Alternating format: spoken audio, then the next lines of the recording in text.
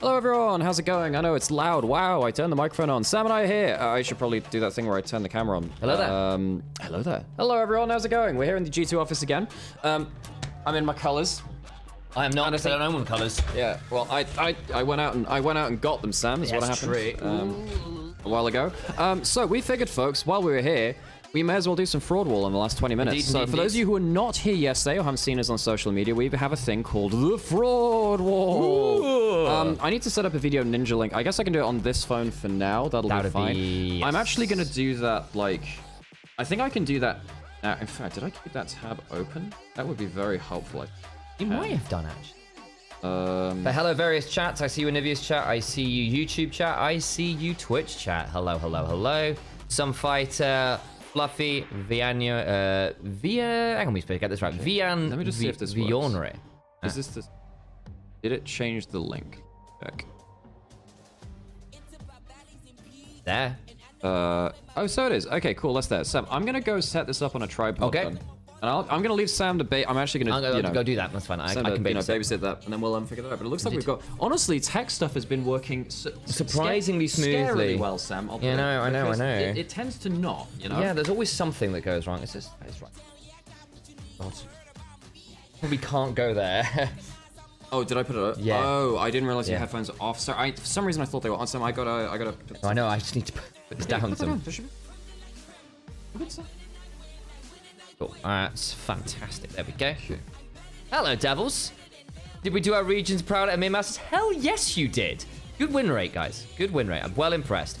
After all of the snarky comments about how NLC had no good teams, you get the wins that you did. Always good, especially Devils, considering how much shit DMG and Lightside and all the other sort of Nordic teams got because they weren't doing what Excel had done in the past. Well, what LR did last year. People just look down on you. So having come in and then just shown them wrong, it's just so delicious. It's so delicious. So very, very bright. Yeah, exactly. The satisfaction. Right, I realized that would be a problem. I thought I could do that before it turned on. I couldn't. Right. So sorry, everyone. Okay, this should now be better. Okay. I'm having double audio. I'm so sorry about that. My bad. For now, I'm so sorry. That was probably really loud for just 1 second. It wasn't crazy loud, but it was a lot of echo. Okay, cool. Right. Oh, on an avail. I'm gonna go for it. Think so? How you doing anyway, Devils? How you feeling about all of the drama? Oh, and Harold's gotten a fraud wall in already. Okay, Harold, who do you want? You want Riot Games? You want Riot Games on the fraud wall?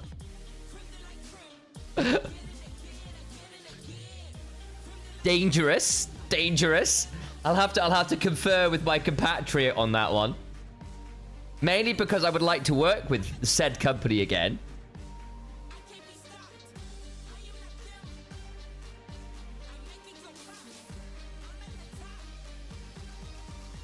We do not currently have a Riot Games piece of paper. That can be arranged. Would you like to come see the fraud wall? But it's here. Okay, you can turn the camera on now. I can do that, can I? Right, which one is that? Machine is the video ninja link, right? You know the great thing about these microphones is that they can stick to the whiteboard, so we have magnetic microphones. Whoop. There we go. Put that there. That's fantastic. Oh, we're so high tech here, man. This is the fraud wall as it stands after day one. I don't know if Sam's still talking. I'm just gonna keep talking as though he's not talking. Alex? Yeah, what? Could you just What, clean up Sam? your cameras a little bit? Sam, I can't hear shit. What are you saying? Tell him in a second. That's fine. I'll go. So, okay, I can hear you now. What's up, Sam? I'm just saying you might just clean your cameras off a little bit. They're a little. Oh, I can do that. Yeah, okay. Yeah. I can do that. I noticed that yesterday. I thought, oh dear. A little bit, you know. Okay, what am I going to do here? Okay. Right, this one up.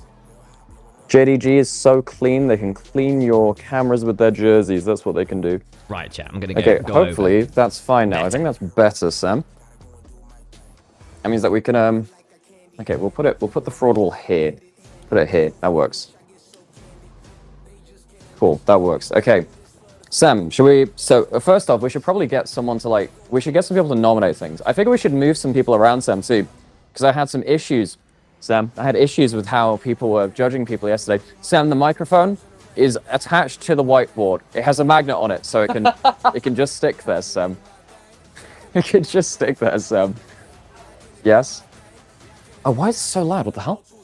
Yep. Yeah. He redeemed a fraud ball. He has to put Riot Games on there.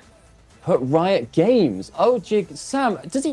Yeah, I know. Sam, go stand over by the fraud wall because Sam, you don't have a microphone. I turned that off. But like, what do you mean you want to put? What do you mean you want to put that there? Like, come on. Oh dear God. What do you mean you want to put them there? Hang on, I just realized that the video quality is a little bit low as well. I can probably change that as well. 1 second. 1 second. Yeah. There we go. What's on? Video. These over as well. So what's the verdict, Alex? Are we allowing Riot Games? No, Sam, I'm not allowing Riot Games on there Yeah, because you're on a Riot Games co-stream and I'd like to work with them again. Bad idea. So we're gonna have to keep running back and forth for chat, unless Sam, you bring up the actual chat on your phone as well. Sam, also they can't hear you because the microphone's there. Sam. I mean, I'm assuming they can still just hear. No, Sam. No, they can't. You have to be close to it, Sam, because it's like a proximity microphone, Sam. The whole thing is that Sam, they can't hear you. You can hear me because I have the microphone. Okay, Sam, you need to hold the microphone to do the thing. We're living on So the platform. Harold, That was the point of doing that. no, I'm putting it there for like it's easy to do that. Oh, fucking okay, no, I'm not gonna go. Okay, so obviously the rules are pretty easy. If you would like to nominate someone for the fraud wall, you can move one or add one. I don't know how visible that is from the stream. Basically, if you want to subscribe on Twitch, or you want to turn up here to the watch party, or spend like 100,000 channel points in Twitch chat, you can come add onto here. Sam, I think, well, who have we got first coming in? We have JDG and Genji. Should we put on JDG at some... Okay, what up? Before we go further, Yep. what is this? Oh, well, I figured that, you know... What is this? I figured what would happen is I would already correct some of the things which happened on the fraud wall, which was that Sam he put me there. Oh, no, he put me there. He put himself there. I flipped it, so, you know, you're now in first-person mode, by the way. You're like, I'm going to go, whoa, parry, whoa. God, I'm so dumb. Yeah. Okay, all right. Okay, Sam, I think what we do is we put on one member of Genji and JDG each as a starting point. Yeah. And then we add them as the series. Oh, I know what I'm doing first then. Yep. Do you have all of the pictures there, I do. Sam? Okay, cool. All right, Sam, who are you putting on? Who are you putting on? I think he needs to get on here. Is that visible, everyone, chat? I think that's visible, right? Vampire. There's no E again. The printer again hates last letters. Vampire. Yeah, I forgot to put the E on, or rather like it cut it off.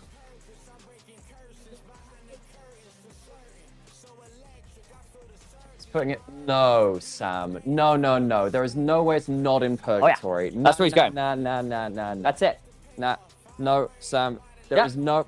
Yeah. No. This is my choice. You can move one. Well, okay, you can And that's how it works. So you can add or move one. I'm going to move one immediately. I'm going to use my vaunted piece. Yeah. Put him straight into purgatory. Purgatory, okay. There is no way he's going anywhere else but purgatory. This man will win you as many games as he loses you, which is why he's exactly. I think he's a hero. Sam, when. And you know who else deserves to be there, Sam? Ginger also deserves to be exactly in purgatory. Both these two need to be exactly in that spot, Sam.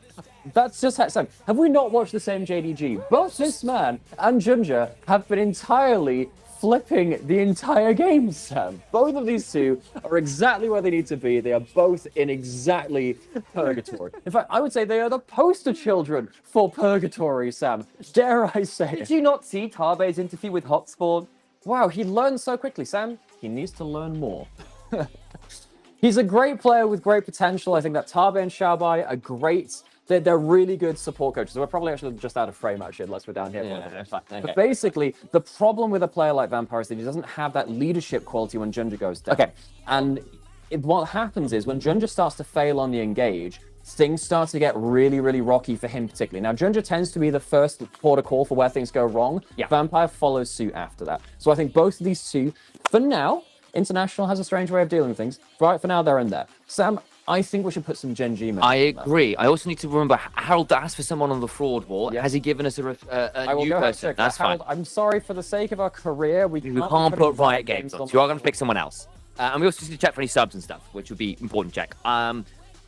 But once we know, we can add people up. But yeah, we do need to add some Genji members, possibly Genji as a whole. I feel like I follow for the professionalism of these guys. Stayed for the top. I know who I'm adding from Gen G. I know who I'm adding from Gen G. And I think it's going to be. I'm assuming Alex might be talking to the microphone as well, so I'm going to be a little bit careful here. I'm not speaking right now. But I'm going to double check, because I'm going to be over speaking here, which would be a bit unhelpful. No, you can keep speaking. So I'm going to be quiet. Vaguely. Sam, you can go. Wait. Sam, you can go. It's fine. Okay, cool. Go, it's fine. So Alex and chat, my choice for Gen G is going to be Duro. And I think Duro, as ever, I'm going to shout at my boy Orcs, who has been fighting the good fight for Duro for years now. I think Duro is legitimately top 3 support in the world. He has been unbelievable. So good. And for my money, I think he is the hidden power behind the Gen G throne. And he's going straight up in superhero for my money. If there was a player on Gen G who I am expecting to finally get more international recognition for his power outside of your English LCK knowers, because obviously the English broadcast has done a lot of good work to ensure that Duro's good name is spread, I think he should be up in superhero. I think this man is a monster, and I think we're going to see that at this championship. Him and Ruler are going to be superb, and everyone else should be very afraid.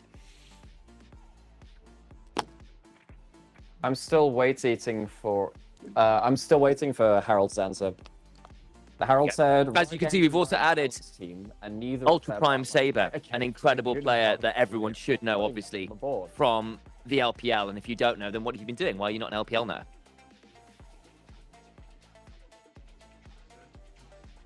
I want to see who Alex is going to choose for Gen G now. But I think Duro is going to be a superstar, and we should be very excited to see more of him.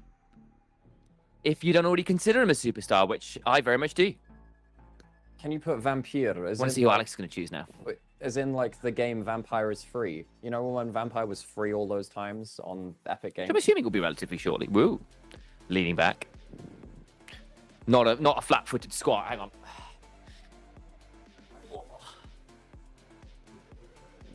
Harold, Halves are too tight for give me this. an answer. White. Damn it, Harold. These jeans aren't great for it either, I'm not going to lie. I do need you to put someone on the board. Also, for anyone else who is interested in putting someone on the board, please go... Wait, you're putting... Sam, we have an answer from Harold. What does he want to do? He's moving Vampire down. Yes! He's putting Vampire down. No! I tried! So Vampire initially put into purgatory by me, put into fraud watch. Now the thing is, Sam, there is something about this where Vampire is what you can do to just explain this is Vampire.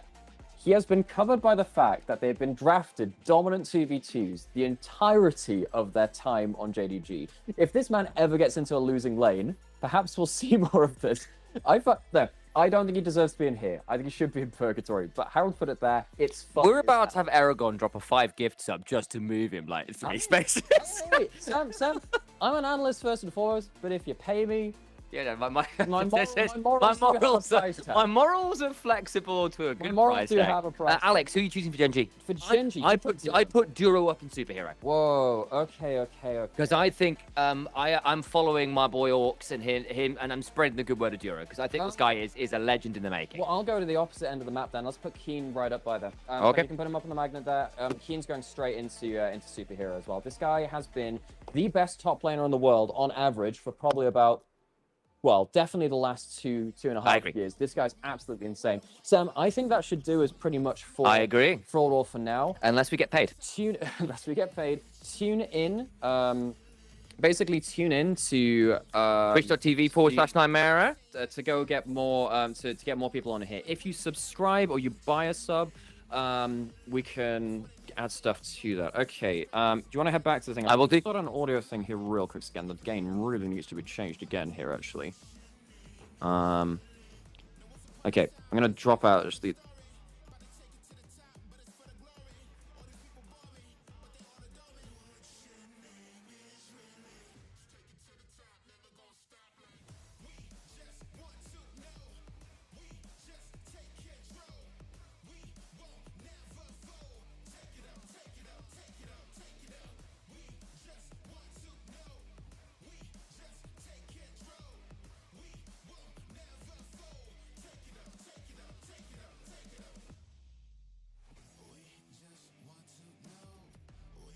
Missed that it had Sam, been you didn't turned turn the off. microphone back on. I have now. So I need to remember next time we do that thing as well, that the microphone, like the Video Ninja, the gain needs to go like way down because it was Okay. still too loud, I think, on the whole. Okay. I gotta go. Cool. All right, well, I hope you enjoyed our first bit of the Fraud Wall. Thank you everyone for tuning in as well. We'll be keeping on as we go. I'm on strong meds. Can you explain the format in short? It says groups, but it looks like a double elimination bracket to me. It's called GSL groups for it. GSL is it's something which is lasted over time. Basically, you have two groups playing a double elimination, and basically, the reason it's not a double elimination bracket is that you don't have like a finals in the group. You have basically two sides. Actually, it might be easier if I draw on something. But basically, you have each group has 4 teams.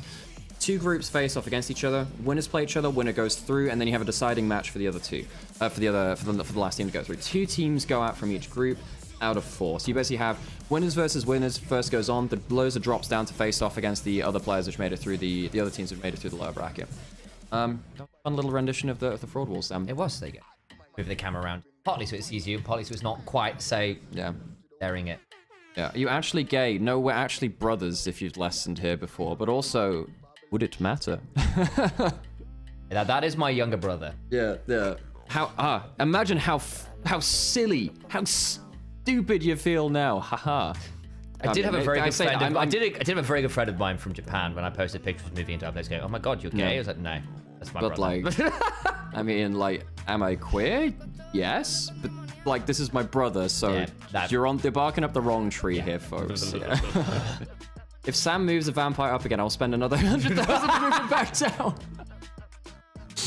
Such is the nature of our chat, Sam. Boy. Okay, so we've put adverts on. That's cool. Things are on as well. Is quality and is video quality and audio quality looking good for everyone? How's everyone doing in chat on that side of things? Because we're getting in towards Gen G, JDG, which should be a really fun series. I'm really looking.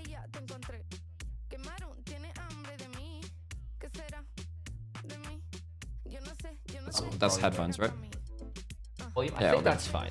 I actually dipped the gain a little bit on both microphones because actually we're getting a little bit crispy. And actually, I listened to the volume and it's like, it's fine. It's fine then. Like, we put it this way, we were constantly hitting the limiter. In that case, we don't have that. But it's like, if I go like, you notice where that yellow line is, Sam? We're actually hitting the limiter talking like this. That's fair, yeah. So I'm like, in fact, I'm just gonna... Hello, how's it going, There you go, there. Gam girl, exactly. Yeah. I'm not sure if I'd fan watch or hate watch and who to fan watch or hate watch. That's... You just watch, you know? That's also another thing you can do. In fact, I'm gonna... If I turn the gain down on both of them, we don't hit the as much. That should be I will better. get hydrated. I will actually get... Is the coffee okay? Okay, right, so we should be all set up now. By the way, we've gone up to 40 again, so hopefully that's fine. Yep.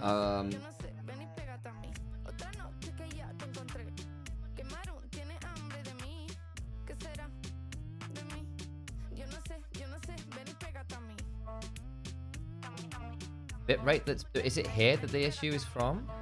Bitrate is not like that high, I think. I actually don't know what it... Hopefully that... Hey, Flab, how's it going? We just did our next rendition of the Fraud Wall. Double check the stream settings on YouTube, because it might be from there as well. That doesn't come through from there. Oh, Mecca! Oh my god. Oh, okay, Jesus Mecca. Christ. So we've just had 100 gift bomb from Mecca. The problem is we did say... Oh, Jesus Christ. We did just say that it is a gifted sub per person on the wall. Right, so Mecca, you can add 5. No, Sam. That's 100, Sam. Are you kidding me? Mecca... How many do you want? Mecca...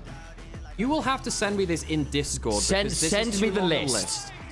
for 100 gift bomb, Sam, what I will do, I will put whoever I can on there, and then I'll do that off screen. Okay. And then I'll reveal to you the damage after. All right. So, You can... Mecca, Mecca, you've paid enough money for this now. choose Do as, what the hell you want. choose as much as you want. I'm not going to make you choose 100. You choose as many as you want. You're not doing extra work.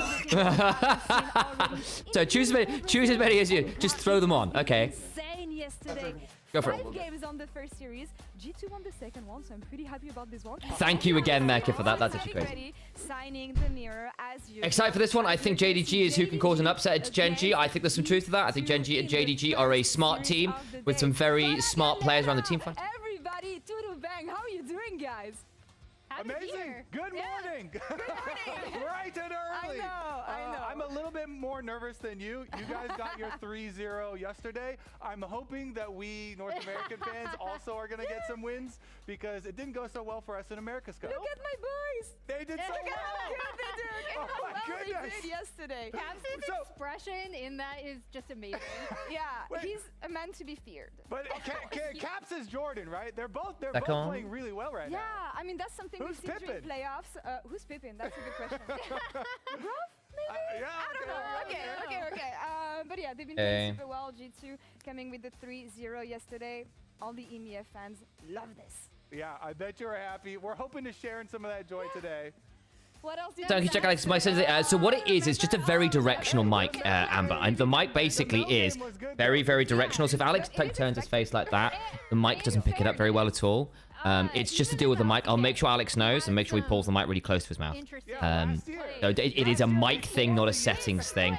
We learned this the last time. Doing a lot better. So England rugby team fraud, yes. almost every. And another reaction from social media we see. Put Grumpy on the fraud wall. That could be done. They didn't show up on the Rift, but they showed up in style on Aw. stage. I'm sorry, that's really mean, but yeah. I appreciate the home touch here with the hats. Yeah, That's really looking good. Looking good. Who else looks really good? I think Diablo looks really good. Oh, yeah. One of the hottest takes we had yesterday, coming from TAC, is he actually the best LCK talent we've seen since Keria? I want to ask you guys. I mean, yes, I feel like he for sure is. I want this guy on my team. That's the type of AD carry that you want on your team. He's always putting out extra pressure, getting you extra, space on the map. Yeah, I mean, he is amazing, and I think I'm really Okay, happy see if that to helps. see newer talent kind of matriculating up through the system because the current LCK players are so good still. I know. They're not going anywhere. So Yeah. it was nice to see like some actual fresh LCK Okay. talent coming up. And Diablo has been insane since last year, and he's only getting better. He's got the killer. Thank you for the instinct. gifted. He Hell doesn't yeah, know Mecca knows what they're he has doing. the confidence. Appreciate it. They got the confidence, and they showed it yesterday. BFX should join the LPL. I'm assuming Alex is adding some people on. In fact, let me go see whether has he got the so camera fun on? fact, going into this match, BNK He does. Firax, It's just not turning the thing on. That's fine. Did have the Did I forget anyone? I petitioned out the stream mods. Separate, it's me. The stream mod team. Yeah. We could have the mod team added. That is very possible. Because We'll do that in the break. very bloody day one. And Holy with Alette as well. Attack. over Yeah. 1 combined kill per minute for both series. So we'll see if that trend continues today. I will Good stuff. say the teams playing today are some of the slower teams we have, including Yeah. LYON, who is the slowest team if you're going by like bloodiness rating as combined kills per minute. see. They're Yeah, we were supposed to 60, get the so- averages for international tournaments up here, but the averages for combined kills per minute. But yeah, Mecca. usually is like Okay, I know you don't want to do extra work, but at the very least, give me 5 you want on the board. I'm assuming Alex will be there, but it's like, tell me where you want certain people, and we can just move them there. Don't have to be that many, but up to 5. Just give me some, because you've earned that. Let's take a look on Yeah, so yeah. what happened yesterday though, because as we said, I'm not going to obligate you to put 100 the on. first Alex series, might, but I won't. BLG And he's not, and they're not here, again, so, you know. G2 3-0. Can't wait to watch Hug Q, Father Chovy. Hell yes, Raccoon. Hell Takeaways yes. From the first day, guys. Hey, Saki, good to see ya. BFX series I thought was really, really fun, Yeah. especially down to the game number 5. I thought Shun played really well. Move Nice Bwippo to down see 100 spots. Shun back with We'd need to have a BLG. Bwippo picture, but it's doable. Yeah, they're also not the queen. I've seen the post-witchcraft drama. No one really To throw on there, who's caused the most damage over the years? We Yeah, saw true. everything So from you've got both options. sides, like the good And the if bad. you want someone That specific, team again, we've got blank fighting pieces of paper so we can add people in. have Hey, a Bane plan. Blake, good to see you. Their team fighting can be sometimes MLXG. disjointed. Their decision making can also sometimes Yes. be When the game is ahead, MLXG decides he must push the advantage and therefore chooses to We engage. now have When the game is even, MLXG decides he must engage in order to find the decisive advantage. Yeah. When the game is behind, MLXG realize he must engage to find the play that will allow them back into the game and thus engages. RNG fraud seems pretty on point. That can be arranged. That can be arranged. We are coming hot off America's Cup. Yeah. Furia 8-0'd us. But I think it's going to be a lot better for Lion here. This is a different I miss representation MLXD. for us. Don't we all? Don't we all? We've seen recently from this team how controlled they are with. Do we see the everybody trailer getting for behind what this specifically? All of the comms listen-ins that we get, it really does seem like they have a. I don't think any of us here have any strong feelings about RNG. No, absolutely not. Team, and if you try and go kind of slow in team fight versus an inspired team, that usually doesn't None at work for all. you. So I have some confidence in Lion All right. to, you know, redeem the honor of North America. Morning, Antropus. That's a bit for later. Androps. Let's talk about the first series. Just want to ask something interesting. What do you think would happen if Tabe joined Gen G? Ooh. JDG compared to the team we knew from last year. Ooh. And is it Now fair there's that a people didn't really expect them to be here? Let's talk about the Here's the roster roster. first. So again, Yeah. should know all the guys on the right there. Absolutely didn't expect Very them to be exciting here. stuff. The reason why we're pulling this up, though, is AKA because possible last 11th we Ed saw spoilers. JDG Animated 40k series. Ah, I haven't seen that trying to yet. get that golden road run at Got the notification that Brox has started the hype train. I don't get it. Who watches Brox when it's not your time to sleep? And now they have a much fresher. Brox has got a very younger dulcet team, tone. He's got a especially very with smooth two tone of players that voice. We're going to talk about in a minute in Xiaoxu and Vampire. Does he And speak then Korean? also No, so he'd need a yet translator. another Tabe coached team coming to an international tournament. So I think so. The thing that Tabe is going to bring you is very astute early jungle pathing and very good use of teleport, particularly around objective. I did think AO would be And I appreciate Tabe's, basically Tabe's, how do I put this? Tabe's systematic approach to how you do warding, how you do objectives, how you do early jungle pathing is very, very potent. And I think it's partly why you see a lot of success out of the early game plans from junglers, from Tabe teams. That would be great for Canyon, and I think it gives Duro some stuff to work with. I'd be interested to see how it affects a guy like Chovy in terms of what he's going to ask of Chovy in terms of how he wants to move around. I think it would theoretically be a very good combination, but that's just only because I think Tabe plus good players who can buy into his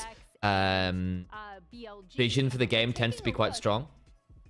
Is it Gala's holding But 40k spoil should be fine. Look at this, look at this. on the other side, we have like, because obviously That's a very good question. Let me interested to hear what Alex says The there. idea is, okay, you take these two from CFO. Yeah, that's not a lot of international experience for a number of these players. Obviously, Xiaoxu and Vampire, completely new. Junja Honkyu are relatively new. Obviously, Junja's had a...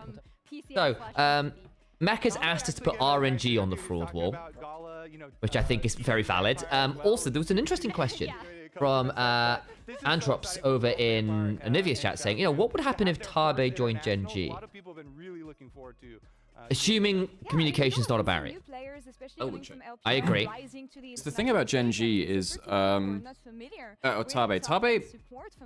plays more of a T1 style of league, where you're about retaking objective hits, opportunistic teleports, playing much more fast and scrappy, not in a bad way, but like constantly looking for those extra options and playing things fast. But the official Mecha, we can actually just name the wall the Mecha Fanboy. Yeah, sponsored by Mecha Fanboy, yeah. Really rare. We touched upon this a little bit at the beginning of the day with BFF. I mean, I think the drafts would be maybe better. Not that Tabe always has good, but I think on the whole his drafts are better for 5v5. Yeah, and I think at the very least, he comes in... I know, I know. Compliment for Baneblade, who's been very excitedly chatting with Harold about the new 40k spoilers for the animated series. Oh, yeah. Did you see that they released a new model for Yarrick? So Yarrick is actually just alive again. No way. Yarrick's just back. Huh. Which is, rare atom. We can put... Again, Mecha, just send me a message with all this stuff. So we've got We'll figure RNG it out. and Rare Atom need to go. Okay, we need to also put an ad break on let's probably do that. soon. By the way, no, wait. Oh, we did it.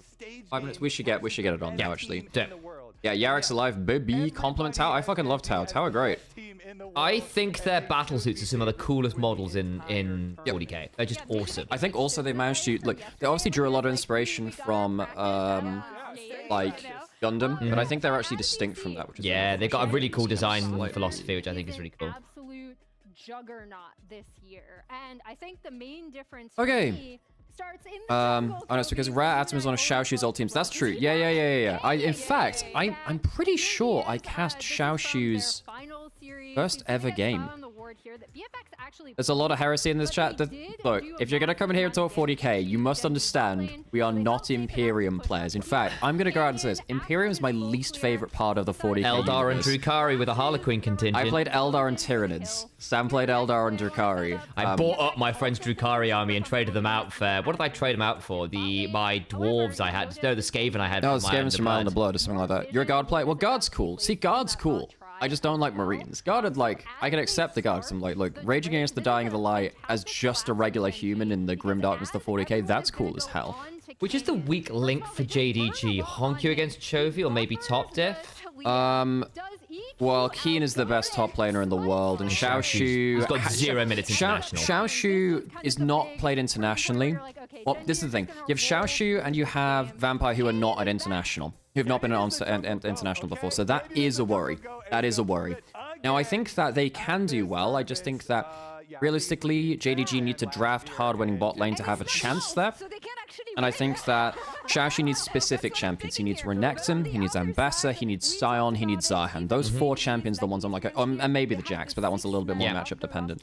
But those are like the 4 or 5 champions I think that he can work on, and if it doesn't fit the draft, then he has to go on something more like the Cassante, which is a little bit more iffy. It's not bad, but it's a little bit more iffy. I think that Keen's just going to tear him to shreds. And if those champions get contested, you know, Keen takes a couple of them, I think that's going to be a problem.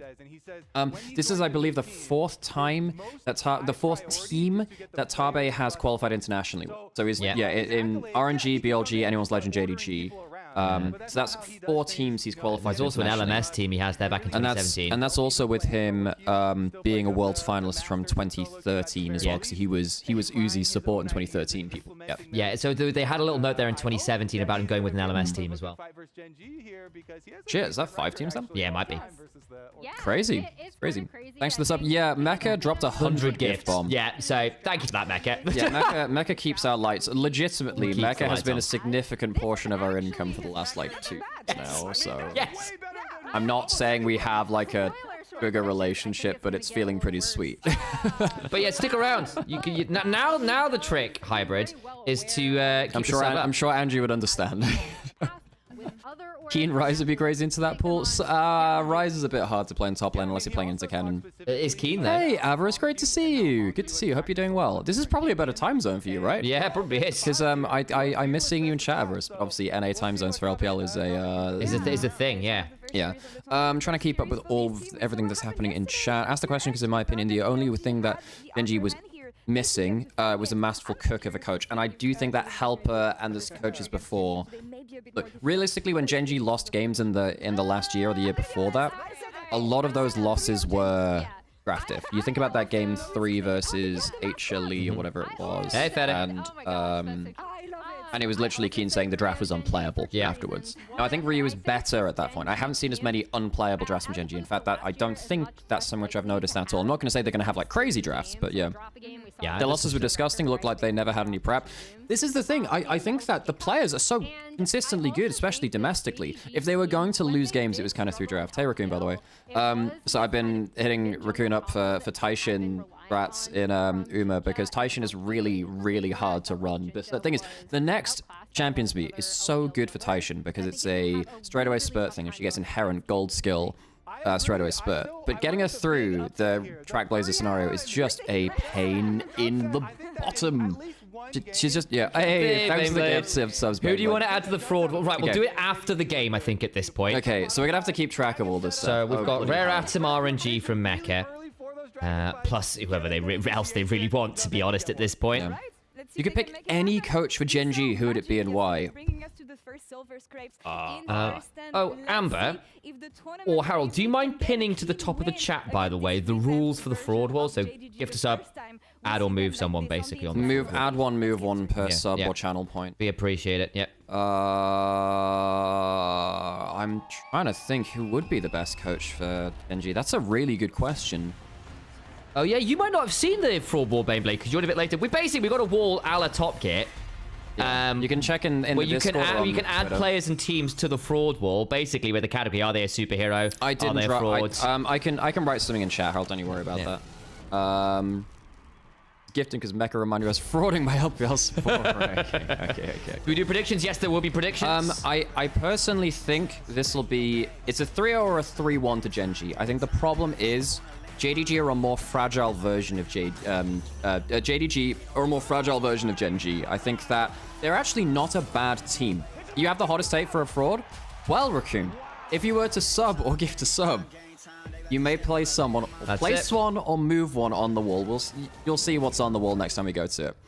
Can I add a player to the fraud wall? Yes, you can, Baneblade. In fact, because you've added 5, you can technically do 5. And like I said, who am I to turn down money for such things?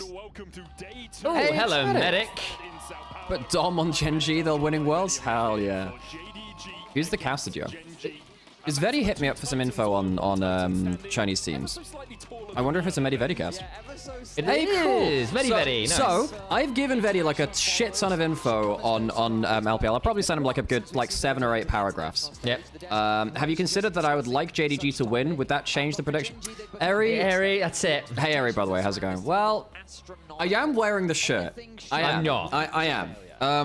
They will channel 2023 Super Team JDG and realize that they've beaten Gen.G before. Of course they have. JDG haven't been back to Worlds since that time. You know, it's just exactly the same roster. If you just close your eyes, you'll almost feel like you were here before in MSI 2023. How am I going to be an optimist about this? Exactly. And they'll channel Prime 369, Prime Kanavi, Prime... Well, Ruler is weirdly in both situations here, but he was better in 2023. Don't worry about it. That's how they win. Yeah, Vedi hit me up some information. I really appreciate Andy doing that.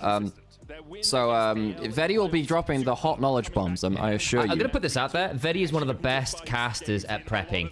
He's very efficient about getting good info from a lot of places. I have the most experience of any LPL caster in the world. Vedi is the only caster that reaches out to me and asks about that, so I really appreciate him for it. Of course, everyone has their own different like streams of sources and stuff like that, but I really appreciate Vedi because like there's no ego there. He's like, yo, what wouldn't I pick up from watching stuff here? What would you know? Which is a really good question to ask, actually, because obviously, if you're an analyst as good as Vedi is, you can watch the games and pick up your own stuff. Yeah. He's more than capable of that. I appreciate that. Uma Musume mentioned, yeah, I'm a quad platinum Uma Musume player. I have a crazy set of front runners for the next. I have a V Bourbon and a Kita-san for the next CM, which are going to be absurdly good. I'll write it myself. Don't worry. Of course, it was Ruler back on JDG back in that 2023 iteration, but it was Tabe that's been able to find these draft. Yeah, I'm glad they're chatting the Tabe narrative as well, because I think he is one of those people. Because I think for a long time, the only coach people were really like hyping were someone like Koma. And you understand why, right? Because obviously he was such a legendary part of that SKT to T1 extraordinary runs they've had over the years. Seem to be the predominant favorites in the mid lane right now. It really seems like people are going for that sort of, RB Vi combo, something that can get you accelerated in the early game and then good burst down. Okay, there you go. Okay, we're into draft and we get to talk about more. Okay, into draft, the first game of the day. Okay, so Al, just a quick note from Amber, by the way. Yes. If you turn your head too much, I don't know, Sam. I already answered that too. I'm already aware, so I can hear it in my head. It's just if I'm reaching past it to do something on the keyboard. That's so fair. Just double checking because I hadn't told you myself. So Gen.G banning away the Karma from Vampire. Vampire's put a lot of work into making sure his enchanters are better than they were, because he used to be quite poor. Very bad. Don't mean to annoy you guys. Yeah, honestly, Antrops, in terms of the actual best coach for Gen.G, honestly, KT, whoever KT's coach was from last year, I think KT was really, really well coached at Worlds. Probably him. But honestly, it's a little bit. Yeah, I mean, honestly, Tabe would be a good coach for Gen.G because I think Tabe's a good coach. Outside of that, I think you probably need someone who. Hey, Derek, good to see you. Comes in with a really decisive vision on the game to just basically, because the players are good enough. It's just getting them all to do the same thing in the same way. Let's get into draft because it's really important. So banning away the Karma away from Vampire is really important. I think Gala and Vampire, put it this way, Gala and Vampire look really, really good when they're drafted dominant bot lane. So in fact, we're probably already thinking about Ash Seraphim now the Karma's out. But I think that Gala Vampire, they're somewhat propped up by those champions. They're really good at playing through winning lanes. That is a good thing. Yeah. But when they don't have a dominant lane, I think they look very, very different. Like, Vampire and Gala kind of need that winning part because it affects Junja so much as well. Not even just themselves. They can, like, survive on a Corki Nami into the Ash Seraphine or whatever. But really, they just don't look like the same team unless they have Hyper Dominant winning 2v2 plus Junja on a good matchup. I mean, driving away from is important. Now, I mean, the Vi's gone as well. I mean, they're two of his best champions. So we're looking at Shinzao, we're looking at Pantheon, we're looking at Wukong. Rumble first picks, then your threat... Well, there's no Jarvan and Vi for it. Xiaoshu can go Ambessa into that, and he's fine with that. Now, the problem with that is... Then you're going less into your 5v5 scaling front to back, but Xiaoshu does like Ambessa. That's one of his best champions. No surprise to see if he gets that. Agree. Oh my god, Monster's got a fraud wall in there too. Okay, so we're gonna have to... Okay, when we get through to the next break, stick around if you've done your rewards, so we'll do that. So the Ash Seraphine, as we said, very likely to come through here. They need the hyper-dominant 2v2. And then basically Genji, they might look at Lucian Nami or Corki Nami. Nico's up. But can't you just lose the Ash here now? You can actually go something like Ash Nico. Ash Nico is not too bad here. You know, hit musical artist Ash Nico. Oh, he did. But you like that. Also, we saw the Shinzao basically perma-banned yesterday, and it's going to get picked up. And I think Junja is a very, very good Shinzao, basically because Shinzao allows Junja to make proactive moves at level 3-4. The big deal for Junja having strong footing. I think the Seraphine behind it is good. Shinzao's a great Seraphine extender of the ult, and Enchanted behind Shinzao's always strong. I actually think... Okay, this is an important game now, because JDG are going to get Ash Seraphine. Genji are letting them have it, and they're likely losing a bot lane pairing, even if you lock in one part of your duo. So you could lock the Ash now. True. And Ruler is probably fine. For my money, Ruler's Ash is my favorite champion. But you're not locking in two here. I think you actually need to pick the Ash. Don't give JDG the dominant bot lane. I actually think that's greedy by Genji if they let them have Ash Seraphine. I guess the Bard allows you to go like... well, Lucian Bard's a bit meh. You could go Jhin Bard, but the Jin's probably banned now. The Varus is already gone. I think this is greedy from Genji. Now the Bard is fine. Bard? Yeah, that's fine, but you're gonna lose like Ezreal and you're gonna lose Jhin now in second round, probably. I wonder whether they pick... They're debating a Jinx here, because that might be the other answer into the... It's just outranger with the first item Hex Optics Jinx. Even if you Ash, they just go Caitlyn Seraphine. The problem is then you're playing Caitlyn Seraphine into Pantheon Rumble, which feels pretty rough. I mean, you can... they've gone for the Ezreal themselves. Interesting. They don't go Ash. I suppose it's a takeaway from the Bard, but that's not... Just talking about Seraphine mid lane, I don't think you go Seraphine mid lane. I think you want Vampire on lane dominant support. Karma's gone, Bard's gone. You need the Seraphine bot lane. This is going... I mean, like, I understand the logic from Betty, but realistically, JDG, they need dominant 2v2 bot lane. They need that. And I have to say, as far as drafts go for JDG, this is not bad. I agree. JDG misclick? Maybe. No, they're into second phase. No, they're into second phase. I mean, I just saw it ticking down, so I was thinking about it. Yeah. Sivir away from Ruler, fair. I think he's had a lot of very good Sivir games. I mean, in the finals versus Diablo, they were showing some highlights of that earlier. I think he's very, very good. You think Barb will be permabanned? No, he's going to get picked is the answer. It's certainly a champion you can afford to ban, for sure. But I think it's not going to make it the first phase of bans too freely. Yeah. Galio away from Honky makes sense. You've already got a Shinzao as a target. Galio's another good Seraphine ult extender. Galio's also potentially good into the Rumble top lane too. Yeah, true. I mean, don't see it as much. No, I think Genji should be banning Ambessa here, by the way. Yes. I think that Xiaoshu really likes Ambessa into Rumble. Just on kind of like comfort matchups, I think you ban the Ambessa because he's just happy with that matchup. Could also just be a Renekton because he's comfortable with it. Or Renekton's not good into Rumble anymore. The Ambessa is the better matchup, so they do get rid of that Jhin. The Ezreal's gone. Those are the champions I thought would pair up well. So now, what do you even go for Ruler here now? Kai'Sa? Follows the Pantheon. Kai'Sa's kind of shit in lane though. Yeah, I know, but... Hey, Mark, that's a very kind thing to say as well. Oh, yes, I enjoy having Initialise on the mic here too. We both have covered a lot of LPL here. It is a combined thing. I think Kasante's banned away from Xiaoshu. I guess they want to stop the... They want to ban away... I personally wouldn't have banned the Galio. I would have banned Kasante Ambassador to make sure Xiaoshu's in as uncomfortable a spot as possible. Watch them flex the Rumble somewhere and they end up with like Ambessa mid or something because it's Jovi. I could put 4 people on the fraud wall just through channel points. Well, you have the points. And we'll do it after the break. We'll turtle up with them. So we've got Mecha, Baneblade, and we have Monsters who've put stuff onto the thing there too. Aurora. So we're going to have a lot to put on there. I mean, Aurora's not bad as the AoE, and it's quite hard to jump on with the Pantheon. She's quite slippery. You can Chovy... Well, you can't Rise. You can Talia here and Pantheon Talia. That's fine. You're right. Yeah, good combo. Yeah, you can either... you can move one or add one per instance of the Fraud Wall. You can move one or add one. You only move one space either way. Okay, so now Chovy gets counterpick mid. I think Talia's fine. I think LeBlanc is fine if you want a really hyper lane dominant.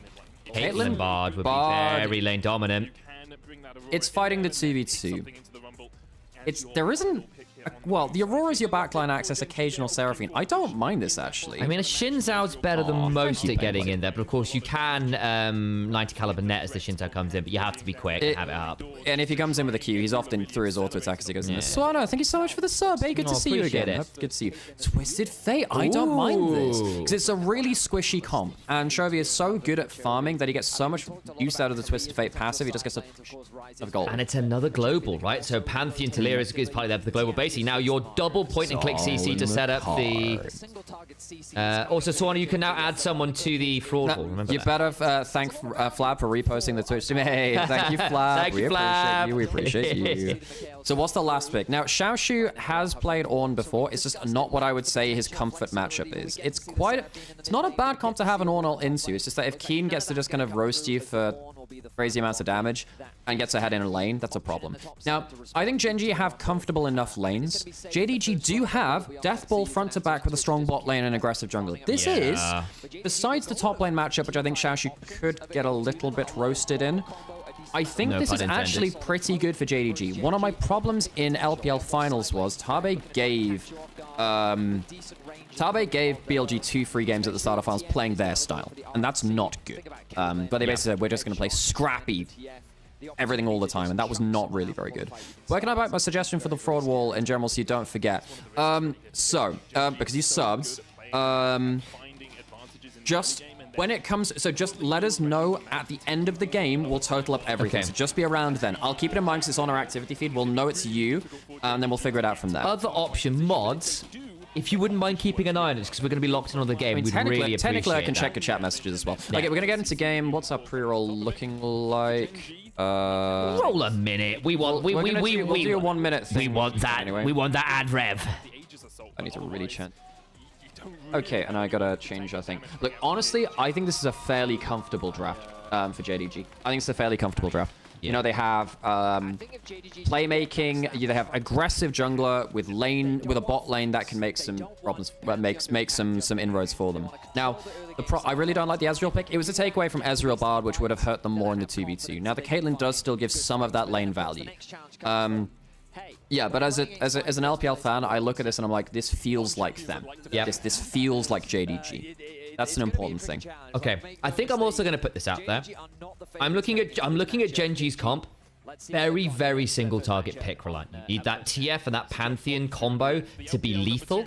And if you get to the point where you do it, and then actually the Encore comes on through, and the Uln ult comes on through. Actually, Al, as well, do you mind just checking once you're done typing what the YouTube feed resolution's at? Because I'm just looking at the camp picture. Look a tad fuzzy. I can certainly try. It might just be the feed, or it might.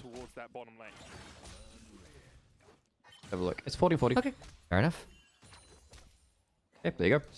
Thank you for checking. Keep my eyes on the junglers, especially as you were just talking about. You the best. They have got the skin select. See, they've been missing this for a while, right? Because I actually don't know the names of skins so much anymore. Because we don't get the loading screens anymore. This is something that they took from PCS, actually. Yeah, and I think it's really nice. By the way, Kira's around for today if you want to get Kira on stream at some point. Yeah, I'd love to. Kira's always got great opinion. We can also get Kira to, because he knows LCK and LPL. Okay, I've got an announcement. Okay, thank you, Amber, as well. Sorry, I didn't post it going live to this, my bad. Okay, so level 1 going pretty well for Vampire Gala. They really want the early 2v2. I should probably turn the camera down a little bit more.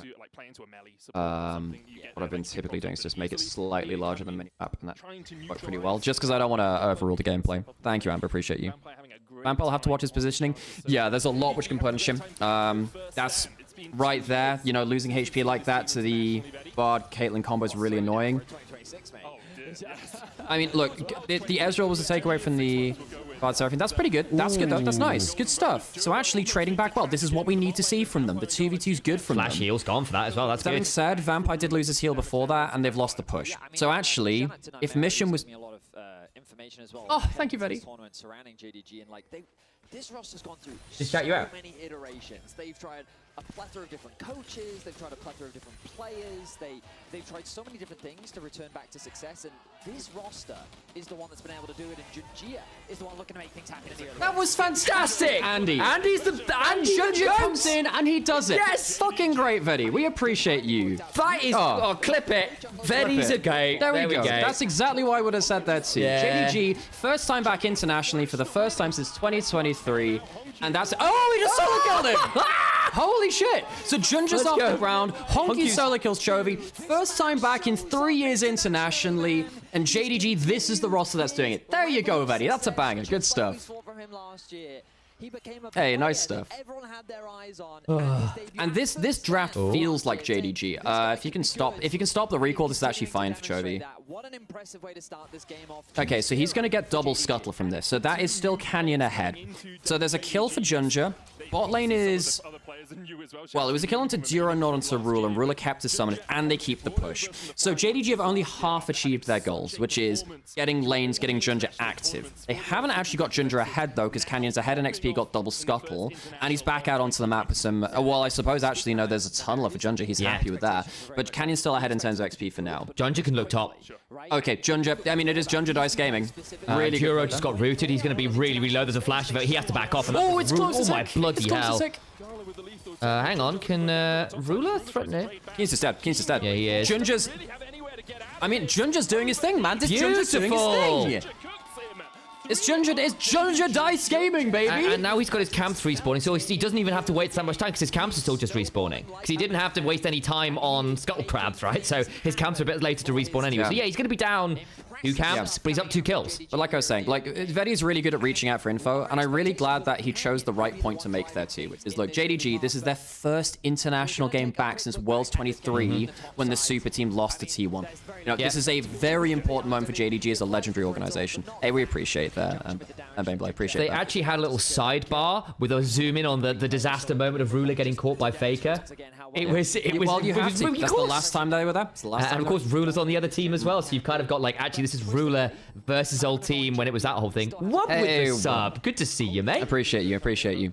You may add someone to the fraud wall if you so wish. Great time so far in the LPL, and now This League game- of Overreactions, absolutely. And I have to say, look, again, this tournament is all about junglers. And if Junja gets an early start like this, JDG can actually do some damage here. Now, I will say, like, the early lane push from bot lane has still netted Canyon, like, hey, thanks to the sub as well. Okay, Raccoon, what do you want to put on there? as Who well? do you want to put on the wall? You'll have to, folks. We're gonna have to keep track of all these. I will. second, Okay, Alex. folks. What I'll do is, if you put your message in chat, add Def to the fraud wall. Okay, and you have to add him wherever you can put it wherever you want. If you put it in chat, or we can get like a little list. We'll write them down and we'll put them at the end of the game.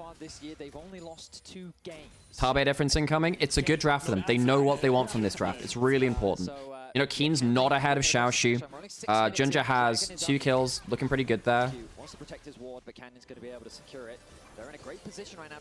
I mean, this is classic JDG. They've found their stride here. This is good. This is good from them. You just want to put Deft onto the wall? I mean, he's superhero 100%. He's one of the greatest AD carries of all time. Oh, Deft, what a guy. Okay, yeah, we can write them down. That helps. It actually might be able to just get a regular pen though, because it'll bleed through. Whatever. So we have Mecha, we have Baneblade. We'll do this. I'll scroll down here. Not superhero. Wow. We do have a separate category for our best player of the tournament, which will be... I'm missing someone here.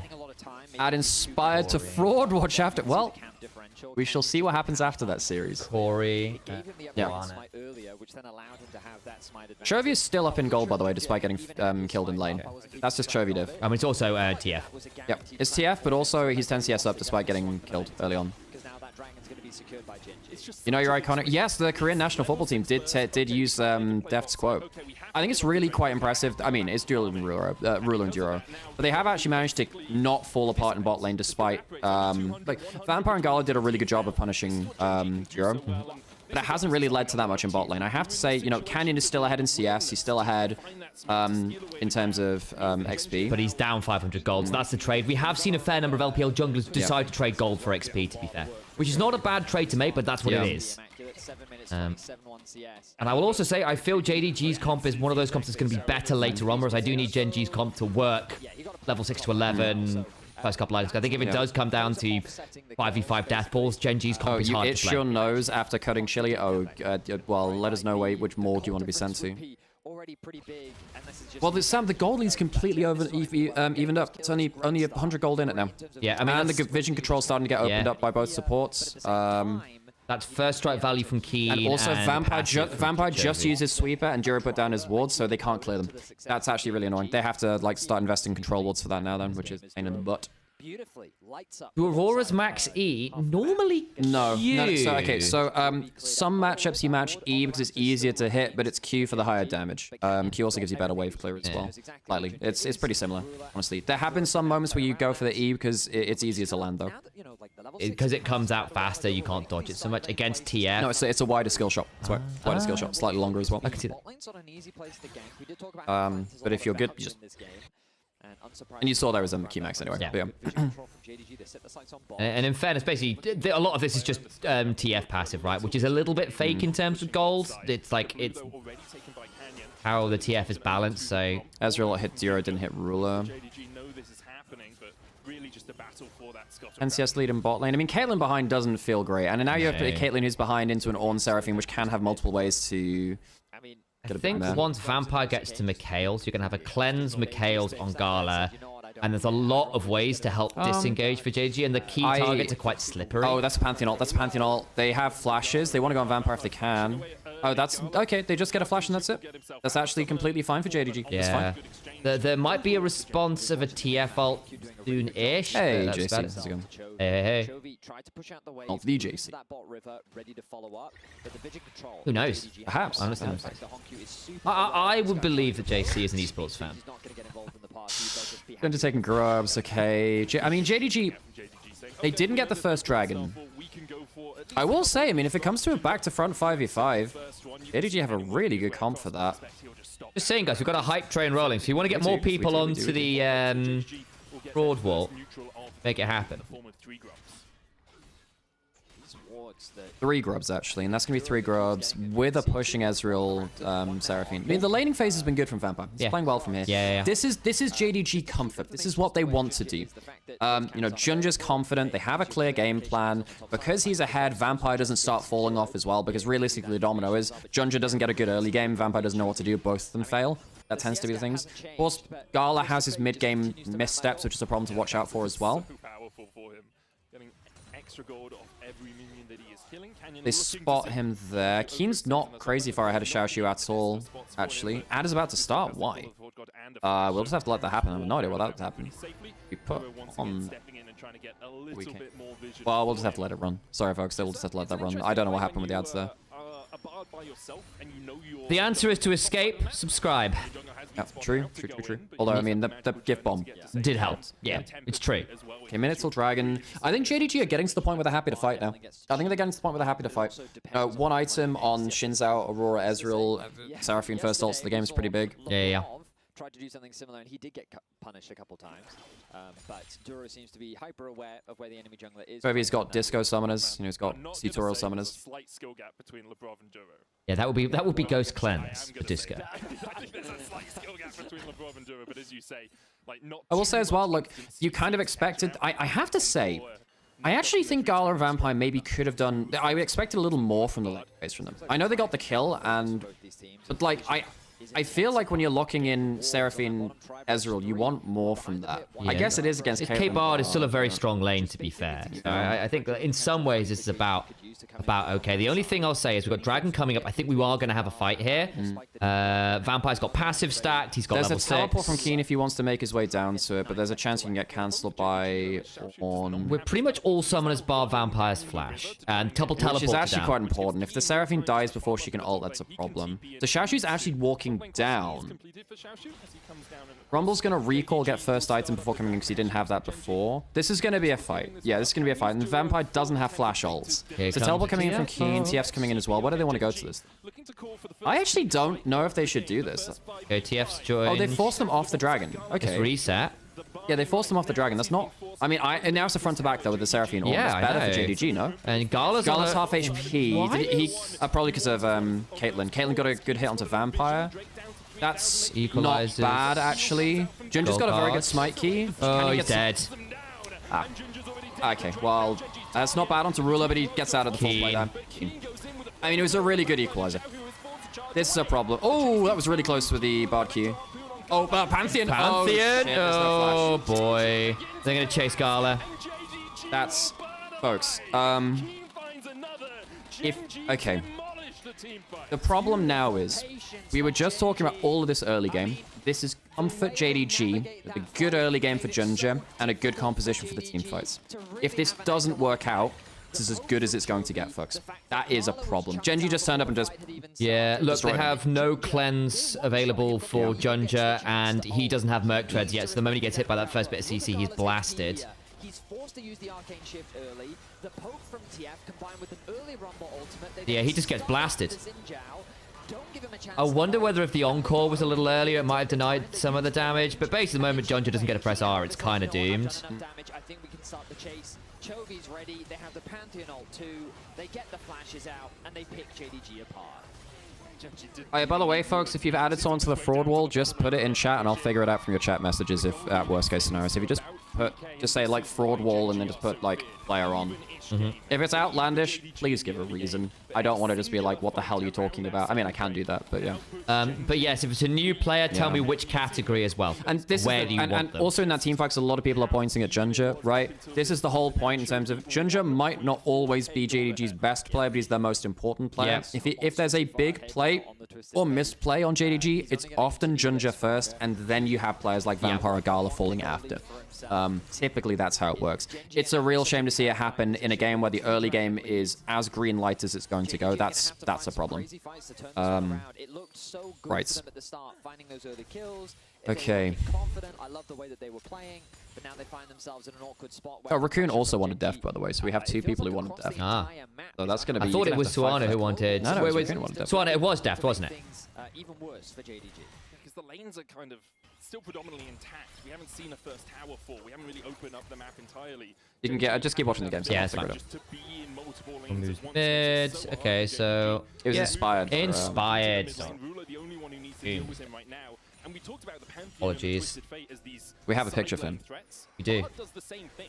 Tempered Fate is Shino. Oh, Shino is legitimately not bad, you know. Shino's not bad. I think he might actually be the best mechanical player on Loud. Go across the veil. Yeah.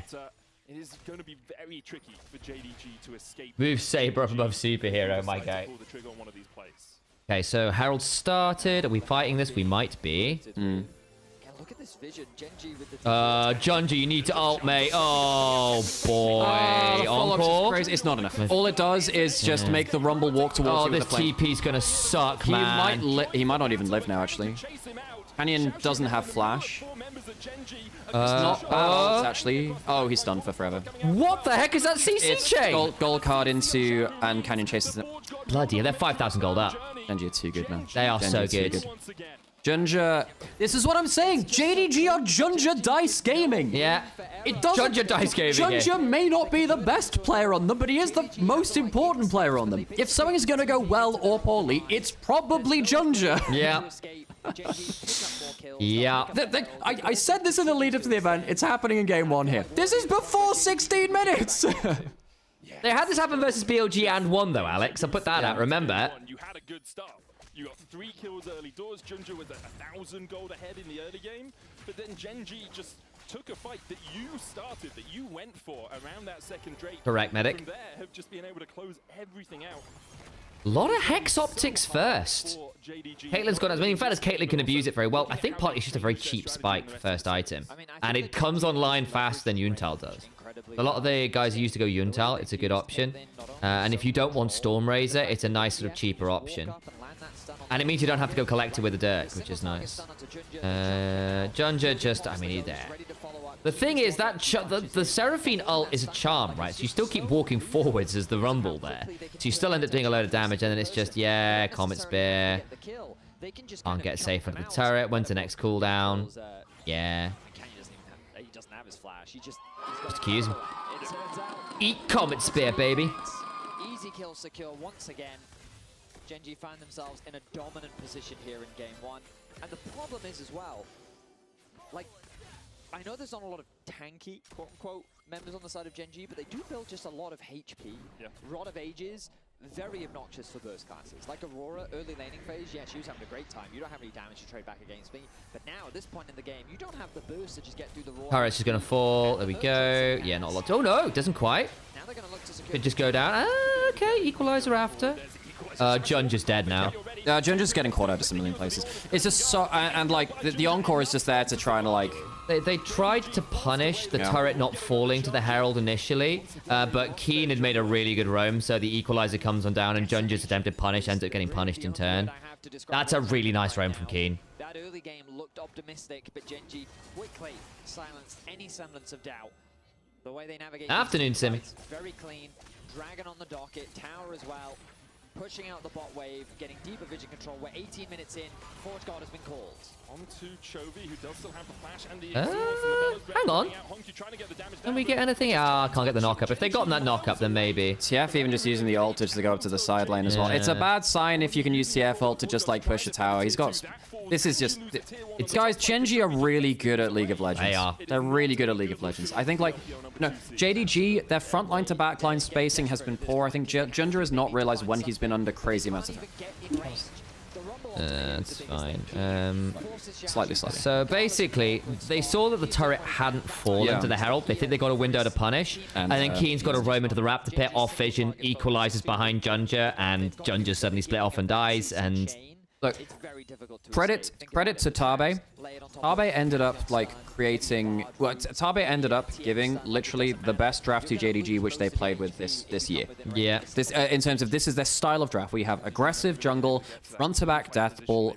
You have winning 2v2. You have an aggressive jungle, and that scales into a 5v5 death ball. Yeah. That is the JDG style.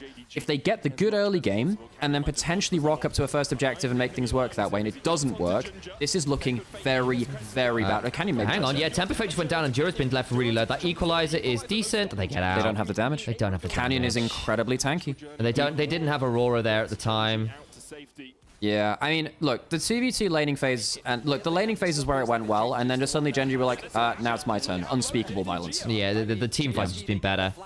This is as good as it gets for JDG. Yeah. I get, what do they do now? Run it back and just hope they have a better first team fight next time?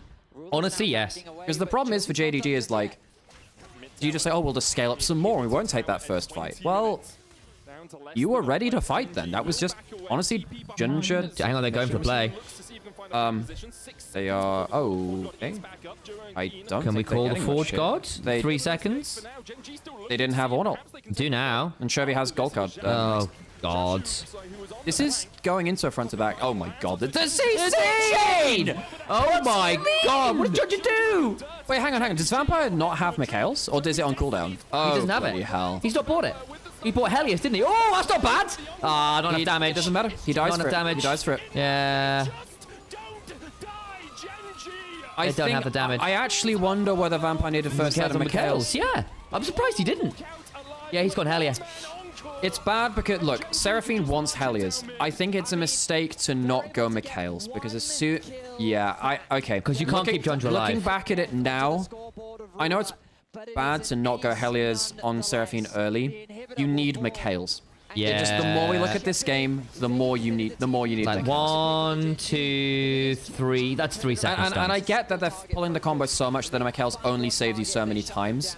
but I think you need the Mikhails. If But you it have, gives Junji the ability to ult there at least, right? Or, but or jump realistically, I forwards. think what they are hoping for is if we get ahead of the game and we have like Xiaoshu in the front line Wing through the CC, and we're ahead of the game, the Mikhails matters less. Yeah. I think he doubled down thinking that they would win the first fight of the game, lost that bet, and now it just looks really bad. I also think that Junji's basically not been able to tank the first bit of CC, then ult. He needs to ult proactively, but ulting proactively feels really bad.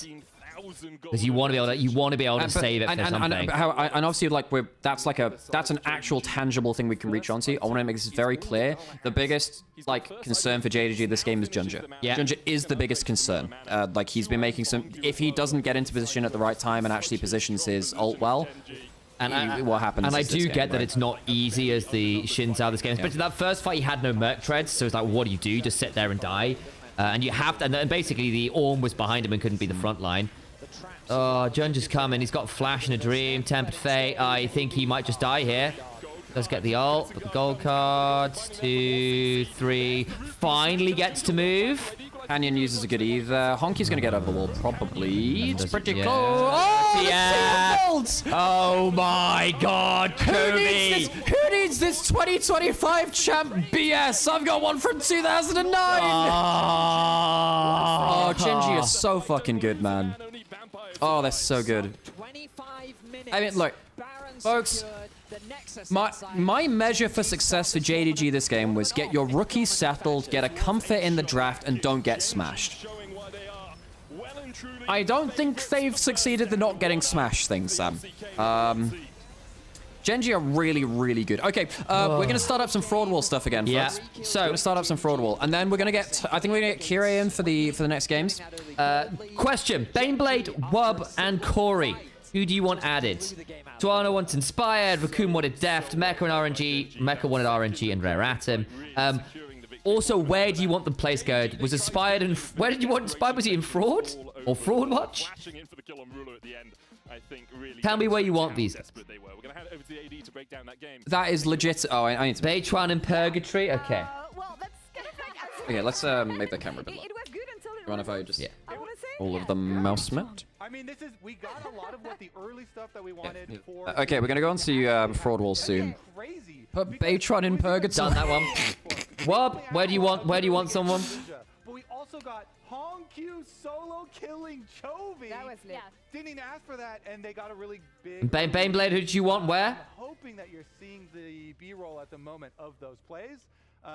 But yeah, they start out so incredibly well, and then we get to the LPL in Fraud. Oh, Jesus Christ. Yeah, sure. I'll just draw the logo. The big thing for me is That's that fine. We've got a red pen. We can do that. did look good for JDG, right? If I say Fnatic to Fraud, it can be done. Mid jungle that were kind of iffy sometimes in the LPL. We thought they were going to get outclassed immediately, but yeah, then that second FNC and Fraud.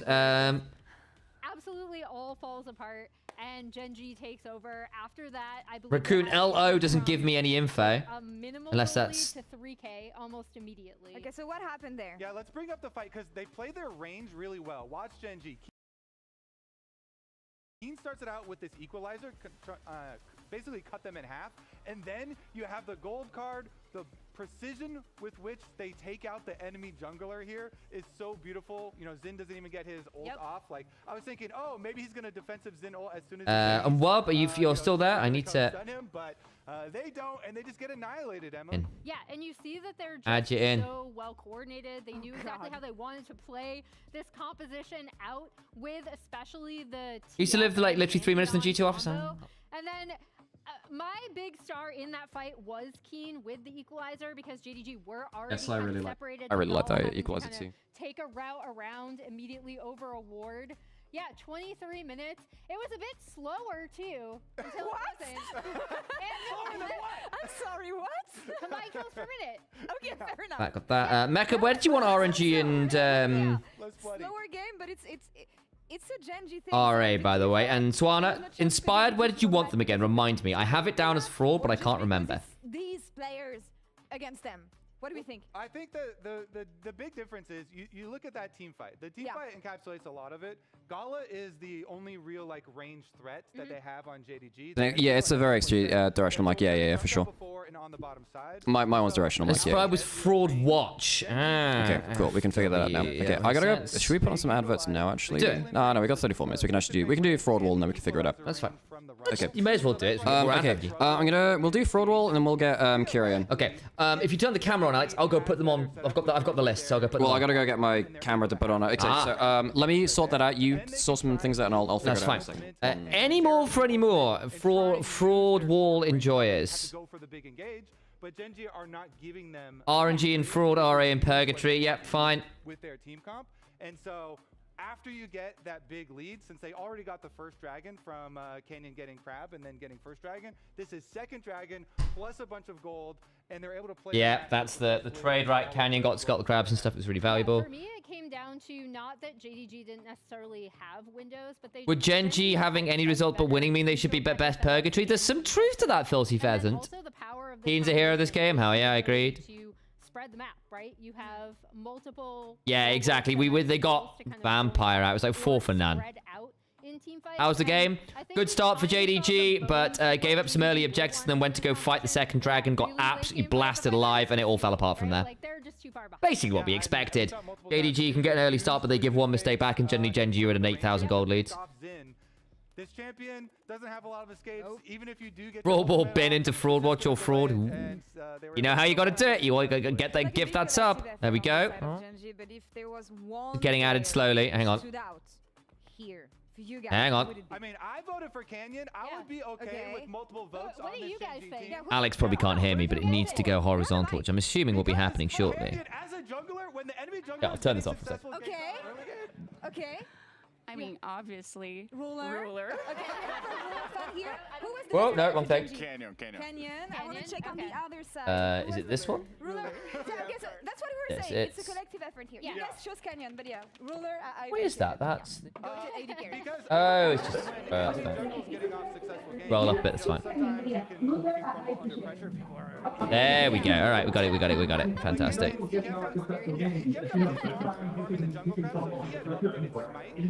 It's there. Just needs a bit of a move in. It's happening. There we go. Gift sub, who do you want on it? Weibo on the fraud wall. Where do you want him, TFC? Where do you want him? Sam, it is ready. It is ready, Sam, Fantastic. if you'd like to join me. Not obviously the game ended super quickly, but in terms of it being slower, just their Fraud- patience. As fraud as You possible. may join, Understood. you may fire when ready. Fights, it was great to watch. Gen.G made it to first stand. Right, 1 second. Sam, I'm going to assume you can hear me here. They are delivering. Let's see if JDG can come back and make it a series in game 2. See you soon, guys. He skips a cap, choke now getting very low. Hello. I'm assuming you're bringing a list. He's bringing a list. He's checking it twice. Sam, they can't hear you, Sam, because the mic's not there. Now they can. So, TFC just gifted to get Okay. Weibo Gaming as fraud as possible. Because of course they We did. can actually just put Raybo on the floor to the side of them, That's maybe? fine. Okay. So, Alex, Yes. do you want me to read this out and you put things on? Sure, that sounds good to me. Okay. Okay. So, Alex, Okay. Mecha first, because Mecha obviously did that. He wants RNG and frauds. Okay, do you want to check on the camera? Where does it look if I stand here with the ultra wide? Am I in camera? Yeah, you're fine. Cool, perfect. Cool, that works. Okay, so what did Mecha want? RNG and fraud. I'm gonna have to write that down. We can do that. Rare Atom in Purgatory. Rats in Purgatory. Well, they actually are now. And LPL in fraud. Okay. Okay. We'll put RNG first.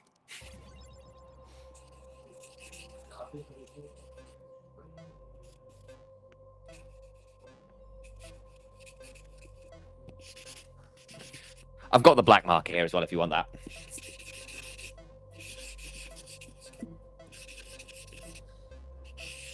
Which I'm assuming would be helpful.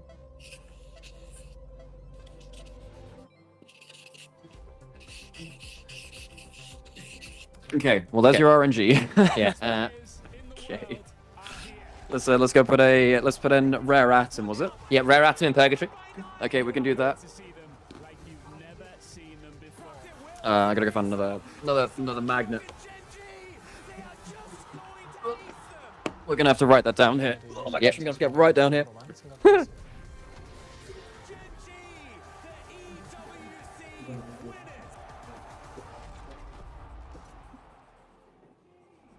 every moment of your journey crystal clear. So I'll do some as well. That way we can keep things going. That might be not a bad idea. So I'm gonna do Fnatic in Fraud. Oh my god. Zoom in on one face, still flawless. Colors so real, every scene, every smile, unforgettable. Okay, so we have Rare Atom there. So now everyone sees the board here as well. Is there anyone that people want to move, I suppose? I'll go check on chat for a second, Sam. I'll give you the pen back over here. I'll go check on chat 1 sec. That's fine.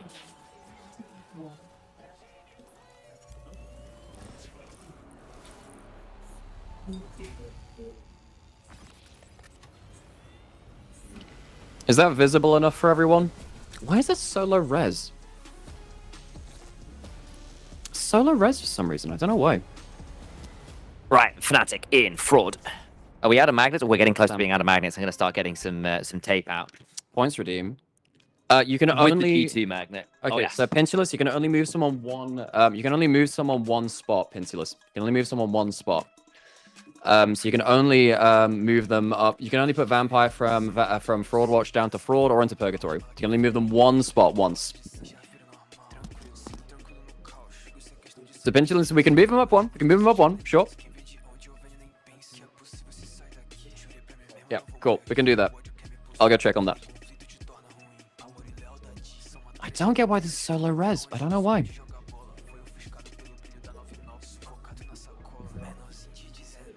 Can we give some Keen some proper glaze? Keen's literally on the top of our list. Keen is literally up there in Superhero.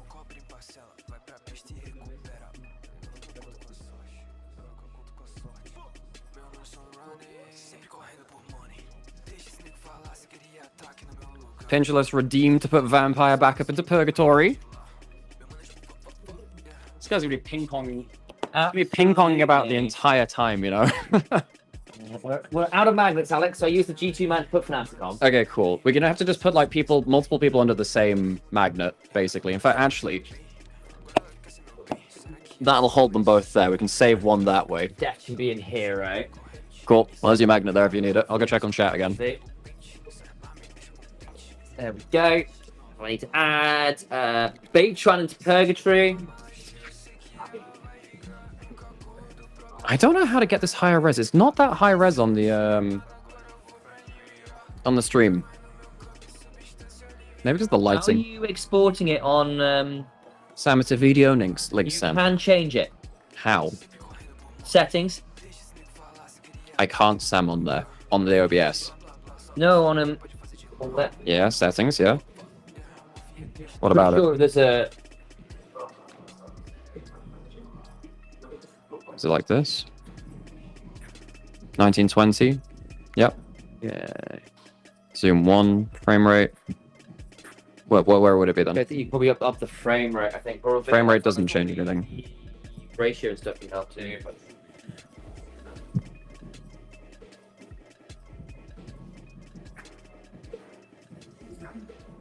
Does that change anything?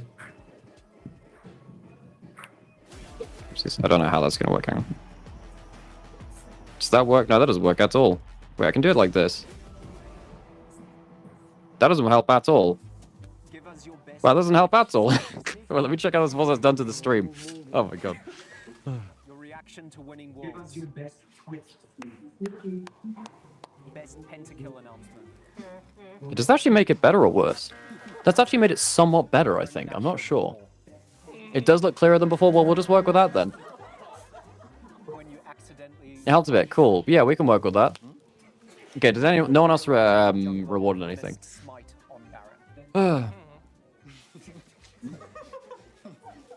Which one of you two is Cecil? I'm actually not sure what that means in this context. I think I've missed a lot there. My sub, my choice. Gosh. Raccoon, hang on. Let me check back the messages here. The problem about going between all of these is a real... Keen's been the best for so long. He's been fantastic. Deft is not in Hero. Okay, hang on. Raccoon. So Deft was put onto Hero. Raccoon. Who else do I need to add? Because you put in that sub as well, you can move Deft into one direct watch. You'd like to move Deft down into Purgatory or into Superhero. Raccoon said, okay, well, by that point, because one's in Hero, one's in, it has to go into, yep, in fairness. Okay, fine. You can put him that way, sure. after they simply dismantled JDG. We're not gonna waste any time Yep. though. Let's get Sam. Hello. Well, as Raccoon did also vote for Deft, Sam. Yeah. Didn't put them in hero. Deft's going in purgatory, Sam. He wanted him in purgatory. No. But Swana put the, yeah, in purgatory. Oh, I know. Swana chose. Oh wait, no, Sam. Wait, Sam. Was that only one person? Swana chose inspired. So no one else chose Deft. Yeah. So that means they're going in fraud watch, Sam. Oh. You put them in the wrong place. That's Sam. That's a you thing, Sam. Sorry. Deft is in fraud watch. I have no idea how. Sam, this is sacrilege. Raccoon. My brother and Uma. What are you doing? Sam, we're at the draft. We gotta go do that now. We did see an Azir yesterday, perhaps. But again, you can We're sprinting back. Okay. Let's get this done. Oh my gosh. Okay, 1 second. That's off. after the nerfs have been pushed out, and it seems that Okay, we'll do it this way. still the only two that are the top dogs of mid lane. But with Okay, so this should be fine now. TF gone, Ahri is the I need one Sam to turn off the towards Ahri Vi. You mentioned it earlier. I think Okay, let's turn on the camera. depending on what they Cool. want to All right. prioritize. And I think for JDG, So that they was should be about keeping as that comfortable as it gets for We've seen JDG. a lot from Ginger, Legitimately about as that goes on. and one of his go-to engage jungle champions. Joe. A jungler that he can Oh, have what the heck? agency on in the early game is one of the key pillars of Okay, success. so Game one as well. Like, they did JGG get first pick. The ambassador's banned by them. They don't want a first pick. If there's no Ezreal Karma anymore, I guess you can Karma with something else. final ban from JDG. No surprises. What are we saying? 3-0, 3-1? I think it's actually a 3-0 now. I think it's a 3-0. I think that was as comfortable as it gets for JDG. You do still have things like the Yonara if you do just want to go for a strong AD carry. I think Vi has to be the But, option. I like Vi. That's what my instincts tell me. But yeah, running through some of the options, like they could Ahri if they wanted to. A little risky to blind it this early on. Yeah, Yonara, it's kind of AD carry or jungle is kind of their only options. I think. There's the option of Shoshu's Renekton as well. He Blinding does it. love that. I mean, with the Ambessa ban, Probably Vi. No, I agree with that. Lulu first pick. is going to be the Lulu down towards Vampire. Yeah, I think that is... Sam, I'm not going to lie. If that first game is how it goes, I'm actually quite worried for... We might look at... I guess you... Ara. Probably looking at what Thresh Fellows then for Enduro at that point. There is Vi. Vi's a really big pick. They want to probably... JNG are picking it up. Yeah, big thing. They can't buy Ambassador. What that means is that now they can protect their own Aphelios. Caitlyn, I think, is my favorite. The big thing. But with the Caitlyn already gone, unlikely to see that. There's that Yeah, I dropped the audio because Canning we gonna take were that one away maxing from out Yonara. with the... Saying that they're going to pick the Yonara in. I guess they Sorry? want to take the I dropped the combo audio away capture because it was from maxing out with the... Oh, I mics. turned the stuff down again. Okay, that's fair play. Okay, so I need to put it down even more. Just 0 gain on it, basically. Master gain comes onto it. Hogmore is the other one we need to think about. I don't think you pick. There was a Cogmore shout out from Vedi, and they're right. There was a Cogmore. That I saw playing it. Fair shout. I mean, Yes. sure, but Yep. at this I think that's a point, valid if call. you're picking a hypercarry, bro, there aren't many with dashes. I don't think you want to cog more into Yunara. I think that actually... Well, it's not awful. I don't think you want to go Aphelios into Vi. Also, the thing is, look, JDG... Look, I know a lot of people glazed Vampire's Lulu. It's very good in lane, but they specifically glazed it versus BLG, where I think BLG were one of the most discoordinated diving teams. So it's just literally, if you have a single target jump at you, they get polymorph. So I'm worried that with Genji being a very coordinated dive team, this might be a problem for the Lulu. Jarvan means that you have a decent matchup in jungle, I suppose. Yep, and also Jarvan Lulu's just a good combo. Basically, I don't mind it because I just like Lulu with early AD skirmishes. Jinx Lulu. I wonder whether it might be the Jinx. This is more of an anyone's legend thing, although I guess Diablo was playing it the other day with the Hex Karma, Optics. right? No, Yeah. Karma. I know, but he was also running it at Hex Optics into Phantom Down. You want an example? DK versus KT23 World Swiss games. Okay, fair play. But I'm just saying, Deft is one of the greatest AD carries of all time. You want just watch any game in Season 5 LPL. Like, this guy was just absurdly good. I mean, or his 22 Worlds run, or his... Pretty good in 2014. Ooh, Ahri Vi. Ahri Vi's pretty good into these kind of trio as well. Ahri Vi's really good into this trio, actually. I like this a lot. Okay, Karma Ban was obviously very valuable there. So now I think Genji ban away... Well, you maybe ban away Galio. I think you ban away Galio. Honky's had some mixed things on it. Yeah. I mean, in fairness, Raccoon, look, right? You paid the sub. It's on the wall. Someone else wants to move it. They can do it. In fact, it's actually a very good marketing thing. You know, you've now probably convinced someone else to spend their Subscribe, yeah. points or sub to get Deft off of that. they're going to ban away the Smells like Galio for Chovy. I mean, Galio would have been fine in here, to be fair, as well, but I think the Ari's just a bit more mobile, and a bit more threat. Away the Mel from Honky. I actually think the Mel is vastly overrated in some ways. I think people need to figure out the matchups a little more. It's not as bad as it should have been. I do like it into Vi, however, and I think Yunara is very... You like Mel into Vi? Yeah. She can't stop the ultimate. The Q. No, she can't stop any of the damage. But basically, Vi just ends up, once she's ulted, you just get solar snared and blasted. Don't you just die for free, though? Full CC chain? I'm not with a Lulu behind you, you don't? I think actually Lulu... Yeah, I think Lulu doesn't save from Ari Vi. I think it might. So now I think Honky is thinking about Galio now. Yeah. Then if you go Galio, you need a carry for top lane because you... I mean, you could go Gwen here for Xiaoshu. You could go like... You could go Yeah, Renekton's not bad. I think Renekton Galio or like Gwen Galio is fine. Yeah. Lulu reflects. Yeah, so Mel reflects charms, but if you have a minion between you and Mel as Ari, then you get the minion to tank the charm for you, and then your charm is up quicker than the reflect. So it's actually not as bad. How does the Jinx ever live through Ari Vi? I'm not sure. I think that JDG, they're going to be playing against a much more coordinated team than they used to. It's going to be a problem for them. I mean, it depends whether the Lulu's enough, but that's not really a guarantee. Though it's better than nothing. Lulu's one of the better ways to keep your AD carry alive, to be fair. And you will have realistically to go quite deep to get to her. If Rakan goes in as well, then the amount of engages is absurd. I mean, you lose a little bit of lane pressure, but it's not... Now, this is the thing, right? I think Ruler and Zero are so good in lane that even though... Like, if you played this in LPL, I think Gala and Vampire would win the lane, and it would be a huge win condition. I think in this game, Ruler and Zero are going to be completely fine, and then Rakan's just going to jump onto these 3 relatively squishy champions, and Lulu can't save all of them. I will say that if you do get the reset, things get easier. And I think Gen G, if their shotgun doesn't work for whatever reason, they come in, they don't kill that first target, then it could be really problematic. And again, if you dive in and suddenly you end up with a Lulu ult and Jarvan Cataclysm and your melee range of the Renekton, like it can be a bad time for Gen G too. It's just that when the nameplate's on, you get nervous. Keen Sante angle, I think. Yes. Yes, it is. Galio? Victor's not bad, actually, with Victor's the gravity field, actually. This is the other thing, right? Because I actually think Lulu can't save the first person in. I actually don't think they can. But I think if Honky just picks something which stands behind the engage and just blasts the first person in, you trade 1 for 1. That's like your full contact team fighting. Veigar... Now, if you're a good Ahri, Veigar doesn't counter you. But it is good if you're not a good Ahri. Chovy is a top 4 Ahri of the modern era. This guy's fucking great. The zone control is kind of crazy, but like Veigar dies to Ahri Vi. Like you do like Ahri is only bad into Veigar if you lackadaisically walk across the map and you give free charm angles.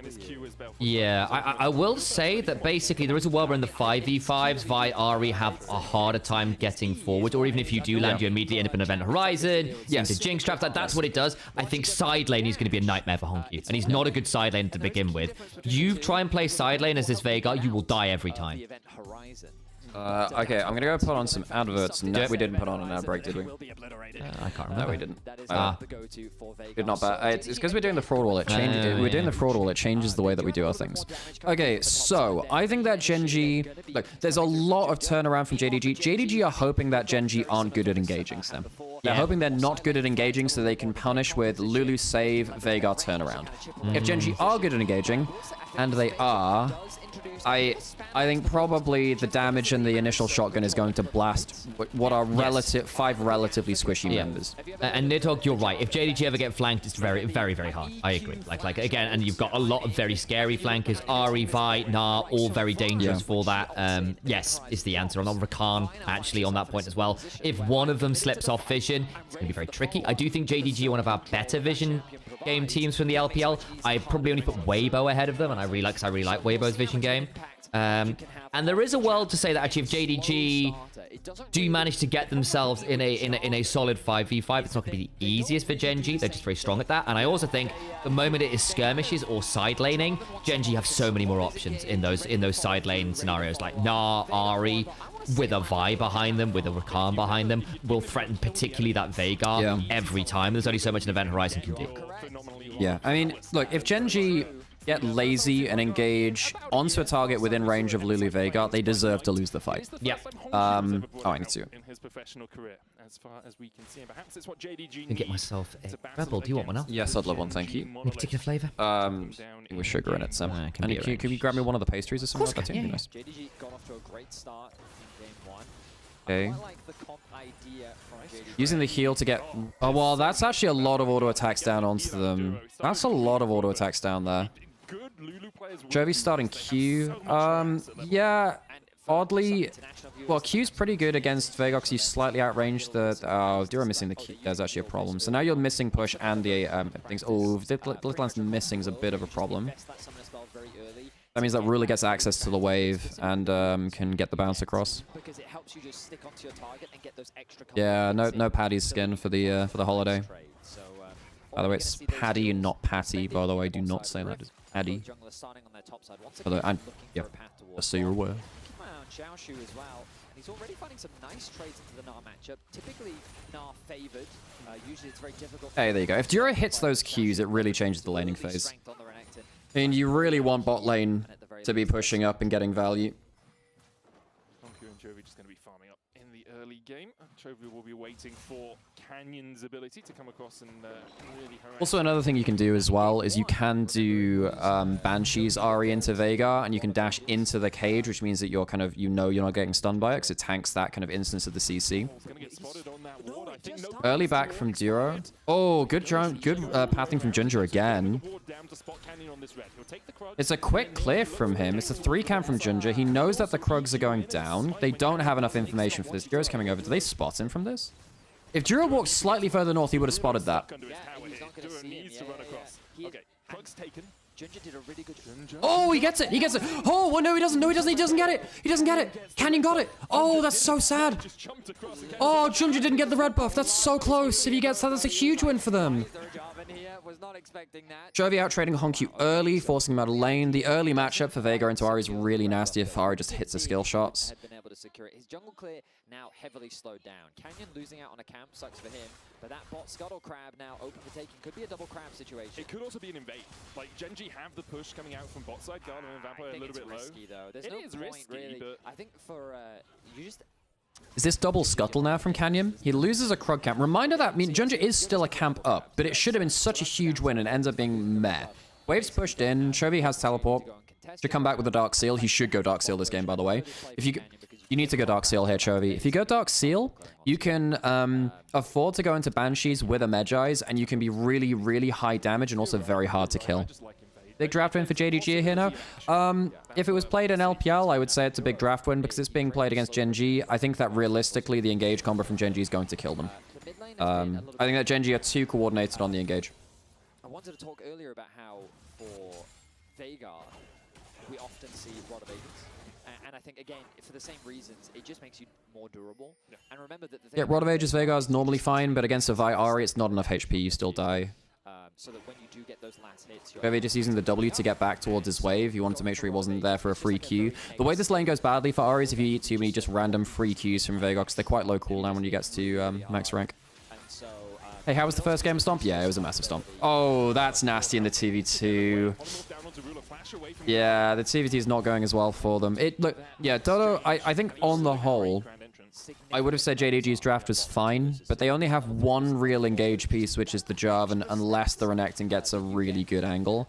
And look, Xiaoshu is a very good Renekton player, like a very good Renekton player, perhaps the best in the LPL. One of the few which he actually gets to try and take a lead on in top lane and then do something with it. I'll see if that makes a big difference here. Try to stop the plate going down. Does stop the plate, doesn't stop the crystallize. Okay.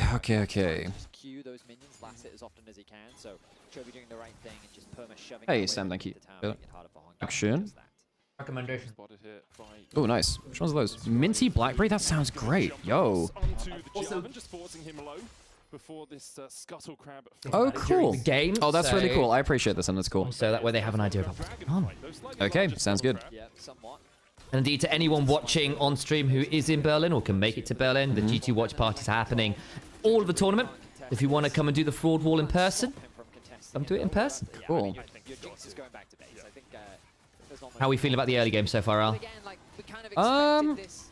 So This is why I was a little bit... Ginger went for a really aggressive path, tried to steal red buff. He failed the steal, but he did get Krugs, but that meant that Canyon got double scuttle, and now we've had 2 early games in a row where Canyon's actually got the XP. Honky's getting shoved in by Chovy. Kind of expect that, really. Bot lane, Gala had to flash because Duro hit a knock-up, so bot lane's not going fantastic for Gala and Vampire. Duro's a very good Rakan player. Yeah. Oh, Duro thought he was trying to protect Emerald's back there. He wanted to walk away, so the Glit Lance didn't hit, but he didn't get far enough away. Unfortunate. Wait, booking my flight to Berlin Hell yeah, now. Corey, go. Booking my flight to Berlin now, printing out my own picture of Brat Blabber. I'm in Canada. Yeah, that's close enough. Make the flights, guys. The world is trying to catch up to Gen G. There's no planet on the name who rings out in regular season louder than Gen G. I mean, yeah, very, very strong team, right? Perhaps the strongest team into like an extended period at the top. The thing is, if they'd won one world championship, I think people would view them so much better. But they are still the best team of the modern era. Even though T1 won the world championships, T1 peaked for like a couple of months a year. Now, of course, with it's a very exciting peak. Don't get me wrong. For sure, and I think that those tournaments they won were insane. But if you look at the body of work across the entirety of like since 2023, or even it would have been and I also get that like Gen G's playstyle is a little bit like, and again I generalize because it's not true. But if everyone remembers how people got bored of how SKT won in their early days with their kind of incredibly oppressive, just strangle you out of the map, win through that kind of just weight of pressure. People got bored of it because they thought it was a bit dull. It wasn't exciting in the early game.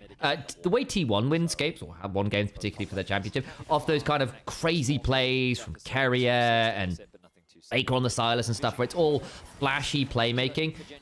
It is it's a very exciting way to watch the game, a very exciting way to win the game, and there is something about that I get captures the imagination a little bit more sometimes than Gen G's just sort of oppressiveness and just general weight of skill. And that's not to say that Gen G don't make cool plays, because of course they do. They've got exceptional players. But I do get that sometimes their style of play can be a little less, I don't know, full of cinematic flair. So. That is good Rebel. It's like mint sauce, Sam. No, mojito was the way I heard it. Not mint sauce, but yeah. It's more minty than that. Well, no, mojito's already mint. Ginger's level 6, Canyon's level 7, man. I mean, I'll need like a camp behind, but... T1 randomly peaking for 3 worlds straight. And then, the thing is, you look at the other year, right, 22, where they had like crazy domestic level, and then they couldn't get worlds. Which is ridiculous. Like, they've never managed to get both. Like, come on, well, they haven't since their era of 2015 to 17, right? I think it's unfair how Gen G's not recognized or appreciated. I think part of that is because there's no skins for MSI. Yeah. I think even if you just give one skin for MSI, I think that would be, it would do so much for an MVP or something. It would do so much for the game, for the esports scene, because it means that it's not just worlds. And I actually think there is a problem with one team winning too many worlds. Not, at the end of the day, the onus is on people beating that team. It's no disparagement. It's just that in terms of, that's a really nice skin, by the way, the After Hours Ari skin. It's the gacha one, so you had to spend a lot for it. And I did. But yeah. Super valid on playstyles to win games. No one generally can reference those strangle games. Everyone remembers the games where you look at the lens, look at the mids. Exactly. You remember the big plays, not the busybody work. Yeah, I mean, and again, there were moments, right? Like, there was Faker Shockwave finds them all, which was actually off Wolf and Hoovy finding it. No, I know, but I'm talking strangle games where actually they hang on, Xiaoshu, my dude. Unfortunate. That's a really clean combo. Because I think he had Q on cooldown there. That was max range Q, full CC chain, no way for Xiaoxu to get out, kill to Canyon. That's a really clean combo. Yeah. I mean, because people are having this same conversation. Hang on, Keenan's just over. He has flash. Does it matter? Poly, flag and drag, really nice. That's nice. Yeah, Vampire is saying, look, you can't outplay this. You can't outplay the polymorph. It costs him his flash, and there's a chance that actually gets him killed at some point now. So that's a good way to just say, Keen, you'll die. He just Trinity'd him. Dodge this. Exactly. Exactly. Yeah. I actually, you know what? I actually wonder if it's a mistake for him to do that, because he's a squishy blowing flash. He does like to flash for polymorph. He actually just about got out. That's a problem with teleporting into Veigar. Kind of sucks. Yeah. Malignant's first, no Dark Seal. Come on, Chovy. Where's your Dark Seal? This is definitely a game where you can snowball, so. It's Chovy, though. His whole, in fairness, his mantra on the game is defensive items from ahead, damage from behind. But this isn't defensive items. No, I know. Wow. And so, and what I would say from this is, You're gonna go here. No, set him no, up. this is a separate thing. This is a separate thing. Darkseal is so efficient that it allows you to go defensive items. It buys you the luxury of buying defensive items. The thing about a Magi's is that it's because it's so gold efficient, especially in Aria, you can keep those stacks alive and stack them so well by accelerating. It gives you the luxury of building defensive in other games where that would lose you the game. You didn't buy if you went Banshees without a Magi's, you feel quite crap. If you buy the Magi's with it, you buy that damage back, and it allows you that chance to say, well, now I can take that extra gold, which is why I was saying earlier, actually, you go Magi's Banshees into Veigar, you can dash into the cage, and you can't really outplay you as much then at that point. Yep. And it really gives you some ability to outplay the whole map. This, chap, is why you set your color casts up for cool points like that. Okay, we're gonna get Kira in, if that's all right, Sam. Awesome. Okay, we're gonna call. You're gonna call on here, I'm assuming. Yeah, we'll call on here. I So should be able to hear this. You should be able to hear this. Yeah. Okay, cool. So we're gonna get Kira in. Good friend of ours. If you watched podcast, you'll be able to. You will recognize their voice. And I mean, if we're thinking about that, all JDG need is a pentakill on Jinx. Yes. And easy dub. We saw it yesterday. Yeah, exactly. Okay, and let's see if he's around now. They share at Cool. least All right, let's get him in. of their names. And Gala, I mean, Gala is the pentakill king. Right? He's the pentakill prince. Hello, Kira. How's it going? It's Sam and Alex here. Good. You can hear us both. Sam, say something. I can hear him. Yeah, you should be able to hear me too. Yes, I can hear both the brothers. Beautiful. How you doing, Kira? I'm doing very well, thank you. Yeah, we're going to turn your volume down just to make sure it's matched a little bit more with ours. Everyone let us know how the audio's going. That is... Jundra has a really good smite. Canyon's going to die for this as well. Wait. Hang on, but Honky's dying on the other side. Jinx reset. Oh, wait, Canyon didn't die. How? No. How did Canyon not finally die? does, but now Chovy's got resets. He can get second charm through here. Yeah, That's he really can. good for him. Yeah, he can. Oh, man, they're good. Chovy gets like 2 picks in that fight, by the way. That's actually fucking insane. Ooh. He did get a Dark Seal for it, by the way, as well, Alex. He got a Dark Seal before the first fight. Everything's forgiven. 5 Dark Seal stacks. Okay, Kira, let's sync up with times. What time are you on right now? I'm on 12:35. So you need to speed up. We're on about 44, 45. So that'll be why we spoiled that fight for you, I guess. No, don't worry. good. Okay, so... I mean, it's a good smite steal, but the fact that Canyon doesn't die is obscene. How the hell does that happen? Does he just get... How the hell does he live through this? That's insane. I don't think Gala has the damage yet. Honest answer. Yeah. I think it was a really good blast shield timing as well from Canyon. Plus, Sundered Sky was done already. Oh, so. he got like triple Sundered Sky procs, yeah. And Conqueror. So I think basically Right. Conqueror, Sundered Sky. Let's get synced silliness. up. So we're on 16, 17, 18, 19. What's your timer looking like, Kira? Oh my god, my wings just went haywire. I'm back at 13:12. Wait, what? Alright. I just got in the I just got in the DeLorean. Wait, okay, wait. Where are we 88 at? miles an hour. 25, 26, 7, 8, 9, 31, 32, 33. If you just go up to double, if you double speed it, it'll probably catch it up to us. I don't think we've had any stutters, so. Coming into 2026. Oh, I'm having a mate here. It's alright. It's the Scottish Damn it. internet doing you in. 51, 52, 53. You're a little ahead of us. Okay, That's fine. Pause for 1 second and then we'll be good. Ooh, Chovy. Okay. Chovy's got Okay. Malignance and he's actually fine taking plays like this now. Like, he Yeah, actually yeah, can yeah. die. He can actually jump a Honky one more time there if he wants. But... Oh, little missed position here from Duro. Oh, Duro, no! I just put you in the hero tier. He had no flash as well. Just Oh. flash. And there's the solo sheet. Keen. Oh, Xiaoshu's Now that's big. Renekton, baby. Xiaoshu is the best Renekton in the LPL, so... Yeah. Without this- a doubt. Yeah. Yeah. This is really important. This guy is really damn good. Yeah, for a long time it was 369. It's just not anymore. Okay, so now Honky gets a kill, Xiaoshu gets a kill. Now, my take from the first game, Kira, was it was complete JDG comfort. It was strong 2v2, strong jungle matchup, scale into 5v5 death ball. Polymorph. That should have been their best case scenario, and they still lost. Yep. What do you even do as JDG here? Do you reckon? So actually, this is the type of draft where I actually consider, as Gala just died, this is the type of draft.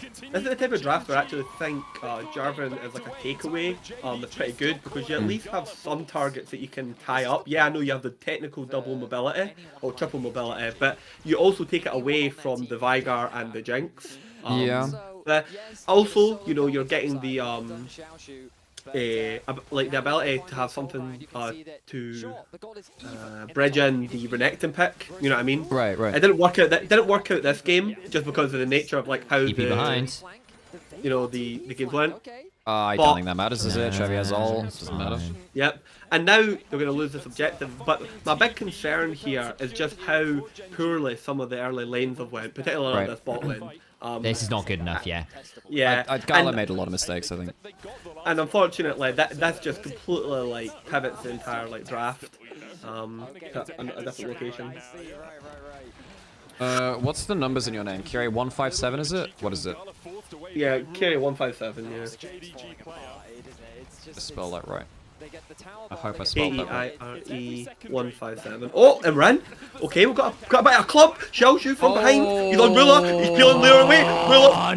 Nice. Xiaoshu. It's actually just Xiaoshu diff. It's actually just Xiaoshu diff. This guy's damn good, man. This guy's damn good. But also, Junja's best champion's Jarvan by far. Yeah. Is it IE or EI? EI, right? Yeah, EI. Alright, that'll work. Okay, cool. I just want to make you in the stream title.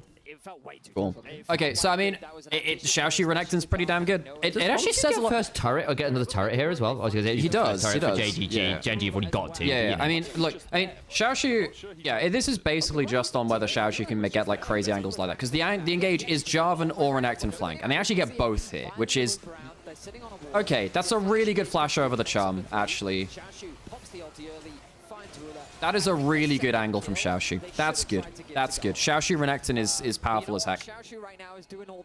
Now, I will say, he only really does that on Renekton, is the problem. Like, he has... Yeah, it's a fearless limitation. Yeah. Here now, yeah. Because, like, Xiaoxi is like, he's a Renekton, Jax, kind of Ambassador, kind of Zahen. His Sion's okay too. But, like, really it's his Renekton that is his best, and then you have those other ones in, like, an A tier. Yeah. And then the other ones are, like, just not really as much of a factor. Yeah, definitely. If you're in chat, can you tell me what the audio is like between us and Kyrie and the stream? Does Kyrie need to go up? I think he actually might need to go up a little bit, the stream now. Just let us know. Yeah, just let us know. Let's take a look at the games thing, 'cause honestly, What did you make of the BLG games yesterday, Kyrie? Really poor from Viper. Very like lots of unforced errors. On was like a mixed bag, quite a little bit poorer laning, but map play was like exceptional. I thought his Alistair game 1 was exceptional. Yeah, Oh, if Xiaoxi dies, I don't think they kill him though, do they? Yeah, this is the problem. Once you lose the space on the objective, with the Vigar team and the Lulu team and the Jarvan team, getting into the space is so much, because the ability to face check, unless you bring this Renekton out of the sideline, is so Yeah, bad. Jarvan has to burn a lot to get in, and then you don't have anywhere to threaten anyone, because you're like, I've EQ'd over a wall, fantastic. And now how do you threaten anyone? Yeah.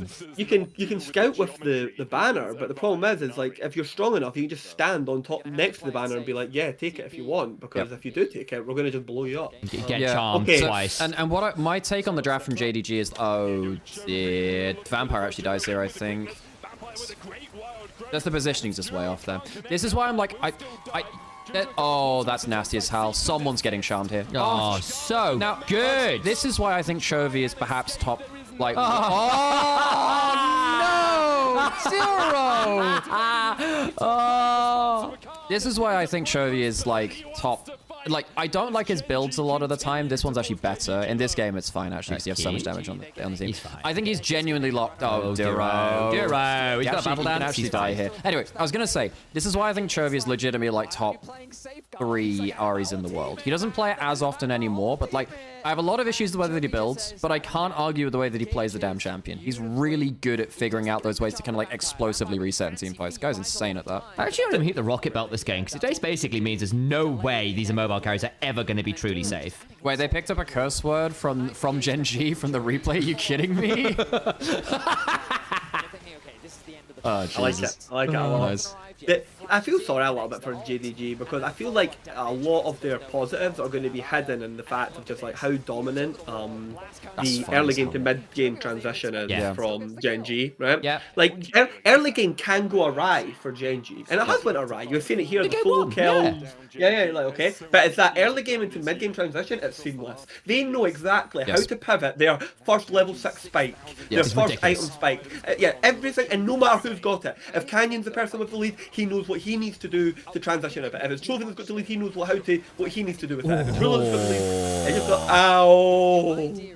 Look, folks, I love Ari Predator Belt combos. It's not a good item anymore. I wish it was a good item anymore because my favorite build of all time was like Season 6 Predator Belt Ari. I fucking love that build, but it's not, like, in this game it's okay because it allows you to kind of sidestep some important skill shots, and you have enough damage anyway because you're ahead of the game. If you have Magi's, who cares? Yeah.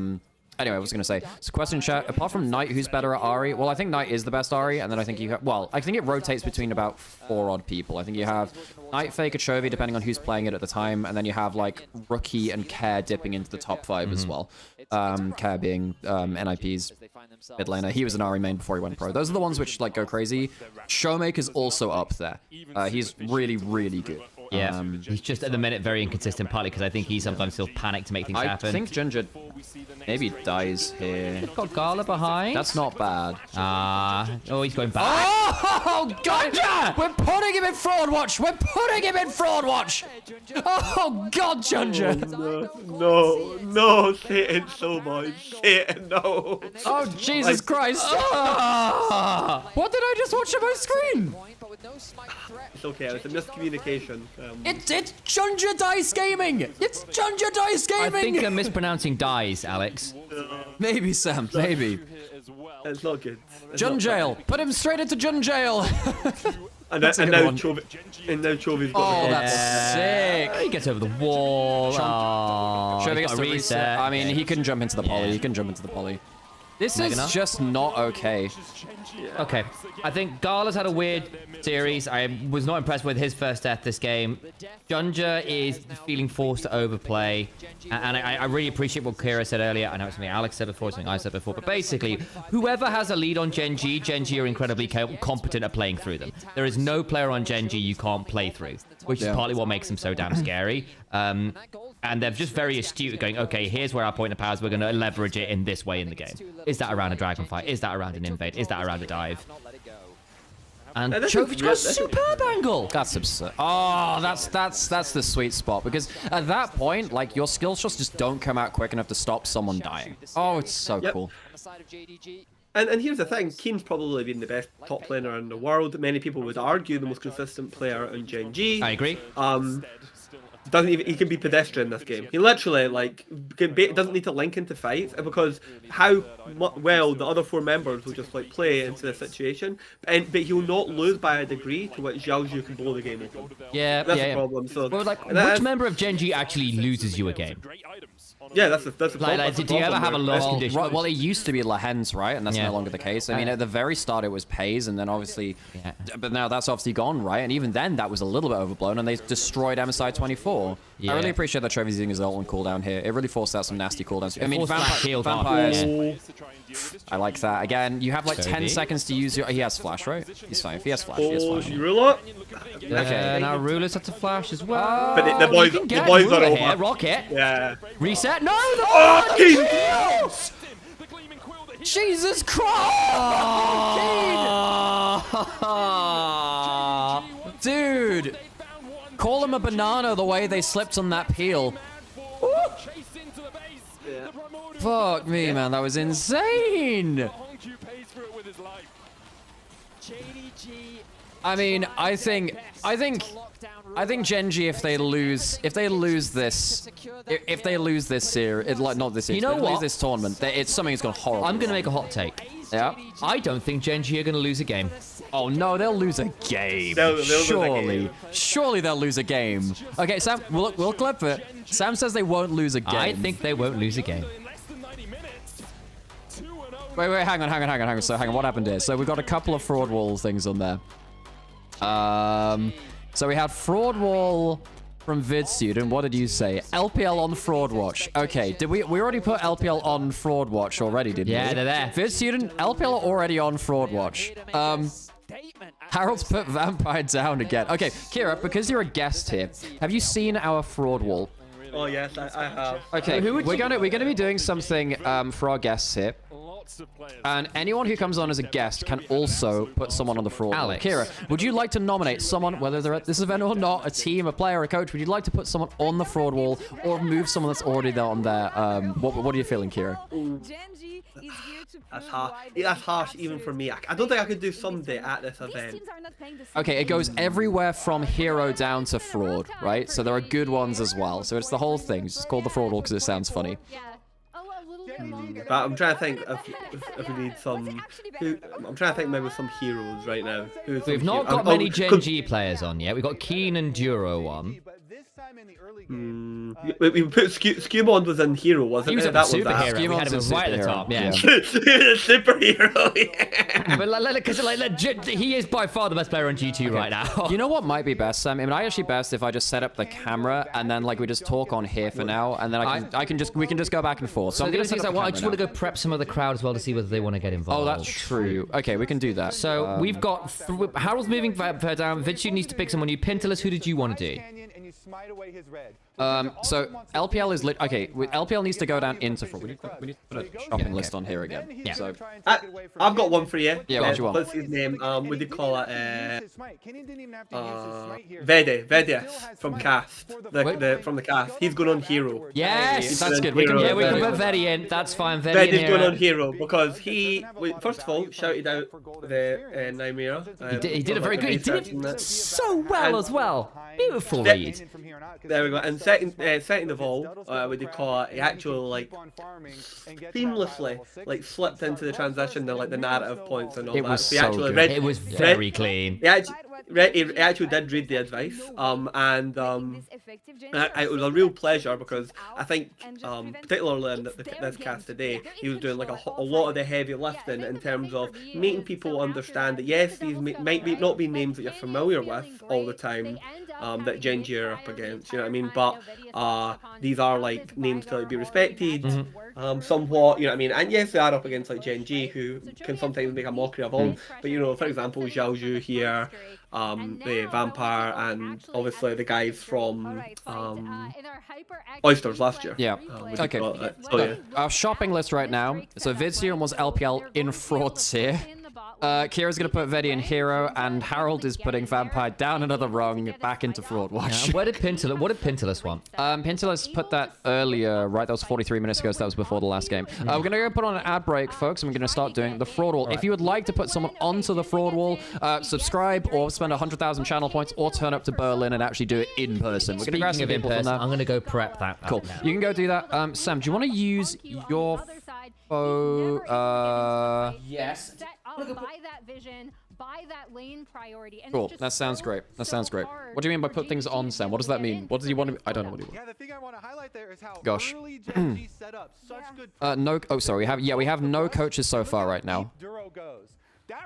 That's safe to say. Put all coaches on what's the scale? Oh, you want to put Vampire and Superhero? Okay, so what that means is that Pintalus and Harold have just ended up. Wait, Pintalus, did we already move you the last time? We did, right? Because that was 44 minutes ago. So he's getting moved back down again. So you're gonna have to spend it. This is just gonna be people just flinging 100,000 channel points at each other to get Vampire into the position they want, which is funny as heck. All coaches in Fraud Watch. I'm not sure about that, maybe. That's what I said. This is a question. You know, I'd love to get your opinion on this. I can't remember who KT's coach from last year was, but there was a question earlier on in Onivia's chat, which was, who would make the best coach for Gen G? Because actually, I think coaching has been one of their issues in terms of drafting and other things. So who do you think would be Gen G's best coach?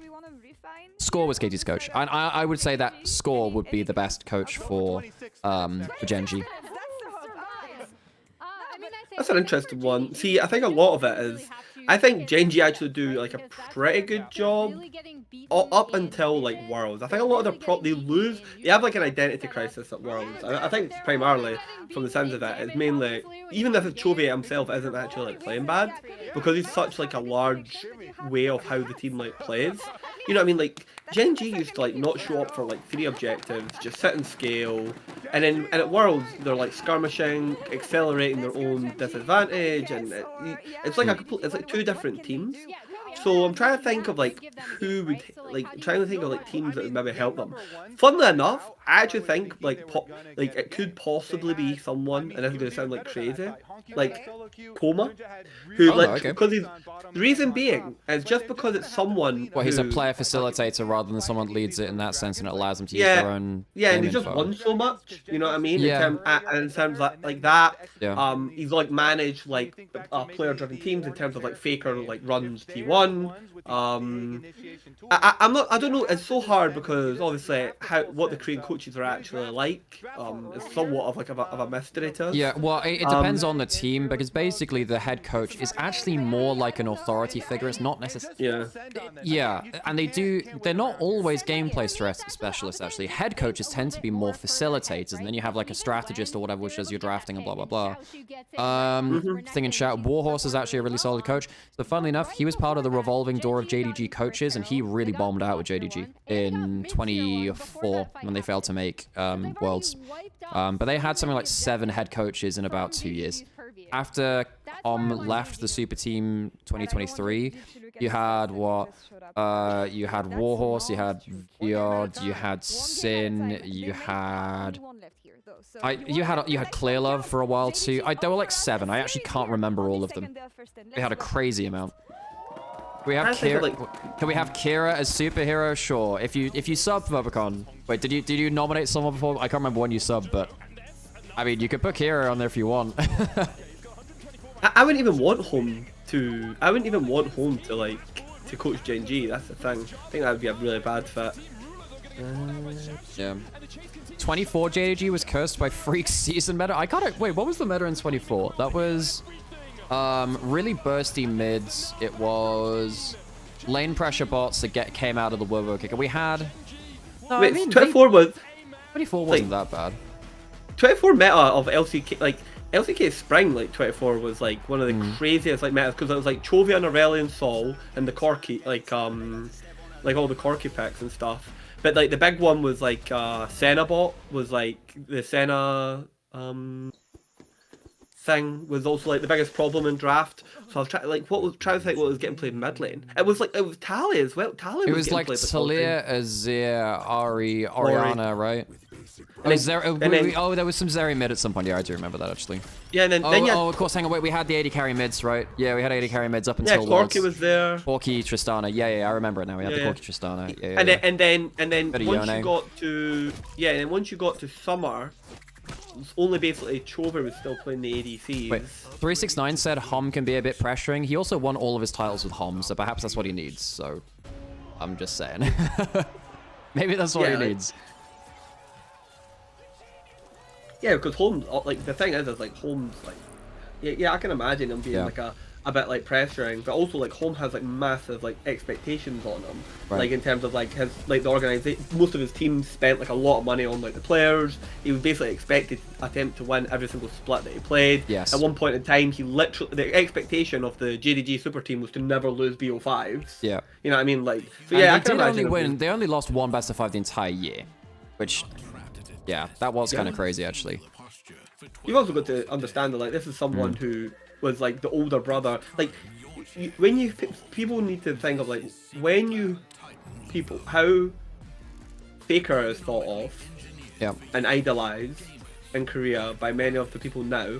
Home was thought of by the people like Mata, Dande, as in they play with Home so much that they literally had him play top lane because that was the role he would enter least on, so that they could win with him because they all wanted to play with him that much. And then he went on to be the coach, which is a completely different thing. But they had so much respect for his ideas and his brains and other stuff. So that's, you know what I mean? Before these people who were playing against Faker didn't look up to Faker. They looked up to Home, which is that's crazy. You know what I mean? The Samsung organization is basically entirely pivoted around Home, Heart, Dandy and Ma, you know what I mean?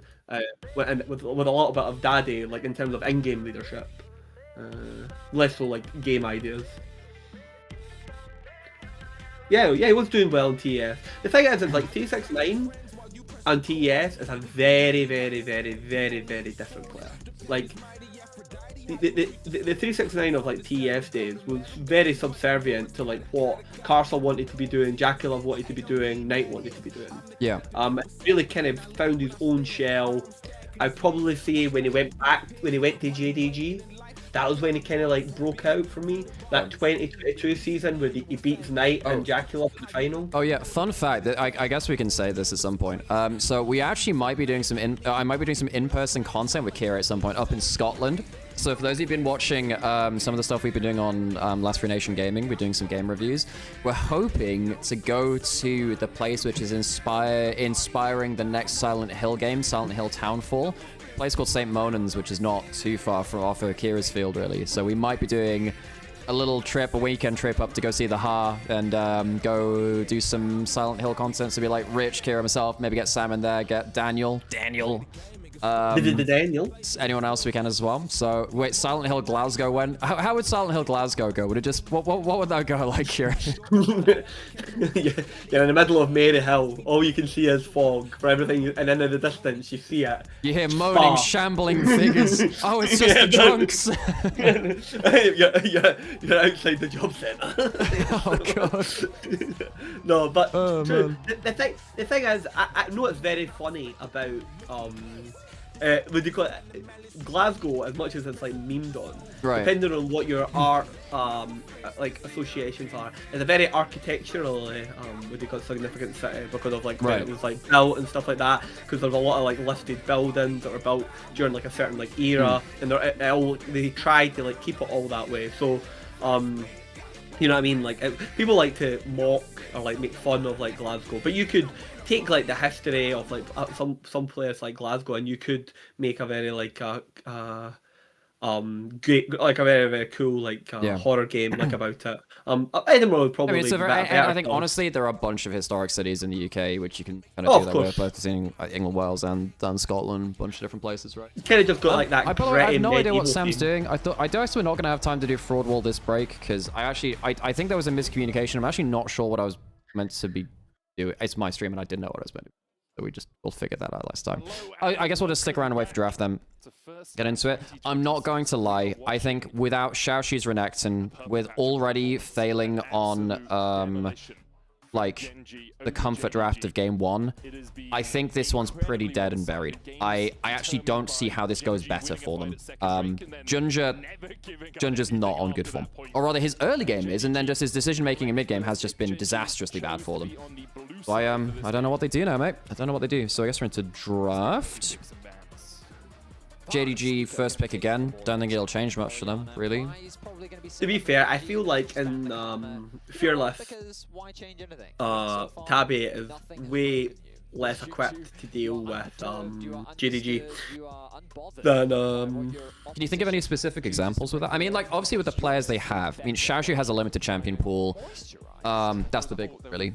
I think some stuff got lost in communication. I wasn't actually sure what I was meant to be doing in that last break. I would recommend that you should That's okay. It's good for your Well, I mean, we're drafts on anyway, so we can't do it anyway this time. So. Well, no, you said, oh, I'm gonna go get some stuff ready if you get stuff ready. I said I was okay. Anyway, whatever. It's fine. To make sure they were ready. They're not the players. The audience to make sure they were ready. Oh, I thought you said you were getting stuff ready. I was like, what am I meant to do? So I was just waiting to hear until you came back, Sam. Because I needed you to set up the Discord thing on your phone for it. Yeah, okay. Anyway, we're into draft. I was just saying it's a miscommunication thing, Sam. You don't have to go like all like sad puppy eyes, like, oh, you made a mistake. And no, I just didn't know what fucking happening, Sam. Anyway, into draft. JDG first pick. I mean, it's just what lane dominant bot lanes do they have? I guess they have maybe like a Corki Nami or a Lucian Nami now, I guess.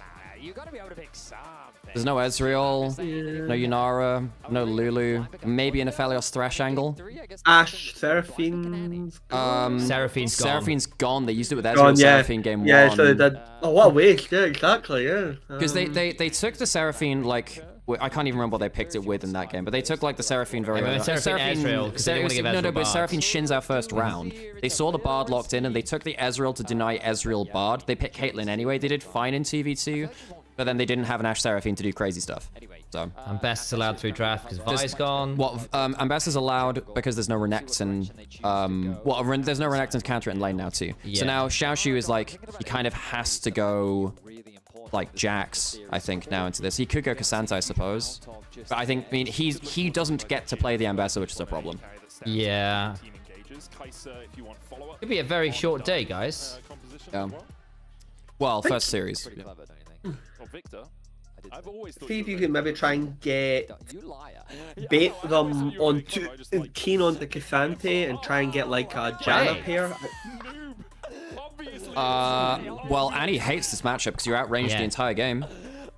And in fairness, and also Hui likes playing with Ambessa because, again, you are the artillery piece. It's very easy to hit your severing bolt when Ambessa keeps someone locked in place for a second. Well done, Sam. Well done, Sam. I wouldn't be able to name those abilities if my life depended. I remember them all, so there you go. I remember the Aphelios ones. The Hui ones I just gave up. Kiri cast at Worlds was like, and the little lightning ability that comes down for the sky. Yeah. I still remember one of my favourite moments for that was when Atlas forgot the name of the weapons from Aphelios when he first released, went the close range weaponry. Like, yes, Max. Is Ambessa still a flex? Yes, it is. You can play it in jungle. Either way, it means that Xiaoxu can't play it. Porkinami is okay, but I don't think it's going to do what Gala Vampire would need it to. I think that, look, Porkinami is a strong bot lane. It's not like dominate bot lane, win you the game kind of lane, which they need, which is one of the drawbacks of JDG. They kind of need hyper winning bot lanes to get the best out of that duo. If you are in there and the rest of your team isn't there, I already don't like JDG's draft. They are going in there. Everyone is going in. The Nocturne's not bad here either, actually, because the Nocturne is also a takeaway, so now there's no diving junglers really left to get onto the Hui, because you don't have, well, you have Wukong, I suppose, but Wukong is not. Well, Wukong's okay, but then you ban the Wukong in second round. Yeah. Are we... Yeah, something like that, right? But this is Canyon's Nocturne, so I have to reshape. You take Maokai here as JDG, but that gives you so much magic. Maokai's awful. Maokai's okay. Maokai's okay, actually. Or Sejuani. Tread value gets very high. I don't think Sejuani's good. No, you can't go Sejuani, but I think you can go Maokai here. Maokai's okay. Do something. I think there's anything else. I mean, maybe you Kiana, but then could that's... Fairy? You can Kiana, I think. I think you can Kiana. Could you Mundo this? Not awful. Okay. Mundo with Nami, and then it gives you some ability. You're a little shy on... Mundo Annie is a really shit mid-jungle, though, is my Yeah, problem it's really terrible. It's really terrible. But does Mundo have a good pairing with mid lane? My issue is, if you go Kiana, I mean, you do technically have a good combo with the Annie for the flash CC, but if you don't get that early enough before Chovy just chunks you down to half HP and just makes mid lane untenable, then the Kiana doesn't have a platform. You also don't have any... But you can kind of do what Ryze does, where Annie just charges stun and you just full send. Junjo plays Zed, doesn't he? He does. Zed's not awful here into the Hui. It's not awful, actually. Junjo goes Zed here, actually. With Nami to like bridge you in a bit deeper. Like it's really hard. So your clears... Well, no, Zed got huge nerfs in jungle. Huge nerfs in jungle. So the passive I mean, you dead don't get to do the dagger reset anymore, or like the longsword reset anymore, which is kind of sad. It's probably Kiana. Kiana's not awful. Yeah, I'm just trying to think. The problem I really don't like about Kiana is this pick right here. She deals terribly with Alice. And I think you're probably looking at Jhin for ruler here, I think. I think you're looking at... Jin's good follow-up, and it basically means your backline is ridiculous. Or Civ is also fine too. Civ is fine. I think then it's a Maokai. Yeah, it's gonna be Maokai now. They might do a Scion top. Maokai, yeah, we called it out earlier. It's fine. Yep. It'll do the job. Your AoE is very strong now. Also, Alistair hates having to deal with saplings. What do you do top lane for Xiaoxu? Do you Cassante? I mean, you don't have... Well... If I had an... Oh, you could Zahen, actually. Zahen's one of his better champions. I think Zahen's the play here. You just hope you can just get... Yeah, Zahen's good. That actually gives you the damage you've dropped across the rest of the roles now. Zahen's fine.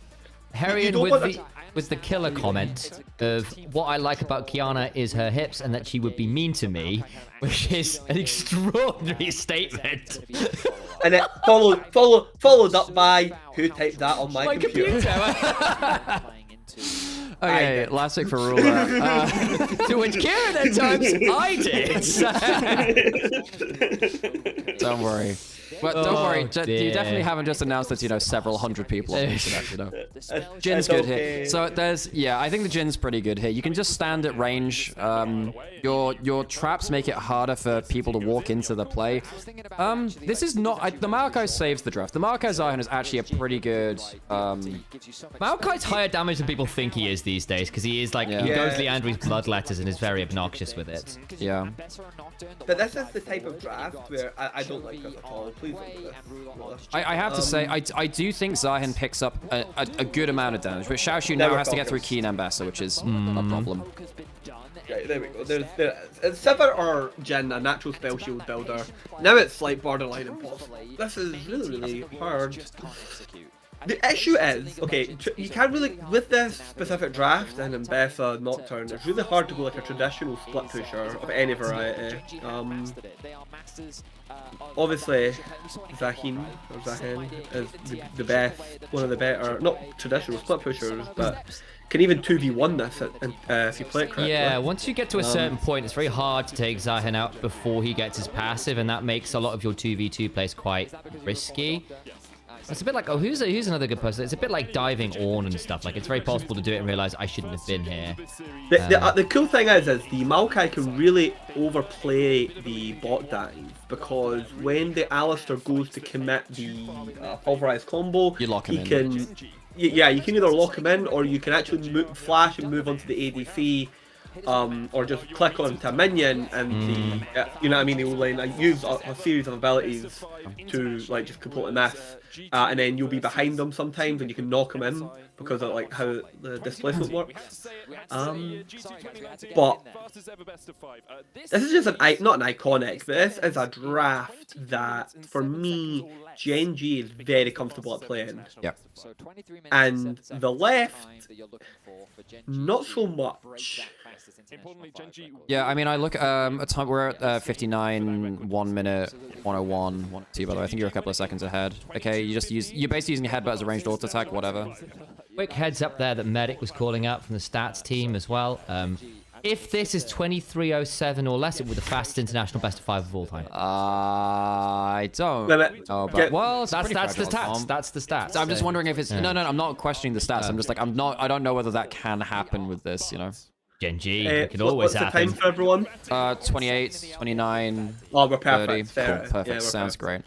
great. So, I mean, Junja's not going to have the same explosive early presence, which JDG do typically need. He does have a good go button, and I think a good thing for JDG is that, look, you can't in quite as heavily as Maokai throwing an ult from range as, you know, Jarvan kind of jumping in and dying, I think. Hopefully for them, you know. What do you think really spawned this, like Corki Nami like combination? It was CFO playing lane dominance before summer last year. It was pretty good at playing against a lot of the other bot lanes of summer last year, and it's just been a hangover since then. And Corki's a Sheen AD carry, so you get Sheen autos, and it allows Corki to play super aggro. It gives sustain to the lane. Hey, Honky's playing this lane pretty well, by the way. Yeah. It has. I expect really he's actually managed to get Chovy off of a couple of bits of XP. You typically expect the Hui to be really outranging the Annie. Most lanes like this, especially for Annie, it also applies to Akali, Sylas, Yone. When you are outranged, you try and keep as much HP alive until as possible, up until you get one big trade, and that gives you the foothold in the lane to then kind of play through, I will kill you on the next trade, or things will go very badly for you. And the earlier you get that trade, the better it is, which is why when you take a really bad level 1 trade versus Sylas, Akali, Yone, that's when you feel really pressured, because they shouldn't get that until like level 3, really. So that's pretty good play from Honky there. His lane, I mean, he solo killed Chovy earlier. It's not like Honky's been bad in lane. He's actually been doing alright at that. Now the problem is the lane's reset, and now Honky's zoned out of the wave and have to play I guess. Anything else interesting happened? Garla Vampa getting pushing bot lane. Ooh. Crazy there, I suppose. Yeah, no, Honky's just buying time. Scuttle for scuttle. No big change there. Hey, Morpho, how's it going? Options, now, overall it's just pretty stock standard, slow early phase. NCS lead for Garla That's Vampire. big. I mean, in fairness, it's a very lane dominant lane, is Corki Knight. It is. I didn't think it'd be 10 CS lead big. Significant, I agree. learners. Only Keen with his We'll get it. Yeah, we're doing good, Morphso. We're doing good. I see your first stand little banner thing there. By the way, Hell yeah. folks, if you'd like to subscribe in this chat, because we're official first stand creators, you can get a golden first stand badge, which is cool as heck. It is. You can get that here, and you'll be able to keep that for Forever. all time, and it's a cool little logo. I'm really jealous about people who got like the CD Projekt Red one from a. Oh, yeah. And there's like one for Dark Hang on, Souls. Shashu's actually getting a good trade here. Yeah. Oh, but it's got passively stacked as well, actually. Oh, back there. Shashu's not been laning too bad versus Keen. I thought Keen would just blow Shashu out. He's actually been doing alright. So Xiaoshu taken, I might be completely behind in this. I feel like Xiaoshu should have taken Conquerors here. I know the trades will always be very short because of the nature of Ambessa's trading pattern, but I think you need the extra HP for later into the game. You're gonna have enough damage. I think most of the time with fighters top lane, because we even saw this with stuff like Aatrox, right? It's literally just like, it's too big for laning phase, and eventually it just gets to the point with extra HP. Oh, okay, that's sweet. Why must supports fight? Why the supportal combat has been replaced with... Keen hasn't backed yet, that's why he's losing grades. I'll take it. It's fine. Aw. Duro declared war again. Yeah. Oh, he's angry. Duro's angry. Duro's angry. Oh, Yeah, no! Oh, Honky! He didn't have the stun. He didn't have the stun anyway. It was fine, but close. I mean, they got the flash out of him, but it's a flash from Junja to do that.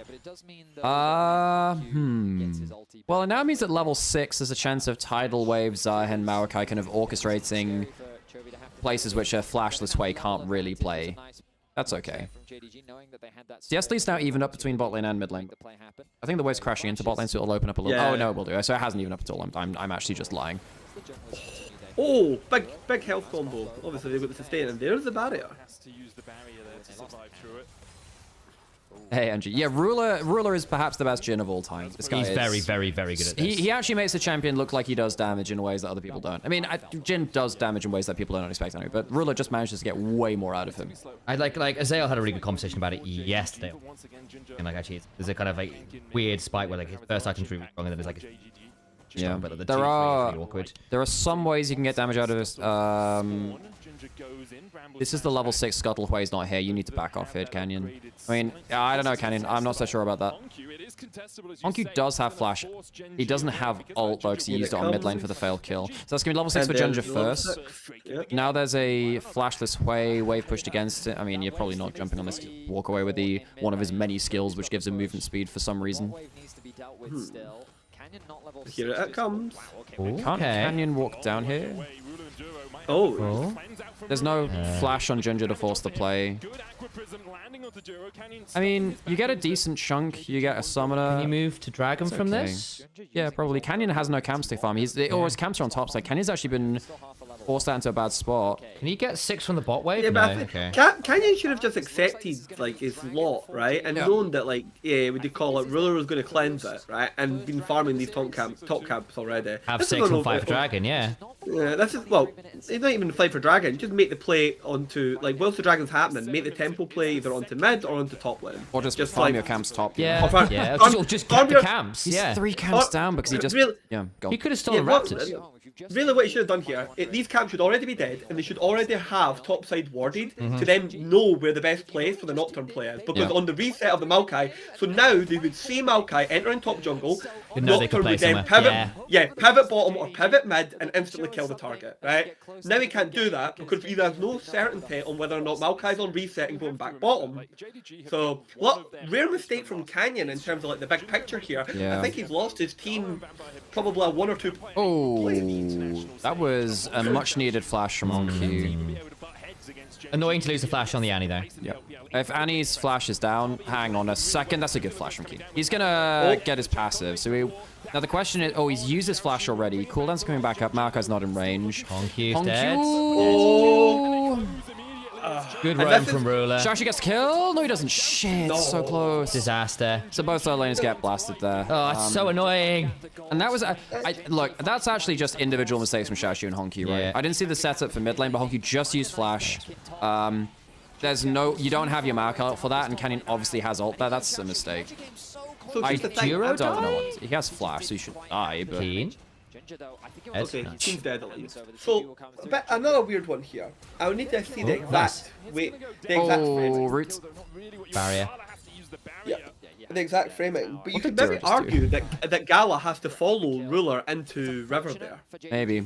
Yeah, to stop him getting the ultimate Yeah, target, because yeah. if Corki just stands next to Ruler, there's no way he can ever ult. With Gatling gun and ult, Oh, you will win. They could Ruler? argue you're gonna win. Is he dead? Yeah. He is? Yeah, he should have flashed there. Yeah, There Oh, you go. wow. Duro and Ruler just had. I mean, Ruler could have flashed the first play, the tidal wave there. That's just a massive mistake from him. So, I guess Corki Nami diff. yeah. And I have to say, Gala Vampire haven't got that much done in TVT in the other 2 games. So this is good to see. Yeah.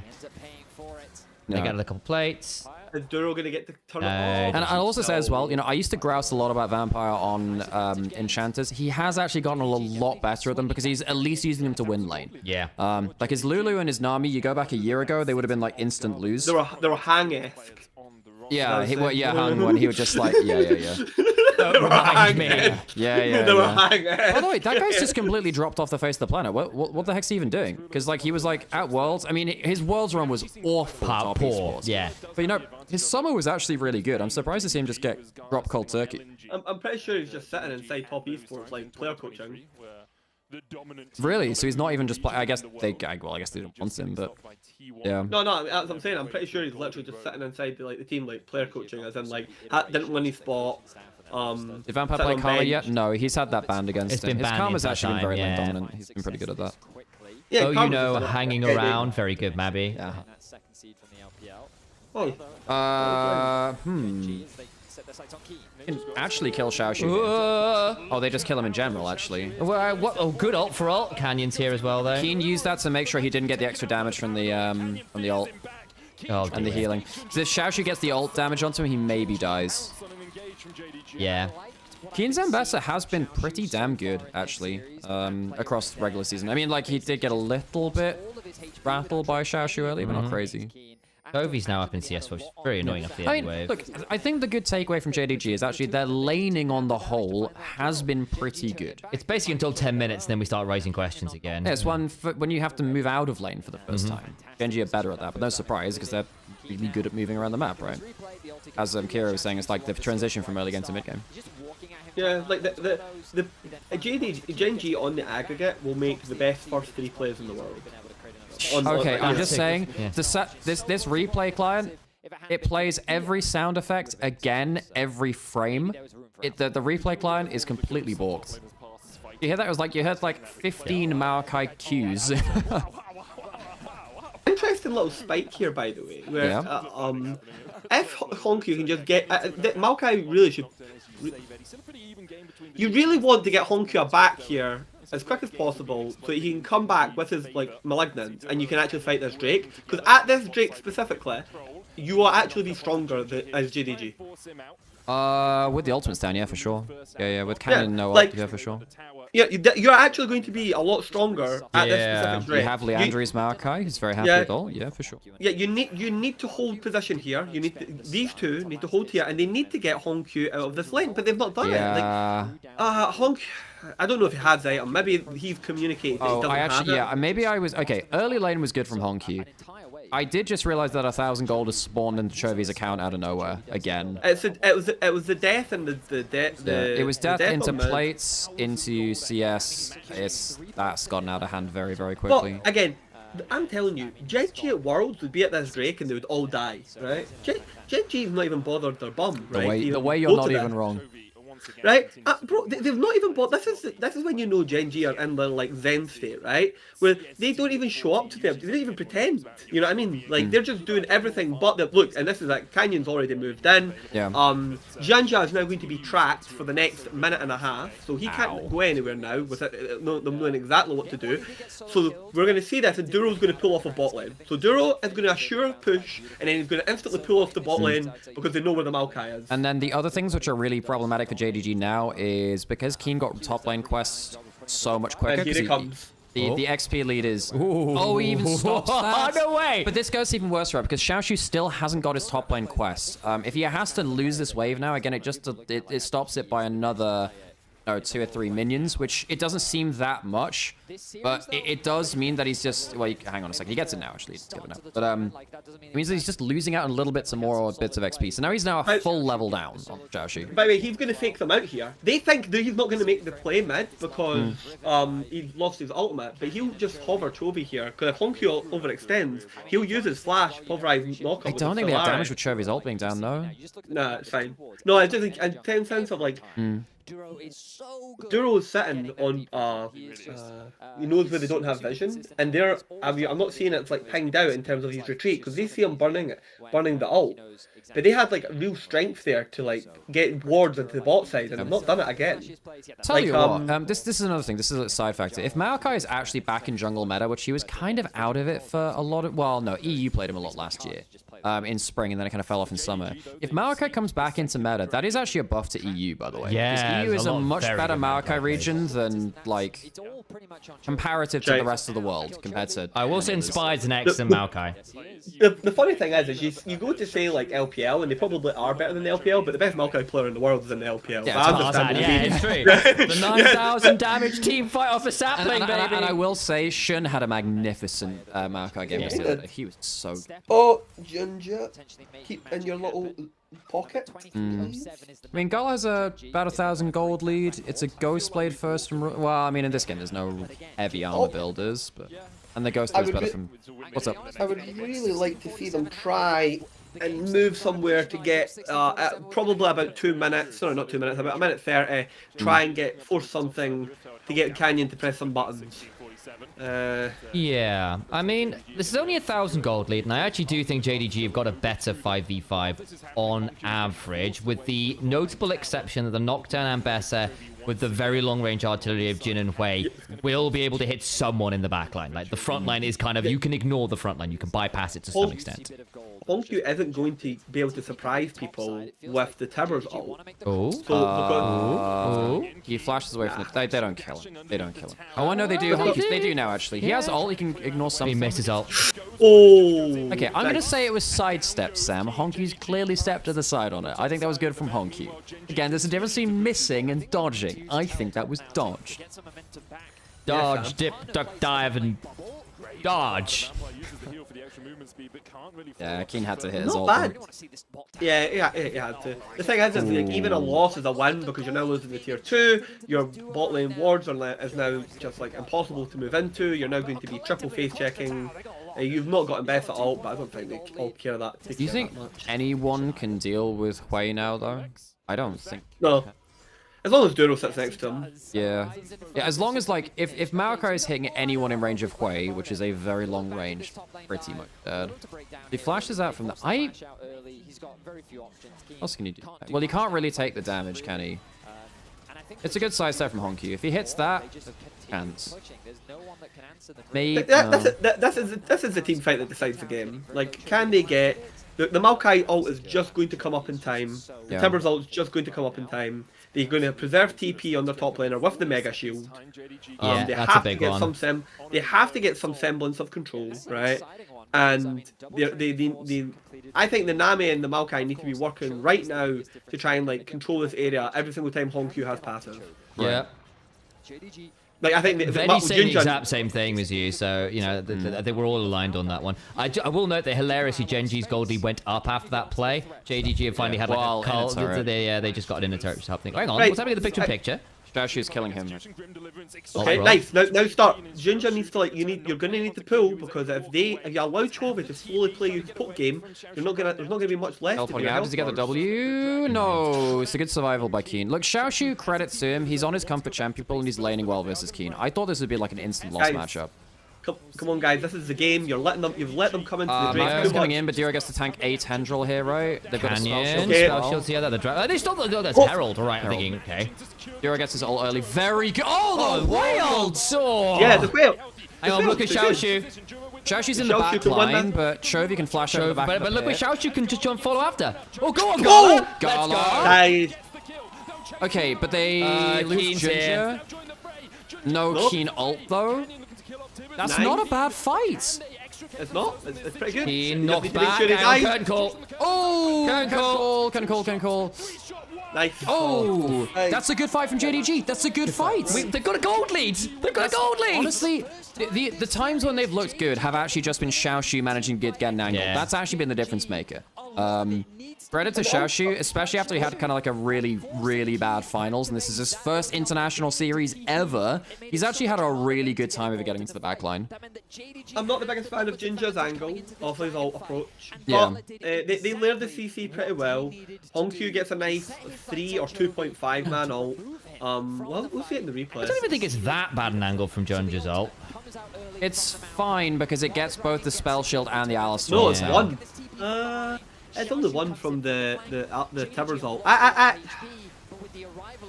because they're all forced to I think Chovy should flash early. And Xiaoshu's only, sorry, and Keen's only turning up now. This is Keen's first moves of the fight. Because basically 90% of the damage done in this fight by Genji is all done by Chovy's initial combo. And then they just run out of steam. Oh, I like this a lot from. I really like that from. It's a good fight from Gala. Look, I just seen from Hongkyu just dropping the Tibbers to annihilate Keen's health bar in side lane. I like that a lot. I don't know what we bleeped. What did we bleep? That was a whole lot of bleeping. Yeah, they didn't get soul point. It's the only thing. They didn't get that dragon, which would have been very nice for them. I mean, JDG have the gold lead. Yeah. They're not feeling too bad about this now. Yeah. I think, and again, I actually think their game plan is a lot simpler than than Genji's later on. I don't know if I agree with that. I think their game plan is just sit Alistar wherever the Hui is, and Hui just kills someone for free, you know? I think it's just a lot. I think I think Duro and Canyon like misplayed that fight a little bit. I think because Canyon used the ult entirely defensively for the Drake, and if they held a higher line, Chovy would be poking them for longer. Yeah. And my other issue is like, look, yes, you've got Spell Shield and Alistar, but that's only for one ult out of what? Annie ult, Maokai ult, Tidal Wave Bubbles, even Zahen coming in. Like, you can only do so much. I just think the AoE team fight is just a lot simpler from JDG. And actually, I think for Genji, if they're using those defensively, then actually getting offensively onto someone on the backline isn't simple unless Keen is doing a lot of work. I think the Maokai being such a kind of like, everyone knows what Maokai does, right? And the fact that Junja can do that without dying is really helping JDG, because Junja's having his like actual best mid game of the series. It's not just randomly in sync, which is. And Gala's also like actually ahead, Ruler's behind a game. One good thing that they have here, Genji don't have the ability to just sneak a Baron. They don't have great Baron DPS. It's fine, but I would hardly look at this team and be like, yo, this is iconic Baron DPS. It's bad. So, they don't have anything to tank it with, is the big thing there too. So when you set up around Drake with the Nami and the Maokai, and you have the Annie sitting in like, you know, some bush, you know, whatever bush it is, it doesn't matter what one it is. It is scary. Like, it is a very dark map for Genji. You need to start committing blue trinkets. And Nocturne ult can't click on things you can't see. Here we go. We're going to try something. The double Jin traps are so annoying. And Duro can... I mean... Duro just... Wait, did... I don't hate it, guys. I'm kind of surprised that JDG threw that combo at them. They didn't really get anything. They were trying to blow summons before the dragon. Yeah, it's cooldown economy, I suppose. And they've got enough ability here, so the Junja's ult will be back up. Throw the Nami ult at them as well, just to like. I think try and get a flash at that point. Well, you can't get flash stuff for a little bit. What it does do is remove the Jin trap defense there, which actually on quite long cooldown. Like Jin traps are not; they're like 40 seconds a pop, aren't they? But you lost your Maokai ult. But it's gonna be back up again before dragon. Yeah, it will be at 70 seconds right now. Oh, fair, right. Yeah. So it's just like they blew ult for an attempted look for summons. Don't get it. They'll have the Maokai ult back up in time. I also actually think that, ironically, yes, you can sit in the pit with Junja and stuff. Oh, Duro! Perfect combo! That's a really good tidal wave. That's a really good tidal wave. Oh, the follow-up's way too far, man. He actually dies to a QW here. Oh, Chovy! Vampire pushed up. Vampire Gala 2 pushed up. Oh no! It is the classic over push in mid lane. You are not playing a Leona. It's really harsh. It's a very long range engage comp. Not many people pull things at you with that level of lethality. This is kind of what happens when you're first time international against the best teams at pulling the trigger on you.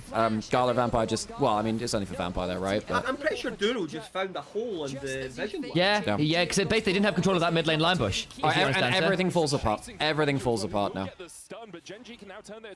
Okay, and they get both objectives. Absolute disaster class. Do they actually? No, well, they don't get both, I don't think. They're going to fight for Dragon here. They're going to teleport down now. Yeah, I think they're going to get both. I don't think so. I think Xiaoshu's pretty scary. Chovy's here now. Chovy is, we have Warlord Chovy just claiming territory for himself. Hang on.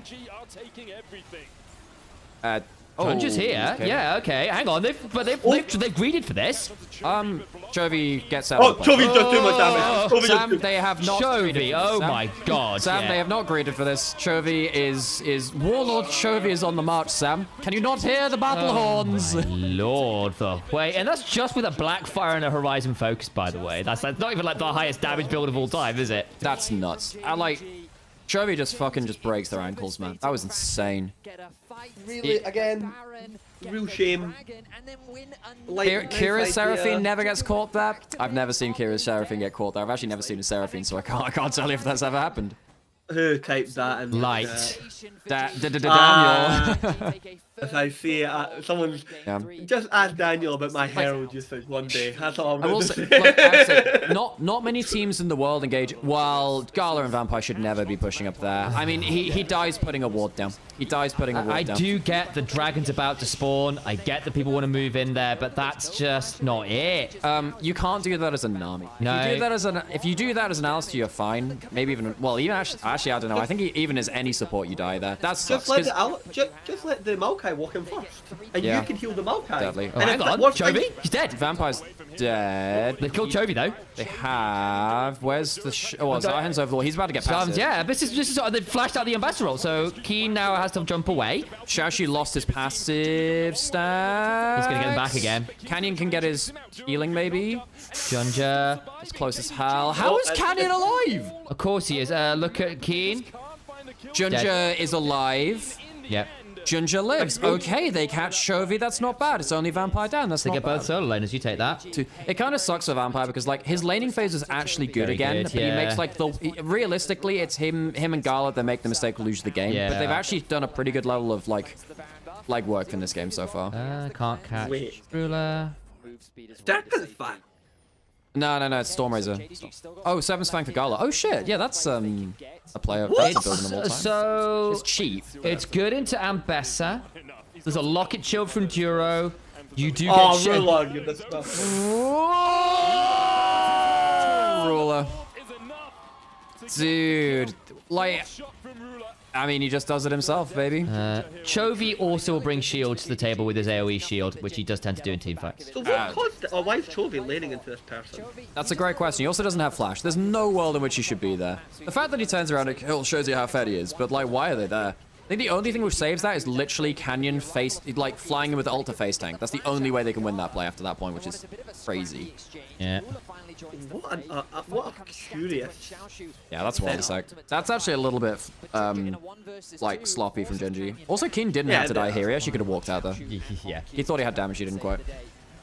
To be fair, like, the issue is what Gen G, I would say this iteration of Gen G, in terms of, like, discipline later into like series with like these ones, I wouldn't say it's been like as high. They do sometimes just go into like a form of like autopilot. It could be quite a little bit like more nonchalant. I don't think it was like as tight as like the 2014 team, which was 2024. Yeah, 2014. Oh my god, 2024. Sam, can you try and set up your phone to be on Discord and Video Ninja? Oh, Sam, I've got a power pack for you.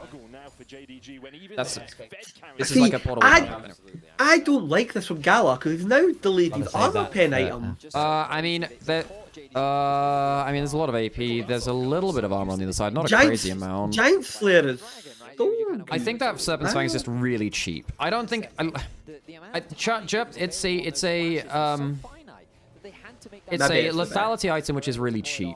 It's not future-proofing your build. I'd imagine that's just that I needed the item now with some limited value.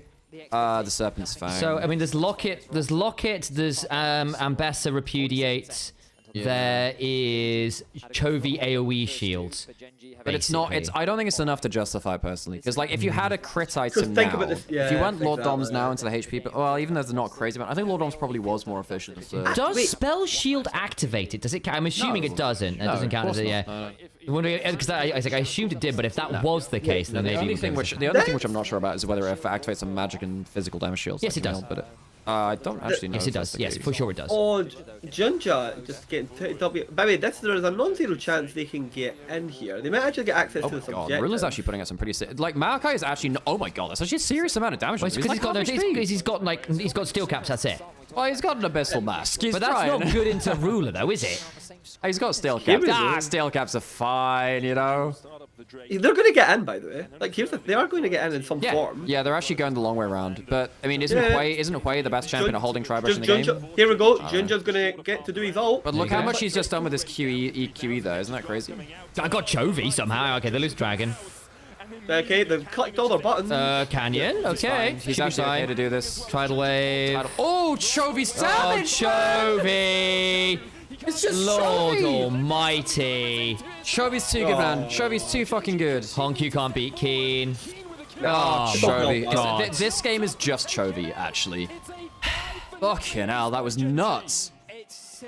I mean, he just hits this Hui champion is just disgusting if he gets to actually hold ranks. That's insane. Well, it's not the world's fastest best of 5, but it wasn't particularly close. No. God, that might be in top 10. Actually, I don't know. There's quite a lot of international best of 5s being quite quick. Quite a lot. So, is it my understanding, guys, that if BLG and Genji both come out as first seeds, the only place they can meet is finals? I'm actually not sure. I suppose so. They have to be on opposite sides of the bracket. Yeah. So if that'll be interesting. Yeah, so if they both win the next match, we will have either Genji BLG finals or not at all. Yeah.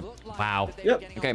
Okay. So we'll actually do the fraud wall this time. Yes.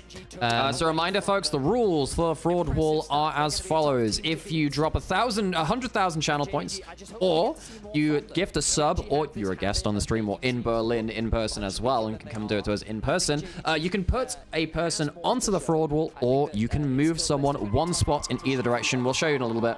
It'll be on screen in a little bit. So Sam, I need you to get on Discord, so Kira can hear you on this stuff, so we can talk with that. And also I need you on Video Ninja as well, and then you need to send me that Video Ninja link if that works for you. I have a portable power pack for you here, Sam, if you need it. Oh, you need that as well? Yes, you do. And the other one is, the other microphone is on the whiteboard. Yes. Okay, cool. There's one microphone, Sam, and then there's the adapter as well. An entire ladder. Okay, cool. Right now, of the rest of the teams, that was clean.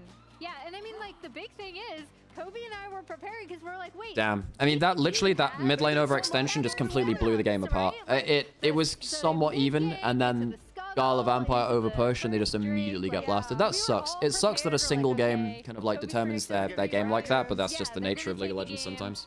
And no, Genji also have amazing team fighting. Man, they were so good. When they just started sniping people. Like, Genji just...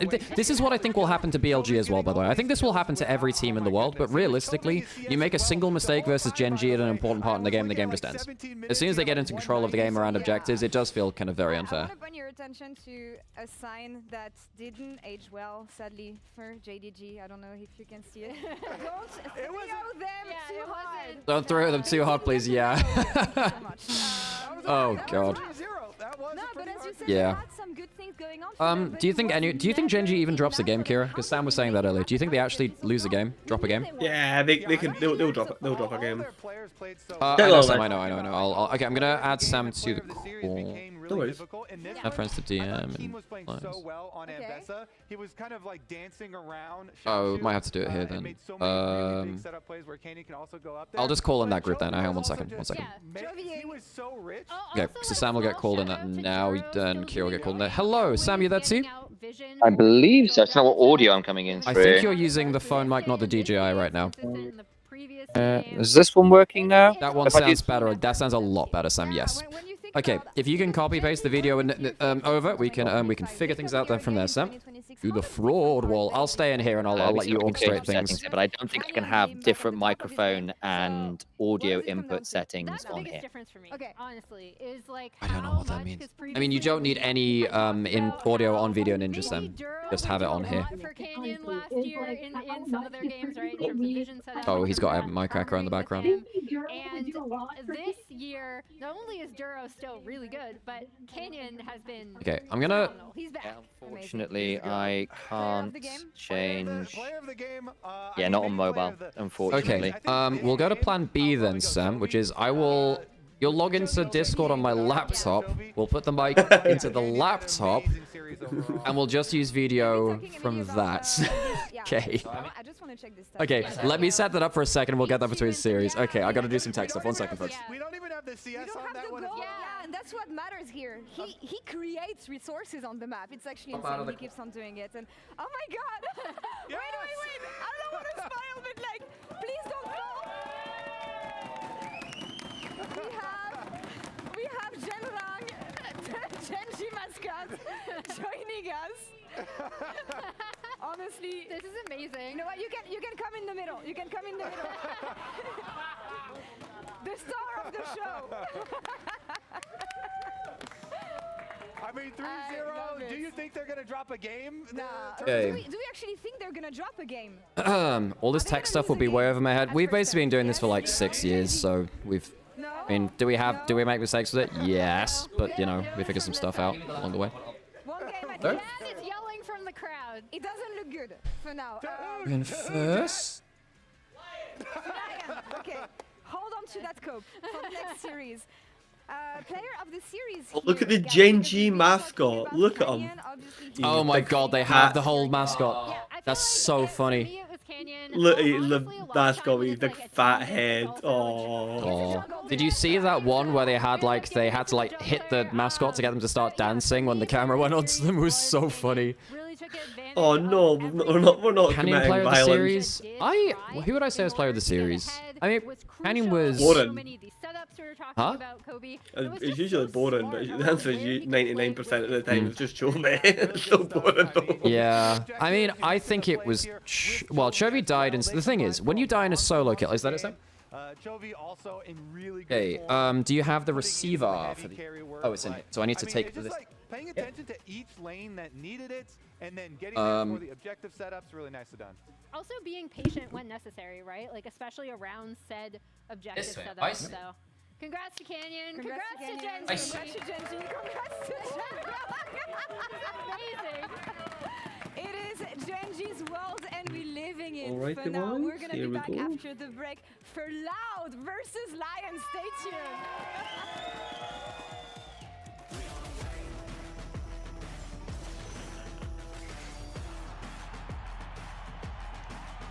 That should work. Damn,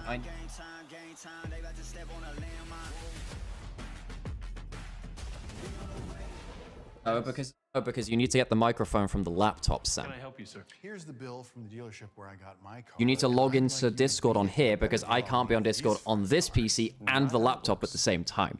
So I need you to log onto Discord onto here, video through there, Discord through here, your headphones connect to this so you can hear it. You're using that as the camera through video, using this for your audio and headphones and microphone. Oh, but Sam, the audio was shit.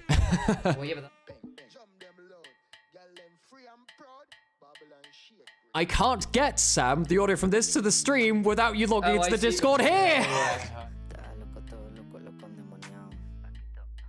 Okay. Please log into this, Sam.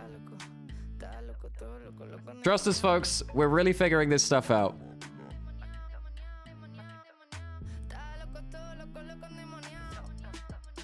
You're gonna get your headphones connected to here, so I need to Bluetooth your headphones to here. Sam, why are you doing that, Sam? This is the way to work it, Sam. Don't give me fucking attitude, Sam. Okay, I need you to connect your Bluetooth on this. Sam, trust me, it'll work. Trust me, it will work. Trust me. Okay, I need you to activate Bluetooth on this. Trust me, Sam, it'll work. These are my headphones, which aren't here. It would be nicer if they were here because they're instantly connected. We'll find a way. We'll find a way. Does Loud have a chance? It's pretty rough. Pretty rough, honestly. Don't. When people start trying to put people like Vampire in superhero tier, don't get me started on Almost Man, right? Okay. Almost Man, right? Yeah. Potential Man. Don't get me started on Almost Man and Potential Man. Like, because you have no idea. Like, I can't handle it. I It is can't. this. Aneurysms come one at a time, guys. Maybe aneurysm. Wait, did you say aneurysms come one at a time? What? Yeah, because some people are like putting Vampire into heroes tier. Like Vampire being superhero tier. Like Vampire might go down as like one of the most improved players this year. You know what I mean? He can get that award. But let's not be silly, guys. Let's not be silly. Okay, if you do it now, oh well, yeah. If you're looking for connections, maybe do it again. Start it again.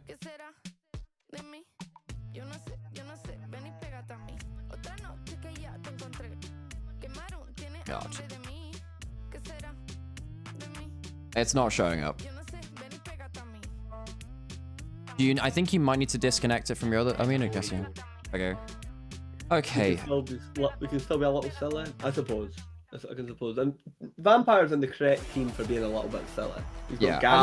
Look, put it this way. I think Vampire's like permanently in purgatory. Like he does for now, up until he like fixes some of like his higher level games.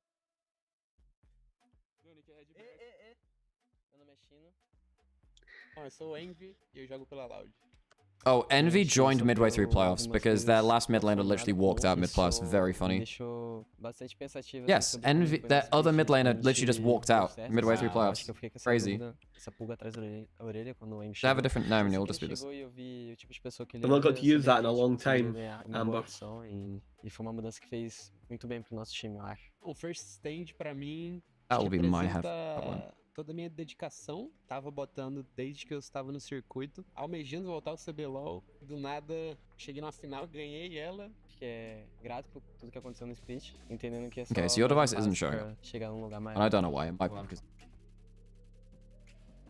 Welcome back to First Stand, the match that I've personally been waiting for all week. NA versus Brazil, Loud versus Lion. It'll be because I connected another set, which is exactly the same thing, probably. Does that work now? Okay, cool. So, now the problem is the series is kind of starting up now, but this should now, if I join through this set, hopefully. And listen, NA versus Brazil, Kobe, because of America's Cup. Mics aren't in there. Yeah. Interesting. It's all good. That's the mics there and the other one's out there. This should now. Yeah, we got blasted. It definitely was painful. I mean, Tatu especially was insane. Their solo lanes. This should now work for you, Sam. Do you want to speak into that mic? And oh, that's weird audio. Should work though. Should be fine. There you go, now I can hear you now. Yeah. Okay, we have Sam on the right things now. That should work. Oh my god, it finally worked. That was so much effort. The reason it didn't work is because I have another set of headphones which are exactly the same as them, but they're not here. So they thought it was trying to connect to the wrong headphones. Oh my gosh. Okay, right. We should try and get some fraud wally stuff done, Sam. See if this works. So if you send me a video link, I'll just plug it into the same thing. Yeah, doing that now. In the future, oh gosh. Share link. Because this is a big controversy, right? Tatu said, I don't understand why we only have one seat. I did answer that question, so let's pull up the history. Oh my gosh, he's got history stats for this. There you go. Well, thank you so much, Sam. I appreciate that. We got it working! Yeah! Okay. 23 changed to 2019, 7-1. Rather interesting. Oh, we're on the big screen now. Come on, on the big screen. Looking good. Yeah, 24-8 last year. There's a little bit of echo, just so you know. Yeah, I'm aware. Yeah, okay, fair. This is not much I can do about it. So, Video Ninjas, there we go. There we go. There it is. The Sam should be able to see and do everything now. So we have the fraud wall. There we go. Oh, for God's sake. Oh dear, that doesn't sound... What do you mean, for God's sake? That's worrying, Sam.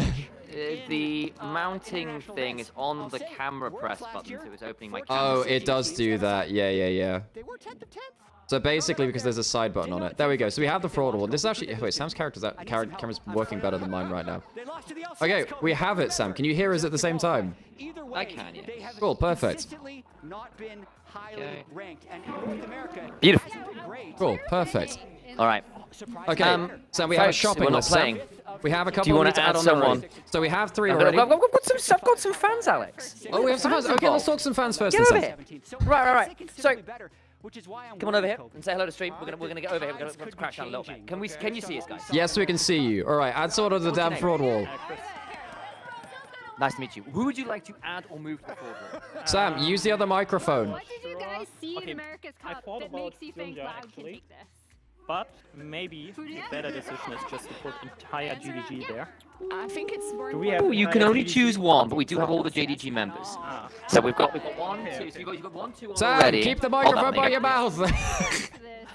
I literally just got a second microphone active, Alex. Okay, we have So you got 2 there. There's also a couple down here who can still be added.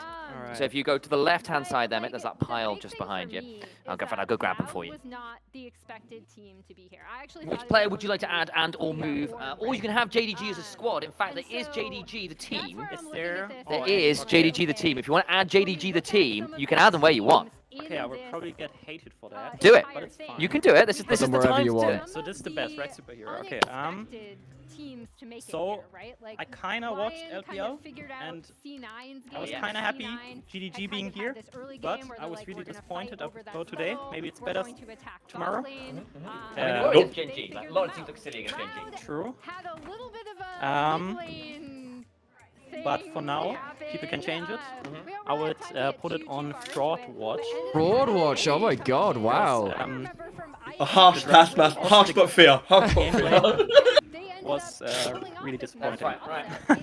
Let me give you some sellotape. Thank you. Place them as you will. And I have a lot of respect for just coming in on. You put Viper here, right? I did. Okay, so the question is GDG better than Viper right now? Is JDG better Oh, than look, Viper? someone's using logic. Oh no, they're using say logic no. of what's on the board already. Oh, we go. Wait, Death is in Fraud Watch. Yes. I demand that user's name, Nymaera. It was, I'm just gonna say, it's Raccoon RS in chat. They're a good friend of mine who plays Uma Musume. They had a lot of tape for it. They called out a 2023 World Series. That's really cool. Sam, everything's actually working with the setup here. This actually works pretty well. Thank you so much for joining us. Sam, we have Until the next time, let's see if I can find Sam, we have a shopping list for the other things on there. Vid Student wanted All the right. entirety of LPL on Fraud. Hero wanted Vedius on Hero, so we can put him up there on Hero and Superhero. Okay, let me do Vedi first. Let me do Vedi first. Vedi, just put him up on the top left-hand side, Sam. He shouted us out on stream. He deserves it, you know. I demand Raccoon's presence in Fraud. I want to see if he's still in chat. I don't know if he's still around. No, it's better if there's. He is! No, I need Raccoon, you've been summoned! I need the surprise of when the camera appears and you get his name.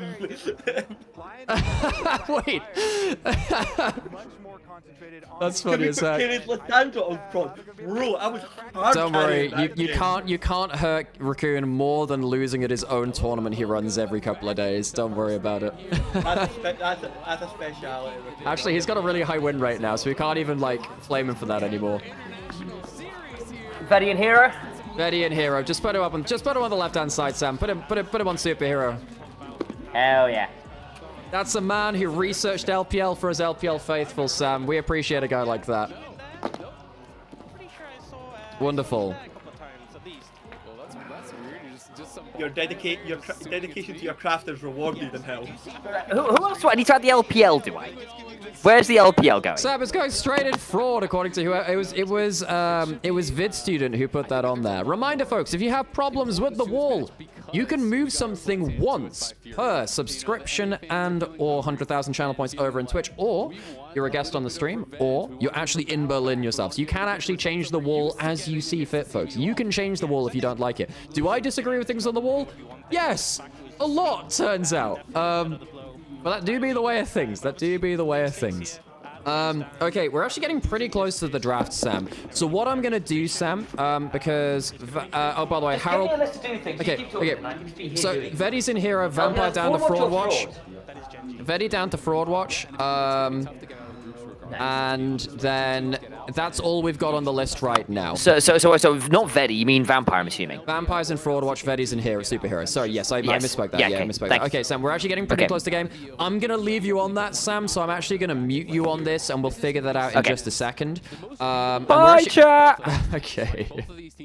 So he'll just be over there now. Okay, and then what we're going to do is we'll go into... We're going to get another person on stream, by the way. We're going to get Trajan. Oh, hang on, wait. He's not going to be back until... This was a team that coming into it was really kind of a tumultuous. So basically, Trajan, our CBLOL expert, will join in when he's free. 48 hours, excuse me, before the upper bracket finals. They actually had Cool. to swap their mid laner. Get me on, tag me in, coach. All right, okay. So have you watched much of oh yeah, and you were saying the other day. Do you actually manage to watch any of the games before the series, Kiri? Coming out on top. So you know the fact that Loud even made it here was a shock.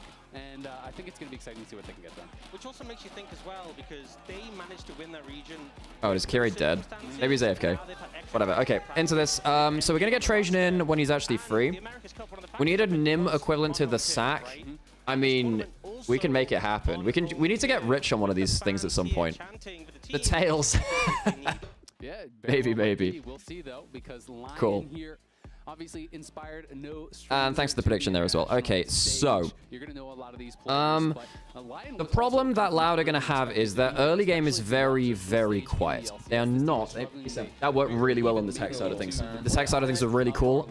The one thing is, the mic quality gets a little bit worse when the laptop starts to... In fact, it might actually be better to take the laptop over there when we do that, because this does go 200 meters, but it starts to drop out a little bit. That actually works, Sam, surprisingly well. And your camera is better quality than mine for whatever reason.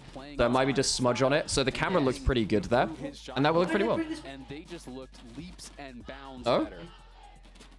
And now getting to the draft, you see Jarvan, that face. Sam brought the sellotape back with him. Okay. Right. So Jarvan for Young Jay. On getting counterpick for Dokla a lot more this year than we've seen last year, for example. He's had picks like the Vayne and the Varus even coming out. What's on this? Blah, blah, blah. What was this? For Berserker, so Can you remember? Oh, did we not put Weibo on? Oh, sorry. We can... Wait. We can put Weibo on as well. Don't worry. We'll do that during the break. I'm so sorry. I missed that one. One second, I'll do it. 2 seconds. All good. You get that, Kira? Oh, he's deaf, and that's why. Okay. so much global presence as well on the back of that pick. Yeah, it's definitely still really highly prized in the LCS. It is just often. Okay. So Inspire... Pantheon into Jarvan? Kind of considered the premier jungle. If you flash the flag... Oh, I mean, this is most things with Jarvan. But if you flash the flag drag, then Jarvan loses. But if you have vision control as Jarvan, you can get it out of fog, and it gets to be a bit of a problem. Here's the thing. I expect Inspired to track Young Jay so well, I feel like he's a Muppet on Inspired's hand. I like that. I think the big thing is, like, Inspired is such a good ability. He's so good at punishing small mistakes in jungle pathing. Loud don't do that much early game. I like their drafts on the whole, and they do pick for good 5v5 late game, but they're just not that good at creating many opportunities in the early game, which is a big problem for them, really. In this kind of tournament, you can't really afford, as we've seen so far, early games that are so deadly. They do just go for that Lulu pairing up really well with the Yunara. And now going to the second rotation, going to be trying to thin out the pools. Cassiopeia immediately coming out as a ban here, so maybe it's LYON want to set up for the Rise. Yeah, do they go for maybe the Onivia as well? Yep. Yeah, and that is interesting because it does kind of broadcast what you're thinking about, so then Loud can obviously respond with a Rise ban of their own if they so choose. But it's going to be interesting to see how these two teams are going to play it out. LYON is a team that really likes to prioritize gold over objectives. They're willing to give early dragons. They're willing to give early objectives, to trade for plates, to trade for camps, and try to build a gold lead in that way. Yes, Dokla got a lot of attention in the TL series. Okay, so bot lane is competitive. Jungle match are competitive. Was Shino added to the Wolf of Swanna? No, I didn't note that down as well. I'll put that on as well. So we have... I'll write those down. Shino has been a really exciting rookie. If they feel like he's the only problem, they could definitely go for it. They can go for these range counter picks. And then we have... Where was Shino put? Was it just anywhere? Really gonna go for it if they feel like Loud doesn't really have strength elsewhere. Yeah, I think in this situation, if you get like a strong roam in mid, that mid Did we get a place on the wall for Swanna? Either way, it's gonna have a lot of power. But I might be able to check back anyway. No takers for my channel points. do still have the Let me have a look Ari here. as an option, and the LCK you often see Ari picked into the clear. You can kind of circumvent the Unraveled Earth to play it. Inspired. It was so inspired in Fraud Watch, wasn't it? To be honest. Hey, Trajan, how's it going? Through here for Lion and then leave that counter pick for Dope. Wait, make sure to save some space on the Fraud Wall for everyone on Loud except Shino. I wasn't gonna say it, but from what I saw. The Ari, though, obviously, you know, you talked about. Oh, they inspired after. Right, okay. Anytime you have point and click CC, Charm is easy to follow up. Vi plus Ari, a common combo, but obviously we're. You pinged? Oh, yeah. Basically, the person I'm in call with takes serious issue with deft on your place on the wall. Sadly, he's now deafened. But I'm just saying, you've been called out for your deft placement. Thank you so much, Sam. I appreciate you. Yeah. Oh, we got pizza? Hell yeah. They treating us good here, man. They treating us good. Envy Mel time? Okay, it's Trajan. Trajan, you're our CB LOL analyst. What I see here is actually a set of quite proactive early picks. They have good lanes. Will they do anything with them, Trajan? Trajan's our CB LOL analyst. Will they actually do anything with, like, this early power? Because I see Melon to Ari. I think that you can win that as Ari, but it's meant to be like a... Is that one for both of us or shared? Well, there's some more out there as well. Oh, I'm going to go get one of them. Okay. Just yes. Yeah. But Trajan, if you come and guest on later, which you will be able to add players to the Fraud Wall. Don't you worry, and we'll trust your judgment for that as well. Okay, I'm going to get myself a pizza. I was happy with that tech check, Sam. That actually worked pretty well. I think that's a better way to do it with guests involved. Focusing more on the solo lanes to be really trying to play towards those. One of the things I know Inspired really values about Berserker as a bot laner is that he generally does not need help. And that's something that he thinks is very valuable, is that he can basically ignore bot lane, and bot lane is going to be even. Bot lane is any way for YouTube to Fraud Wall? Good question. I think Alex just set up some efficiency, get ahead in camps, get ahead in gold, and then membership stuff for YouTube. And we might just make some special exceptions to need to sort that out. Because the answer is you should be able to get involved. And we'll try and make sure there are ways for you to do that. Raccoon RF, you pinged? Oh yes, we pinged. Oh yes. How dare he? Kind of running circles around us with the Jarvan at times. And the CB LOL, also something that we had talked about at America's Cup, really utilized some level 1 cheeses very, very well. You know, roam straight. The last series you watched with them was Grand Finals, maybe. If the last series you watched with any other Loud game, then absolutely not. Fair enough. Things that you can do, because a lot of teams had kind of written all those strategies off, thinking, hey, the how are you feeling about this draft from really go for it? Loud, Trajan? Still some ways to really be efficient with it, just charge straight in, try to get an advantage, and we saw that a number of times at America's Cup.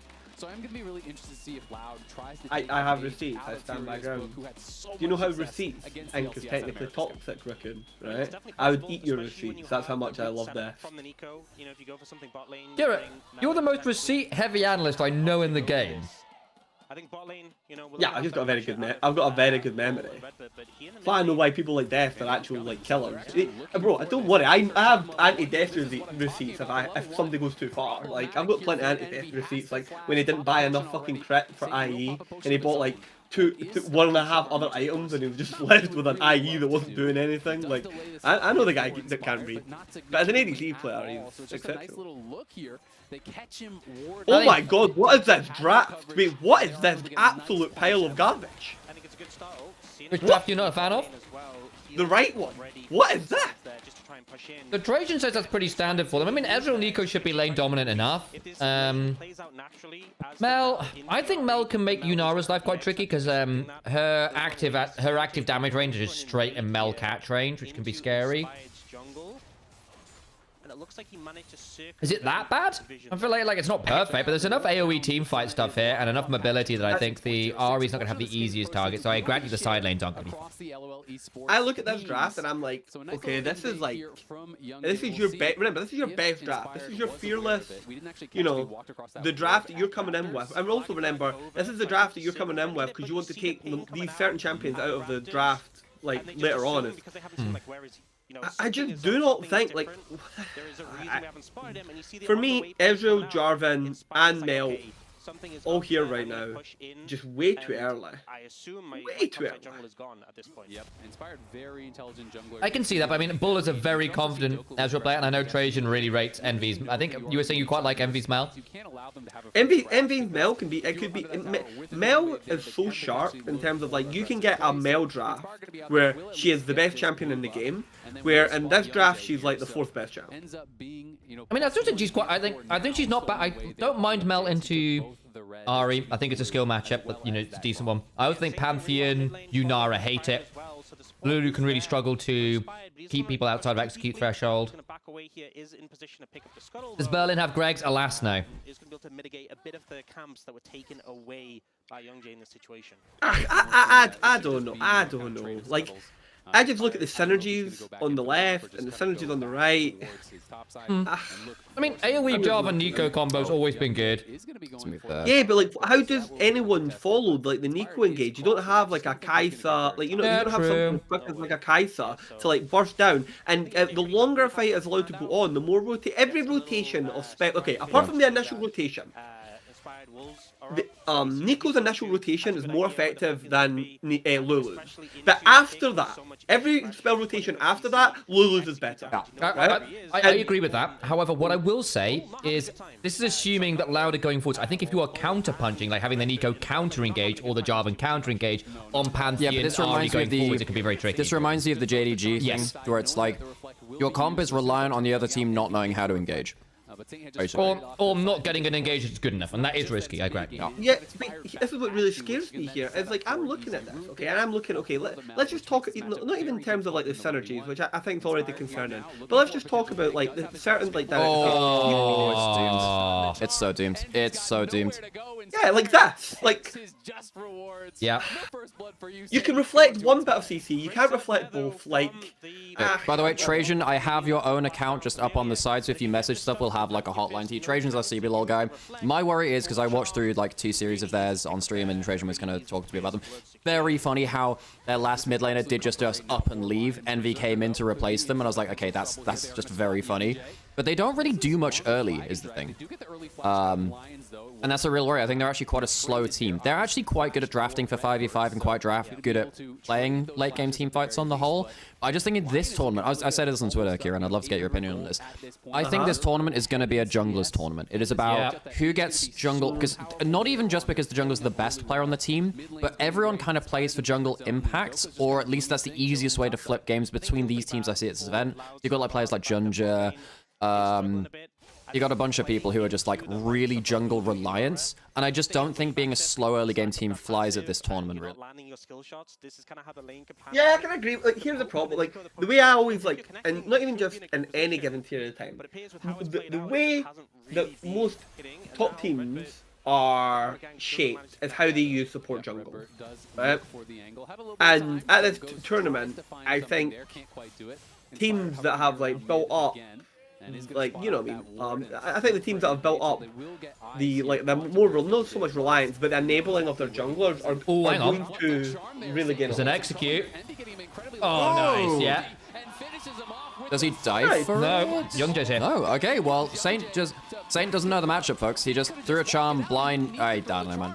Like, it's actually really annoying watching people. Like, people don't know how to play this matchup. You have a minion between you and the Mel, and she can't do shit at that point. Yep, because it goes over the top. Mel is just the Ahri answer. The thing is, it shouldn't just be the easy Ahri answer. You just have a minion between you and Mel, and you actually win the matchup. It's crazy. And Loud's plan. That really annoys me. Oh, we didn't put Advis on. Oh, whatever. I think Saint thinking maybe if he's I don't know. on the trigger, I can set up for Inspired. He just ends up sort of... I'm at 60, 35, 36, 37, 38. Oh, you're about 3 seconds ahead of us, so you can just delay it by like... I'll pause and then tell me the time. I'm at 40. Now. Yeah. There you go. Cool. Sorry, I was in the middle of a gang, I know. Well, yeah, that's right. Dokla gets her for free, down 10 CS, but... I mean, Shino's been good. I like Shino. I think this guy has actually got a future in him. He's got really good, like, laning chops. you know, That's good. from that Swiss stage into the playoffs. In Swiss stage, it wasn't even just stats. Yeah, I can agree with that, Trajan. Like, look, in Loud's plan, the Mel is the answer to the Ari. And it's not like it's a bad matchup, even with that skill point, because there is something to be said for how much of the game is actually going to be played when minions available. Like, if you're turning up to team fights, the charm becomes a lot harder if the Mel's there again, though I grant you, does Ari then just not aim at you? We saw him move to a very high level. By the way, I really love that Inspired doesn't go for the Nice. Nice Nice. gank. Nice, really lovely. Well, I they double really ganked him, and then Leon had no response. That's kind of worrying, actually. It's not even like Inspired is doing anything on the other side of the rift. He's on camp clears. That's a free play. That's actually not great from Leon. Douglas should have backed off from the turret there. Yeah, I It's agree. already been calmed that he's gonna he's going to be farm, like taking his camp to farming bottom, or the Ari have to like move and cover it. I'm actually unreasonably annoyed by how many Ari players don't know how to play the Mel map. Really annoying me. It's kind of crazy, isn't it? You just don't throw charm until there's something blocking in the way. Unless you want to do some really crazy shit like flashing your own charm, but at that point, why you throw Just it? a couple hundred gold separating LYON from Loud, so not a big deal at all. It really comes down more Doug's here at a very Brazilian time in his life. team fights here. And LYON is kind of taking that atypical situation for them, where they're actually the ones that are getting the early dragons, that are looking to stack those objectives. Whereas Loud has been the one By 2028, everyone will have worked out what Mel does. Yeah, if they don't rework her again. we expect from LYON. I think also if LYON is getting those early You know how like the win rate and play rate have like gone through the floor again after the rework? if they feel like they're not in the best position to fight. Well, because the people who actually like playing Mel like don't even. Yeah, pretty much. Yep. You know they're going to be patient and not feel pressure at all and not feel obliged to fight. Yeah, I would have just not made a new champion, but I would have just like done a bigger thing of reworking what our Q ability actually is. We can just take a tower top. Unironically, I think a Q is the most obnoxious part of their kit. I don't believe it's kind of great. Yeah, the Q they reduced it by 100 range, and that did keep her in line for a little bit. And then people just got better at playing her, and then it didn't. And then people just got better. Is that you, Azir? Is that you? Well, initially it happened to Vladimir before Azir.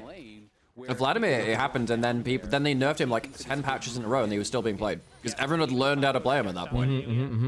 His flash was very respectful with that. It's back up again, so wasn't really anything coming from that. Inspired just Vladimir bot and the awesome dudes meta. The part-time Mel main, it's a winnable lane for Oh Ari. no. No, guys, get out of there. Get out of there. Please don't eat this guy. Please don't eat this guy. Please. Please, no. Please. I mean, they pop the ult to clear the waves. You've got Barrier and Wild Growth, you never die. I thought the Mel was moving down as well. It's all good though. I think it's really dangerous to move into River there because there's a Pantheon Ari gank over your shoulder. Pantheon's worming down bot lane. There's a world where the Grand Starfall comes behind with the Ari coming down as well. Yeah. Do you guys think G2 can contest BLG? In specific scenarios, yes, I think they can. I think that Skewmond is a freak of nature, and I think that Shun is really good at comboing with his lanes, but he does make some early game pathing flips. And if Skewmond wins those flips, then actually it's a winnable game. Problem is, BB's not good enough in lane right now. And if Bin gets a good matchup into him, it's just lights out. CV2, yeah, there you go, he had the minion in front of him that time. And CV2, I mean, it wasn't fantastic from Viper on, but I think that Hans Labrov have some still. Oh, they're going mid lane instead. Charm missed. I don't think it matters. Not currently. No malignance for extended burn damage, but They're able to take down Envy. Inspired here with a great first ultimate. They had Isles 5-2-0, that should be scary.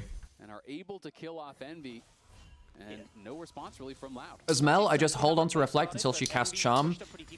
So if we both hold them, I out DPS. That is why the next level from Ari is going Lichbane or Liandry, so you have extra AP ratios in your kit which don't rely on Charm. And then you use your ult to bounce over the Q. If you manage to ult over a Q, Ari can actually win the trade. It is well, right? But and then if Mel has to like reflect an ult charge, then you feel really bad. I also think that Envy is going to be in this really tricky spot this game where Inspired will just W you every fight, and Mel can't reflect a Pantheon. And then you just end up sat there like a lemming, dying. I think the way that Mel Reflect should work, it fires back to where the skill shot was fired from, not directly where you were at when you're standing there. I think it has to log the position of where the skill shot was fired. BB1 Kenobi is going to be like, you shall strike me down, I shall become more powerful than you can possibly imagine. Did you see our... So you could play Yasuo. I spent the entirety of Game 3 of G2 versus Team Secret Worlds making a really quite poor edit of, like, Star Wars G2. Oh, he's just dead. Oh no. Oh, Flash from Dokla? He doesn't even need to flash. He doesn't even need to flash. Oh, Shino, no. Numa. What? Oh, zombies map. That's what I was going for, yeah. Shino, who's been so hyped in the CB lol as a strong laner, someone who really likes to take the challenge to his opponents. Big Dokes, baby. Down game 1 by his opposition. He just puts Eon, right? Yeah. They don't have any damage. They don't have any damage. A Berserker just forces bull away. That's such an overforce. Oh, hang on. This is an overforce. Ari's coming down first. Ari's coming down first. Execute. MV doesn't get to do it in time. I know that people are saying like, oh, Saint's Ari's really good. This one is kind of just cleanup again. Most of Saint's best Ari's games are cleanup game. It happens again here. He plays it well, but like, Saint's Ari's got a lot of reputation from LCS. I want to say it's like an Ari. Oh wait, ours might die here. Oh, maybe not. It is just a support Nico. In fact, he hey. You have another shield? Oh, Vision. And now Redbird's dead. Oh, very nice. And now Saint's gonna get like, he's actually gonna get like a 20 stack Medraz game here. Wait, he's trying to do the clone trick. It's another kill for Saint. It's a 1.5k gold lead for him. I'm telling you guys. And it's them I love Brazil. Control of this game. I love Brazilian fans. Loud tried to go in uninspired, but it's a Pantheon. He can mitigate so much. Where are you going with this? Yeah, this was pretty criminal. That's just fucking criminal, mate. This draft is one of the most criminal drafts in League of Legends history in the context of who you are as like a team. Like, and I feel so bad, right? Because I actually know, like, that like Brazil is like a region. He did the fast wall hop. He did the fucking fast wall hop. Yeah, he did. The people never do that shit. Okay, my expectations of Saint's Ari's gone up one notch. He did a fast wall hop in pro play. People don't do that shit, and he didn't lose time doing it. Alright, go on. Make the bolt come out quicker. No, you get over a wall quicker because you put your cursor just over the halfway over the wall. It's like in the same way that, like, if you know you flash halfway over the wall, it carries you over it. Think of doing the same thing with like an Ezreal, like a oh, nice. An Ari ult. Loud's early game just isn't good enough, is it? He did the quick wall hop. Nice. I mean, look, put it this way. I think Saint's real skill on Ari is figuring out the place to be to get the cleanup. There is a skill to that. And there is a real skill to that. There is. I think he's been good at it. But I think you compare him to like the best Aris in the world, and like I don't think he instigates those plays as well. But he's just freaking emoting them. Are you kidding me? Yeah, because I've often felt frustrated with this, because I was one of the people telling people that, you know, Team Liquid of 2018 and 2019 and TSL of 2016 were a lot better than people's expectations, and I feel like Brazil at times has been a lot better than what they've kind of shown. Yeah. And here's the thing, okay? You're going to get nice. You're going to get a BO5. You know what I mean? And like, so you're not going to get like the BO1s or the BO3s, right? Okay? And this is what I find so frustrating, is like, you know, Loud, like, you've done a lot of this prep. You know you're up against Lions. You know what I mean? And this is what you've come out with, like game 1. I just feel like you've given too much and you've gotten so little.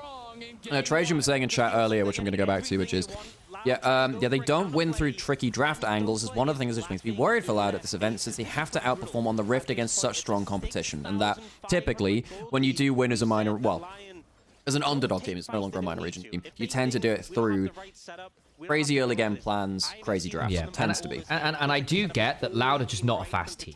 And as a result, they drafted for some lanes, and actually, Renekton, strong laning champion. Ezreal, Nico, strong laning champion, good early skirmishing. Jarvan, great early skirmisher. Mel, similarly, quite strong early on, can be quite impressive.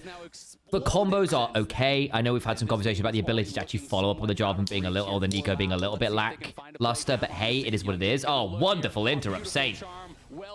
But I think the thought process from Loud here is like, look, at least this way we've got basically any 2v2 or 3v3 combo should be a decent skirmish pairing, but they just lost every skirmish. So you don't actually get to play for the stage of the game you're good at.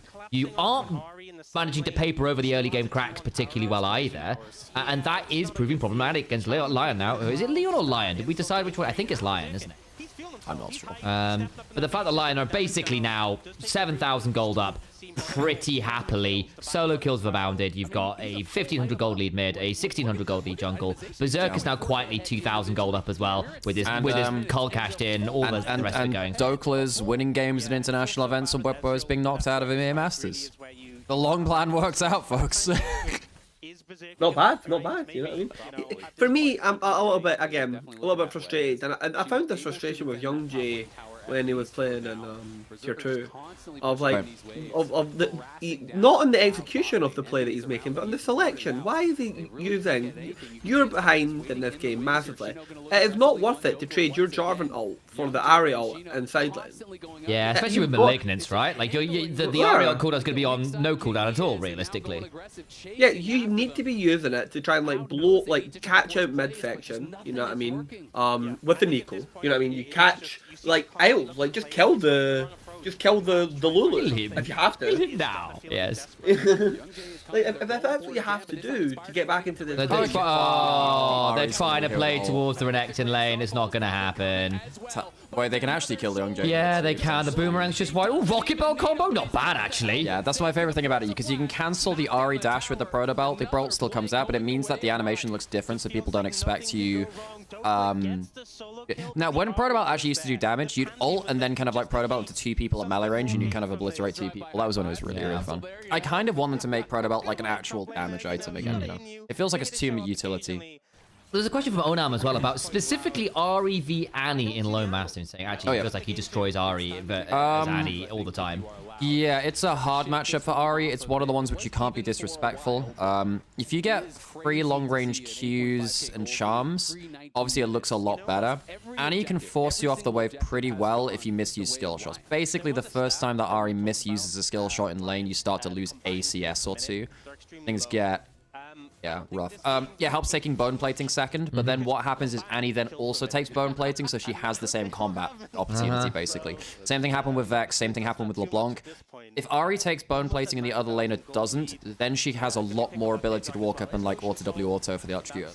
I mean, it's not too much of a silver lining, but not the most meaningful soul, so Loud not too concerned about that being stacked up. Well, this is not much of a... this could be a 6-game day, folks. I'm not going to lie. If Loud... My worry was about Loud not having the early game chops to hang with a jungle like Inspired, then, and if that is true, which it seems to be here, that's a problem. I would have much preferred to go. Charm. I think this would have been a really good Medjai's game, or a Lichbane game from Saint, by the way. I think the Proto Belt is actually over-indexing into utility. You don't need it. Go for the Lichbane. You actually have kill threat onto the Mel when... that's the big breakpoint for stuff like... Ahri into stuff like Mal, or AD carries with big dashes. Into Xayah, it's very good, for instance. Because if you can force them to use their defensive abilities with lesser cooldowns, like a Lichbane auto attack, a W, and an ult, then they have to use their defenses before you use Charm. You then get to hold it until after, which is... that flips matchups. That's why Ahri's so snowbally. If she gets ahead of the curve even slightly and accelerate in the way that, you know, the way that someone like Knight does, then it kind of makes the champion feel like a different archetype, because you can't just, like, you're not winning the mind game against the Ahri Charm, because you don't know it's coming out first. I'm really enjoying the conversation having about Dokla's history here, because it's saying actually he didn't have a team split one last year. It was a sub for NACL. Sam, he didn't technically have a sub at the start of this year. And also sort of saying like, look, yeah, I'm not as close to the LCS as you are, as hell, but bluntly, actually I can't believe he didn't have a team. Very shocking. I mean, it's crazy. Because actually he has been genuinely very good. Yeah. They couldn't get a visa for Zamudo. And Ben's got PTSD from Big Daddy Dokes. Honestly, it'd be so funny if we get Dokes versus Bin again. If Dokla beats Bin, I will genuinely... Like, the thing is, I won't even be mad. No, you can't, like, outweigh that amount of aura that would create. Yeah, like, it's just incredible. Dokla's Ben's buggy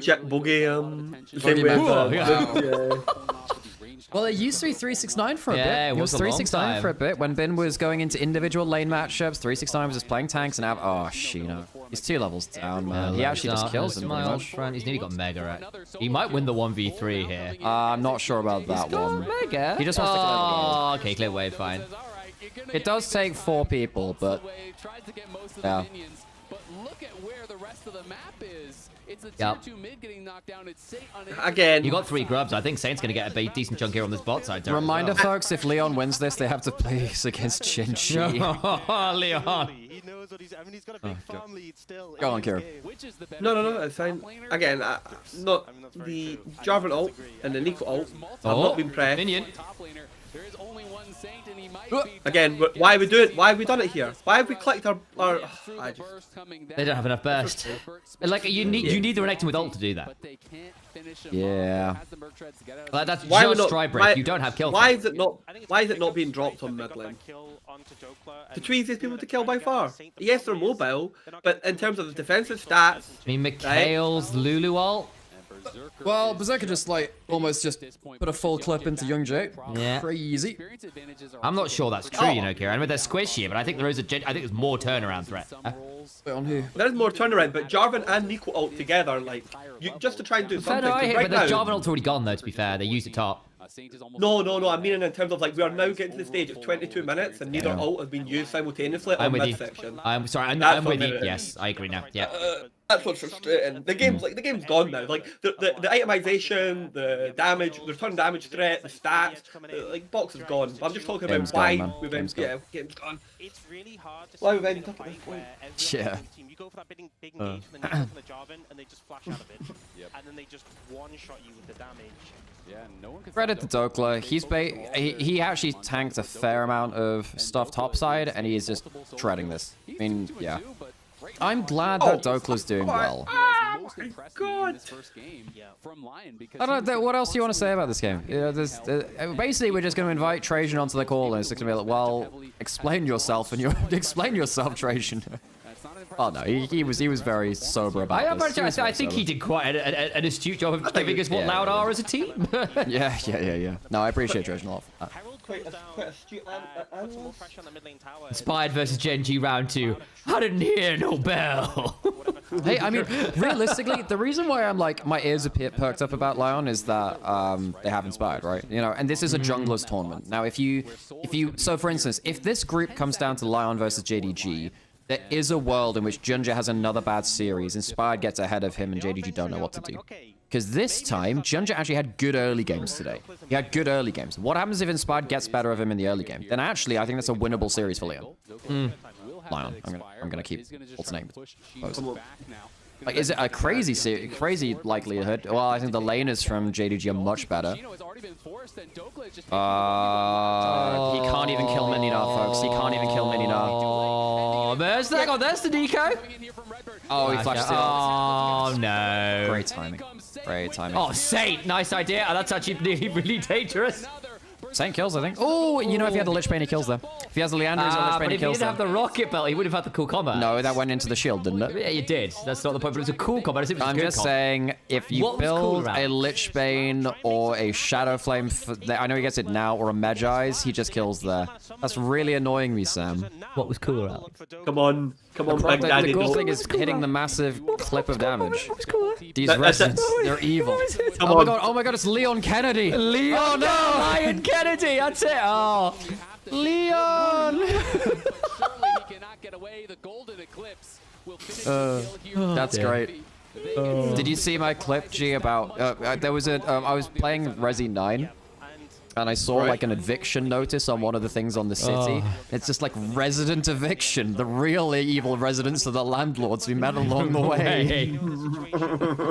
They're not even residents, actually. That's the point. Oh dear. Evil residential buildings. Oh, God. And it's just sort of like, you know, you get like all of those kind of documentaries about like crappy housing. Sam, he just hit a 360 no spoke with the protobelt onto a dead target, Sam. It didn't actually do any damage. Was it cool, Alex? Sam, it was Sam, shut up. It was exceptionally cool. Sam will not be quiet. Nothing. I will not be quiet. Sam, it was exceptionally cool and did nothing of value. I think the value was in the aura we farmed along the way. Oh Alex. my god. Inspired just doesn't take damage. Yeah, that's true. By the way, Pantheon isn't meant to be this tanky. Oh, well, this game has been quite one-sided, guys. Their soul. Yeah. Is that our first soul of the series? It's a dominant Sam, it's the first game, of course. Sorry, I mean of the day. I mean of the day.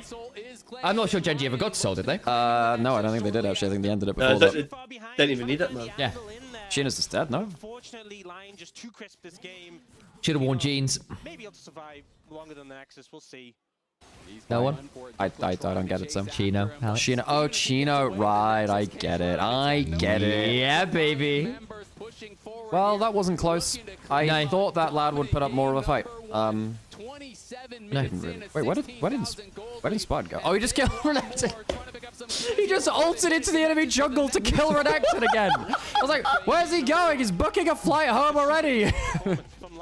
Oh shit, that was funny as hell. Okay, we're gonna need a lot of paper for the fraud watch. Okay, Kira, you put video on. Let me get my headset on. Okay. Right.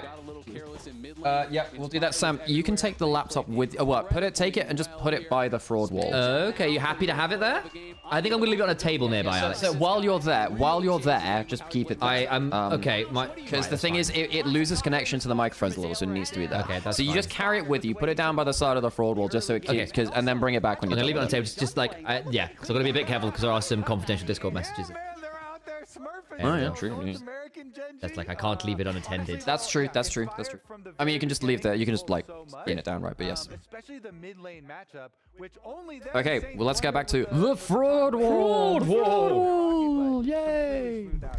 Yeah, and looking at the right? I was thinking that LYON actually might be a pretty difficult matchup for them because LYON are such a patient team, especially when they play around Inspired. I mean, you can tell how much kind of prep went into this from level 1, right? When they're already looking out, Saint takes Charm first, ends up blowing that flash mid, which then allows for Inspired to go and follow up.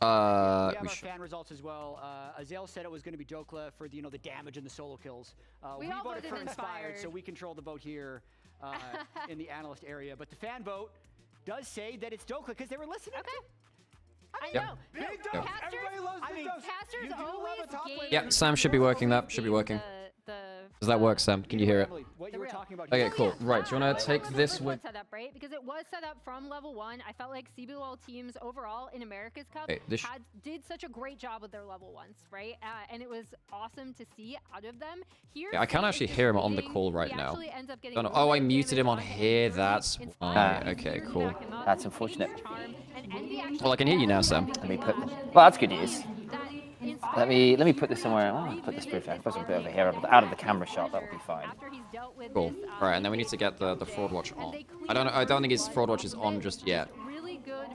I guess it'll come on in a second. But yes, folks, if you'd like to add anything to the fraud wall, please come and you have to sub yourself, or spend 100,000 channel points. Kira, feel free to add someone else onto it if you so wish. Here we go. Nah, I think I might add someone. I withhold my. Okay, withholds his. He waves his right. Trajan, if you're in chat, you can chuck someone in as well. Oh yeah, there you go, Kira. Raccoon's in chat. You're deaf criminal. We have discussed. You've discussed already? That happened? He has been thoroughly chastised. Oh, I appreciate that. It hit the camera button again. Yeah, it'll do that, Sam. It is a bit annoying about that for sure. You gotta like move it to the side. Just trust it. No, I know, but then it. it's gonna fall out of the thing, Alex. It doesn't actually too much. It's fine. Or you, yeah. Okay, whatever. Okay, folks, come and put someone on the fraud wall. I'm gonna go put on some adverts while we're waiting as well. When the Cataclysm comes, so he can stay in there and they can turn on Young Jay. Oh god. Wait, Light submitted his vote. Yeah, Light has submitted. Well, Light. The thing is, it has to be from either a sub or a gifted sub or a 100,000 channel points. So, you know, as much as it's very funny to suggest Kire's Lissandra in fraud, which you have shown me receipts for. You gotta do this. Okay, Sam, he has actually done that. Can we put Kire's Lissandra in fraud, please? Well, we can. I've never seen a sub as fast as that in my entire life. Wow. Wait, what is this? What is this? Oh my god, hang on, whoa. 112 and 9. You went 112 and 9. Look, no. Look who I'm playing into, right? The goat. You're playing into. I know you're playing into a Zerath. I know, but 112. No, with magical footwork. wear, so I can't, by accident, right? So I couldn't buy boots in the matchup, right? So I was locked. This isn't helping your case, Kieran. Right, okay? And no, what you need to understand, what you need to understand, okay, fundamentally, right, and the amount of times that I traded my life for his, right, I was actually a higher value player in that game. No, I don't try to agree with that statement. I was actually the anti-carry that game, right, and what do you call it? And I was so low value, and then traded my life for folks, him. what we'll do as well then, okay, because Inspired is already on the wall here. Now, folks, what I'll do is, Amber, can we set up a poll for Inspired? Should Inspired, and you can vote for this in chat, so you can do this in chat. Should Inspired move up, down, or the same? Should he be in Purgatory, Fraud Watch, or Fraud? So basically, up, down, the same. If you can put a poll out for that, we'll do that as like our community poll for this game. Thanks for the sub, Light. Appreciate you. Wait, hang on. You were a founder here? Wait, you were a founder here? What the hell? When did that happen? Okay, well, I guess he had subbed right back at the start of our stream. That's crazy. I actually forgot that. But it was unlucky. I keep forgetting who has that. Damn. Daniel supporting us. Oh, the LGL. Of course it was LGL. Of course it was. First SI appearance. That makes a lot of sense. Damn. Was anyone else around here from like LGL days? Anyone in chat from the LGL days? Light's a real one. Daniel. Right. Daniel. I need to add someone myself, I think. Who are you adding on this, I think Big Dokes. Oh, Kirby was there. G was there. Yeah. Big Dokes needs to go on. Big Dokes does need to go. I did actually put the name as Big Dokes as well. Yeah, exactly. I figured out what happened to the letters, by the way, Alex. Yeah. They ended on the next line. So you Yes, I'm aware of that, Sam. The thing is, Sam, I did that. I'm just looking at Scumon's forehead, Alex. Yeah. There is now a giant D on Scumon's forehead. Shut up, Sam. Quiet. No. Don't say that. Don't say that. Don't say. Wait, we got a treasure train. What does that do? A treasure train just started. Participants saved 35% on 5 or more gift subs. I mean, if you want to.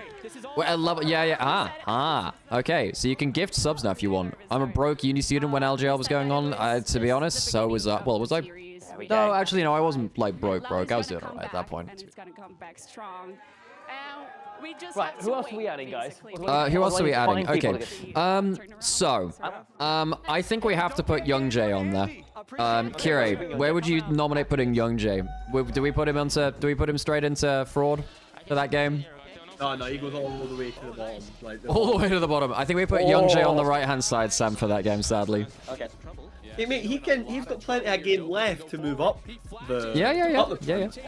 And again, if it happens, if he has a good game, we can move him up or down. Fine. Big Dokes. Where did you put Big Dokes, Sam? You put him in Hero. Oh, that's cool as heck. He needs to be in Hero. Cool. Okay. And it's not just, but actually I think he played a very good game. But I think this guy's story coming from basically to fight his way back into LCS off ridiculous level of form, which is very frustrating. You send a shit post that should make it to the fraud wall. I could actually print that off. I can just print that off. At some point. See if I can get some guests to do this while you're chatting about it. Right. I'm gonna go on a bit of a wander. Okay, let me show you all what this meme is. Hang on one second. Watch party members, would anybody like to add someone to the fraud wall or move people around? You want in? Oh yes, we got someone, Alex. Yeah, we do. All right, someone chuck him in. Okay, look at this. This is great. Thank you, G, for this. This post was fat pack. We're gonna crash down a little bit so people can see. So, what's your name? My name's Marcus. Nice to meet you, Marcus. Who would you like to nominate for the fraud wall or move? So, add one or move one. My friend over there, he moved, I think it was... Oh, did he move him? No, he put JDG down here in fraud. We've got Junja here in Purgatory. There was some discussion about Junja needing a move. Yes, I support that decision. Okay. Where do you want to move Junja? I think I might know. His AD jungles were not very... They were just not there today, and I feel like his team really needs him to step up. Okay. And he just didn't do that. Okay, so Junja down in fraud watch. Okay, had to move down. He did have some unfortunate moments on that job, and I grant you there was a few overforces. And that Sinzao, I remember that one scene, he got stunned by Bard. Oh yeah. And then he got Caitlyn trapped. And then he died after like 5 seconds. Yeah, he didn't get to play the game. Yes, it does. Sure. Maybe we should have Mikhail's first on the Seraphine. I know you want the heli, but maybe a Mikhail's might have been the way forwards, guys. Might have been. But yeah, I agree. Not the most fun for Junja. No, it wasn't Look, I remember I was chatting. I was for context, guys. I was chatting with Marcus and the friends group that are here at the GT Watch Party today, and we were having a discussion about Junja, and they were saying, look, I think he's going to need to move down. They were theory crafting ways to get multiple people on to literally get a double to triple hop of Junja going down, just to enjoy down. Oh, Sam, we need to add LPL as a whole onto the fraud, by the way. It's here. Wait, is LPL there? It's on fraud watch. If students want to put it onto fraud, by the way. Yeah. It's another level. Wait, did Harold spend? Wait, no. Harold wanted it moved back down to fraud the entire watch. LPL down to fraud. Yeah. There it is. All right. Oh no. Okay, I think the way that we're gonna do it is Sam and I get so much for joining us. I think thank you so much again. Thank you for that. I think the way it's gonna work is Sam and I will reserve the right to like change a couple of things at the beginning and end of every day to like bring you heathens back in line somewhat. You know. How is this? Okay, well, thank you for joining us for this this iteration of the fraud wall. We'll that's it all over the place. I guess we'll do it after the next game. Again, if you'd like to participate in our collaborative project for this, please drop a sub, 100,000 channel points, or turn up in person, or become a guest, which is a very special experience. And you can come and paint the wall with your own colors. Okay, cool. Cool. Okay, I'll mute Sam on Discord and that should be fine. That helps pretty well. And then Sam needs to remember to bring the thingy back as well. The laptop. Cool. Good work, Sam. Good hustle. I say that as I have actually muted your mic. You can't actually respond to that, but...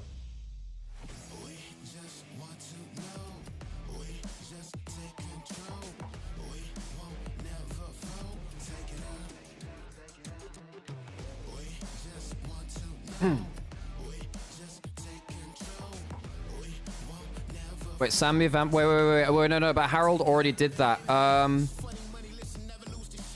No, he already moved it to go down to Fraud Watch. I'm pretty sure he doesn't have enough to go down to Fraud, no? I thought we already moved him down to Fraud Watch from Purgatory. We already moved him down. Yeah, because Vids even moved him back up to Purgatory, so moved him back down to Fraud. I'm pretty sure it's the way that it worked. Now, did someone miss the... Did we miss one of that? Because the last one that Harold did was like... was that 2 hours ago? Yeah, Harold did it 2 hours ago. I'm pretty sure we did that. Cool. I'm enjoying the fraud wall, Sam. It's fun. Okay, I'm going to go to the toilet real quick before the next game. A little bit. Did I run adverts? I did. Do we need to run more now on that front?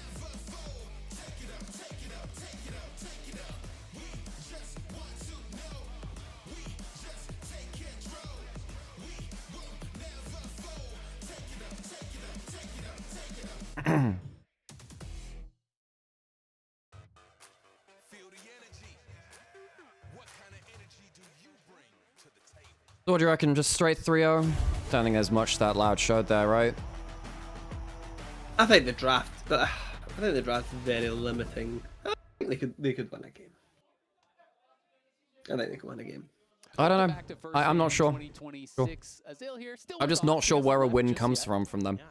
Because typically it comes through from them when Bull is really ahead, and Bull can kind of like do some team fights.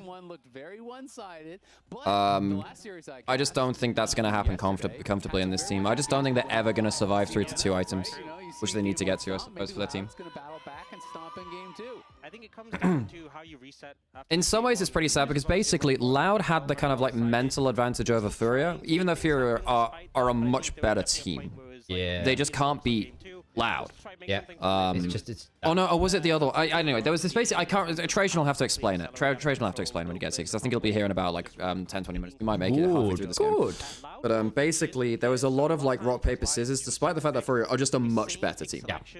That's interesting to me. We've often seen a motion to have a certain lead moderator on the superhero part. We can arrange that. Yeah, we can do that. Actually, now I've got my phone free. I need to do some bloody social media posting. I've done that today. Oh, true. Yeah. Oh, I've not really done much of that either, although it feels a little, I mean, I've done some bits and pieces of posting, but... I'm going to record a quick video for this one, because I can. Okay. Hello. Hi, how's it going? We're live from the G2 office. We are live from the G2 office, doing some first time. We've already had Series 1 occur. Got Series 2 part way through. It's been a great time. Come tune in. For even more action. Over on twitch.tv/Nymaera. I mean, there was a slash in there and everything. We did the hand motion. Incredible. Until we'll see you all in chat. So I'm not gonna lie, I obviously don't know the draft priorities as much for someone like Loud. Just anything which allows inspired early access into the game is, I think, terrifying news for Loud. Good champions, that's what we should go for. Just go for good champions. Okay, thanks, Kira. You like that, Forever a font of wisdom and knowledge there, Kira. It's unprecedented. I know, but oh my god. We just thought, don't get counter-picked, pick good champions, win your lane. Yeah.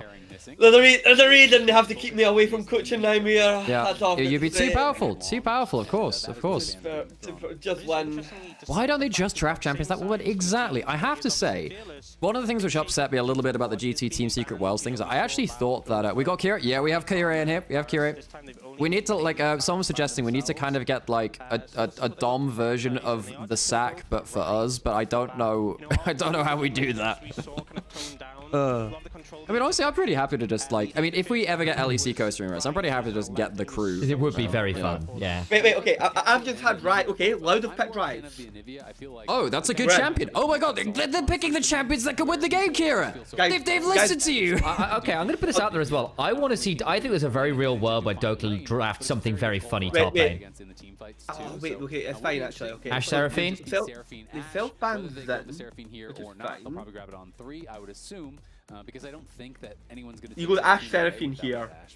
No! Ash Seraphine's not bad here, I don't think, is it? There's no Ezreal Karma. Oh, right. Okay. You can't get it now. Toys are broken. Right, it's fine, it's fine. You can't get the Ash Seraphine. Oh my god, really? Are we really get... I actually... That would be kind of funny. Okay, so you got the Cassiopeia. I actually prefer the Onivia for most compositions over the Cassiopeia, but Cassiopeia is a stronger lane counter. Okay, that is ballsy as hell, actually. That's really ballsy. I do not like that at all. No. I think that's flipping early game, and I think it arguably loses bot lane too. I mean, our Seraphine is so nasty. But, like, your Callista Renata doesn't bridge in your also, Rise. Callista hates slows. Yeah. Like, you just, it's like one of her, like, biggest alphabets. Actually, one of my favorite moments from chat, like, in the last few weeks, was basically just like, remember that Game 5 draft where we saw... Oh, I can't remember. There's a losing Game 5 draft, and Raccoon, like, 30 minutes earlier was just like, yeah, it's just Callista, they lose. Because, like... She doesn't get cash out. She doesn't get cash out. Okay, they've removed that. That's slightly... Oh, well, okay, so look, Callista isn't as bad into slows anymore. She's still not great, but it doesn't affect her as much, yeah. But she still, she still has to try and hop go, I hate this. Yeah, the thing with Callista is that, unless you're a very coordinated jungle bot team, I don't like it. So if you are BLG 2024, Gen G 2024, where you are just playing around bot lane on like hair trigger timings, it's not good to play into most teams. And now you're playing Callista into Cassiopeia, one of the worst matchups for you. I mean, you got Rise as well. You got Rise and Callista hate Cassiopeia. The thing is, Renata is good against this team because everyone wants the Death Ball. Renata is like the anti-Death Ball comp because she just fires things into the middle of it and you have to scatter. Yeah, I know. That's pretty good. What are we taking away here? What's almost like annoying Trundle? I like the Trundle takeaway. Yeah, I think if they don't take it, I think if you're Loud, you rip Ornn here. Yeah, you need an extra. You need a piece of engage that doesn't require you to be in DPS range of Cassiopeia and Ashe. Do you need the Ornn because it's long range engage, basically? Oh, okay. Please pick Ornn here. Please. And if, come on. I guess LYON want Mundo because you can tank the Renata ult. Al, have you moved my chair over? I did intentionally. I don't think I did. That's just because I just rearranged my mic. I was like, did I? I didn't intentionally, although this might have happened a while ago. Possible. Everyone in chat, we say Ornn together. Ornn. Not even, that's an actual rare angle with Sion. If they do that, there's a real world Doka goes for one of his AD carry tops. Or an Aurelia. Yeah, I don't, that's fine. Let him do that. If you do that, then Rise kills that champion. Rise is very good versus AD carry top champions. Yeah, but the Rise I hate two of the other champions that died though. Yeah. No, not Sion. Not Sion. Actually dies pretty bad here. I think Ornn's better than Sion. Ornn stays away from Cassiopeia. Okay. Okay, you need an insane jungle engage. I mean, On the whole, look, Ornn is a worse laning champion, but I don't think he can that much. Maokai's not bad in the NC Death Ball. It's not great into Mundo. I mean, is there a world where you flex the Mundo top and take Maokai as Lion? Is there any kind of range jungler you could do here? You don't want a Sejuani, you don't want to attack. You want something ranged. You can't go anything that dives in. Kindred's not good enough. Oh, no, that's rubbish. I don't like that. That's bad. That's rubbish. Again, also not great to Cassiopeia and Ashe. This is gonna sound weird. There was actually a world in something like a Brand is really good there. Yeah, I think you struggle to get in range to get your combo off. It's more about Mundo hates that champion. I mean, so much. Aatrox is good into Mundo in isolation. Yeah, it was bad into almost everything else. You're okay versus Iso. Yeah, but like, where do you get the isolated scenarios from? We actually gotta get the Vayne top. We get Vayne. Yeah, I knew it! I told you! Did I not tell you? You did say that. I will say Vayne is kind of shit versus Ryze, but yeah. But if you can guarantee the matchup versus Sion, it's a bit different. And I will also say, Ryze doesn't need to actually be able to point and click you to get the root off, and you can only do that to one person. If Mundo walks up there with the Vayne, the Ryze won't win the 1v2. Yeah, I'm gonna go back to Episode. I'm gonna go on a quick toilet break before we get into the next game. Do it. Keep an eye out for Trajan in chat just in case, because he said he'd be here at about like 2:30, I think. Fair enough. I'm not joking, Sam. If I'm like coaching and I see those last two picks, I'm literally going, what's his name? The tree man. What's his Ivan. name? I'm going Ivern top, right? If I was coaching the team, I'd be going Ivern top, Master Yi. It is not just something he ran. But Ivan Master Yi, I suppose in fairness, Ivan does give a really easy way for melees to get into range with his root call. Yeah, and there's no check, like there's no like, and then I can pivot the Ryze top or bottom or mid. Sorry. I genuinely think you just end up role swapping the players to get the right. I mean, the problem is with the role quest, it's difficult to do that these days because you have to decide that before draft. Yeah, but yes. But you just play Ivern top with a combat summoner, probably exhaust or barrier. Do you beat Vayne in a 1v1? Because I feel like Vayne destroys Daisy, don't you? No, you don't beat her in a 1v1, but you're just you're not here for a 1v1. You're just here to get. The thing is, I see the thought process. My fear is that the Ivan just ends up basically giving Vayne, like it just becomes a pinata for Vayne to get to 2 items in like a record time. Yeah, but one route and then Master Yi Q onto it. There is some truth to that, but I suppose that you're then expecting Inspired not to track the Yi. Because you do need to track, because basically you need the Yi unnoticed. Yeah, you do. But I see the angle, and the Vayne does not win a 2v1 or a 2v2 there. But well, 2v2 is a little bit more tricky, but yes, it's more playable. But then actually you're then obligated to have your jungler top, and when you've got Kalista, surely you want to play towards the Kalista and the dragons, no? Some all in, start to snowball this game. The problem with this draft is you've got a Kalista, fucking Kalista bot lane that I would never. See, I know, but that's what you've got. So what do? You see Kalista bot? You go Ivern Yi. You go Ivern Yi. That's what you do. That's what you do. We're gonna win the game. Nightstar reckons Ivan never reaches 16 and Vayne gets a free level 20. I mean, there's some truth to the fact that Ivan's never got a side lane. Ivan never reaches 16 and Vayne gets free level 20. Yeah, but like Vayne also just dies on like a lot of. But does a level 20 Vayne die? That's the question. These are both very much kind of full clear. Yeah, but Ivan gets rid of that. It does actually get I mean, rid of I do think Ivan is, again, he's a hyperscaler, right? He's a little different in terms of how he scales, but yes. Loud then and now. Yeah, because of course there was a whole envy scenario. Remember, like, most of the wave gold isn't going into the Ivern. Most of the wave gold is going into the Master. Yeah? Oh, you're trying to funnel it, aren't you? Yeah, you're doing a pseudo. So you're trying to find ways around funneling? Yeah, you're going to do a pseudo funnel. Okay. Because he can't legitimately, like, Ivern can't get pushed. No. So you need to bring the jungler over. You're not like... Yeah, but don't you end up like, haven't they put all those like bro, I've watched to stop that from happening? Bro, I've literally watched like people play like I watched people like LS. He played like Melio mid. He had like 80 PS. His jungler had like 240. Like so ridiculous. So it is still doable. Yeah, you just the ratio. You just can't F up the ratio. G's reckoning Ivern Warwick instead. Then the Vayne just gets Warwicked. I feel like I don't really like. Yeah, it's just the same principle. I think Yi's just a better champion in that principle. But if you think Warwick's better, then yeah, you just. I mean, Warwick does manage the Mundo better. I do fear for Cassiopeia making your life hell, but yes. Because you can't be slowed, you can't. So the way it works, is it true? Because you can't be slowed, you can't be stunned by Seraphine. Is that correct? Yes. Yes. Okay. So you only have 2 forms of CC that can hit Yi, which is Cassiopeia, Ult, and Ash Arrow. Yeah, I mean, you can be encored. Yeah, but like that's fine. Like if you can be encored, you can be encored. But like. Yeah, so Condemn would work onto Ash Arrow ult or Encore ult, Petrifying Gaze work.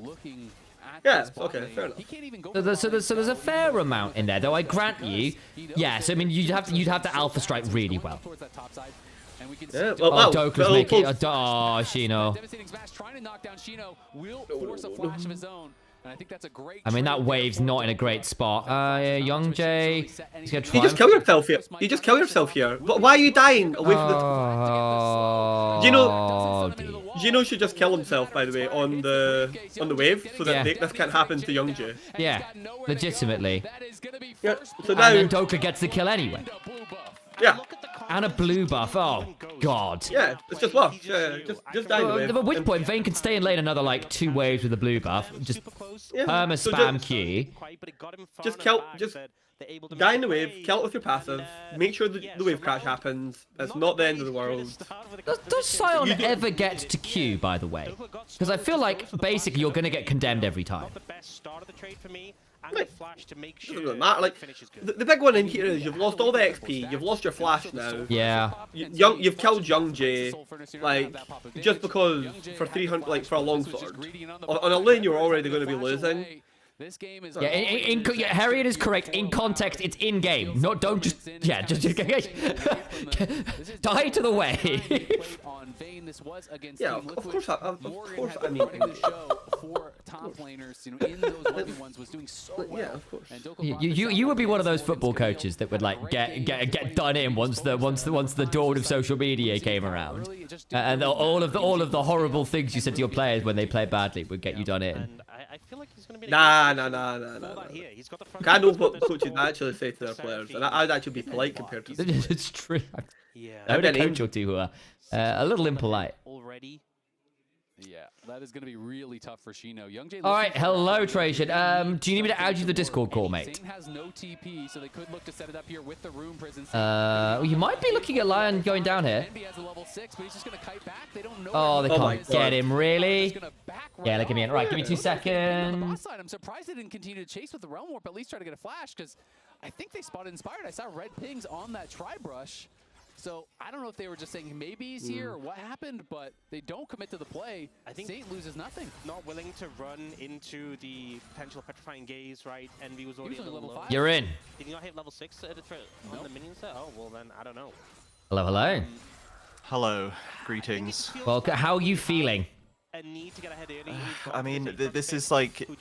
We're seeing from these gank attempts. It's going more or less as expected, right? I think like the weaknesses that Loud have are just so badly matched up for everyone at this event. All of the teams are decent early game, which is problematic.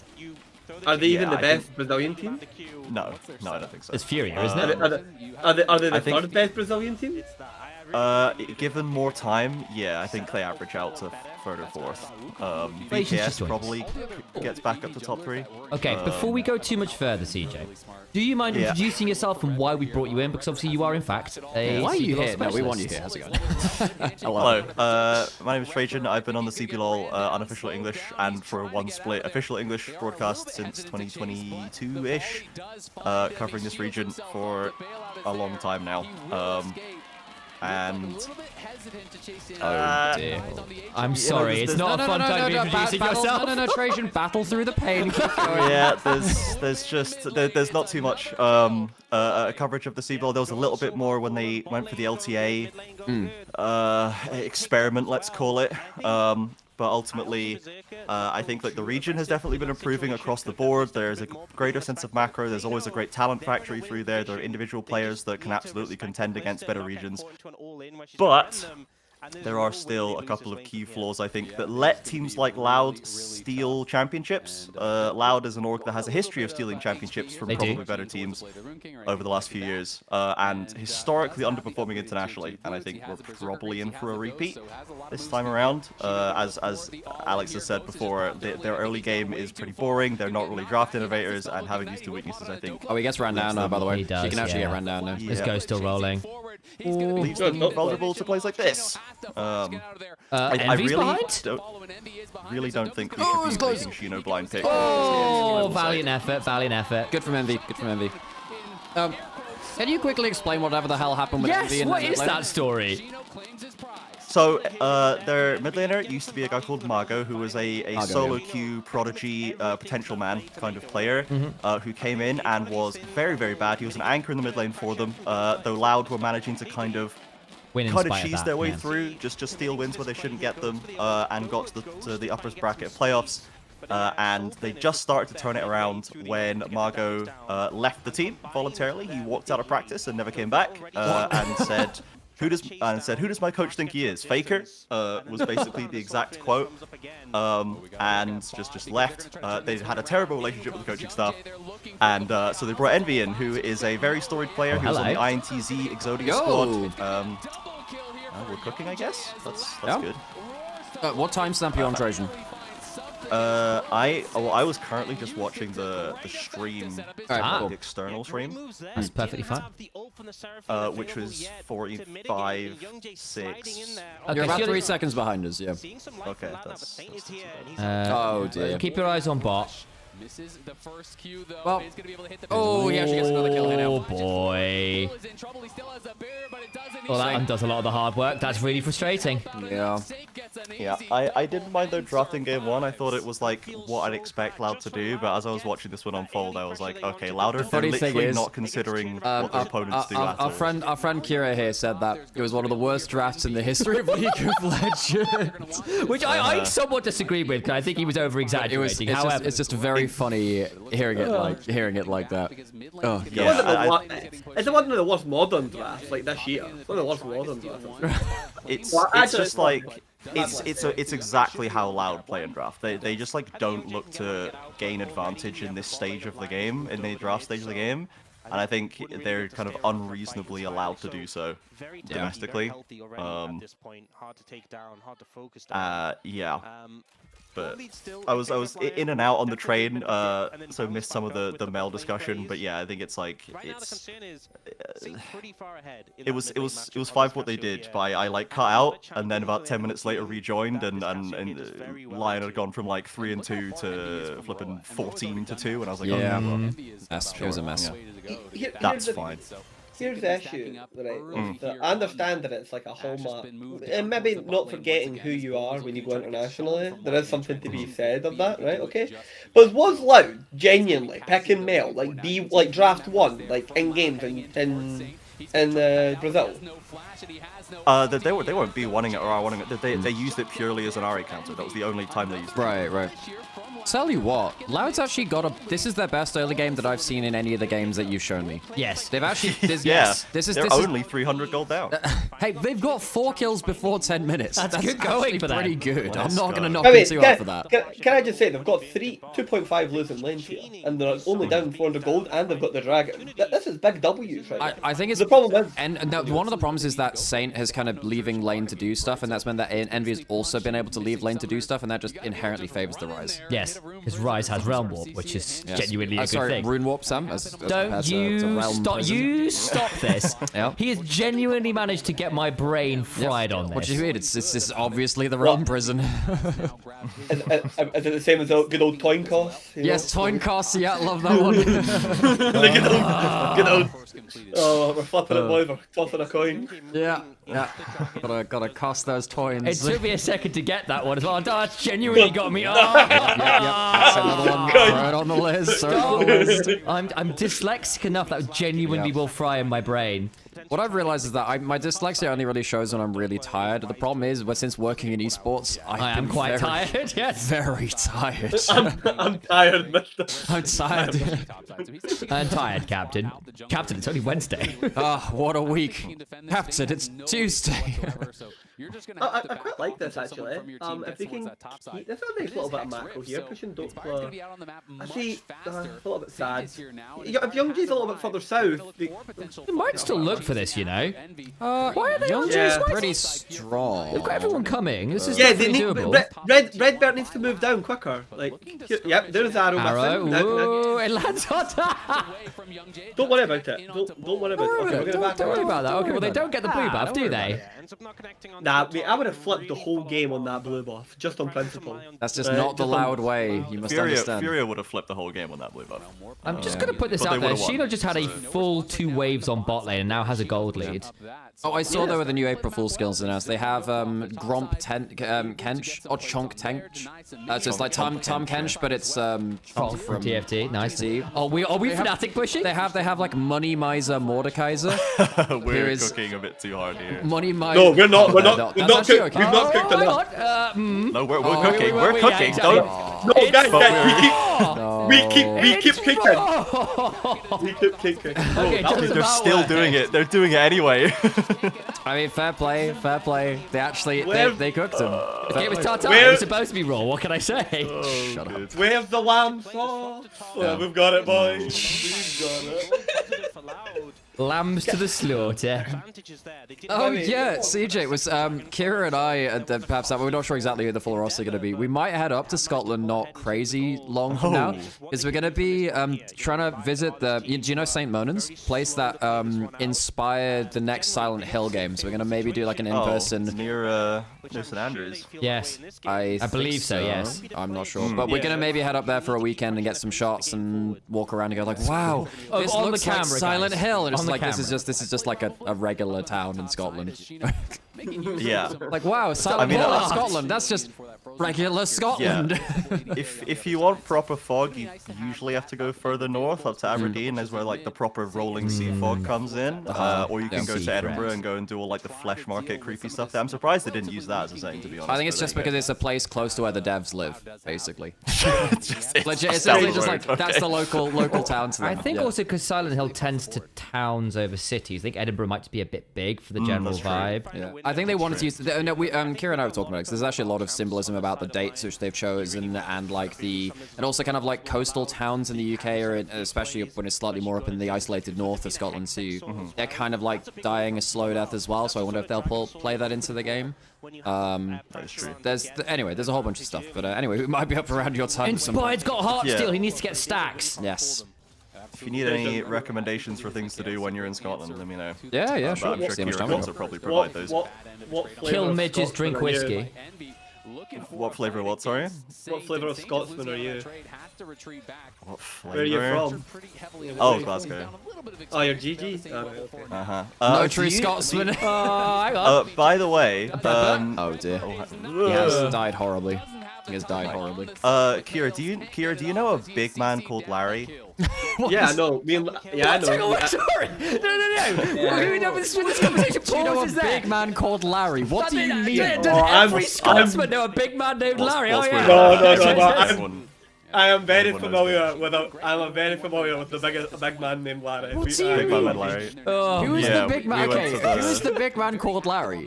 Is it Larry is an overrated Warhammer player that me and DJ. He's a lovely man that we went to the same PC lands at uni in Glasgow, and we've been friends since. So. Oh, it's so funny. Oh, it's great. That's like probably the most quintessentially like. I feel like you could do that for like most areas of Britain in some way. Like you could do the same for like Scotland. You could do it for parts of Wales. I know for sure you can do it in Somerset. I know for sure you can do it in Yorkshire. No, it is kind of like the British tradition. This applies to Scotland and most of like rural England and Wales too, where it's like people just like don't move that much. It's like, yeah, I've just lived here, and as so have like 4 different generations of families, so, you know, we all know everyone. It's actually not too bad. It's a good backstab from Youngjae. Yeah, that's literally what Azale said as well. Didn't have the extra follow-up. I mean, he would have had to full send on some Inspired gonna have some trouble here. I think he is. He's gone. He has flash, and he chose not to use it. And the exhaust? That was a questionable decision by Inspired. The Scion's gone spellbook, so we had the exhaust. You know what? Credit to Youngjae. We could force another dive. It worked so well last time. It did. Youngjae is actually having a great game. Yeah. This is the bro player that was on loan to bro, so he's only ever been a step bro. You know, this guy's actually having a great game. What the hell? With no movie reference to Lion. The problem is the movie references I can think of for Lion would be something like 4 lines, which is not something I want to make references about. Yeah. It's the problem. Given that Inspired is on a champion that cannot fight as easily, dying for mid? No, we're dodging for mid. Okay, but like I think that for Inspired to be on a champion that cannot so easily affect all of the map as well at once, like is just such an essential part of letting Loud play the game. Like their lanes are generally okay. Youngjae is good if he has room, and if they can get into later team fights from an even or an advantage, that's when Loud tend to be stronger. And if Inspired hasn't been able to stop them, this is the chance when they can walk into a 5v5 and win. However, the draft is going to probably come back to bite them at some point if they ever lose control of this. I'm also going to put this out there. I actually think Doka's resets have been very poor. He's joined it with his team too much, and he basically gave oh come on, Shino, that's one. Yeah, I was going to call him Shiyu, which is like just not a name. Like a lot of free time he should just never have had. He's now down 1,000 gold, basically. Yeah, this is something which, look, I'm a big time Vayne Quinn player top lane, and the thing which loses me games when I play that most is kind of buying into the bullshit a little too much. You do need to focus, and like there is a real power of just saying I'm really strong in the first part of the game. He's gone Hexblade Vayne, by the way. I haven't seen as much of that. I guess it makes sense because it means that you constantly have your ults available. I also think Protoplasm Harness is very smart from Shiyu. Yeah, it just means that it's much harder for you to get 1v1 down. Yeah, and the Frozen Heart really helps against this comp too, right? I'm no impressed with this Vayne item, to be honest. Like, which item, sorry? The Vayne item. The hex plate here. Yeah. What is the actual point in this? It means that you don't get randomly burst out by Aatrox as much, but really, Blade is so good in this comp. Yeah, exactly. I agree. I think what Hexplate does is it gives you a stronger one-item spike than most in top lane. I think it also means you're a lot harder to gank by Ryze and stuff. Ooh. Good cleanse. That was Mikhail's. So it's Redbird Captain Jack. That is co-pilot Jack. Yeah, he gets credit. Yeah. I'm glad that people still remember Captain Jack. Well, they remember the name now, but not sure actually many people remember his name. You have heard of me. You'd be better off not remembering the player. He's a bit overrated. No, he was good. He's got. I mean, we might as well just as this one contribution to the league mythos, you know. Yeah. The thing is, like, had him trolling Faker / the other way around. Yeah, no, it was Faker that it was Faker that trolled him because this is now back in day. We're going we didn't even have roll queue. Well, we didn't. Yeah, you couldn't sign up for roll queue. So you had to just yell type. Really you just had loud to you just had to type what role you were going to play. Go in jungle. And then it was Go in jungle. And then it was basically. And then what you'd end up doing is you'd end up just like respecting pick priority. Faker would always play mid, and everyone would give mid to Faker until Faker saw Captain Jack in his lobby, and then he'd go, "I'm going support," and he would lock in Alistair, and Captain Jack was like, "I would prefer it if Faker didn't show me his Alistair quite as much." So he just like every game he'd just be like, "Captain Jack, my friend, hello, I'm here in bot lane for you." And Jack's like, God no, please. Yeah. What game time are you guys on? 26, 27, sorry, 58, 59, 0, 20, so 21 minutes, 1, 2, 3, 4, 5, 6. Okay. Well, that's close enough. Yeah. Have you seen the Skyrim Boomer Dragon mod, which is like, instead of like shouting like Fusra Derek goes, "Back in my day, we went uphill, went to school uphill both ways." that's a like a shared like Scottish experience as well. Of, like the older generation just telling you how bad grey it and used to be. miserable things. Yeah, grey and miserable everything used to be. Well, if you look outside, oh, you fuck me, it's still grey and miserable. What's changed? Exactly. She loved me, lobster. I can now escape online to somewhere slightly less grey. Angie and I watched The Lighthouse not too long ago, Oh, and God. I was Misery. I was joking about that with Kira because it's just like what she means. You're fond of me, lobster. You've never had a good draft in your life, but you're fond of me, Mundo.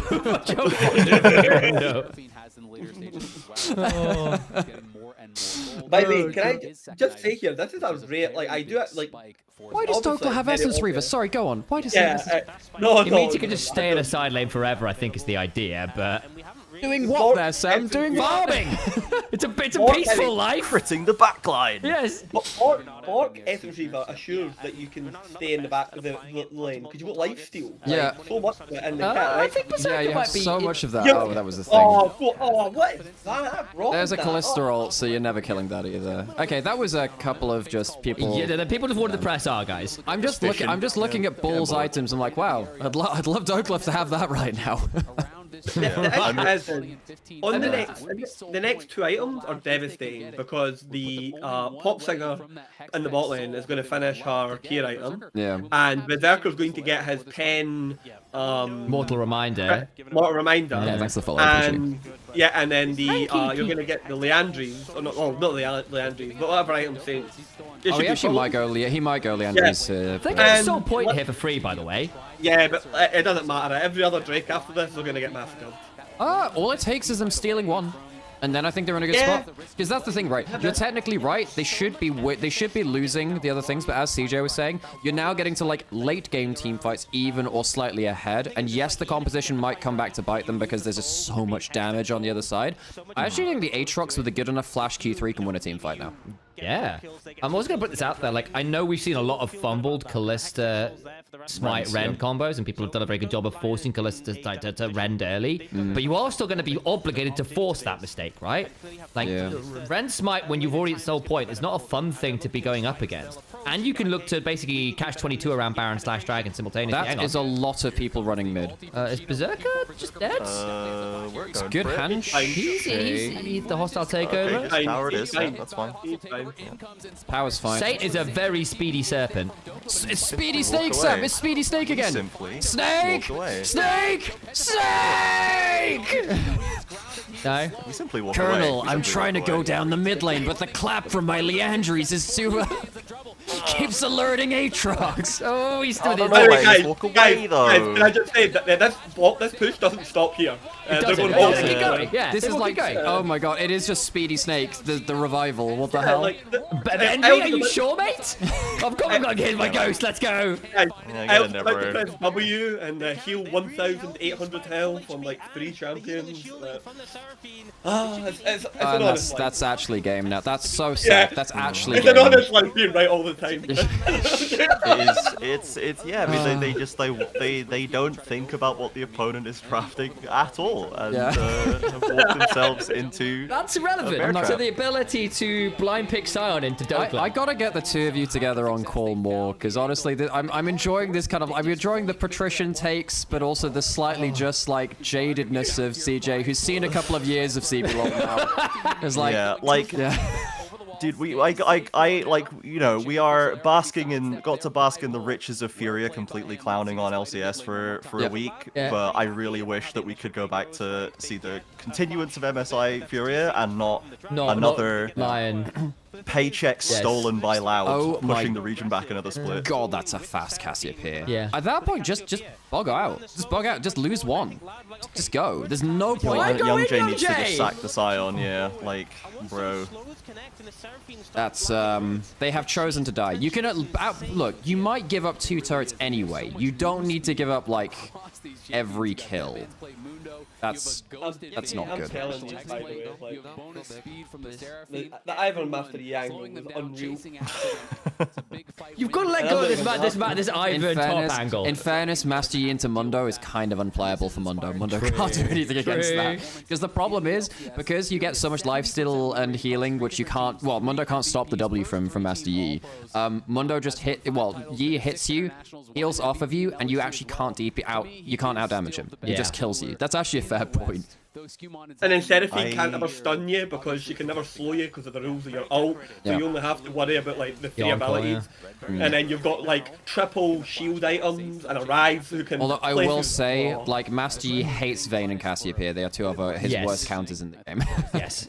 So I have tried to Q. Why can't I Q? Oh. Yeah. Okay, well, no, Vayne is. Cassiopeia you can kind of play. He's probably dead here. Maybe safe, I think, actually. I don't know. No, he's no one can stop him ulting. Isles has been chunked, okay. I mean, chunked in the same way that, like... Shark bait is, yeah, just, like, chunked in the same way that, like, Jaws took a nibble. You know? Yeah, we're gonna need a bigger island. Become chunk. He's discovered a new state of matter. I'm just gonna put this out there. Isles is dead with all of the wards a minute before Dragon, which would be Soul. That's a fair point. A fair point. Yeah. Did they lose any summoners for that? No, they didn't. Second pick. Yes, but what about second pick? Inspired doesn't have flash for Dragon, neither does Sane. I mean, summoner cooldown economy is not bad for Loud here. I think. Dare I say it? I think Loud are actually in a decent spot to secure Soul. They've got Baron. The only issue is to get 500 gold, and that's it from Baron.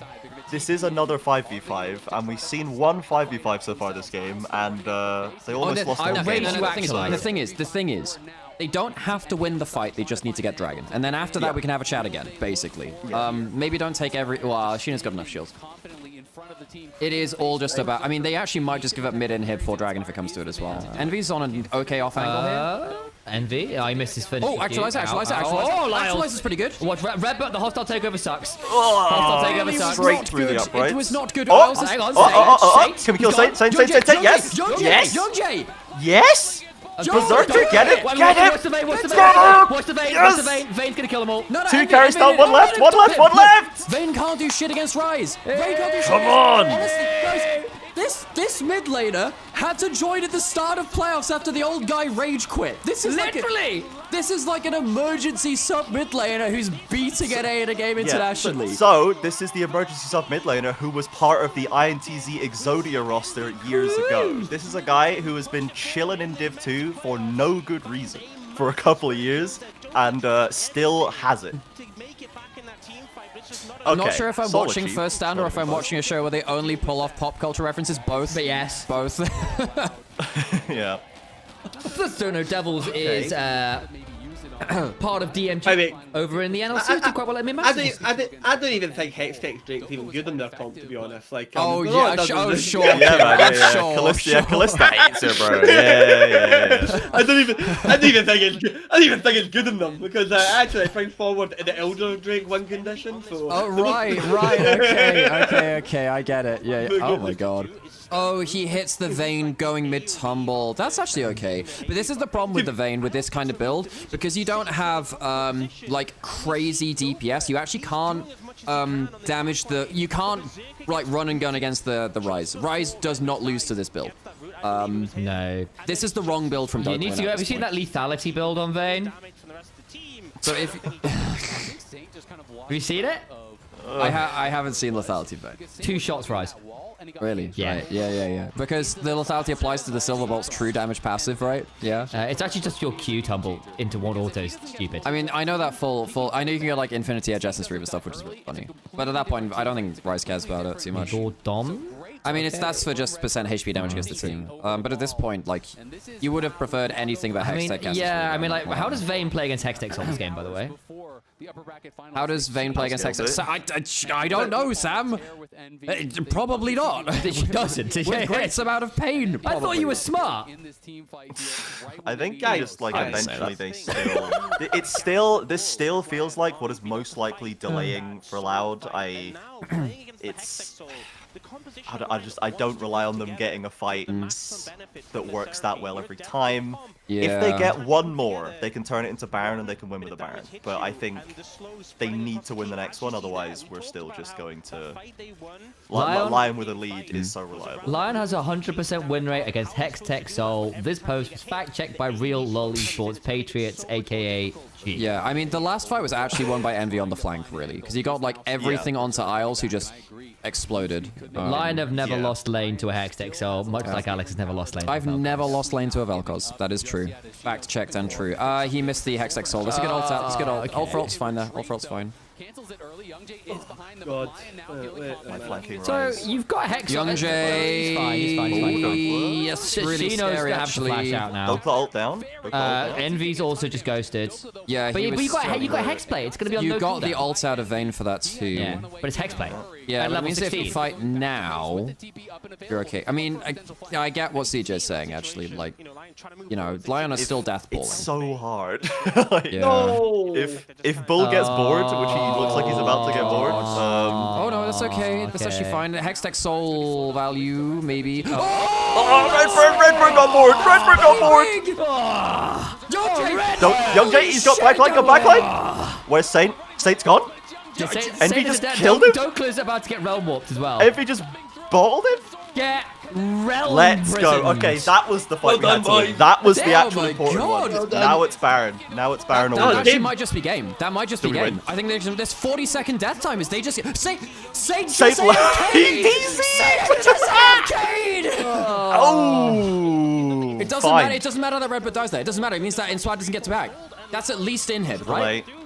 He's still doing the camp. No, they're not going. They don't end the game. They don't end the game. They don't have enough Baron. damage on towers. Just go Baron. Just go Baron. I think This is fair, Inspired go is Baron. going to be a Swear to very God, angry go man Baron. after this game. Why is Berserker and Saint griefing so much? Come on. I mean, in fairness, Berserker just got flash hostile Berserker takeover. got, we haven't really angry. We haven't really seen it much this game because honestly, most of the ults have been shit.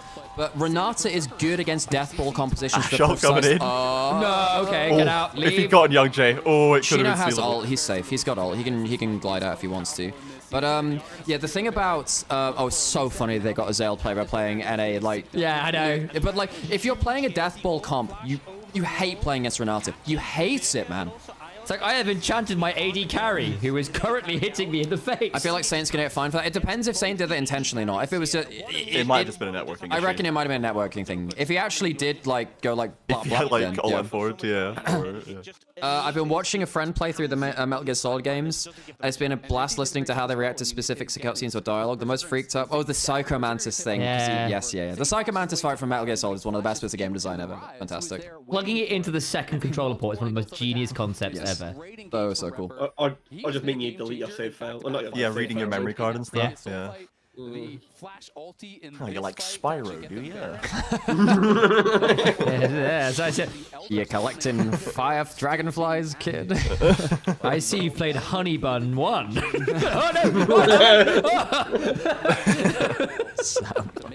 Among Us sound effect.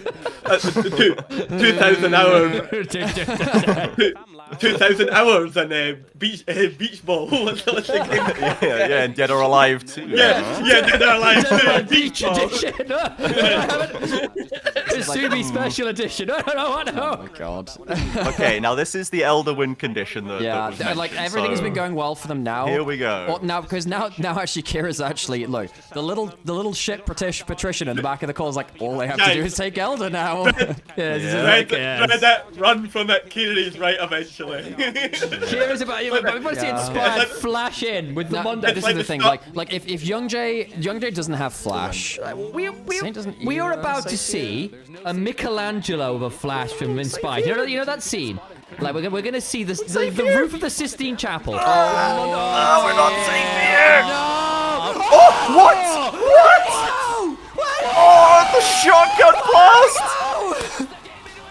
Oh my god! Oh my goodness! Some He took people them like off the at the deadly torso. sin of wrath. I prefer the one of envy. That's the line. That's the line. Smooth, bro. Look at the deadly mid laners. Oh my god. By the way, Took him it off. came from Young J, but I never want to see Dopla ever play an ADC top ever again. Shred it, run for it. Kira arrives. No, to be fair, like, would you call it? No. I did say I would be surprised if Loud didn't win one game against Yeah, Lion. you did say. In fact, you were the only one who said they would, in fairness. But I just 3-1 didn't is expect it to be this game. Yeah, I didn't expect it to be this game. Nice. Not this game, not this draft. But Holy Envy shit. says, okay. All right, Trajan, DJ, my friend. Have you been paying attention to the fraud wall? Do you understand the concept?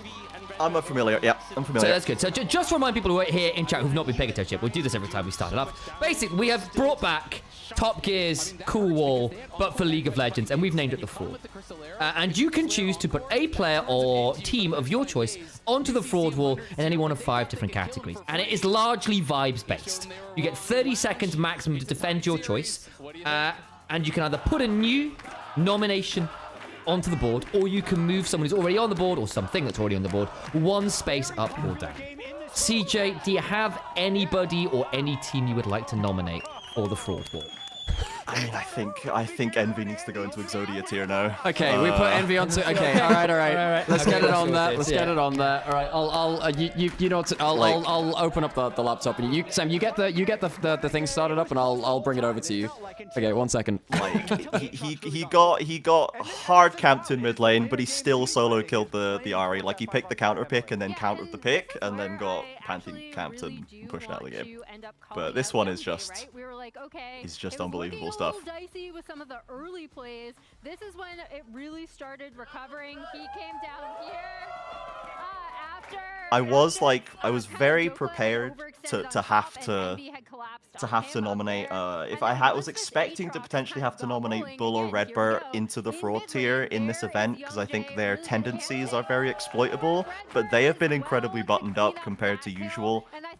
Redbird didn't get buttoned up until the grand final, so it seems like he's still on form. And Bull, as Alex and I reviewed at one point about a week or 2 ago, does tend to get bored in the mid game and is a classic AD carry mid lane dyer. So he's been just keeping his nose clean more or less as well, which is kind of what they just need to do if the top side's going to play like that. On Isles in the late game, Jat. True. That led up All to the good to see Dragon him, Soul. man. Yunjay killed him once, and Envy killed him the other time. So this was. How massive is going to have triple Q3? Line was going to be able to come back Yeah, I mean, yeah, how are we supposed to know that the Berserker and Saint are just gonna like Ralph headbutt fly through the window at him and just Oh my god. Okay, so we've got the Fraud wall set up again. Sam's going to be putting some people in. Where would you want to put our Envy right up at the top?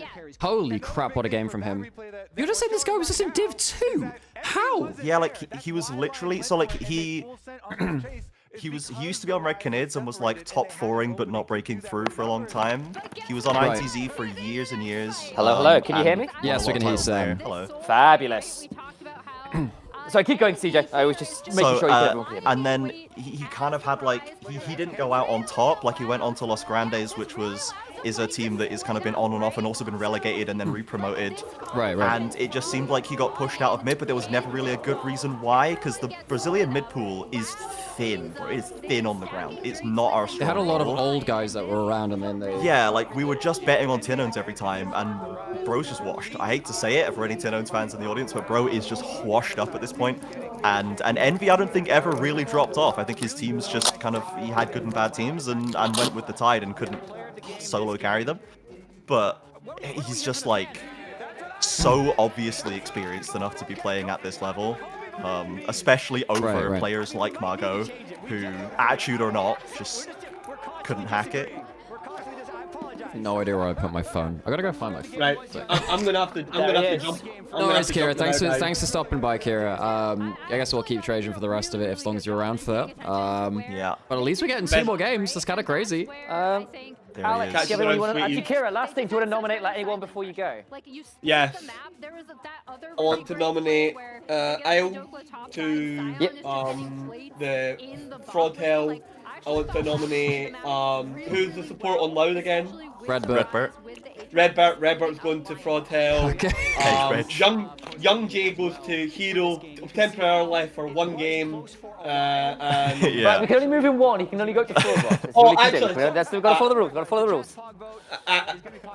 Pick your favourite of those options and follow through on it. That's all I've got for you people. But as you can see, I'm gonna get these. Yeah, like Redbert or Hedgebedge, as we. Oh, Sam, Swana put Shino in Hero earlier, by the way. So we want to put Shino onto Hero as well. Cool. I think we need to get him out of there. I think we need to move him down a little bit.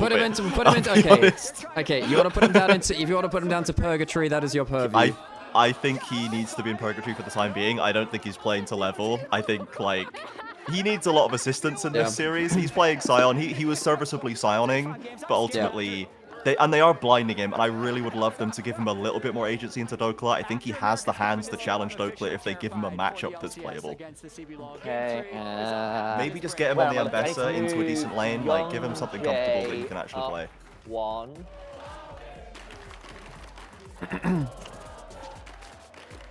So where was he? He was in Fraud. He goes to Fraud. What? Yeah, he's only on watch now. I want some comments on tape producers. Old Man Devils has Old Man Interest. Yeah, these are just the tape things which G2 had in office. You have to take it up with them and their office suppliers.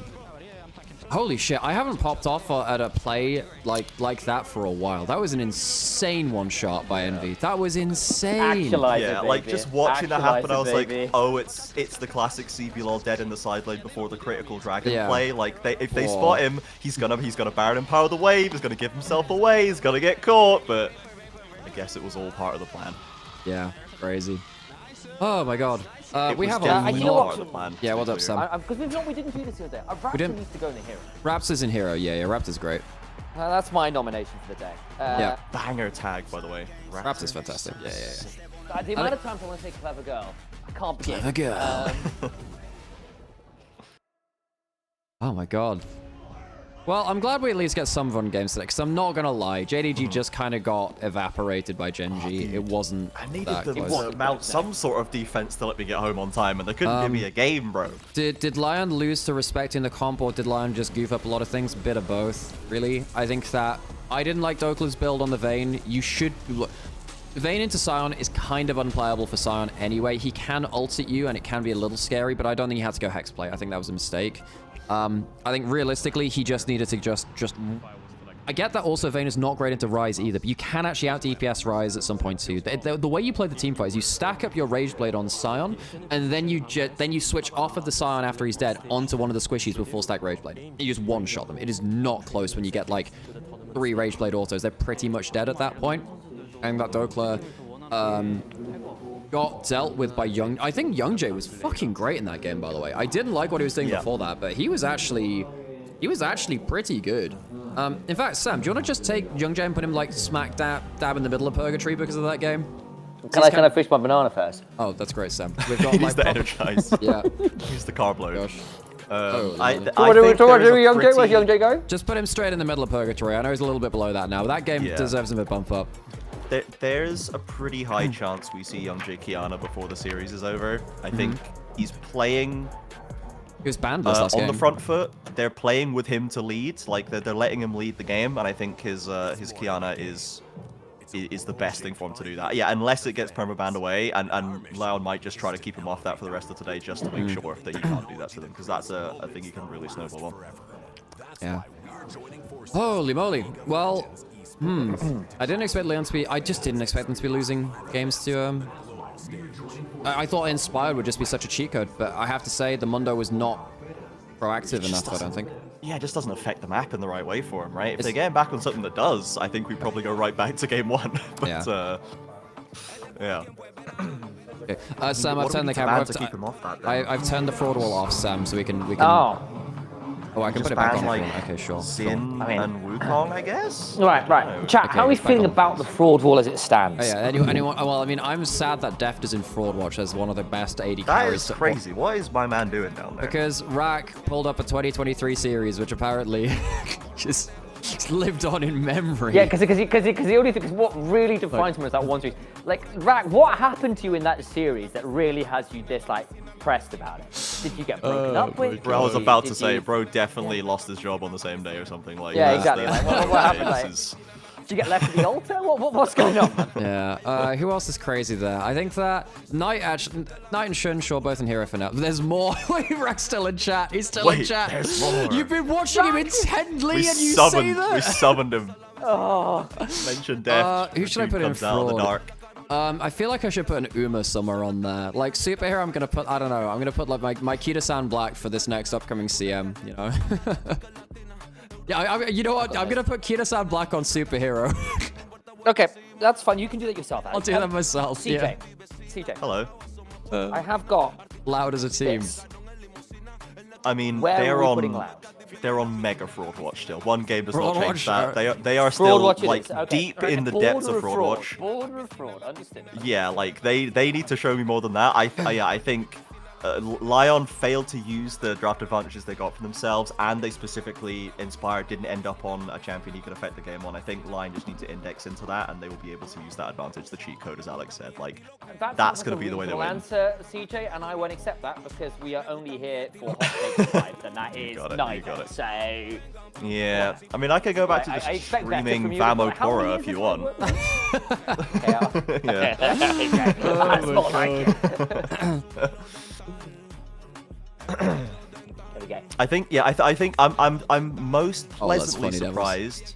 I think with Bull, because he's not trolling. That's true. He does have a bit of a funny gameplay right now. He is a Gen Z AD carry, and will get bored very easily and die on midwave if he needs to. Oh, but we right didn't now, put he's just been G2. doing Tell you stuff. what, well, maybe we save this for because I want to. We've got people in the G2 office. Next time G2 are there, we need to put G2 as a team and the rest of the G2 members up there. Okay, Sam, I'm gonna take the fraud wall down for now, and because we're getting back towards draft. Yeah. Yeah, but I mean, by the end of it, we're gonna have like 100 pictures on that damn board. There's a lot of frauds. What can we say? There's a lot of frauds. There's a few heroes too. There's some heroes. Yeah. Don't know about this hot dog guy. Like, oh my god, Skewmond is just so good. I like put it this way. I did find it interesting how people like, you know, Inspired said that he really wanted to go to. I'm gonna have to mute you, Sam, because you've taken other things off that. But like Inspired saying, oh, I've always wanted to go to G2, but they didn't want me, and people were up in arms about that. I'm like, they have Skewmond, and I would argue Skewmond's better than Inspired right now, which is crazy given how good he is. But I think genuinely, I would keep Skewmond over Inspired if it came down to a decision right now in like some hypothetical world. I think he's so good. Junglers are definitely the role that I find like the hardest to analyze. Like, I already don't have like the deepest analysis available to me, but like just because I like never play it at all, I was so kind of suspicious of Skewmond in like the first split or the first split or two that he played. I was like, is this the guy? There was no other role in the game that was so team. Sorry, Sam doesn't have his headphones on, so he's speaking over you. That's fine. Yeah. That's fine. That's fine. Sam, go. Like, is this the guy that like is the person you choose over Inspired? Is this really him? And I guess it is. Like, I guess it is. Literally it is. And I think also like there was always some kind of there was gonna be a you have to take a risk at some point, right? Where, you know, Inspired, you have to build a different team around him because he's a very different player to Skewmond. Skewmond is, you know, he's, yeah, I think Inspired is very much more about the individual advantage. Skewmond, and not that he doesn't play for the rest of the team, but he's very much about the individual advantage, whereas Skewmond feels like he's much more of a facilitator. Yeah, and like you already have huge amounts of experience and like. Wait, preach that please preach it again so I can clip it for Reddit, Alex. Okay, Flab, you want this view? Okay, I think G2 were entirely justified in keeping Skewmond over getting someone like Inspired. Inspired said he wanted to go to G2 and G2 said no. If I was in their position, I would keep Skewmond too. Skewmond is a freak of nature. This guy is one of the best jungle talents we've ever seen in EU, and that's when, you know, he's replacing the shoes of like Yike, who's also one of the greatest EU jungle talents we've ever seen. I think Skewmond has really fit in with the team, and he clearly fits with the vibes and the ethos of it. Why would you risk changing the vibes and the atmosphere of the team for someone who might be a side grade to Skewmond? I actually think Skewmond is better than Inspired right now. They of course made the right choice to keep him. Yeah, this guy's really good. Of course they keep him. There you go. There's your clip. Okay, tell me about the draft. Aurora first pick for Envy. I mean, it's a burst champion for him to do some crazy stuff again, but it's not Rise. No, it's not Rise. It's I'm trying. So what have they banned in jungle? They've only banned Nocturne in jungle. I was about to say I kind of wish they'd banned Wukong, just to try and keep Inspired out of. I mean, it still limits him pre-6, but I think you need to limit him pre-11 to really get the value there. What champions can you do that on? Well, Mundo, he just walks Mundo, at you, right? Yeah, fair play. Yeah. Gosh. And Keeping I was LeBron wondering, over Bucio's madness, that's the one where things get a little bit more different. I can understand that. Yeah. Does Inspire play much Xin Zhao? I feel like he just hasn't touched it too much. He, so, like, he I'd be does. scared No, of that he for him. does. Honestly, he plays everything. He plays everything. Yeah. So I would have liked to see them ban Xin and Wukong, but like we'll see if maybe there's in. Oh, there's the Kiana. There you go. Yep. Okay, except you don't have any setup for him right now, and I have to say Kiana's not the best versus Wukong. It's okay. I mean, actually, no, that's even. It's even, right? And he's playing purely on personal impact at that point. Yeah. I mean, once again, I don't think Loud actually cares or is looking at the other It's side just of when I his see screen, so- Kiana, like when we see it do best in LPL, which I think is the best Kiana region in the world, really, you have set up for it to kind of like play Kiana Rise. What do you play in top lane with it? Well, there's different stuff. But like, stuff you need heavy CC, really. This could get into a bit of a meat grinder comp. I mean, the Brom is going to really make it kind of... I guess we maybe need to just go Rakan for Redbird for them to have a chance to follow up with the... Because anything else like Rel or Leona, you're going into Brom Lucian, I just don't think that's a good idea. So, like, I would have loved to see Rel pair up with him just for the Kiana. And again, if they're not looking at Brom, they'll just do Rel. But I think Rakan's probably the choice Most of the here. enchanters are gone. They might just go Zyra Rakan, actually. Is that fine until Lucian Brom? Rakan's gone. Oh, yeah, well, Rakan's good gone. job, Leon. You identified the one good pick left for Ripper, and you took it away. Okay. You get to see one more pick from LYON. You do have to blind pick. You have to. That's fine. I think you don't. Well, what do you do? I mean, there's not that much which upsets you top lane anymore. Top lane you just leave alone. Yeah, get rid of some stuff for Sane, I think. Maybe Ari's gone, Azir's gone, Oriana's gone. You could ban Victor, maybe? No. Nah, Victor's meh here. You could ban they banned Annie. I'm actually a little surprised at that. No, Annie's good into squishy teams. And squishy mid jungler does. And Annie Wukong's been a combo for forever. I'm not really sure what Loud wants to round this out with. No. I actually don't love Gwen into Aurora Kiana Cassante. Like it's okay into the Cassante. I don't love it versus everything else. Do you get rid of Ezreal already? That is a good lane bully matchup. That's a very good lane bully matchup. Bit messy versus Kiana. Kiana actually can one-shot you. But it's good versus Aurora in isolation.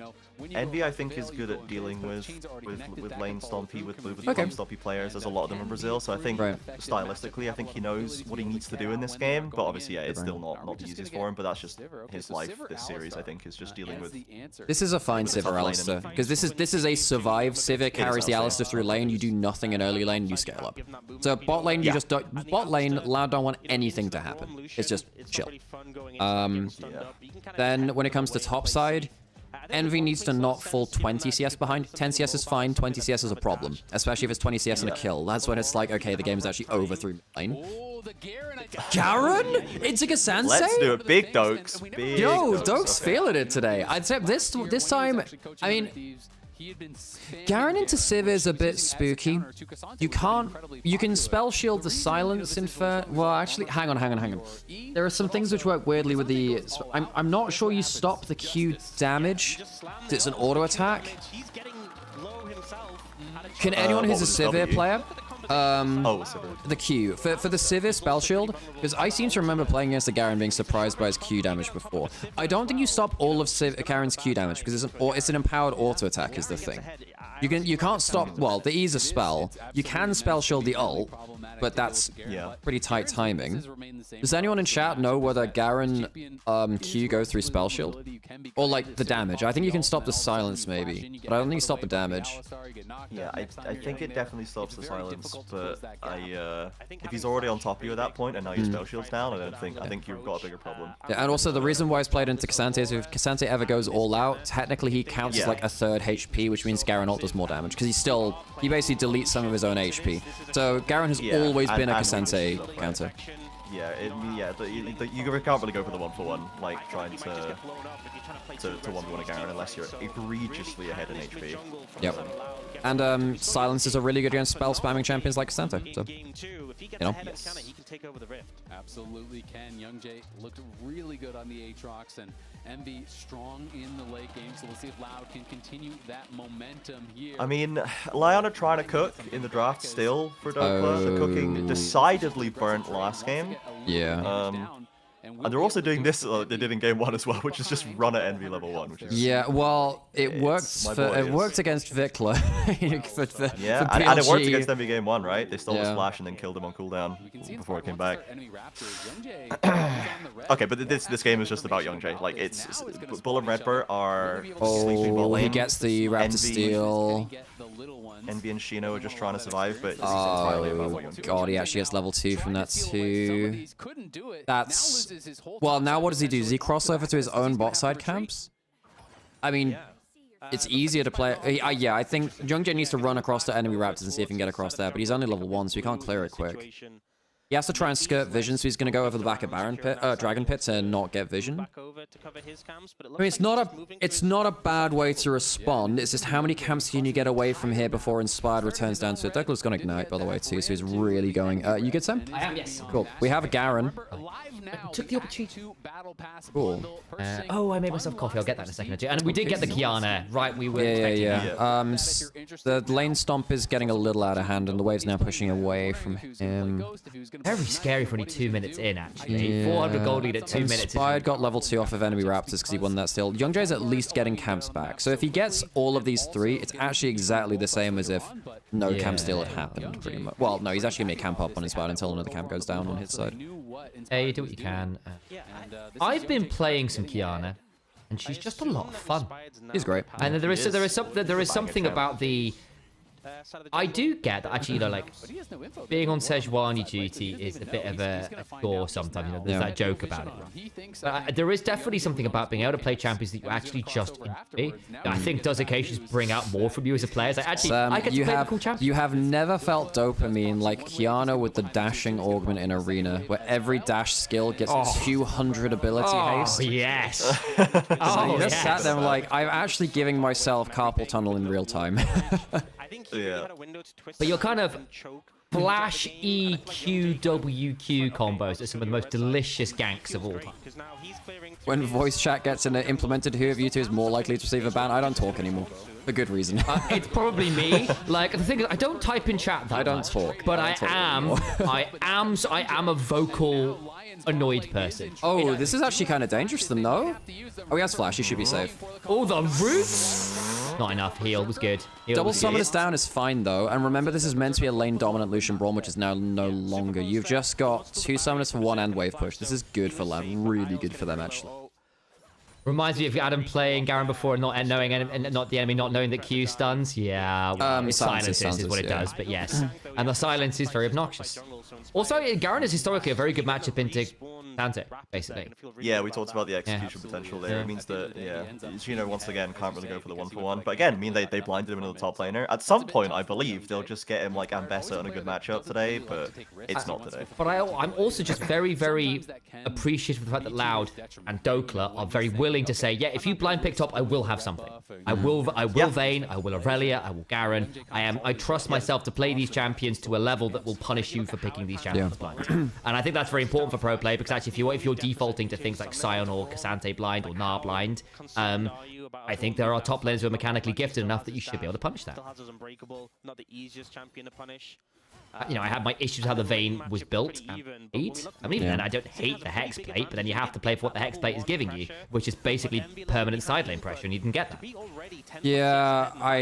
Yeah, if you're going into late game team fights with the Vayne with that build, you just feel like you've just hamstrung yourself. You're supposed to basically be able to never leave lane with that, because no one basically, the worry with Vayne into Sion with Blade, Rage Blade, is that you're actually, well, you don't build any HP, which means that you're burstable.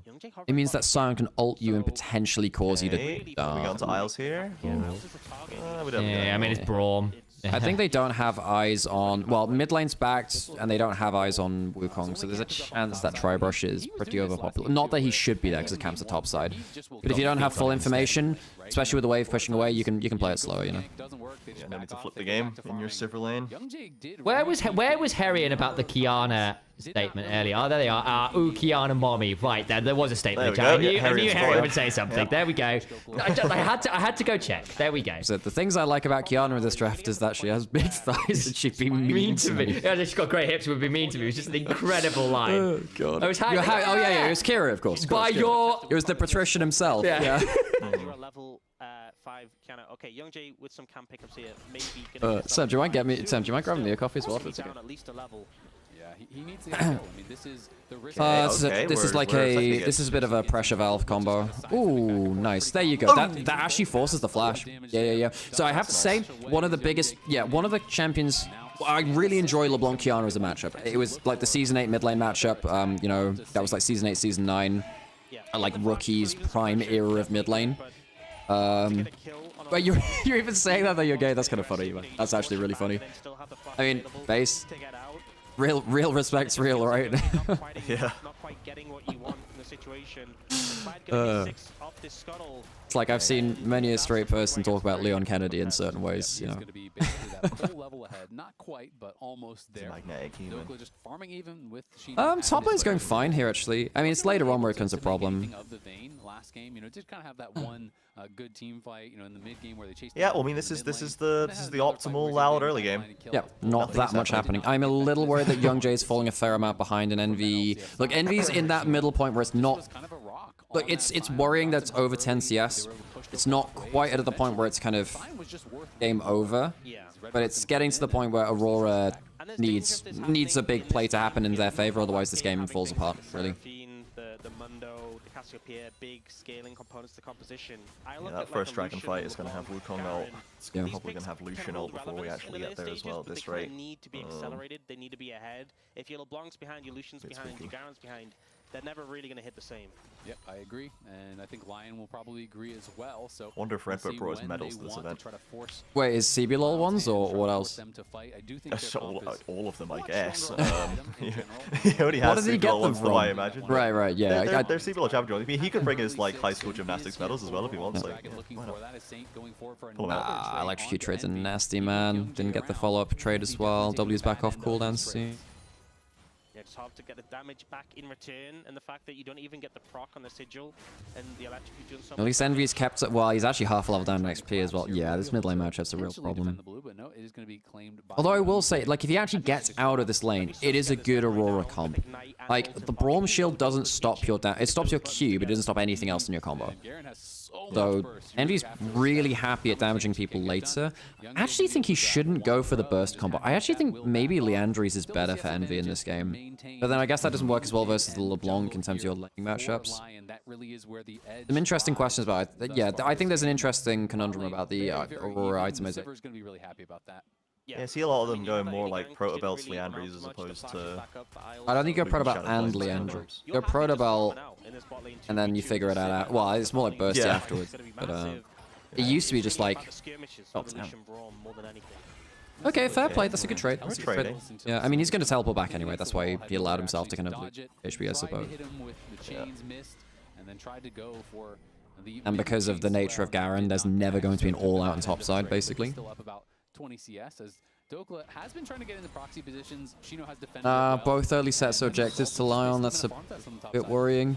No fun allowed, you know. You're trying to play Garen, trying to get someone low, pop that ult. Yeah, Spire is kind of canyoning right now. And it's so important to be able to actually defend these proxy angles because not only for the 1v1 is it annoying for Shino, but also when Garen gets in spot and is constantly clearing out these waves behind the turrets, the topside jungle becomes so dangerous then for your jungler. You know, when Young Jay is up there and Shino is locked at a tower answering his I think, like, from what I'm seeing from Loud, I came in expecting, like, I was feeling exciting 3-1 versus Loud. Realistically, if I was thinking about it, probably 3-0, so we're already doing better than I would have expected. But given what we saw from TSW, I didn't see the full series versus G2 yet. It was just out-executed, basically. Sure. So, like, so you're saying there's a chance? Yeah, so the honest answer, CJ, is basically G2 did what Secret Wales did, but better. And I think Secret Wales might run into this issue in general across the tournament, where, unfortunately, most of the teams that have come to First Stand are some of the most aggressive and accomplished early game snowball teams in the world, period. we'll see. Yeah. You know, like again, Gen G ironically probably aren't the best in the first 5 minutes, but their transition from first set of plays into first like major objective plays is the best in the world. Their first 3 major moves, as Kira was saying, is probably the best in the world ever. BLG snowball harder than anyone else in the world right now. G2's first 15 minutes is notoriously exceptional. LYON have inspired. Like it's not, you know, and so actually, unfortunately, Secret Worlds have come in with a very scrappy, aggressive style of gameplay that's very quintessentially Vietnamese from a number of years ago. GAM moved away from that, ironically. But Secret Worlds have kind of brought that source back, and that's great. But unfortunately, they are going to have some tough matchups in terms of the fights they are looking for are not as well chosen as even like the LPL ones, for example, where LPL tends to do it in order to earn summoner advantage and summoner economy fights. So we put Shino on the wall, by the way, but Trajan moved him down a rung. Sorry about that. So guess he needs to earn his way back up there, I fear. Which he can do, And like we put Envy on there, and he's like in superhero after that last game. Holy moly! Finish up the Secret Worlds conversation as well before we move back to this game. If you want a game that I think was probably the most quintessentially Secret Worlds, as I think they'll end up at this tournament, look at the game 3 versus G2 where they had the Silas get really fed early, and then it just didn't work because Skewmon just counter ganked every move to a certain point and broke everyone's ankles. Yeah. So it seems like that they might actually get a chance to execute whatever the game plan is against Loud, because Loud is not punishing early, but Loud prefers to go late as well. So ironically, that series might actually kind of bang. Yeah, but they won't see each other in this tournament now, right? Oh no! I thought that. I think when they both qualify out of their groups. Right. Yeah. Like sorry. Oh, that's not bad. He stops the E. Double chain. Inspired's gonna go to wall. Yep. So at the mid diff is too much from early game. And that was on these mobile characters. That was with Young J outplaying as best he could. Besides taking, he just kept by the chain. Have we put Inspired on Fraud Watch yet? I think we did put Inspired on there, right? Yeah, he's on there. He's on Fraud Watch.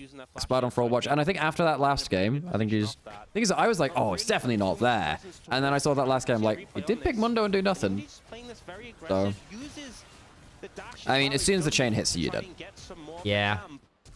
Oh! That's not heavy!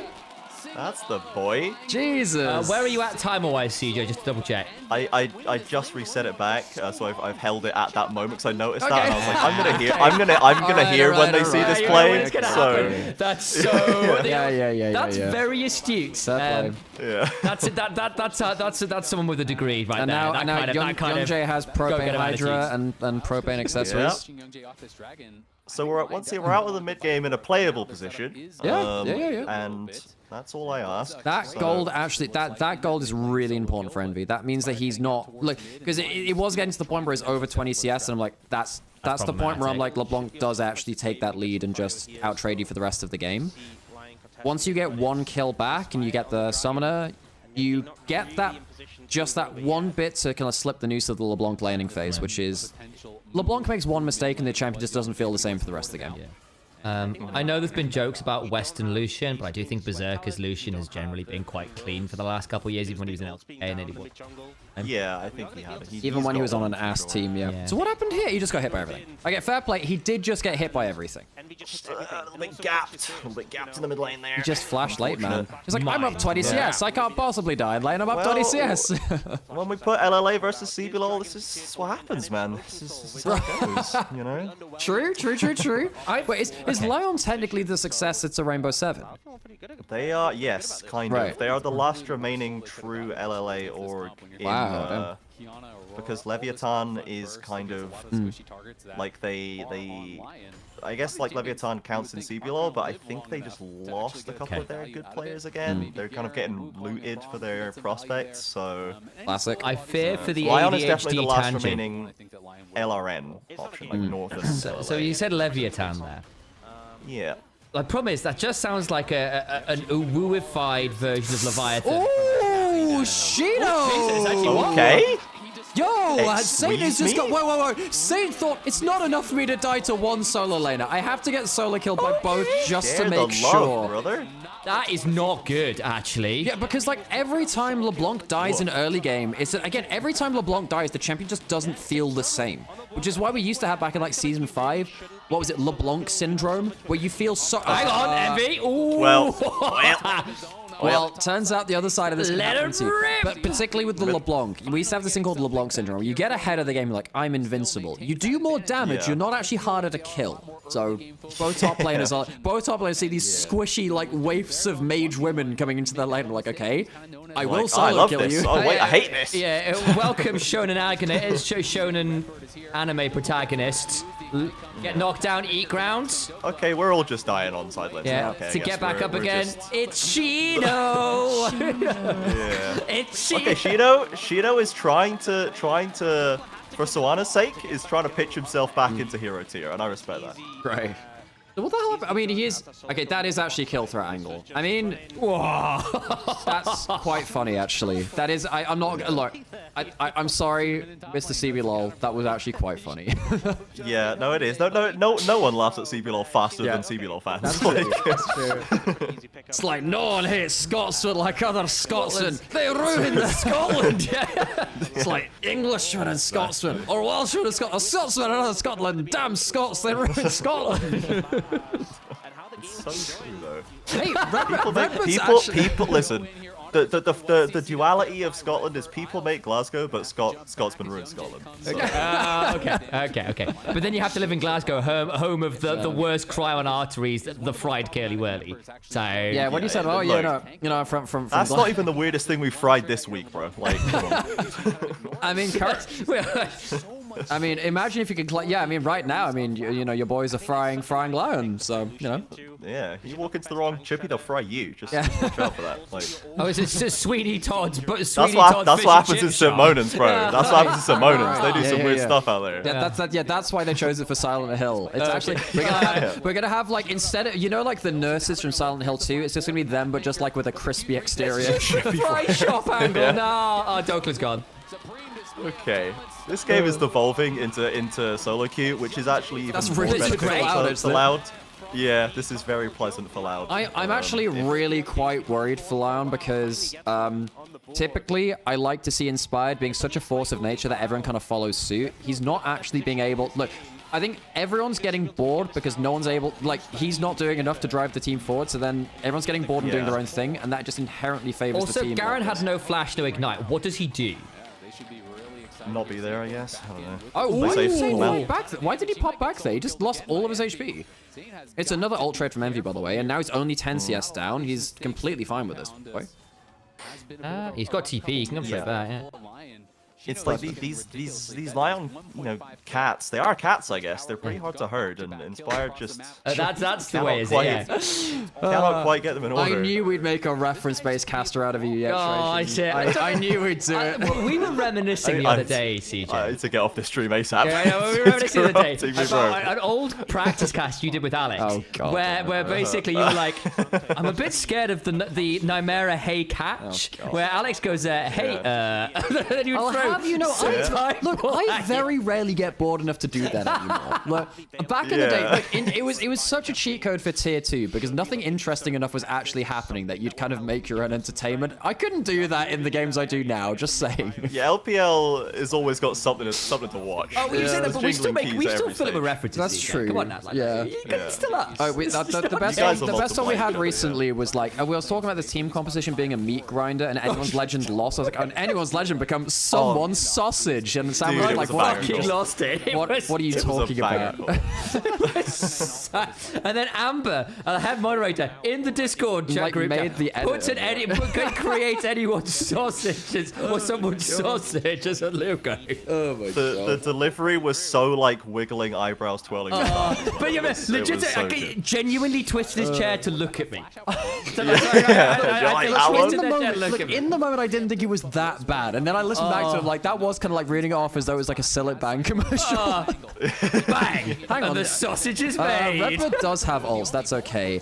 Oh Jesus Christ! Oh, that's less okay. Yeah, okay. I had actually completely forgotten that Garen destroys Alistair. Yeah, that's actually not fair at all. Oh, Isles is suffering. Okay. Talent was displayed onto a clone. That's a supreme display of primary school talent show. Yeah, this is the third time this week you pressed R2. Kiana. Wonderful. Okay, so now it's Ocean Soul with a Wukong Braum Garen. Even LeBlanc, I think, is quite good at triggering it. You'll probably get one shots. You trigger it well, but you're gonna get killed from Thrall, so it's a bit decorative. Hang on. Doka doesn't have ult. No badmouth. I'm sorry. Okay. I will not badmouth the Empress. Okay. Come on, Shino. Shino does have a huge gold lead, by the way, and also Shino does have teleport, whereas Dokla has gone for the insecure ignite. Yes, it's very insecure. I think the term is Chad. I was called insecure for I'm winning sure that's lane what in a Leo tournament once. Hyperbubbles would say as a... that. It was really bizarre. As a Garen main. Back in lockdown, I played like a university tournament thing, or like a pickup tournament, and someone called me insecure for winning lane. I was like, what? I just beat your ass. I killed you 3. Yeah, he was playing Vladimir, and I beat him as Victor. He's like, oh, he's so insecure. Like, I killed you 3 times. That's not. You played Victor. Oh, it's so insecure. That's not insecurity. I just beat you. Yeah.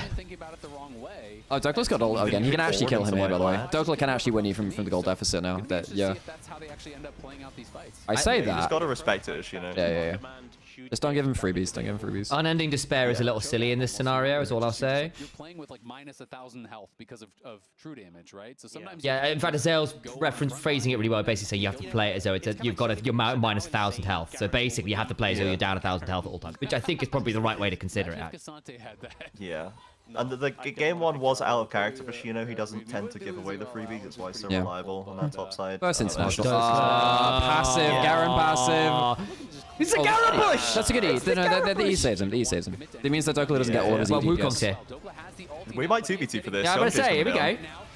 Oh, this is way too early. Way too early. Look, I'm not gonna lie. That's kind of experience diff.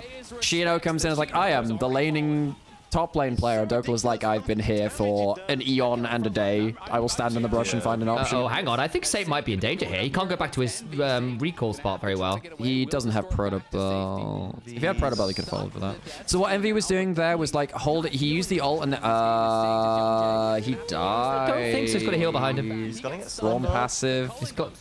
Bull is tanking the entire thing. I thought that was pretty dead. I thought with Berserker with Flash, I thought he could kill him there, but I guess you can't go into melee range of the. No mana. What are we doing, Saint? He has Flash. Oh, Flash the chain. We're still playing solo queue. We are, in fact, just playing a solo queue game, and I have to say, I think it's getting to the point where LYON are now breaking towers. It's Tottenham. Getting. What do you mean by that? Explain yourself. I don't have to explain that statement. Yeah. Who's the goalkeeper in this analogy for Tottenham? It's probably got to be the Braum, no? Yeah. And you got Striker Lucian. So Sam, who's Arsenal? Well, presumably whoever's finishing fourth. JDG is whoever's whoever's finishing. JDG is Arsenal. So they're finishing fourth. Arsenal are 10 points clear right now. Arsenal are 10 points. So they're going to finish fourth. They're going to choke it. Clear. Because Genji are also chokers. That does make so much sense. Only at Worlds. Only at Worlds. Right. Only when it matters. The trophy cabinet is not going to be empty. It's not. Jesus Christ. Youngjae, that was not what he wanted to do. Where are we right now, Youngjae? I think he clicked E and didn't realize that he'd gotten behind him, so he instead flew into the LeBlanc. Look, I feel at this point he's died again. So at this point he's got to move up the alpha. It's Young K now. Yeah. And we Young L next time. There we go. Setup they have isn't insane. Is this like a? Is this? Oh, hang on. I was in a good spot here. Sam, just like Young K and Young J and stuff. Does this imply like a whole Young Men in Black organization? Yes, absolutely. Speaking of Envy, may need another. One more Q. Oh shit! Oh, I mean, magic boots go crazy. The magic resist boots. Chainless Crusher. A little Chainless Crusher. To make it feel great. I met the guy who says he ended up creating the name for Crusher. He's dead. He's very dead. I don't know. Black Cleaver is... Oh, he is. He isn't. Okay. He has Phantom Dancer and Black Cleaver. Dokla is now at the point where he will one-shot the first person who walks into him. David, absolutely, mate. Appreciate you. Thank you, Flab. Thanks for stopping by. Appreciate you. We were chatting with some of the G2 stats. We hope we gave you a good enough clip for Inspired versus Okay, we need to get into this Drake ASAP, Envy. Let's get the TP down. Please. Envy! Redbird! himself when I need him. Jensen! I think possibly my favorite co-stream. That's not bad. Berserker's pretty low there, but you didn't get the full combo.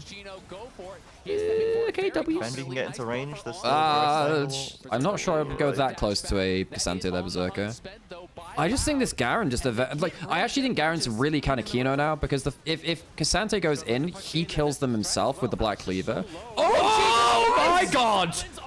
Just about survived. Supreme Display talent. He's ignited. I mean, Shino doesn't have Garen not to worry about now, so he's actually. But your Kiana's down on 10% HP and can't play the game. Small stuff. Oh dear. Oh dear. Oh dear. Oh, you know, just small things like your Alistair becoming just packaged and put on shelf. Yeah. Look, this is just one of those games where pressing R feels really good. Bursting makes you feel good. Cue the Ghostbusters theme. The Ghostbusters. Bro's about to summon the entire Genji Discord server by calling Genji Arsenal. Sam is saying that they are his beloved Arsenal. He is saying this is a positive thing. Okay, you know, right. Fun family Hapgood fact. Yeah. On the outside of the Emirates Stadium, it's now been changed.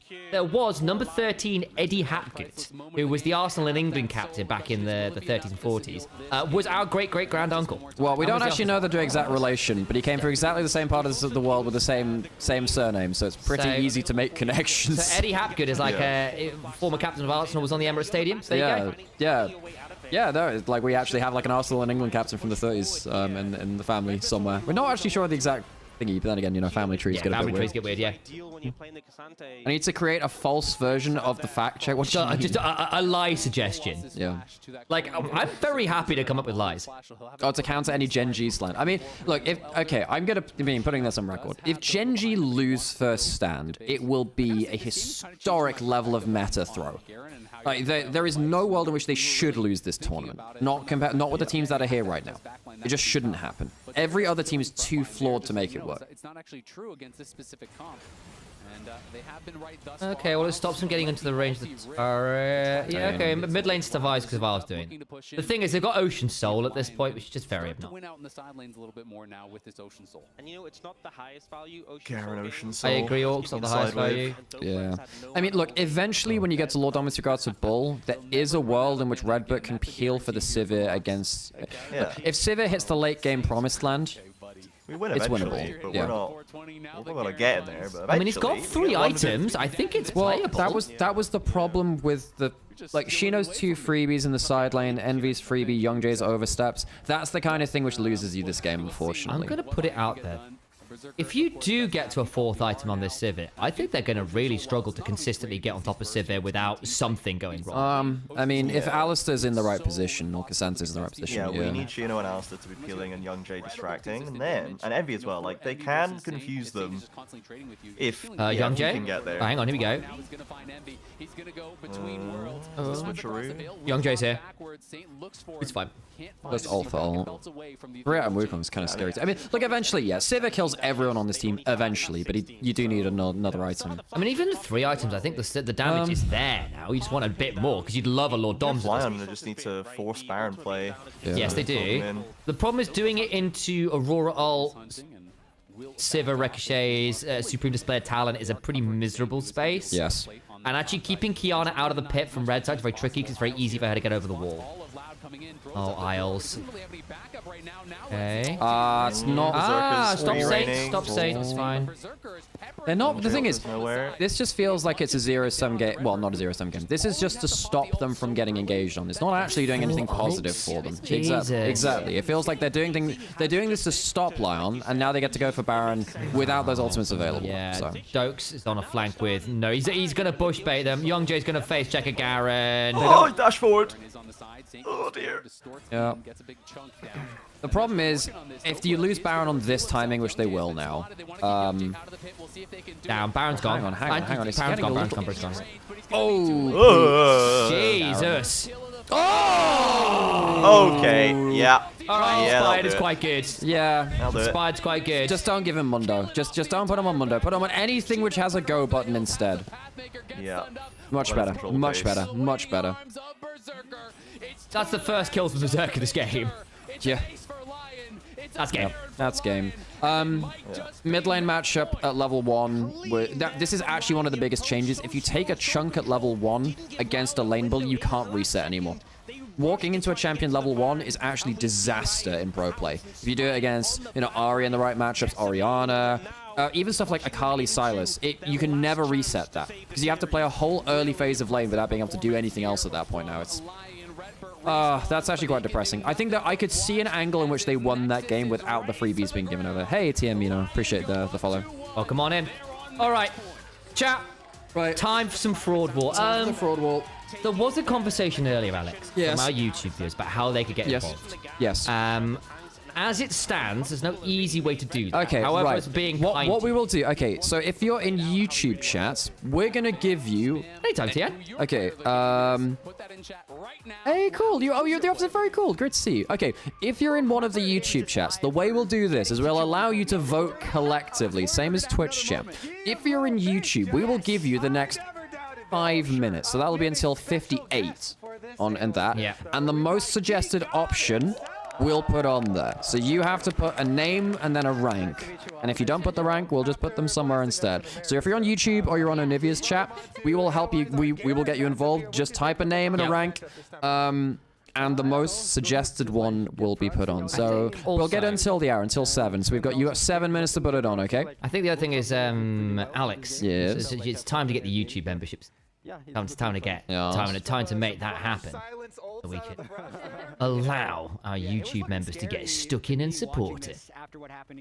Yeah, but the YouTube membership thing requires having like the German phone number thing, which didn't work for me. I have got a German phone number. Okay, well I asked you for that before. Okay, we can figure that out sometime. I should have done this years like a full year ago at this point. Okay, how are we feeling? I don't want to move too many people like ping ponging them about. I think Inspired needs to go up from Fraud Watch, Sam. I agree. He's going to go up 1. In fact, I might suggest. Okay, so if you haven't seen the fraud wall, give him a real champ. Okay, so Sam, do you want to set up the fraud wall? I will do that. Okay, so we will show you what this is. I'll change over the scene as well. The fraud wall is effectively, if you watched Top Gear back in the day, you will have seen this. Effectively, we have a collaborative project. We have a whiteboard with a load of players' faces and names on it. And as a collective, we put up players' names, teams, whatever, onto everywhere from hero down to fraud. It's a way for us to community rank these players, and the rules are as follows. If you suggest that you can either add one or move one in one direction either way. So if you see a player on the board already, you can move them 1 rank either way, or if you are on, if you don't see a name on there out of the players which are here or anyone else, you can add them onto there as well. Saint straighted the fraud watch, I'm afraid. He did just kind of blast our friend there, and his Ahri was pretty good too. And also, so, I mean, the rules are on the screen. If you want to suggest someone, you have to subscribe or spend 100,000 channel points or be in Berlin or be one of our guests as well, basically. So yeah, we'll get that up and ready as we can. Cool. I'm drawing back in on the call. That's good. I'm quite happy with the amount of random tech we've managed to do here. I'm glad that not many co-streamers have like a steady cam where we just use our phone as an extra little cam with a little USB mic. That's been pretty cool. Quickshot was impressed with it, so I consider that a win. I can spare 1 sub. Okay, all right. Envy, I think, played well, but you still put him down 1 from hero. I think that made such a huge difference, especially with how many ultimates. Okay, well, like I said, if you're on the YouTube chats, you can vote collaboratively for the next 5 minutes, and whoever is the most voted for one, we will accept that as an answer. No one's voted on YouTube right now. Onivia has 1 for Envy being down a rank. And there we go. That's the fraud wall. That's the fraud wall. We have it here in the G2 office. And I'll unmute Sam now. Oh, he did. The thing's happening again with the clicking the thingy button. Okay, Sam, you're live now. We can hear you now. Beautiful. Fabulous. Hello. I've managed to acquire a G2 staff member. A G2 staff member? Okay, we'll get they've been bullied into this. They've been bullied into it. Yeah. Yeah, Casper, do you want to introduce yourself? Yeah, hello. I'm Casper. I work at. You gotta go like proper, like, yeah. Screenshot chat. Yeah, R&B album or whatever. Rap album cover. Yeah, no, I work at G2, junior community and events dude. So I tend to be around. Be here quite a lot. Yeah. It's cool people. Who would you like to either nominate for the fraud? You can put a new player on. It doesn't have to be all the players and teams from the tournament, or you can choose to give us one that's not here and we'll just have to write the name out, or you can choose to move someone or a team one space up or down, one category up or down. Who needs to move? I honestly, Inspired's got the same name as me. Oh, right. And I remember when I was younger, someone said I looked like him as a completely random joke, and now I work in esports, so I think it was funny. And that's fair. And you know what? I was going to move into. I was going to move Inspired anyway. So you know what?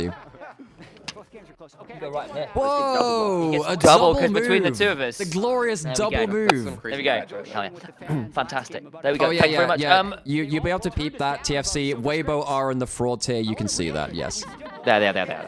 Weibo's over there. Weibo's we decided to do that. Thank you for joining us. Appreciate that. Yeah, no worries. Thank you very much. Yeah, Casper's been our kind of contact here at G2 alongside Flab as well. They've been really cool, and they've helped us set up here. So yeah, folks, you have a couple more minutes if you're on YouTube to add someone into the equation. Earlier we did do this. Well, I wanted to do it on the Twitch chat. I think we did do that on Twitch actually. Yeah. I wish I could put Nidalee on the fraud wall. Okay. Well, you know the rules now. You know the rules. Wait, what are you doing now, Sam? I can put Nidalee on it. Yeah, but Sam, it doesn't follow. Someone needs to do the sub thing. Is the problem, right? That's true. Okay, have we got any? Okay, Sam, I'll throw you one. Actually, do we have anything else on there? What else is missing right now? Either. Well, CJ's not speaking right now. That's why. I've been letting you double checking. Just double checking. That's fine. Add a new category under fraud and put the Ruddy sack. Oh, I'd feel bad for. I mean, in fairness, this split was sure something. We need a separate. I'm gonna put. What do you feel like Loud does in game 4 since so many of their big champs were burned in this game? What were you saying, Sam? Wait, no, I will make that. I can make that category if we want. But awesome seeing a fellow staff member on stream, right? I say Vikla on fraud. Oh, okay. Well, as it said, I did say up until the hour, YouTube can vote for it, and that is actually the only suggestion. So Vikla is in fraud. And in fairness, after what Knight did to him, I think there's some truth to that. That was fair. And he isn't on there right now.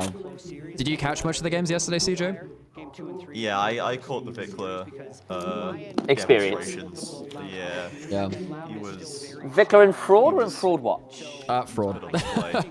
I might need to move this fraud category up a little at some point, but that's fine. There we go. We'll figure it out. We need to look, Sam. We're gonna have like 100 different things on here. Did you purposely put a limit on the 100k redeems? Oh, I put like 3 per stream to stop. Okay, yeah, I probably do need to change that actually. 1 second, I probably can. Where was the community thing? I did enjoy the Diablo performance. Yeah. I thought that was hype to see this player come and do stuff like that. VFX seemed like a really fun team. What are they doing there? Okay, all right. Okay, I'm gonna change. Okay, I'm gonna change the rewards. Okay, fine. It's now unlimited. If you want to spend your 100,000 points, you can do it. The limits have been removed on the fraud watch. I just didn't want people flooding it, but actually it's been okay. You can put it now if you want. Weapons free. Who would be under the Christy Scott Thomas Jackson? I actually don't know the reference to Christy Scott Thomas. What is the reference there? Wait, fraud watch witchcraft for the ultra rage bait? Oh god. Again, I've seen people suggest T1 and witchcraft. Someone suggested Riot Games earlier. I'm like, do you want me to have my head on a pike by the end of the week? Sam, Nidalee and fraud for Vasu. Okay, fine.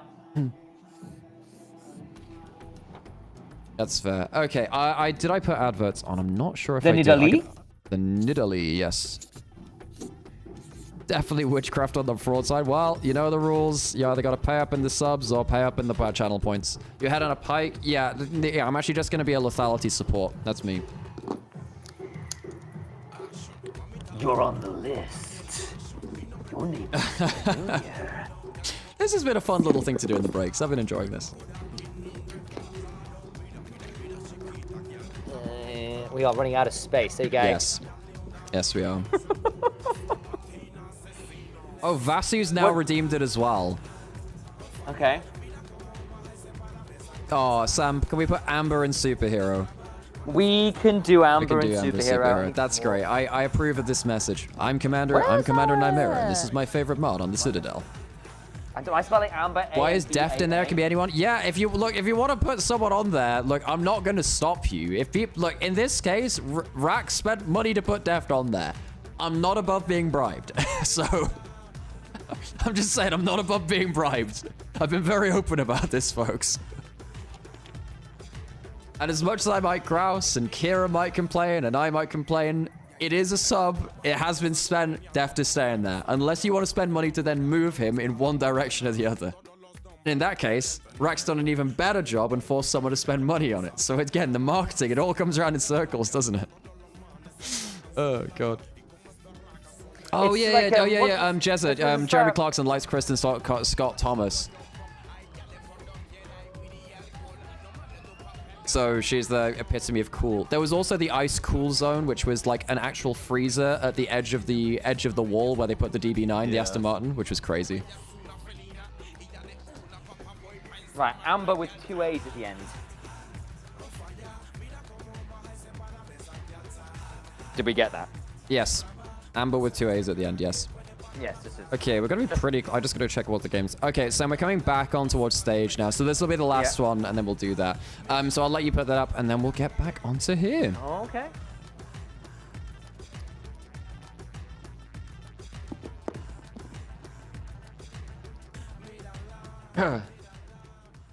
The next level is if someone actually turns up with something they printed off themselves. That would be very funny. Like, hello, I brought my own printouts for here. My own Sam, that would be straight up out of Melvinism. Sam, Yeah. we have a problem, but it is the rules. G has subscribed. Thank you, G. Sam, please put T1 on fraud on the fraud wall. Are you trying to shot? It was nice knowing you guys. You know, it was Oh, a cool stream. God. It was good fun while it lasted, but... Oh, dear God. well. Well, it's the rules. Well, they were fraudulent in playoffs, to be fair. They should have been better than that. It's the rules. I think that first time he got like nuked from half. Okay, Sam will do that, quickly dispose of the crime scene, and come join us back on the stream. Thank you, everyone, for joining us for our very final stream ever, and perhaps the last time you'll see me on the Mortal Coil. Thank you, G. For the trucks to pull up outside the G2 event. Oh, God. Holy crap. But I think it's also Oh, my gosh. so far. Douglas had last pick every single. Well, actually, this one it wasn't last pick, but it was still counter pick, right? He picked it on 4. But he's had counter pick every single game. And even though we didn't see the And it's into fraud, is it? Yes, Sam. T1 are going into fraud. God, okay. Yes, I'll just quickly show it again. Oh, sorry, that's the wrong thing. My bad. There it is. Sam's got to write it on there. Oh, oh dear. Oh no. Oh no. Oh my God. And like I said, I'm not gonna put Riot Games on there because that's like, I'm not gonna chance my career for you folks.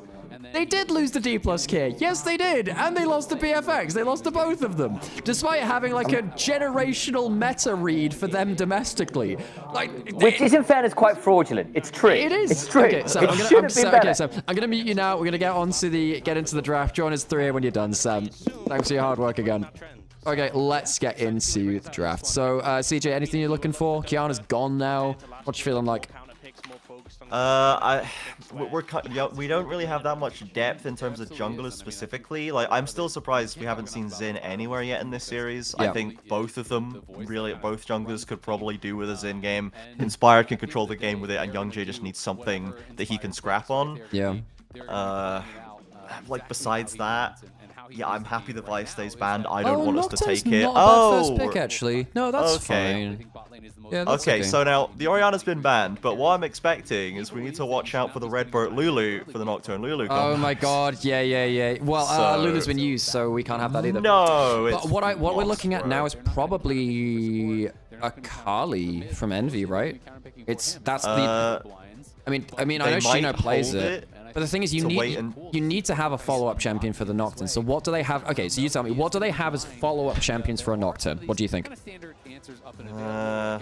I mean, Ambessa would probably be, but it's banned. So I literally think it's just Akali. You have no Aurora, you have no Ahri, you have...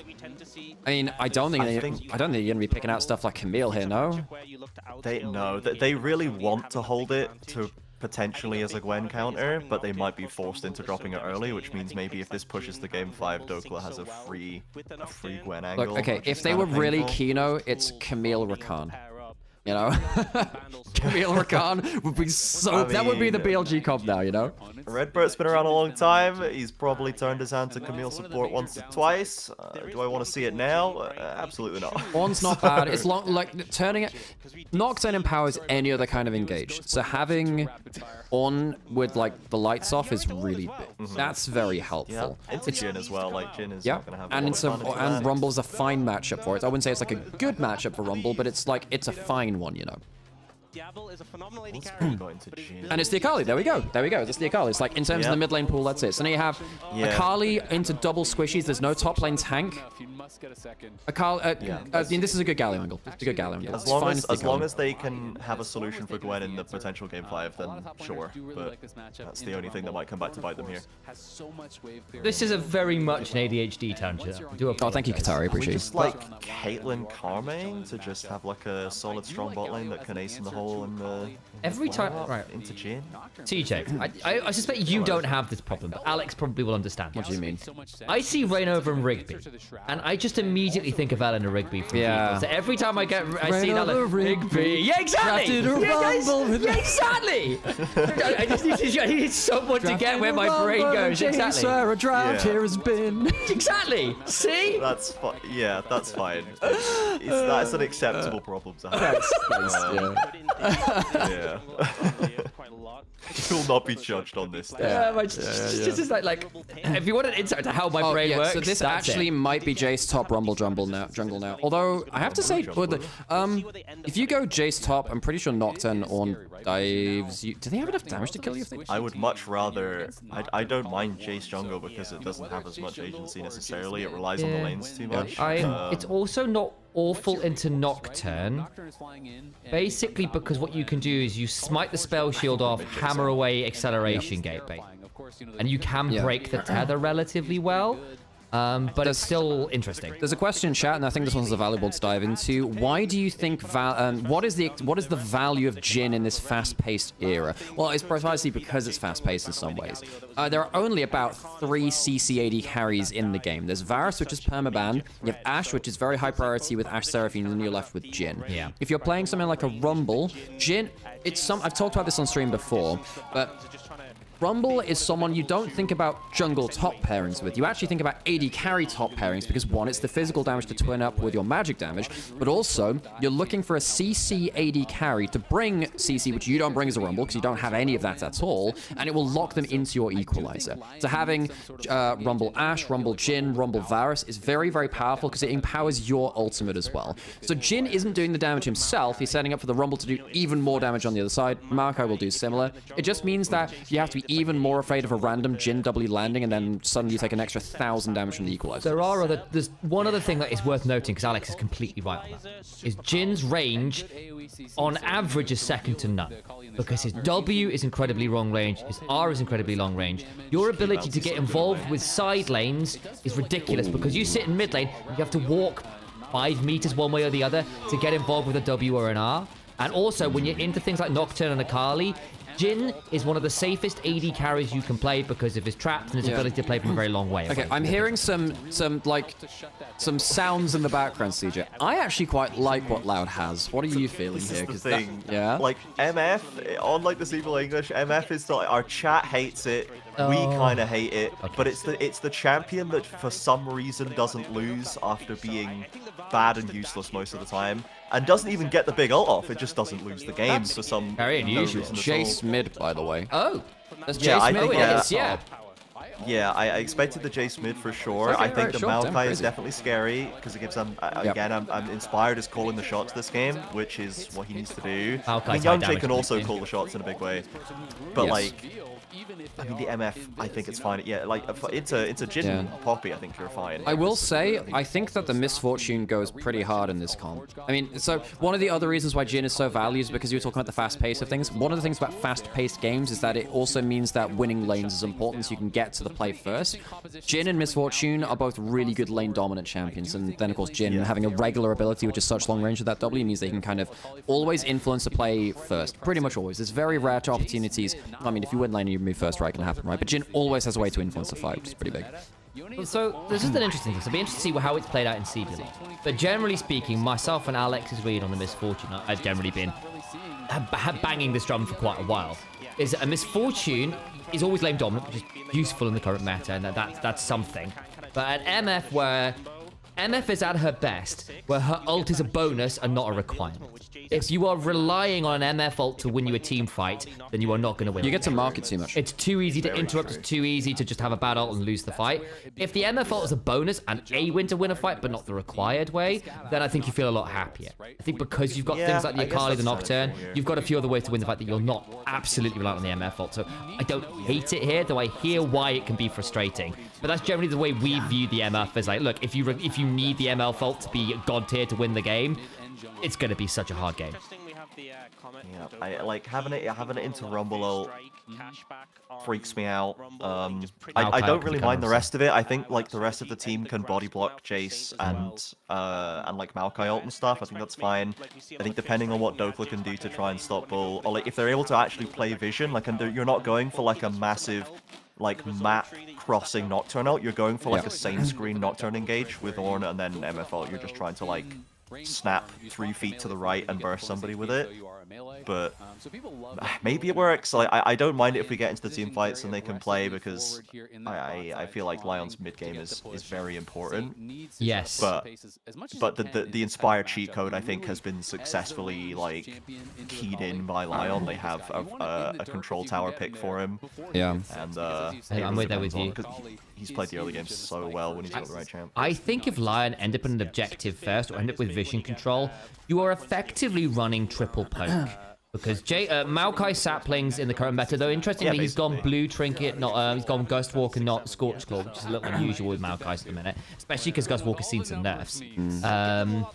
But not basically Maokai saplings plus Jace shot blast plus Jin range plus even an equalizer if you wanted a full commit with that. Yeah, Jin Maokai used to be a bot lane. It was so good. Just having it somewhere else is completely fine. Really annoying Yeah, to play, so like actually if you just get vision control and your ability to just throw out poke into what is a very short range composition could get quite problematic. Though I will say Loud's ability to full send is still going to be very strong. Also, I'll say with stuff like the Jin Maokai and Maokai saplings, that's very valuable in pro play for a specific reason, which sometimes people think they're inting when it happens. When you get hit by a Maokai sapling, you see it moving at you. You don't know if that's the sapling which will actually lead to the chain of events which kills you, because it's really hard to tell 10 seconds down the line, or like 5 seconds down the line, okay, well, Jin's gonna hit me with a W after that, and then suddenly you've got like a Rumble equalizer. So sometimes he actually might die here. Oh, he gets the level up, okay. So yeah, fine. Yeah, but sometimes you see the sapling walking towards you and like, well, I have to get towards the dragon, but if I get hit by this with Jin into a Jace, maybe I just die. So it means that pro players, they often look really foolish against Maokai Jin because they don't realize they're dead, because it's actually not about mechanically being able to dodge it. It's about not knowing that you're actually going to die from the full chain of events. He's not having fun here. He's at range of Flash Q, by the way. Yeah, he needs to Isles is here as well. He can't be it. Yeah, don't be it.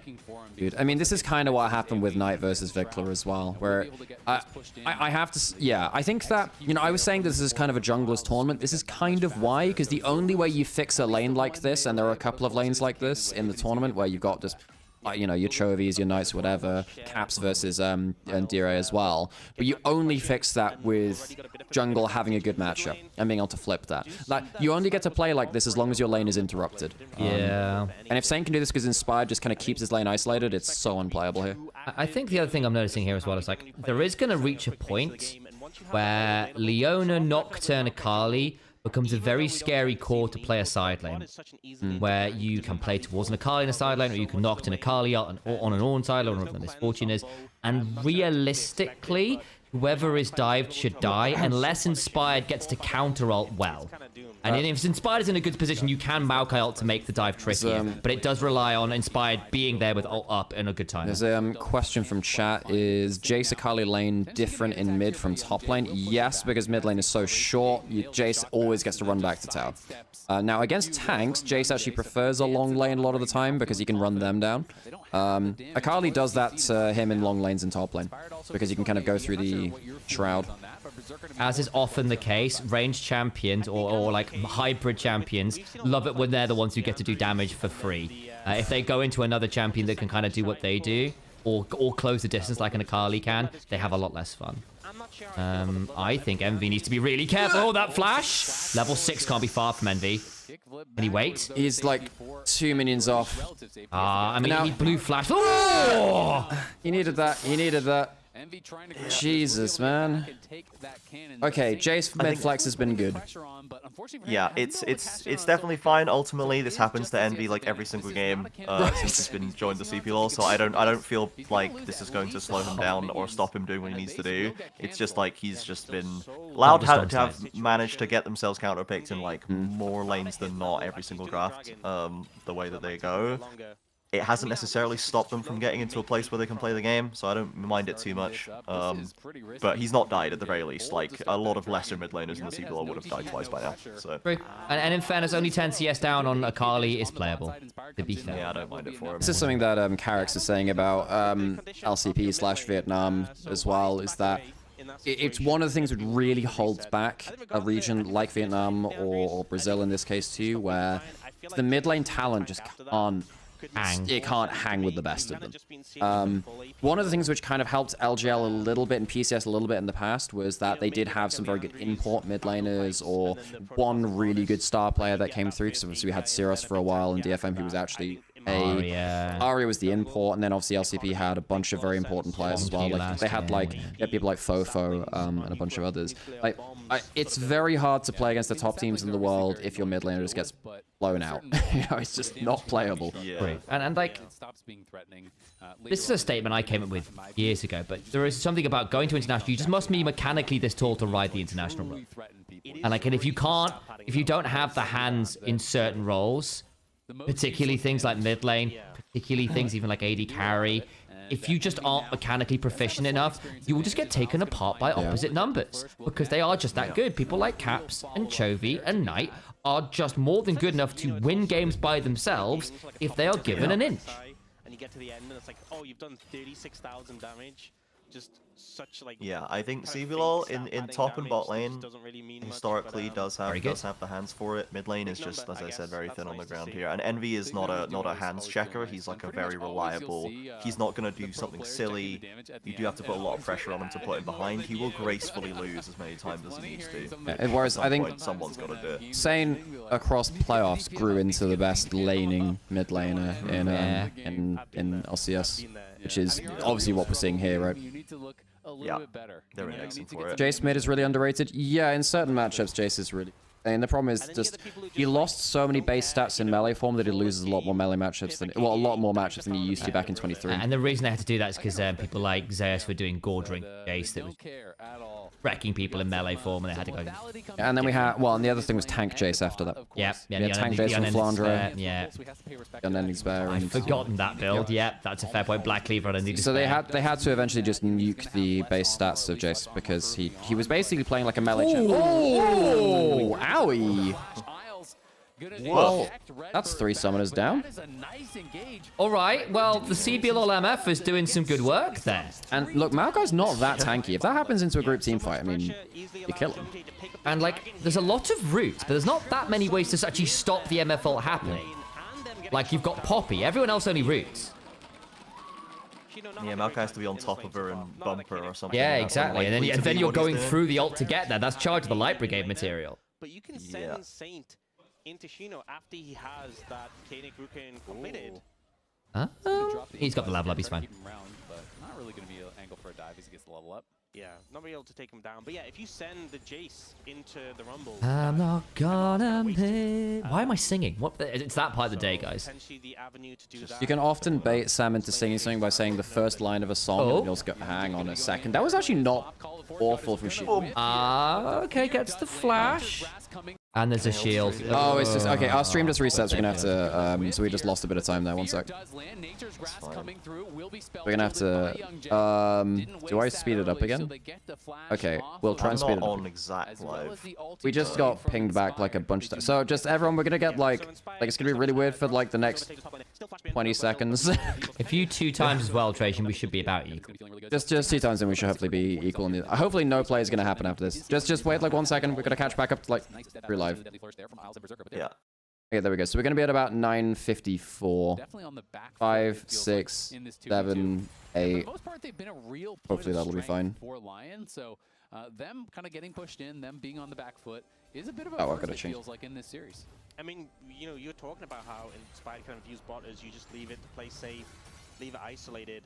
If they start to stumble and fall, then that plan might go out of the window. What time are you at, Trajan? With those summoners being down 16, as well, 17, 18. Oh, you're actually a little behind us now. Actually, we're on 22, 23. Okay. Okay, I'm only 1 second behind. I can. Oh, that's fine. Okay, that's cool. all right. Cool. Within touching distance. That's all good then. All good. That's fine.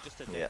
Yep, I think 1 CC hits. Leona typically be picked into the MF to Solar Flare. Yeah, it's also very good with the MF for the same reason, right? Solar Flare, if you land a Solar Flare, it's very easy for the MF to immediately follow up with it. Yeah, you can set up an ult without having to actually put yourself in poppy range, theoretically. One of the other reasons why Leona is very good with Misfortune is that a lot of Leona's damage comes from allies proccing her Sunlight passive.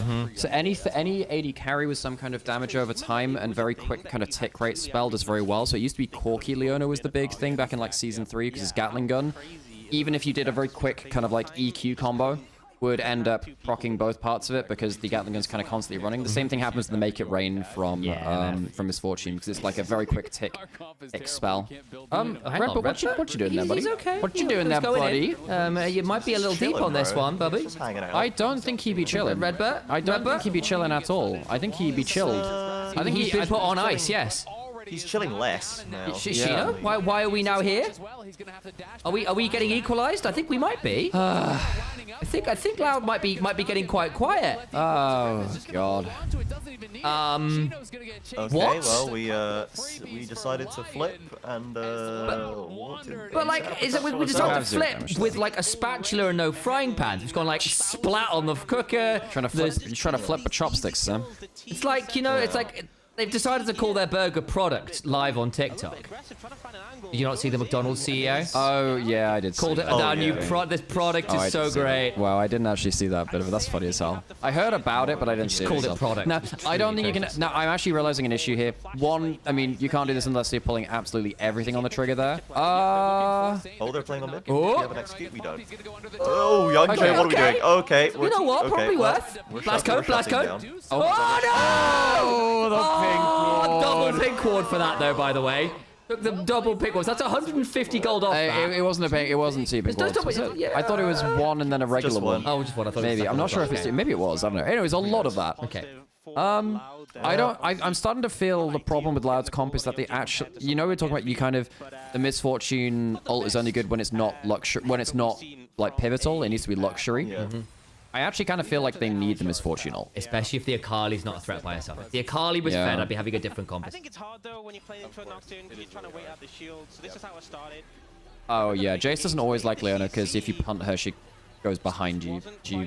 Zenith Blade brings her the other side of you, which is a pain. This is the ult, man. I don't think connected, and then here. I think he misses the ult. He has enough damage. Youngjae nearly gets out. 1, 2. Yeah, it's just there's a second. 2 normal wards. 2 normal wards and then a pink ward too. For sure. Full committal. I do hope someone. To be fair, it's still worth it for Youngjae because you're still getting more gold out of that than they are, and it costs him. Yeah, he just wants to. He got 598, which was I think worth it. Yeah, I wonder. There's some players who just rapid fire on that. Like you'll be. But yeah, we need to get Envy onto like an item and a half, and then we can start doing this. Of course, there's nothing else to watch when you're playing top lane. You're not watching your matchup. I think China in this situation probably. No! Oh, it's buffering again. What? How much time are we losing? We probably lost like, we're on 52, 53, 54. I'm not going to speed it up again. Just slow it down to like 2 seconds. Exactly. That's how you really win the matchup. It's about pinging as many wards as you can. Get that gold up.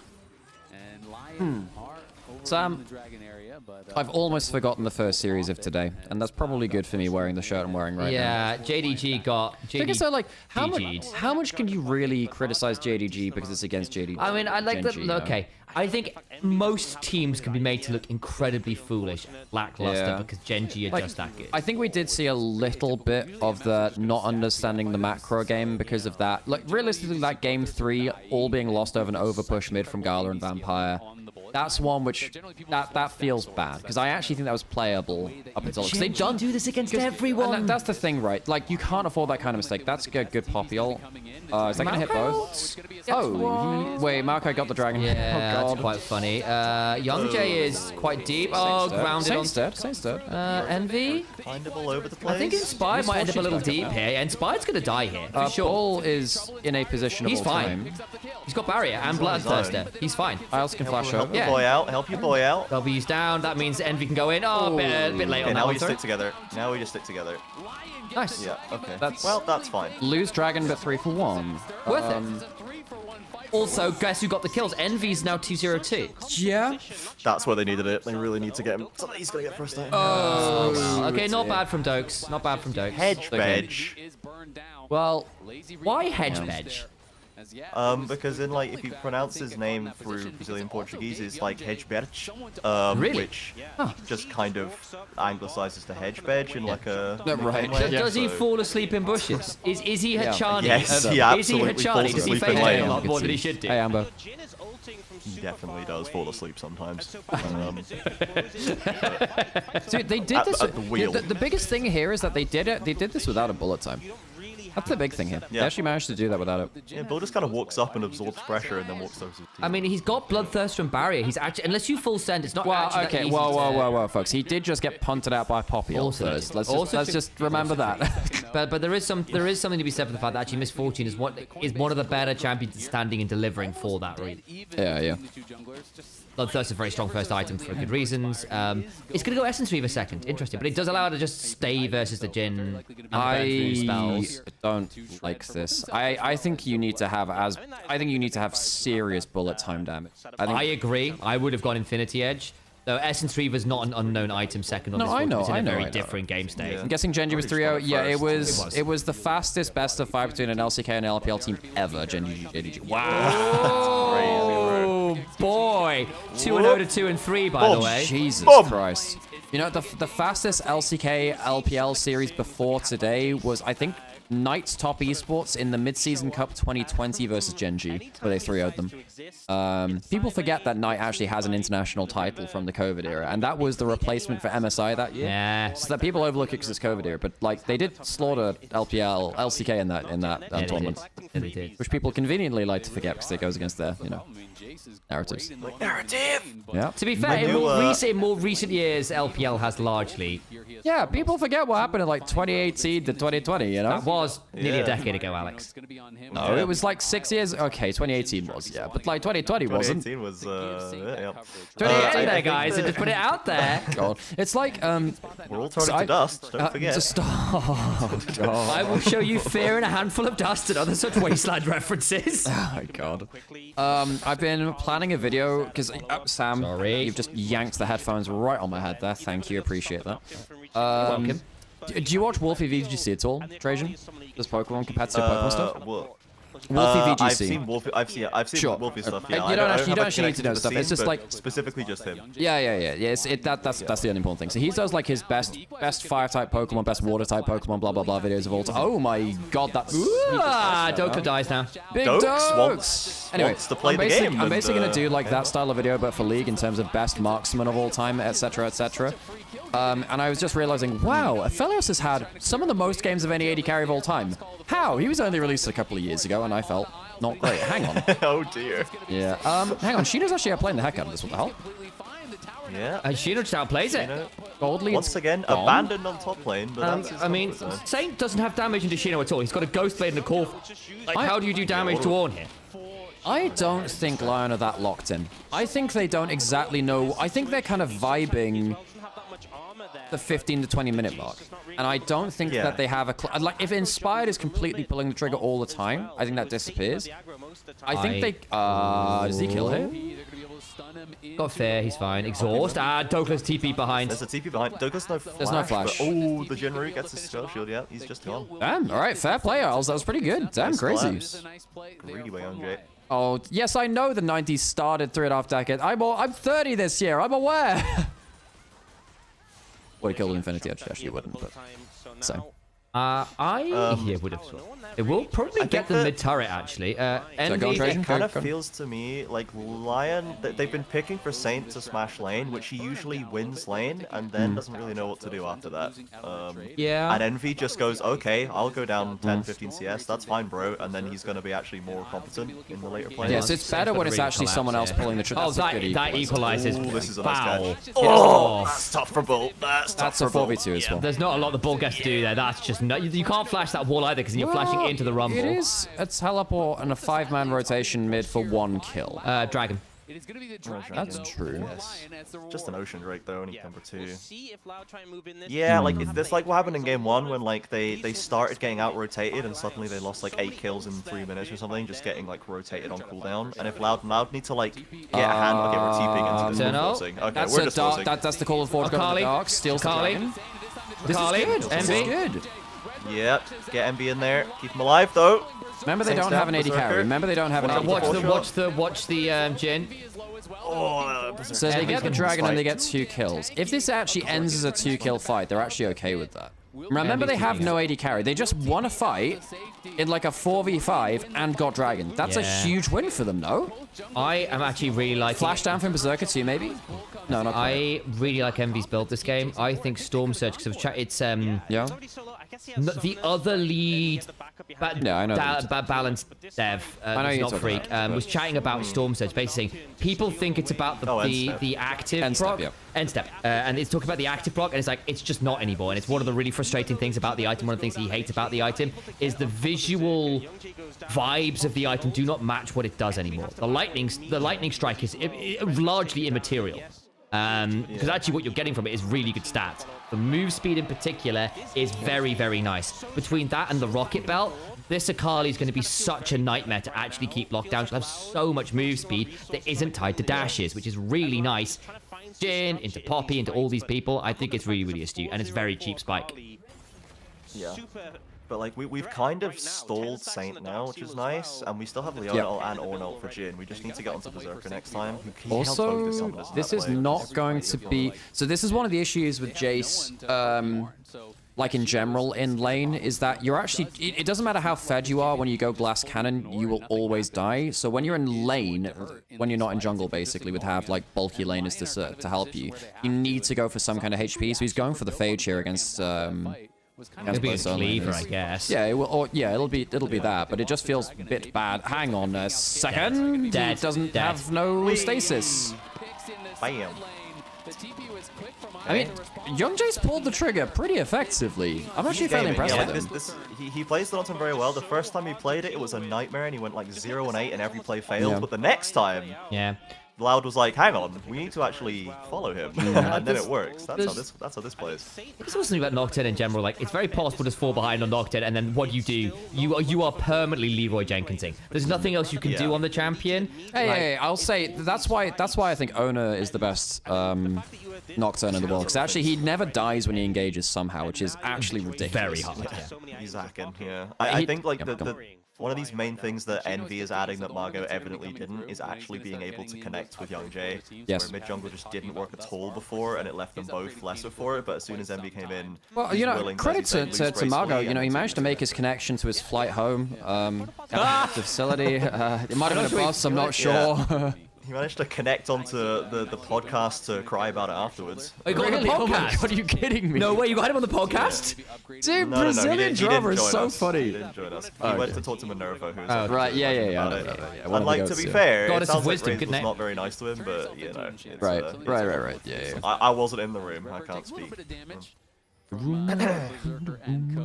Okay, so Loud's evened up the gold, small advantage, leading on Drakes as well. Don't have to worry about soul points because that's going to bend the map shape, and they're just making plays across the good thing for Envy is that the team doesn't really get that much harder for him to kill.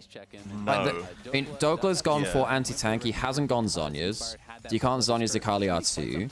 Saint's getting some HP, not going to help him a crazy amount. He's got some magic resist. He's not going to be that hard to kill.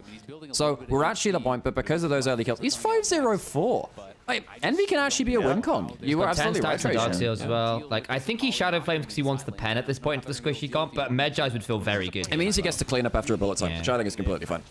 And, remember we were having that conversation about, look, the reason we're a bit worried about the MF is because the Akali's not fed. Well, the Akali's fed. Yeah, the Akali's fed. And so actually you have got that additional threat, which is key. Don't have Infinity Edge for the MF, but neither AD carries the threat. You've got whatever. 3-item mid laner. Yeah.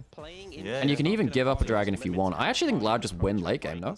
And this is where, as you've been saying, Trajan, this is actually their comfort zone of like even slash ahead in late game fights. Yeah, and now they've actually got playmaking tools with the top and bot laners, so that's Are we legit getting a fucking 5-game series between LCS? I think we are. I think we are. That's nuts. Like, don't get me wrong, there is a world here where the Maokai becomes really problematic, where you get a 3rd to 4th item on the Jhin, and Jhin starts like cracking heads at 4 items because his passive suddenly does things, because everyone forgets that Jin's passive scaling is genuinely nearly exponential because it scales on level and crit and attack speed and attack damage. And once you get 4 items, you have all of those things. And so you have like 800 extra bonus AD. Need to win the next fight or fight after that, or there's no hope for them, I think. Yeah. To get Dragon Baron, then back in the lead. Back in like you can see on that score graphs, like their wins have to come soon, especially with this comp. Like if it goes later and later. Oh, that's a bit flimsy with the engage there. That's allowed them into the river. Also, the Black Cleaver Jace is actually starting to shred the Leona, which I'm a bit worried about. I'm a bit worried about Redbird here, actually. Ball's not in a bad spot. Envy's in a horrifying spot. I think Envy spotted the ward going over. Okay, well, Dragon's taken. Bullet time is really good. Oh, that's nice. Young Jay might die. Does it matter? Okay, they've blown up Inspired. And Isles is now way too deep. Envy's in the back. Oh, Envy! Envy! Get Berserker, get him! Get him! Call him Envy Adams, because that's some black sheep out from the cold to come win the roster for you. Okay, you sold that. You didn't. I didn't know where you're going with that, Sam, but I appreciate that. You brought it all together. Thanks, Sam. That was good. You know, I've got very specific things for my references, Sam. They got to be. I've never made a flimsy reference in my life. You know. Yeah, it's just like it was time for Brazil to drown in the sweet sorrow. This is game. This is game. I think it is. I think it's. I mean, you've got Dragon advantage. You have late game scaling comp. You've got Baron after. I mean, I think Lion have legit been 5-game by Loud. I don't really know what Isles was doing in that play, to be honest. Like he's like was going looking in to come from inspired, and now he's 8 miles from Berserker. Well, he gets Akali out of the fight, and I think that's actually fine enough because this is a fight where the Akali. This is fine. Oh, sorry, yeah. This bit is the bit like what he missed the wall stun. He missed the wall stun. Yeah. It's too soon. Like, legitimately, we can just wait for him. This team, I don't think LYON functions unless it is the 2 most experienced members calling the shots in Dokla and Inspired with big game plan leading the game. We thought maybe it was going to be, the Maokai calling the shots, but clearly Inspired has not actually been able to just consistently keep up the pace of the game. Also, just check Envy and Bull's inventories and notice that they've now got an upgraded Infinity Edge and a Shadow Flame. Yeah, Ornn's the thing. Like, that's just an extra 1,000 gold lead right there. It's mostly on Ornn, it's on Leona, it's just targets where you're really changing. And who realistically kills Leona and Ornn in good order this? And Envy can one-shot Berserker at a moment's notice. Yeah. Mental day of games that this one's only 26 minutes in and I'm feeling like, damn, it's a long one. I know, right? It's because Gen G just slaughtered poor JDG earlier. I do need a Red Bull. I'm actually starting to flag it. I'll get one off this game. Deja vu. I've been in this game before. Higher in the top. This is an bullet time really just. That's a good. Oh, God. And look at the mid lane. Yeah. Look in the mid lane. Goodbye, Saint. Hit. Yeah. Yeah, okay. Just killing his ass. That was a good 3v5 defense. Well, they can't walk through the bullet time. Yeah, there's no one to get in there and actually disrupt And also it. just like, Maokai has limited use versus heavy tank frontline who can just tank up the tendrils. Like, Maokai's very good in against squishy comps because no one wants to block the tendrils. Ornn doesn't care about it. Ornn knocked in a spell shield. Leona just puts on Eclipse. Yeah, and I'm going to put this out there as well. How does... I had this conversation in draft. How does Maokai close the distance versus the Misfortune ult? Have a better angle. Flash WQ or die. Yeah. And like, at that point, it's just like, and I think if you're Flash W in that, like, you are going a very long way. I just can't believe that Sane, after the early lanes, which he's had versus Envy, is looking across his opposing number being 705. That is insane. Yeah. He needs to buy a Medjai's actually as Envy for more move speed. He might want the gold for a Void Staff. Or a Zhonya's. Zhonya's is also just fine. to hold on to it. Yeah. Also true. I think Blighting Jewel is smart because we are seeing Spirit. I think the other thing that you can just sit on Seekers and do whatever you want at that point, because this is probably a one-fight game now. He's 2 levels up. Why is he 2 levels up? Why is he fighting in the middle of the shroud? Why is he in the middle of the shroud there? It's like it's a wall that he can't get out. What? I think he's about... I think we need to have an investigation about who sainted this man, because that... I mean, maybe he's just giving to the poor, guys. Any possibility you guys go back to 1080? Yeah, I have actually been thinking about doing that because I don't think it worked in the way that I wanted it to today. I'll up the bit because I basically, if we go on 1440, I think it makes our Twitch streams higher quality because I think sometimes Twitch, when we stream on 1080, gets stuck at 720. Tomorrow I'm going to switch back and just have higher bitrate at 1080 and hopefully that's fine. But we'll see. But yeah, we have seen it. We'll have a play with it. Yeah, you can look at 1080 on YouTube for now, and hopefully that's fine. Are we locked at 720 on Twitch for some reason? No, Sam, it's a region thing. This is what I was saying. Like I was saying, you were saying it was about the... look, because we were talking about this being a YouTube thing. YouTube doesn't have the region locking between 1080 and 1440, or at least YouTube allows you to stream on 1080, 1440 at the same time. That's oh, he's gone. Oh, he actually might. Fair. Oh, nice. Fair. Dokla, I don't know about that one, mate. Turret. Thank you. There you go. They don't have the damage now. Bull's about to kill Dokla, I think. Yeah, the flash from Redbird is so nice. Holy shit, man. Berserker just can't play if Envy walks onto a screen. He has to just run. Reminder that the winner of this series does have to face Gen G. Generation Gaming, yes. But you really want the extra series in hand. You really want the extra series in hand. Maybe JDG will completely mental boom. I actually think... So, funny thing is, I actually think if LYON goes up against JDG, there's a chance Inspired... breaks Junja's ankles. Yeah. Junja was flimsy today. Yeah. Holy shit, we get a 5-game series. Did not expect that. Let's go. I did recall, TJ, about LYON being potentially the 3rd best team in CBLOL, and they are just taking LCS1 to game 5. Loud, yeah. No, LYON are like the 5th best team in CBLOL. That's bro. what They I meant to couldn't even say. crack That the way top around. Sorry. four.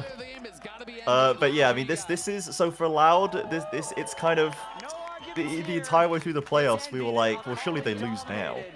Well, I mean, now they probably have to lose, right? I mean, this next series, this is unwinnable for them.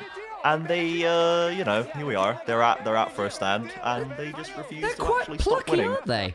And I would say I'm liking Youngjae. I think Envy's actually a very good mid-game skirmisher. His laning phase is dubious, but hey, that's fine. And actually, he's just losing matchup every single game. I don't think he's even doing that badly. He just has to lose. He's not giving up like kills. The Mel game was probably the worst one for the dive threat from Pantheon that he didn't respect enough. But after that, he's just been like going down a gentleman's 15 CS. Hey, thank you so much for the sub, Bluebell Monster. By the way, we're running a thing which we will. I don't know what we're gonna do for this break. I feel like we've kind of like done a lot of people. We're running a thing called the Fraud Wall, where you can nominate players, teams, or honestly whoever you want to be put onto the Fraud Wall. I guess I need to have a photo I can bring up at any point, really. I also, honestly, I just need some caffeine at this point. Let me get you a Red Bull, mate. I'd like a Red Bull. CJ, would you like one? I can get you one faxed. Yeah. Well, you're gonna have a very soggy letter in about like 2 days. So I'm gonna pour it out so the can's not in the way. So you get a really sort of like crinkled paper in about 2 weeks' time.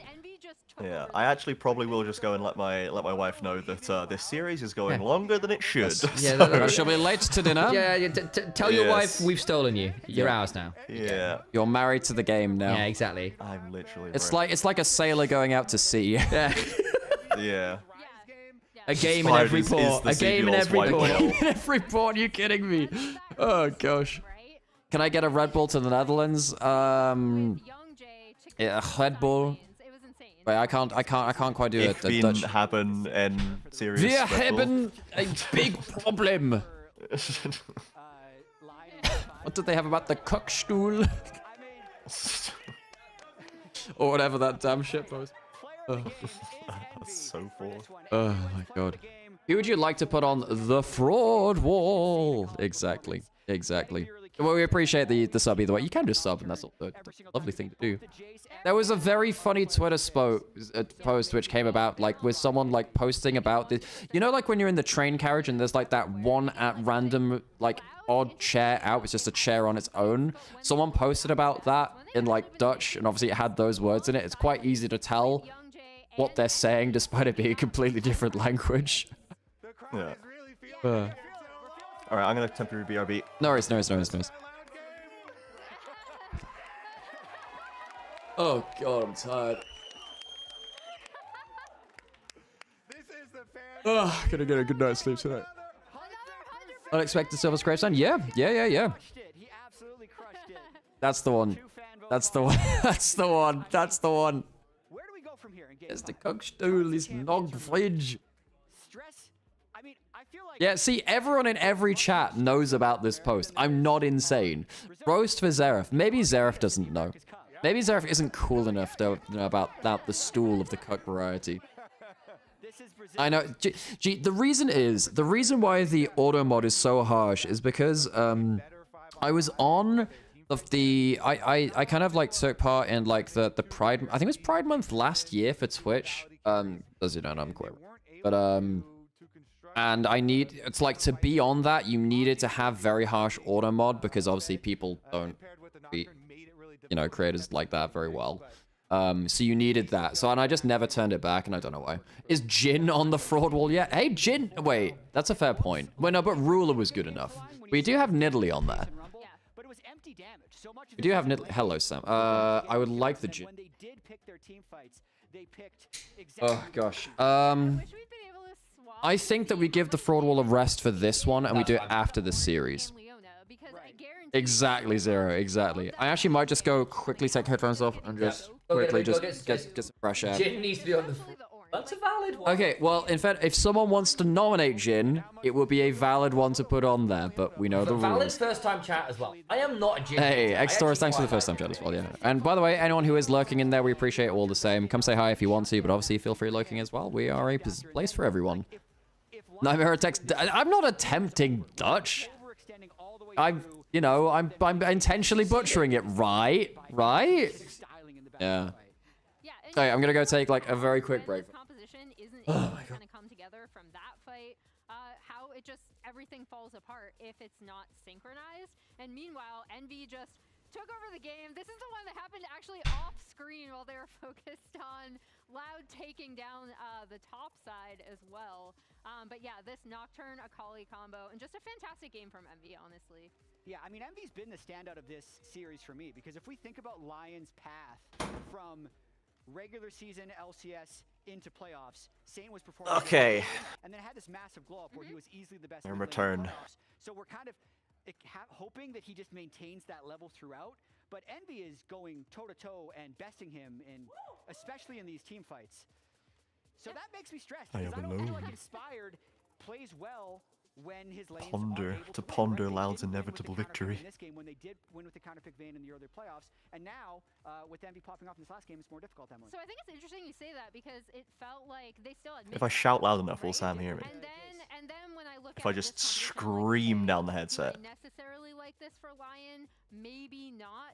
You guys might all need to turn your voice. I'm not gonna scream down the headset. Instead of kind of hanging back and waiting for things to happen a little bit more, and their setups just weren't there in this game. CJ's back. Sorry, I was just putting my phone on charge and responding to a couple of messages. Mate, what were you saying? I completely was psychically messaging. That's fine. We had negotiated for game 5. How are you feeling about a game 5 here? Because I actually think I have liked Loud better in later game scenarios than I have Lion. Yeah, I mean, I think like they're being allowed to to reach the stage of the game that they thrive in way more than I think they should. I think because Saint is unable to translate a lane lead, that is letting Envy play his game much better. Yeah, agreed. Dokla is just very up and down. Like the Gnar was great. Even Vayne was solid in lane, but I do think that basically there is an information deficit for Dokla where he's making big plays in the mid game and then running into 3 people when he's doing it. Where the hell were those? And so for whatever reason, either he's not respecting the information they have, or the comms aren't there, and he's going for 1v1 plays that aren't 1v1. Like we saw that the Rumble was like that flash into 3. If he's just reaching too much, or yeah, we saw it in the Vayne too as well, because like he collapsed with the team and gave up all of his lane leads to join a squad, especially with a build that wasn't designed to join the squad. So I don't know what the calls are there, but that's wrong, basically. Yeah. I think Berserker's been good, and Isles, I think he's just, I fear he's just not the strongest player. But he's not like being asked to do much, but he's also not really offering anything. Whereas Redbird, I think, has been doing solidly with the picks he's had. He's again had his misses, as he always does, but he's like, I feel like he's contributing more. And Bull is just shutting up and doing his job on whatever pick he's given, and he's not like throwing away leads, or he's not dying on mid wave, which is nice. So I think Loud are playing on form, and I really think it's just LYON like failing to punish them in the way that I thought they would. Yeah. So part of it's draft, and part of it I think really is the fact that they're like winning mid and then losing it for no reason. But I guess it's just Envy diff. Yeah. But yeah, Young Jay has been like Young Jay has played a vanishingly few number of champions this split, and we've now seen all of them, pretty much. So that could be... we're now going to be reaching potentially into some janky stuff, because they've not gone to a game 5 so far this split. Interesting. So we'd see whether Young Jay's got more to him or not, which will be a big one to check out. Yeah, he's got a great core message. He has a good core philosophy, Young Jay. He's good at it, and the team gets behind him on it now. He's a young member of the alphabet, ready to show others exactly how to count. Exactly, bro. But like, looking at the champs he's played, Jarvan played it, lost. Kiana played it, lost. Aatrox played it and won. Nocturne played it and won. Vi is permabanned. Mundo has already been picked, which leaves us Lee Sin. It was the first game he played all split, and it was very bad, and the team was very bad and didn't have Envy. And then Malphite. So we might be angling for the Young Jay Malphite, which any CBLOL watcher will probably groan when they see it. However, it is another one of those, like, I really hate watching him play it, but he always seems to win with it. He's like the quintessential Loud pick. He doesn't... it's fine. Like he's won the games on it, but like I don't think it's like a. I think if you need a game 5 just does the thing, that might not be a bad option. And it has been ignored weirdly this series. So like if I'm LYON, I don't think you need to ban the Malphite. Honestly, like when I watch it play, you shouldn't need to ban Young Jay's Malphite. I think he's not that good at it. You probably just deny the Xin Zhao. Does he play Zahen or Ambessa? Because I'm just thinking, not like, that I've seen. Because I'm looking at things that are in a similar kind of spike point, and again, not play style per se, but spike point to like the Nocturne, or to the Aatrox, which actually is much more about that level 6 first item. Now I can really begin to take over the game and become a main carry in a way that say the Xin Zhao, the Vi, the Jarvan. You need to be doing more from the early game, which I don't think. It's not that. How do I play this? I think Young Jay probably has the hands to play those champions. I don't know whether Loud as a team have got the platform in order to make those champions look good. Does that make sense? Yeah, I think Ambessa would be good for him. I think Zahen, I think, just doesn't allow Young Jay to play the way he wants. I think it's too short range. I think Ambessa. But is Aatrox not the same? I guess that's true, actually. I do know what you mean. I mean, Aatrox brings more CC, right? There is truth to that. Yeah, and Zahen is like those should fit for him. I still think they probably would love to keep the Ambessa in the back pocket for Shino. It's probably his best champion. And he's I think him being able to survive or get one over on Dokes has been very impactful for them if Shino is strong. So I think Ambessa for Shino is what they probably look for. Malphite jungle for Young Jay, and then whatever we're doing in mid lane. Like Envy has a massive pool. Like he can play whatever. If we get the Envy Vex in this game, I will freak out. I just watched Inspired slump in his chair and sigh. That is not a good sign. Oh, I need to do the annotations. So it's whatever Inspired gets. They managed to beat him on a control tower pick, which is big. Yeah, I think I like the term control tower pick because I know exactly what you mean. Yeah. It's because I've been watching Haikyuu again recently, and that's how they refer to it. Haikyuu is such a good show. Oh my days. To as control tower, so it's in my head. It's on the front of my mind. For any culture enjoyers in the chat. Also, I'm just gonna put this out there: if Brazil get a win in Brazil, huge. It's fucking huge. Absolutely huge. Yeah. Like you mentioned, we are Haikyuu fans here. Yeah, the crowd is definitely like this is like there's no travel. The home field advantage is rarely going to be stronger for any region than it is for Brazil in Brazil. I mean, like to the extent where like there were concerns about it in Counter-Strike because the Brazilian fans were so loud they were getting information they shouldn't do because the fans were that insane. The fans love it. They are incredibly popular. They do. So yeah, we was thinking. So I think. What does Envy play now? I mean, he might just end up defaulting to like a Syndra or Victor. Victor's not a bad call. But like, I think for LYON, yeah, you keep the Vi banned. I mean, honestly, I would probably let them drop the Vi and let Youngjae have it because it's a very volatile pick for him. I don't think they should give him the Xin Zhao. I think they should. If you're LYON and you actually watch Loud play, you should give him the Malphite and then beat him on it because I swear his Malphite's not good. I think what we've seen for LYON is Inspired needs to be on something with a slow pace of play.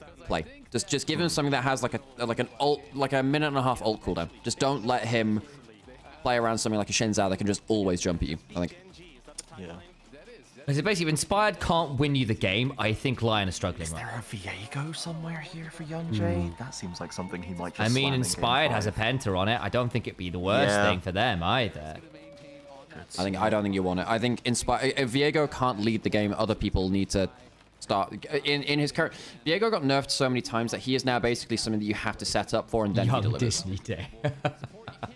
As opposed to Youngjae, I think it's supposed to be like a young Disney. I don't know whether it's a meme or whatever. I'm assuming that's who it's about. Palmer away from Brad Burt stops. Well, there's no Ezreal Karma left. Oh, what do we even have? I mean, there's a Phalios Thresh. That's a big one. John, I see you over in the YouTube chat. I'll come back to that Haikyuu conversation after the draft because I want to lock in for draft. But I see the conversation and it's a valid one. And I'd love to talk about it. I actually think that Haikyuu is way more of a grounded anime. I agree. As opposed to Kuroko no Basket, which is like super powered sports.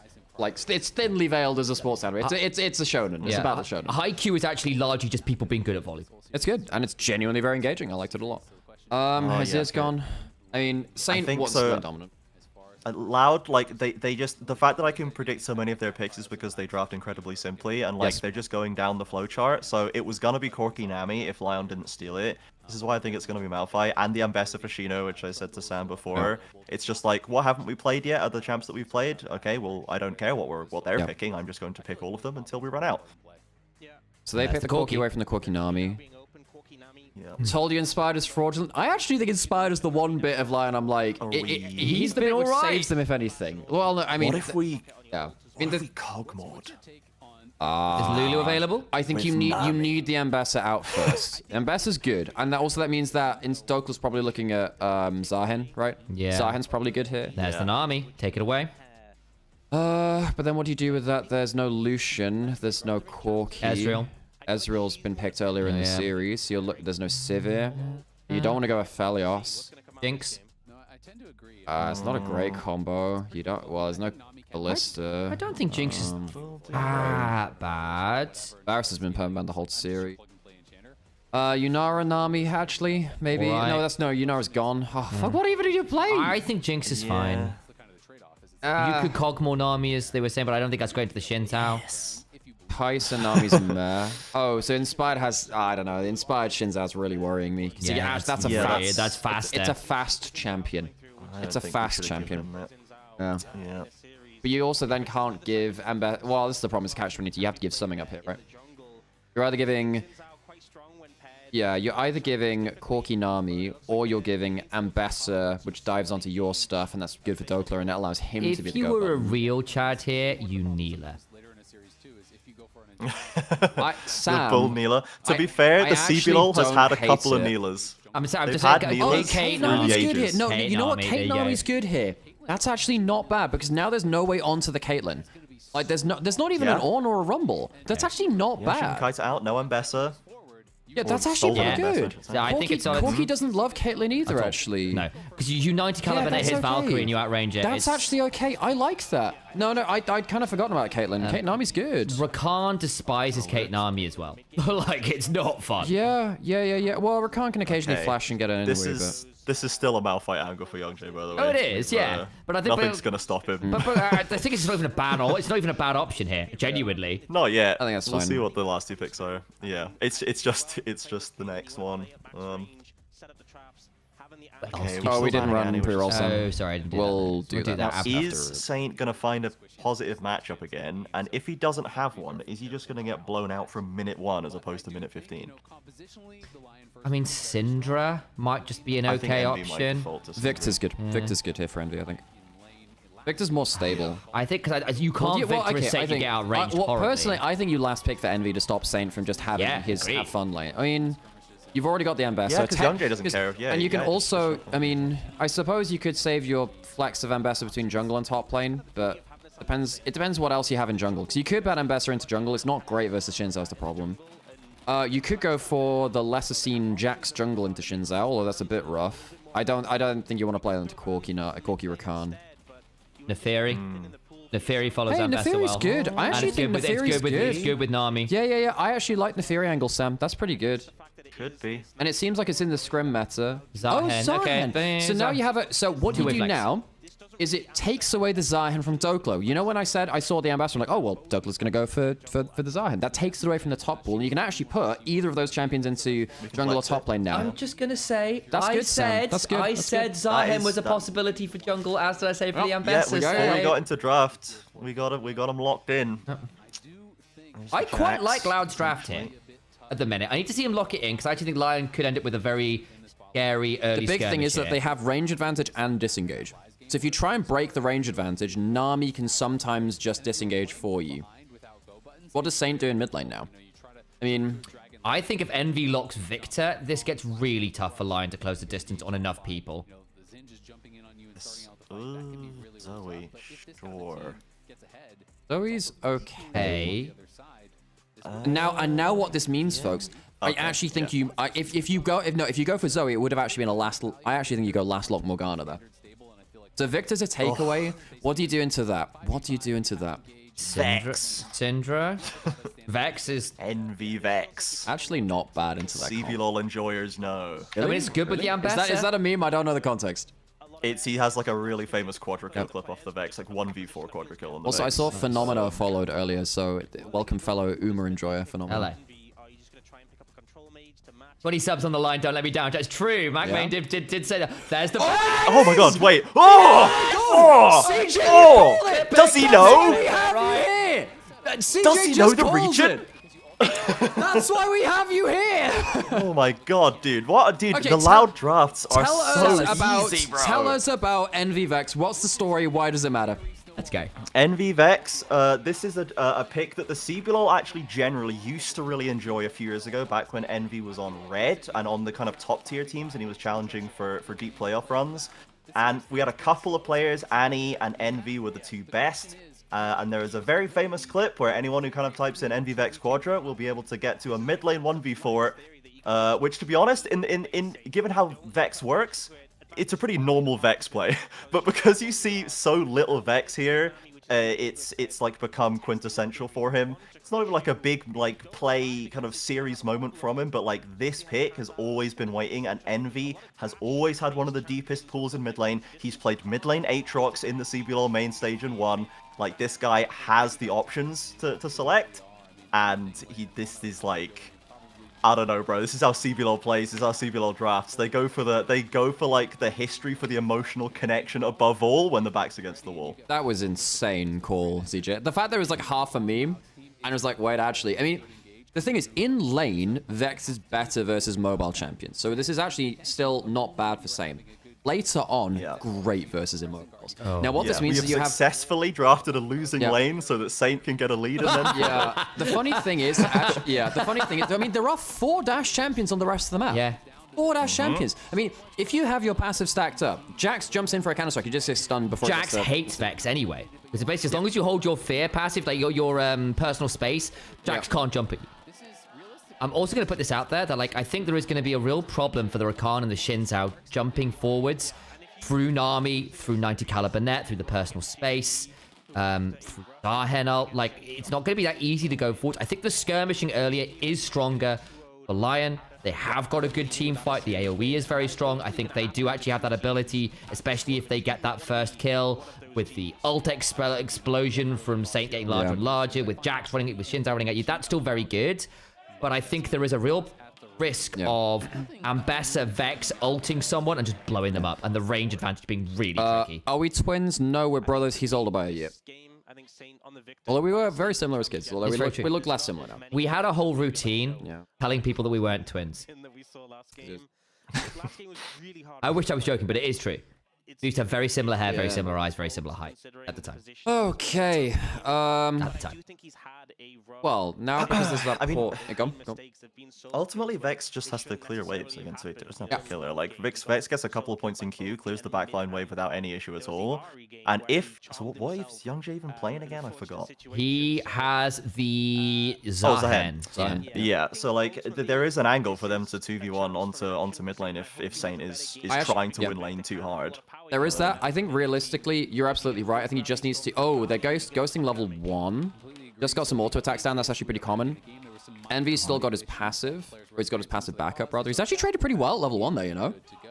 Yeah, like this Envy champ is Vex is so like easy to play safely and just like to set up situations for yourself. Once you get into the later game, the damage really falls off a cliff. Like your one-shot potential becomes super conditional. You have to find the right target. Normally it does, but you have no hyper tanks in this game. There are a lot of squishies. This is a good situation for it. So I mean, just pair it with an Ambessa between the two of you. Because like if it was like Leona or Alistair, I would agree. Jax, it can get quite tanky. It will be probably Rod of Ages Victor. But I mean, if you're doing this, like, with a Zahen, with you're mainly getting the fear off. Yeah, I think this should actually be a slow burn defensive Vex, personally. I think it should be like... I don't actually know what the full build would be, but I think he should be stood in his team and be like, you're never getting towards the Caitlyn. Because the Caitlyn has the range advantage. I mean, the Victor causes some issues for that, but Victor, if he steps up too far, he gets Ambessa pinged, and then every other skill shot hits him and he dies. And also, you've got Nami to undo the Victor poke. Which is, I think, is going to be problematic. Like, I don't think this is a Storm Surge Vex game, right? Like, we don't need to index that hard into it. Like, if you can catch Berserker specifically, absolutely go for it. But you really just want the fear onto Saint. I mean, if you snowball them, so be it. But yes. I agree. And I do think this will be an interesting one because, again, I'm looking at Loud's engage options, and they are a little skill shot reliant. You need to hit the Ambessa ult, or a good Tidal Wave, or a good Vex ult. But if you do land them, the follow-up will immediately come on through, because then all the other ults land and you die. Actually, I shouldn't have bought into that, but I just get them. Dokla goes for the proxy. There's a missing ping now as well from Dokla on the turret, so he just dropped half away for that. Yeah. It's... Youngjae I'm dangerously comfortable in this game now. Every single game before this, I've been like, Loud's gonna lose this one, and they've like gotten to this point. I'm now worryingly happy with what they've drafted in this game. Hang on, and Youngjae just reset. Yeah. Okay, he's got a fear. He should be able to get out of this at least. Knock up. Oh, he's dead. He's dead. Whoa, we went too early. Now the wave's against him, and he flashed, and he's already teleported. Yeah, and the wave's frozen. And also, Youngjae just reset as well, which is really frustrating timing. It's fine. Saint winning lane is the first win condition. I actually think it would have been better for him to walk down. But just chase down under tower. Yeah. The moment the red buff tags you, you die. Yeah, the slow is so annoying. Yep. With the ramping damage, I'm not even sure if it would have killed him, but it would have been close. Yeah, I feel like he just allowed Inspired to close the gap without having to... He kind of just flashed from melee one side of it to half melee the other side. Yeah, potentially just the amount that Inspired can do on Xin Zhao is the one thing that is the one potential major threat. Okay, but we've also all seen Saint fumble a lead several games in a row. Yep. So... Yeah, I don't mind Saint getting a kill, but if Inspired's going to play heavily around mid lane, that's... Wave's pushing into Dokla, he's going to have a slight lead from... I'll also say that Saint on Victor is an inherently better scaling champion relative to the game and the champions in it. The LeBlanc and the Jace were, especially with the build that the Jace went. Yeah, he is gonna eventually come back around, even if he fumbles mid-game again. So there is that side of it as well. And there's the ult for poke. Redbert's trading with Isles. Isles dodges the Aqua Prison. Go to Aqua Prison! Not Aqua Prison! No, anything but Aqua Prison. That's where they said that Team Magma members tremble at thought. Yeah, why doesn't she have a voice like that? These tattoos, I got them in Aqua Prison. It's just Kyogre, but it's just Kyogre tattoos everywhere. Kyogre. Have you seen anything about Pokopia, the new Pokemon game? I have seen it's Storm in the Nation. It's excellent. Kyogre is in that game, but he's like a southern gentleman. He's like a country gentleman. He's like, oh, I got up some mischief in my old days. My brother in Wales, Christ, you flooded the entire world. That's not mischief. That's like ecological disaster. Oh, that's pretty good. Ooh. Okay. I'm not gonna lie. I actually think this is a very difficult game for the engaging members of LYON to play. Well, I agree, because you dive through a hell of a lot of horror. Look, look, if you do connect with a Counter-Strike, it's probably game over. But if you get Nami tidal waved, it's How really can they connect, rough. Alex? It's the wrong servers. Yeah. This is League of Legends, not Counter-Strike. Oh, that's true. Yeah, fair play. Oh, that's a pretty... This is risky. Oh, they get it. They get it. Okay, fair play. That's gonna get... Why is the support TP? Thank you for the snort laugh, by the way, CJ. I appreciated that. You gotta give him something. I can't leave him out there.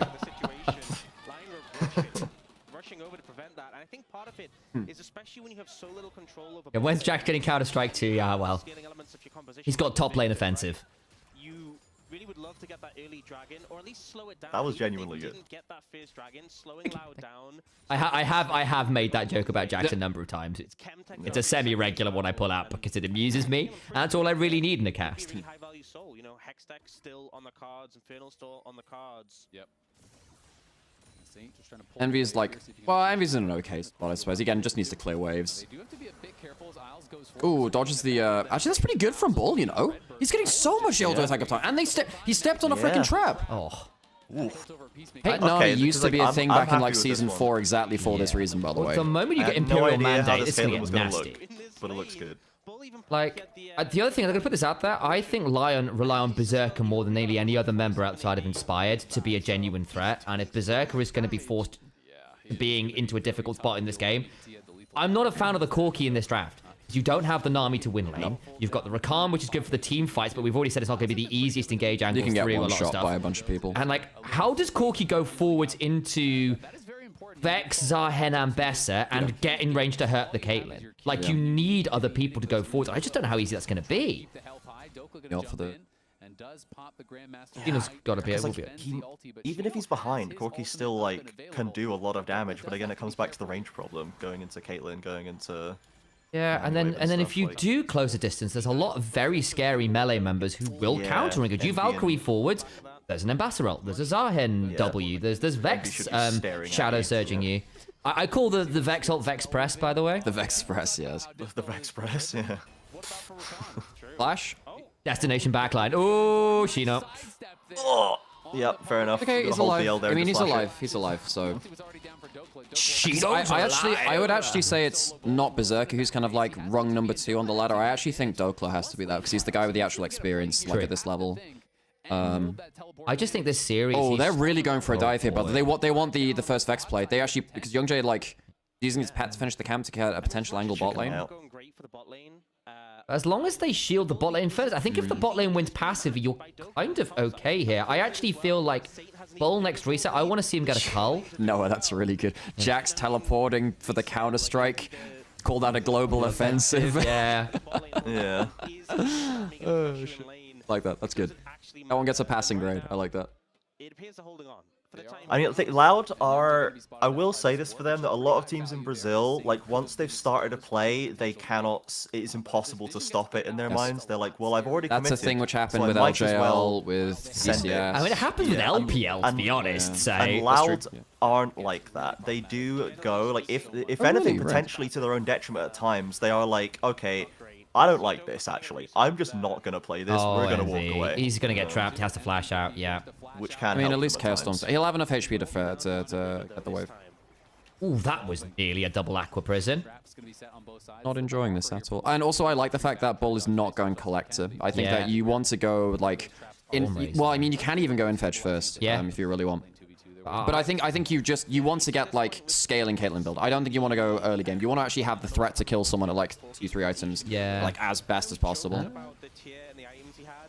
I agree, because I think as long as... If Bull becomes a raid boss and he has all the tools to do that this game, there's no one really who's great into Caitlyn considering these drafts. I think maybe if the Xin Zhao gets insanely The Victor can sometimes win poke for poke. With a Nami behind you? Sometimes, like I said, sometimes. That's actually really scary. Yeah, I mean, Berserker has really been... I mean, Corki's bursty sec. Okay, he hasn't got flash. Oh, boy. Ooh. Yes, yes. Do we have it? We don't have it. No, you don't, but you do force him away from the... Well, no, I don't think you should be going any further for that. That's fine. And 2 ults is annoying, but hey, you get to play. Okay, well. But again... We're the ones making plays and applying pressure in multiple lanes now. Envy just, once again, has to just hold the L, which he's happy to do, and bottom top are good. Yeah, it's just going to be exactly the same thing again. Saint wins lane, gets to 15 minutes, and then hopefully gets bored and they don't know what to do. How to play and... Yeah, they just don't have a game plan beyond just smash lane. How come it's 700 gold? I mean, it's 10 CS, to be fair. Plate. Yeah, the plate. And there'll be and first blood. Okay, and first blood actually gives extra gold. So that's 400 from that plate and 10 CS. That makes sense. Couple plates. That makes sense. I'm also just looking at this Caitlyn. I almost want to see a cull from Bull. Probably a bit late now. Too late now. So he's going Stormrazor. He'll go Stormrazor in Fetch and he'll be very happy. I think Stormrazor's just the better one-item spike, really. And it also doesn't have the scaling fall off of a collector. I think Stormrazor into a lot of the threat this game will be from people like Dokla Inspired catching you off. This is actually the kind of game where an Ocean Soul makes a difference. We're getting humid here. Yes, Orcs! Let's get this humid. I would say it's not great for either side. Maybe it's a Pokopia. This is my game. Oh, I love that, man. I think the top jungle, like, pretty similar. Yeah, but it's not crazy. No, it doesn't feel great, but it is going to be only one dragon piece for both teams, so it's not as... Who's the Cloud wins this game off, I'm going to pop off so hard. Soul is a long ways off this game. Young Jay... I mean, best you're doing is getting flash here, no? I'm not sure about... Oh, I'm not sure about that. No, we're not sending that. Envy, do not press that button. Xin Zhao's here as well. Maybe we don't take this. That's 2 ults. Yeah, just walk it off, boys. Walk it off. Young Jay was feeling it for reasons I'm not exactly sure. Are we feeling it now, Mr. Krabs? No, we're what not. he was feeling. Yeah. SpongeBob. But again, SpongeBob, why that's are we here? again, a worse team would just be like, well, press roll. I've got to go in now. But yeah. But Envy is just like, nope. Bad Young Jay. Back to the farming with you. I will not be following you on this one. Farming, man of your talents. Envy's going for pen boots. I guess that's fine, but I mean he's solo AP, so that's actually okay. I think the Shino Ambessa might low-key actually end up being the difference maker in the I team agree. fights here. He's so much better. Hang on, Envy doesn't... He's going for a 0 ult Vex roam. He's not under turret Okay, yet. Counter strikes down. He has flash and ult. They can't kill him. He's got flash. But he doesn't have counter strike, so he's got the wrong game. Okay. Fear. Oh, okay. Yeah. They just held the fear. Nice. I thought he would just flash... I thought he'd just flash Q out. I guess not. So you're losing plates mid. Caitlyn's rotating there, so it won't be full turret, but it's not like... I mean, the winner of this is Shino, right? Envy. And you were just saying that... you need gold on this. He's used his fear. Inspired can jump him. Is he fine? No, he's good backstep. Needed that. Fine. Nice. But yeah, like Shino, if you give him gold, get him to that 3-item spike, even just the 2-item spike first. Like, get him into a strong in a team fight. You know what I'm saying about the Caitlyn on the Ambessa specifically is very clutch. You know what I'm saying about the Victor Caitlyn thing? I do. Just happened again. I mean, it's 2 levels to be fair. Yes, because that's what happens with solo lanes compared to AD carries. This is kind of tough. Envy's like cancelled his recall twice and is getting... Oh, it's Blackfire Saint. We want higher damage. Goodbye to Okay, Envy gets into the Oh, Berserker got a shit ton of gold there. Yeah, like, he just completely destroyed it for a long time. It's a bit worrying, actually. I mean, the gold overall is very even. Yeah. But it's a bit worrying that... I think I largely prefer Loud's comp later. I think. But I might be. Redbird's gonna go down here. He can get ulted back. Yeah, he's got a flash out. It doesn't matter. He's gonna get murdered. Yeah. Why are we committing summoners and ults for this, buddy? I'm not gonna lie. Redbird's had a bit of a meh one. It's not been his best series. Yeah, he's just kind of there, and like he's not been making the same egregious laning mistakes. Like his laning's been better than it has been, but his team fighting besides that, I think he's just been. He's not been like I think he's been better than Isles, but not by a huge amount. I can't believe they just let Berserker get like 3 plates top. Yeah, I think they just kind of forgot. Well, I mean, Envy was there the tower. entire time, but he just didn't get anyone else to come help it. Yeah, he's like, I need to back, but he's probably going like, guys, we can't just let them take this tower. If I back, they're just going to take it. I have to stay. Oh, hang on. Shino. Oh, solo kill for Shino. Oh, he's got Eclipse. Okay. We're backing. We're backing. Sam, he's got 1,000 fucking gold lead. Yeah, he does. I know you were just saying that Shino's Ambessa like might be the difference maker. One of the big things which is going to keep Saint in check eventually is he's going to walk up to poke, and if he gets pinged by an Ambessa ult, he just immediately dies. Ambessa's probably one of the hardest scaling carries in top lane right now, period. Oh, 100%. Dude needs to just take Berserker's head off in every single fight. And he we're can do. chilling, bro. But like, if the and Victor... Saint as well, because he's not even got the tankiness. Oh yeah, that's what we're just having that conversation. Like, I think this Ambessa legitimately wins. Especially if the Vex joins him. That dive pairing is terrible. Ambessa is a very unique champion in top lane where, like, she just... I know, so for instance, Finn on LEC broadcast, well, I was talking to him, Greenme, he was convinced that Ambessa would never take off. So you can always just, when you have tier 2 bits, you just walk out of the ultimate. That's clearly not true now, because what you do is Ambessa players have got to the point where, much like when like an Ari Charm or another kind of line skill shot, you wait for someone's kind of body language to kick in, and you ult them just as they line up an auto attack or a skill shot, and it means that they're partway through one kind of brainwave. And then they get caught by it. That's the way that really good Ambassador players can force you to get hit by an ult when you weren't expecting it. A lot of mind games. Berserker's got a gold lead now despite being down 15 CS. What the hell? Play to the win conditions, please. We can do the funniest thing at this event. And getting that early dragon really helps. It really helps. They're getting zoned out of this, and Victor sat on an objective is a pain. Ghost from Bull. Bull's not happy. I mean, this is again the Victor Caitlyn thing. Victor's actually quite good. See anything? Shino ult, flash, exhaust. Oh, the Vex ult missed. Vex ult was short. Hang on, wait, Isles. Get him. My God, Shina's dead. Yeah. The. Oh, Saint. Victor versus Caitlyn. It's really hard. It's a really hard matchup. I thought the Namu's going to be more value in keeping people alive than that. Yeah, Caitlyn is not far enough ahead, and Envy's ult was short. I can't believe that Bull has ended up dropping 1,000 gold lead. Yeah, I didn't quite expect the Victor Caitlyn matchup to be like this on show this early, but he has gone for the Blackfire and he's going for the Seeker's second too. Young Jay? Nice to ult. I mean, Smite could maybe find a way to one a bit. I think that might be the straw which breaks the camel's back. They can't see anything to begin with because Loud have no wards anywhere. The Vex doesn't move up in time. Look at this. The ult goes short. The ult short. Watch this. Just short. Yeah, fuck, that's to get close. some to Berserker, they can. Yeah, then they at least kill Isles. Yeah, and that gets them a reset, right? Yeah. Probably change. Oh, Bull's got Sheen procced. God damn. Well, Bull has been like losing out on the head-to-heads. Like, every time. He's not dodged a single E, and he's just been eating Siphon Powers. And Bull's not playing that well with this matchup. Also, because they've got Helia on the Nami, and that's fine. We're not seeing Imperial Mandate, right? Which would actually, I think, given some of those headshot combos a bit more value. Nah, you still lose the trade, because you at this point, you get more healing this way, right? Yeah, well, exactly.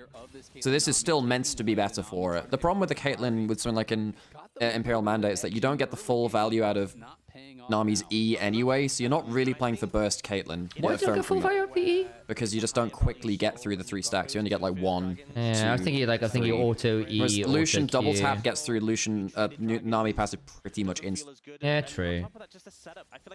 I just think your headshot plus Imperial Mandate is pretty silly.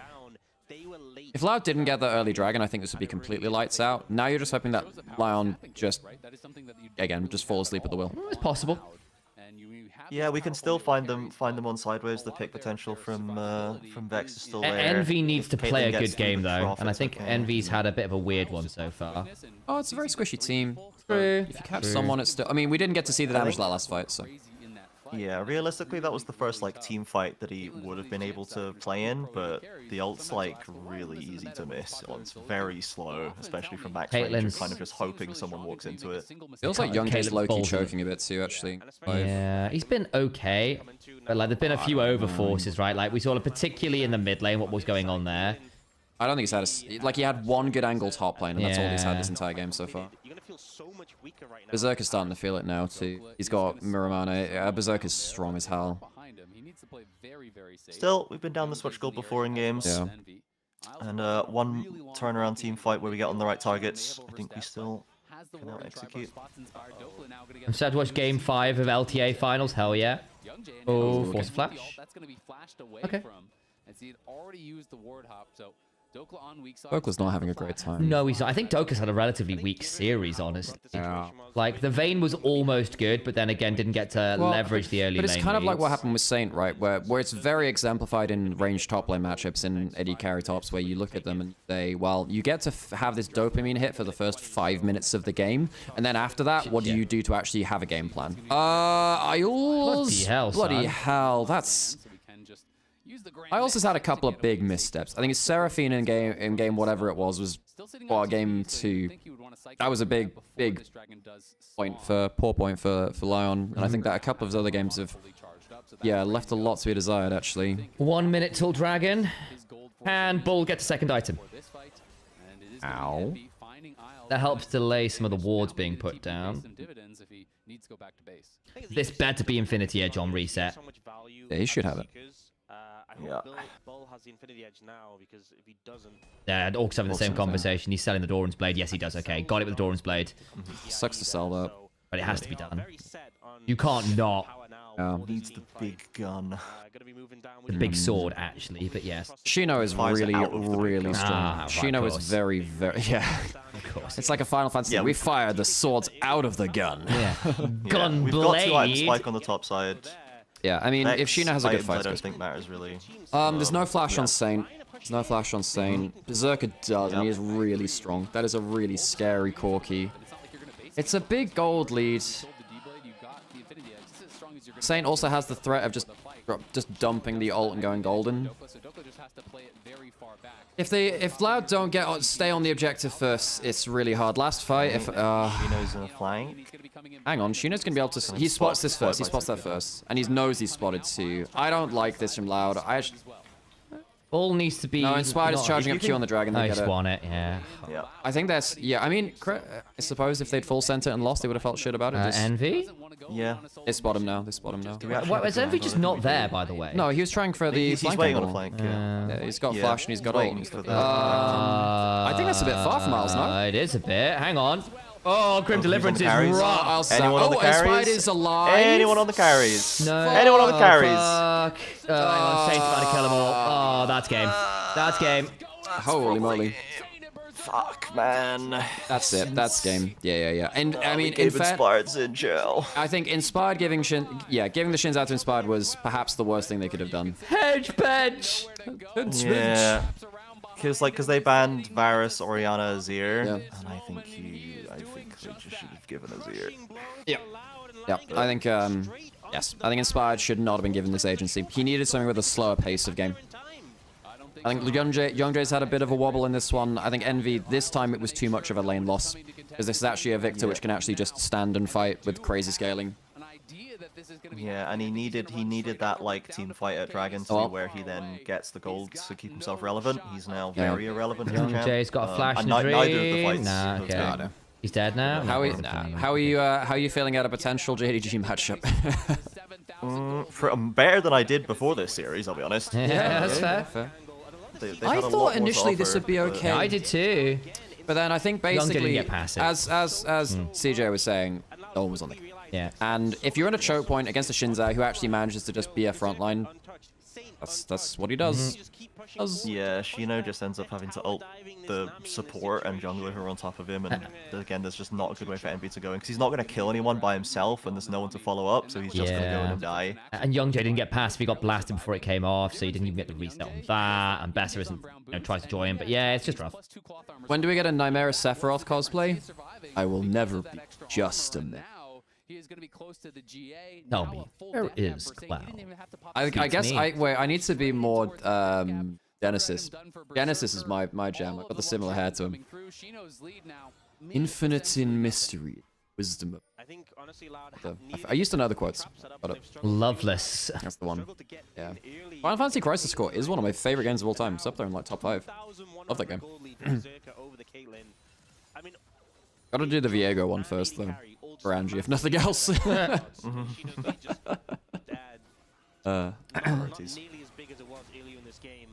I've got a How could I forget when you beaten it into my head? That one cutscene in Crisis Core is more aura farming than like the last decade of aura games like combined, you know?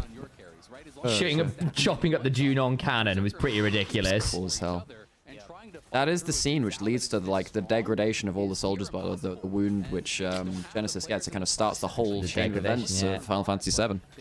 What's the term for soldiers when it happens? I can't remember. I can't remember. Oh, hang on. That's not awful. Hang on, Vexel. There. Everyone's on the base. You have to kill him, and we're gonna. I mean, that's a pretty good quick kill. The problem is you're now 7k behind, and it's a little bit too late. Do that, you know. Bull didn't even get an assist there, by the way. Okay, that's kind of funny. Gold for Shino. I trust in Shino. Gold for Shino. Yeah, he's just not been able to navigate the team fights in the way that he needed to, which sucks for him. Hard, right? Berserk has a lot of gold. I mean, I also think the other thing, I mean, Saint, again, the big problem here is now you have a Blackfire Torch Deathcap. I mean, Saint's stopped off for Seekers and then gone Deathcap. All he has to do is just press the R button and go gold. Kind of it. Yeah. Gold, gold. Always believe in Ocean Soul. You're indestructible. I think you should have left it just after that one. To run its course, Sam. In my, you know, in my, yeah. Always believe in the soul. I think Ocean syllables. Yeah, I know it was, but I needed to make it more League of Legends relevant. You know, CJ, I've been trying to tell this to Sam all these years. That is, look, there was something funny about getting the syllables slightly wrong. It didn't need to be good. Sam, it just sounds like you've not nailed it, Sam. Like you're not a master of the craft. I am a master of the craft, Alex, and therefore I know when I can break the rules. And so you Sam, apprentice. You are no Picasso of puns.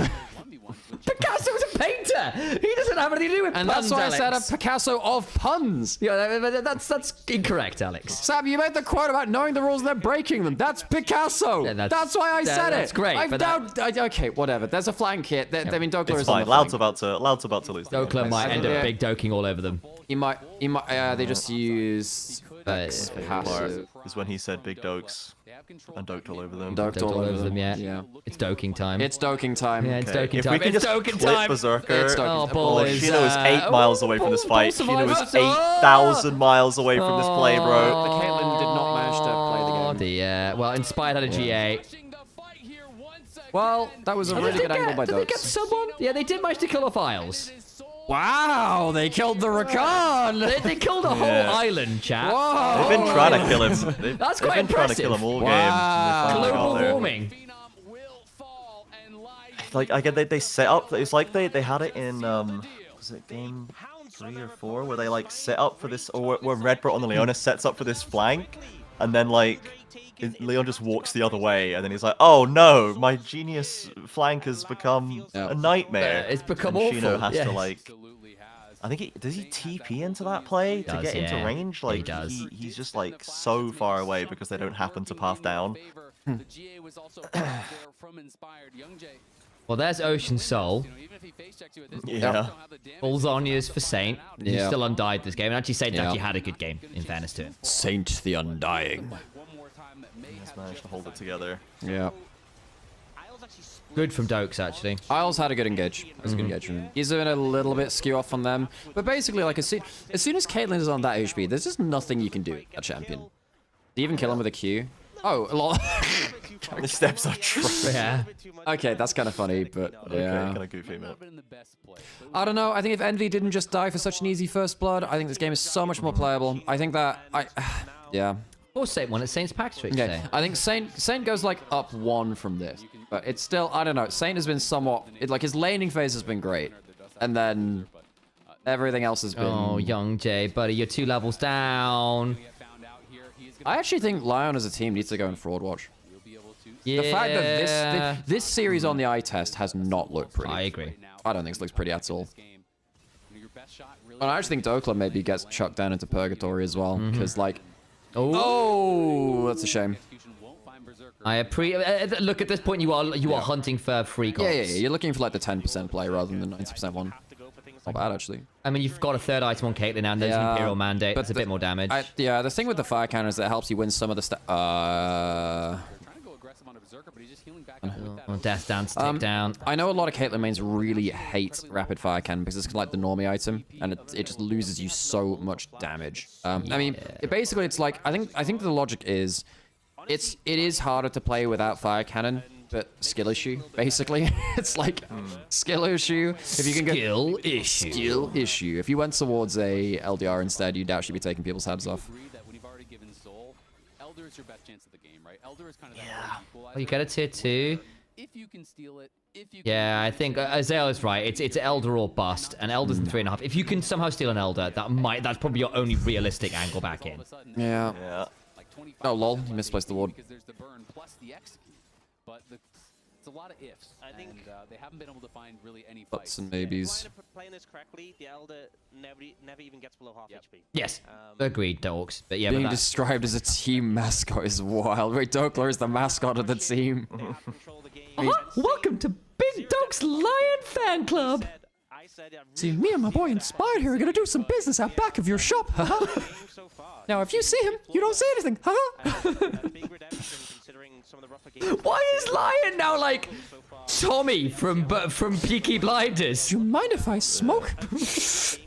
Still the best league shitpost of all time. What, the Papaya Dreaming thing? Papaya Dreaming doing Team Liquid or whatever. Doing the secret recording of Mickey Mouse signing a deal with Team Liquid when Team Liquid signed a deal with Disney. Oh, it's funny. Unreal content.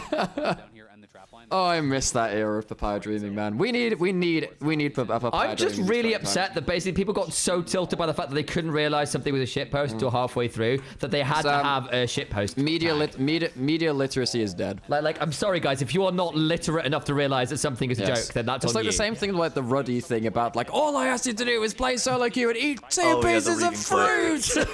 Yeah. That shit was so funny. Oh, bro. I think like just excellent, mate.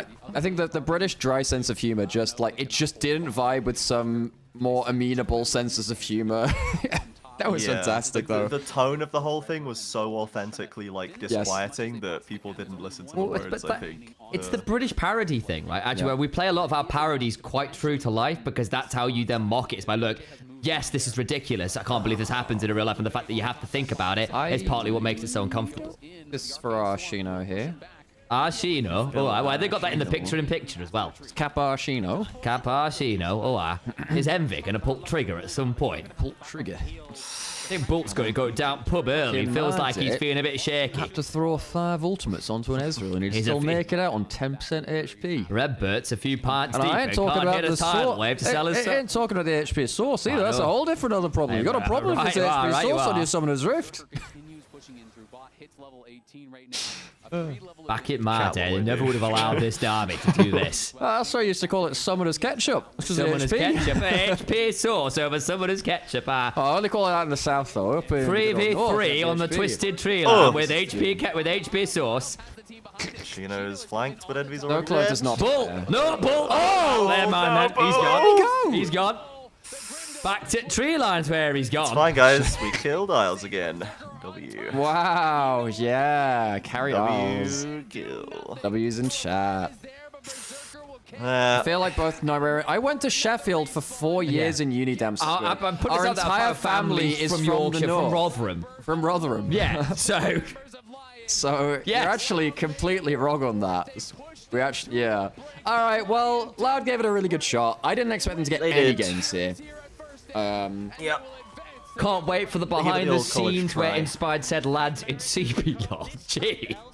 Viciously defensive. Because you're confidently incorrect, damn squid. You're a dry squid now in my eyes. You're a yeah, look at this dry squid. Okay, folks, thank you, Trajan, for joining us. What are your feelings on the series? Any big takeaways? What's the vibes? like it's better than I thought it was gonna be. I think Envy, like, he went for the style points in the last game, and I still don't think the Vex was like wrong. I think he's gonna get a lot of undue flame for even picking it. I think like he needed this champion has to be activated at by a certain point in the game, or it becomes very, very useless. And he missed that one ult in the team fight on a very missable ult, and it just kind of falls apart from there. That's where like the game had to be kept in hand. We definitely shouldn't have given Inspired Xin Zhao, but the way that we managed like the rest of the series, I think was I agree. Was fine. Yep. Like it's. I think it is partly LYON being a bit more fraudulent than people thought they would. I think they've definitely left themselves some pretty big weaknesses that Loud were able to... They gave Loud more platform to play than I thought they would get. I think that is part of it.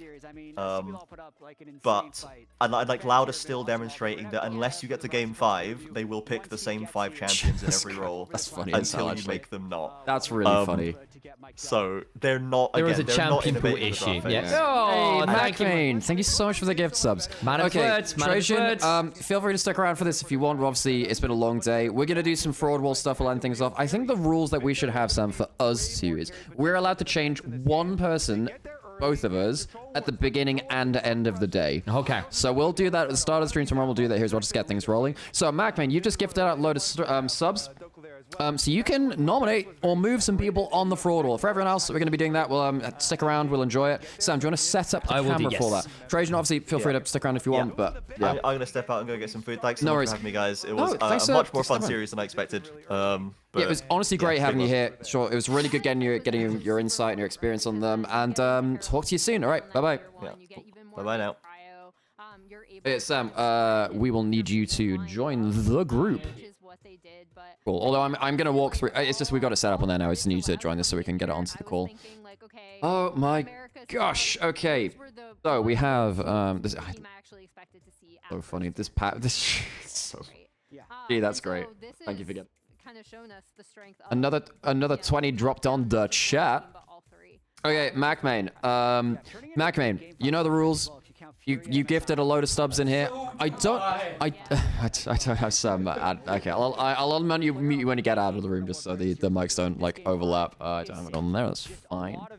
Each gifted sub is one of Kira's champions. Oh my god. You know the rules, Macmain. So we'll get onto this. I suppose we'll get onto this. We'll do this. We'll hang out for a little bit longer, and then we'll mosey on out of here. Which is a long day again. 5. Well, I say that. Okay. Sam's now unmuted. That should be fine. You good there, Sam? Yeah, did you get the soundboard unmuted? Because I just didn't know what we saying, and I was hoping No, I didn't get the I don't have soundboard on my Aw. Discord. I don't have it on here. God damn it, that would have been... No, I don't have it. I don't have soundboards on here. I don't have it. Okay. Okay. Right. Yeah, I'll do that, and we'll get you on here. Oh, Casper's got it. Hey, The nice, goat. nice. That's where they go. All right, get the damn camera, and I'll come through and join you. I'll check my chat on my phone. Oh yes. Oh yeah. Oh, hang my on, the gosh, long day. camera Thanks for link's sticking on by. now. It's been a Just fun double day. check this is We'll coming, Al, because for whatever reason the camera figure out the rest of the reloaded. football. Hey Al, have you got a Oh, camera no, we got link for me? exact 8 game days back to back. Yep, a 5 and a 3, then a 3 and a 5. Oh, there we go. Hey, Al, can you there we see go. this? We'll be finishing off on the fraud wall. We'll end off the day. Oh my gosh. Wait, Inspire got player of the series? I mean, he was the most impactful person. I think that Saint just didn't know what to do when he didn't have clear game plans after a certain point. But yes, Macmain, if you want to let us know what you want to do on the fraud wall, you just let us know. Just dump some names in chat. We'll figure it out. We'll figure it out, won't we? We'll figure it out. Okay. Hey, Mo Swan, thanks for the raid. We're actually just finishing out our days. We just saw the series. We're having a bit of fun as we do. Hello, Lexi. Mas Swan is, of course, our old LGL brother. So Mas Swan and Sam and I used to do Japanese Been on the versions Riftbound grind. We're doing the fraud wall, which is our version of the Top Gear cool wall, basically. And we basically, if you drop a sub, or you gift a sub or spend 100,000 channel points, you can put someone onto here and move it. I'll let chat decide. All right, chat, you have between, I don't know. Hey, Lexi, great to see you. So chat, you can, this is specifically Twitch chat. You go decide some people. Sam, We have a couple of players from this series. Yes. So chat, you have to come to a consensus with MacMain. You have to find a way. I'm gonna come over and I'm gonna join you, Sam. We've got a lot of the Lion players to do, and Bull's not done from Loud. You guys have all been like seriously amazing. Like, thank you so much. The show would not have been nearly as awesome without you.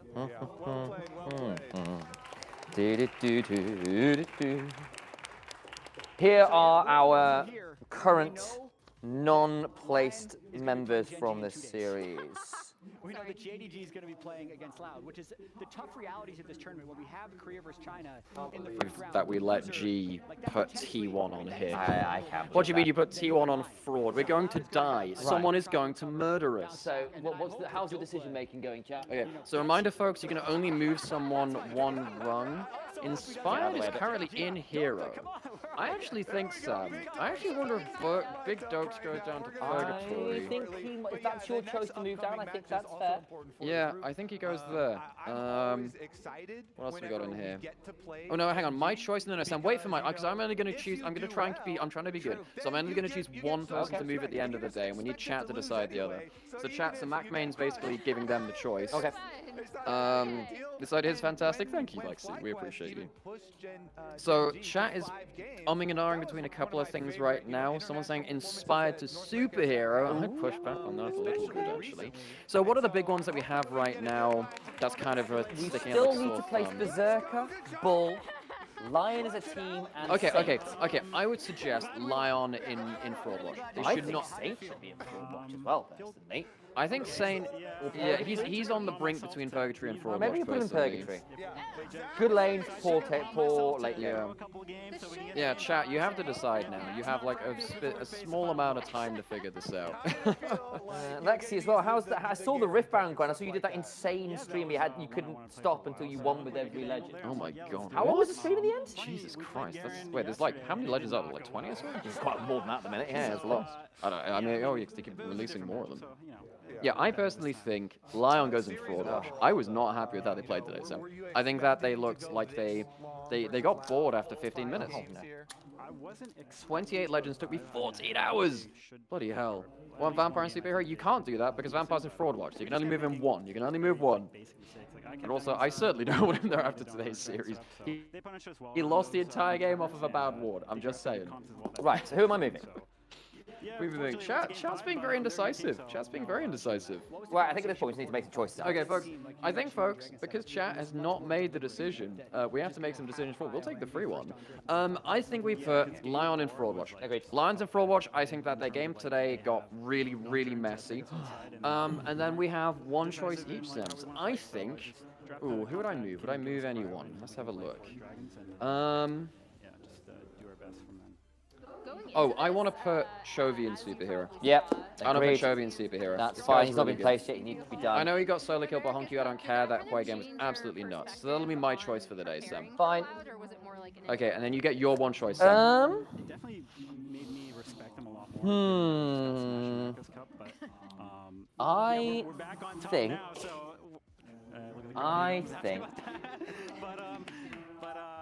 There's 3 members of Gen G there. I mean, they did just. Yeah, I know. They just did an Uber dumpster. I think I've got to put Ruler up in Superhero as well. Ruler is Superhero? Okay. God damn, that's a lot of people. I mean, they are just so good. It's the honest answer. I mean, maybe Duro could move down one, because I think he had 1 or 2 oopsies today. But I just think Ruler is bloody insane. Okay, that's your choice. And then, okay, folks, that'll be our fraud wall. We'll take a picture of it, clip it, and ship it. And we'll figure it out after. Sam, you've already moved your. Oh, for God's sake! All right. Yeah. You switch it over. You switch it over. Okay, folks. I'm gonna go end the stream on the other side. Thank you everyone for joining us. Thank you for partaking in the fraud wall, for partaking in our stream today. Tune in tomorrow for even more for Stan. We're broadcasting here from the GT office over in Berlin. Come and see us in person if you're around the area. It's been really, really cool. Thank you, everyone. I'm speaking to this mic now. Why shouldn't I? After all, why shouldn't I? I'll leave it. I'm gonna. Okay, folks. Thank you everyone for joining. We'll leave it there. Thank you everyone for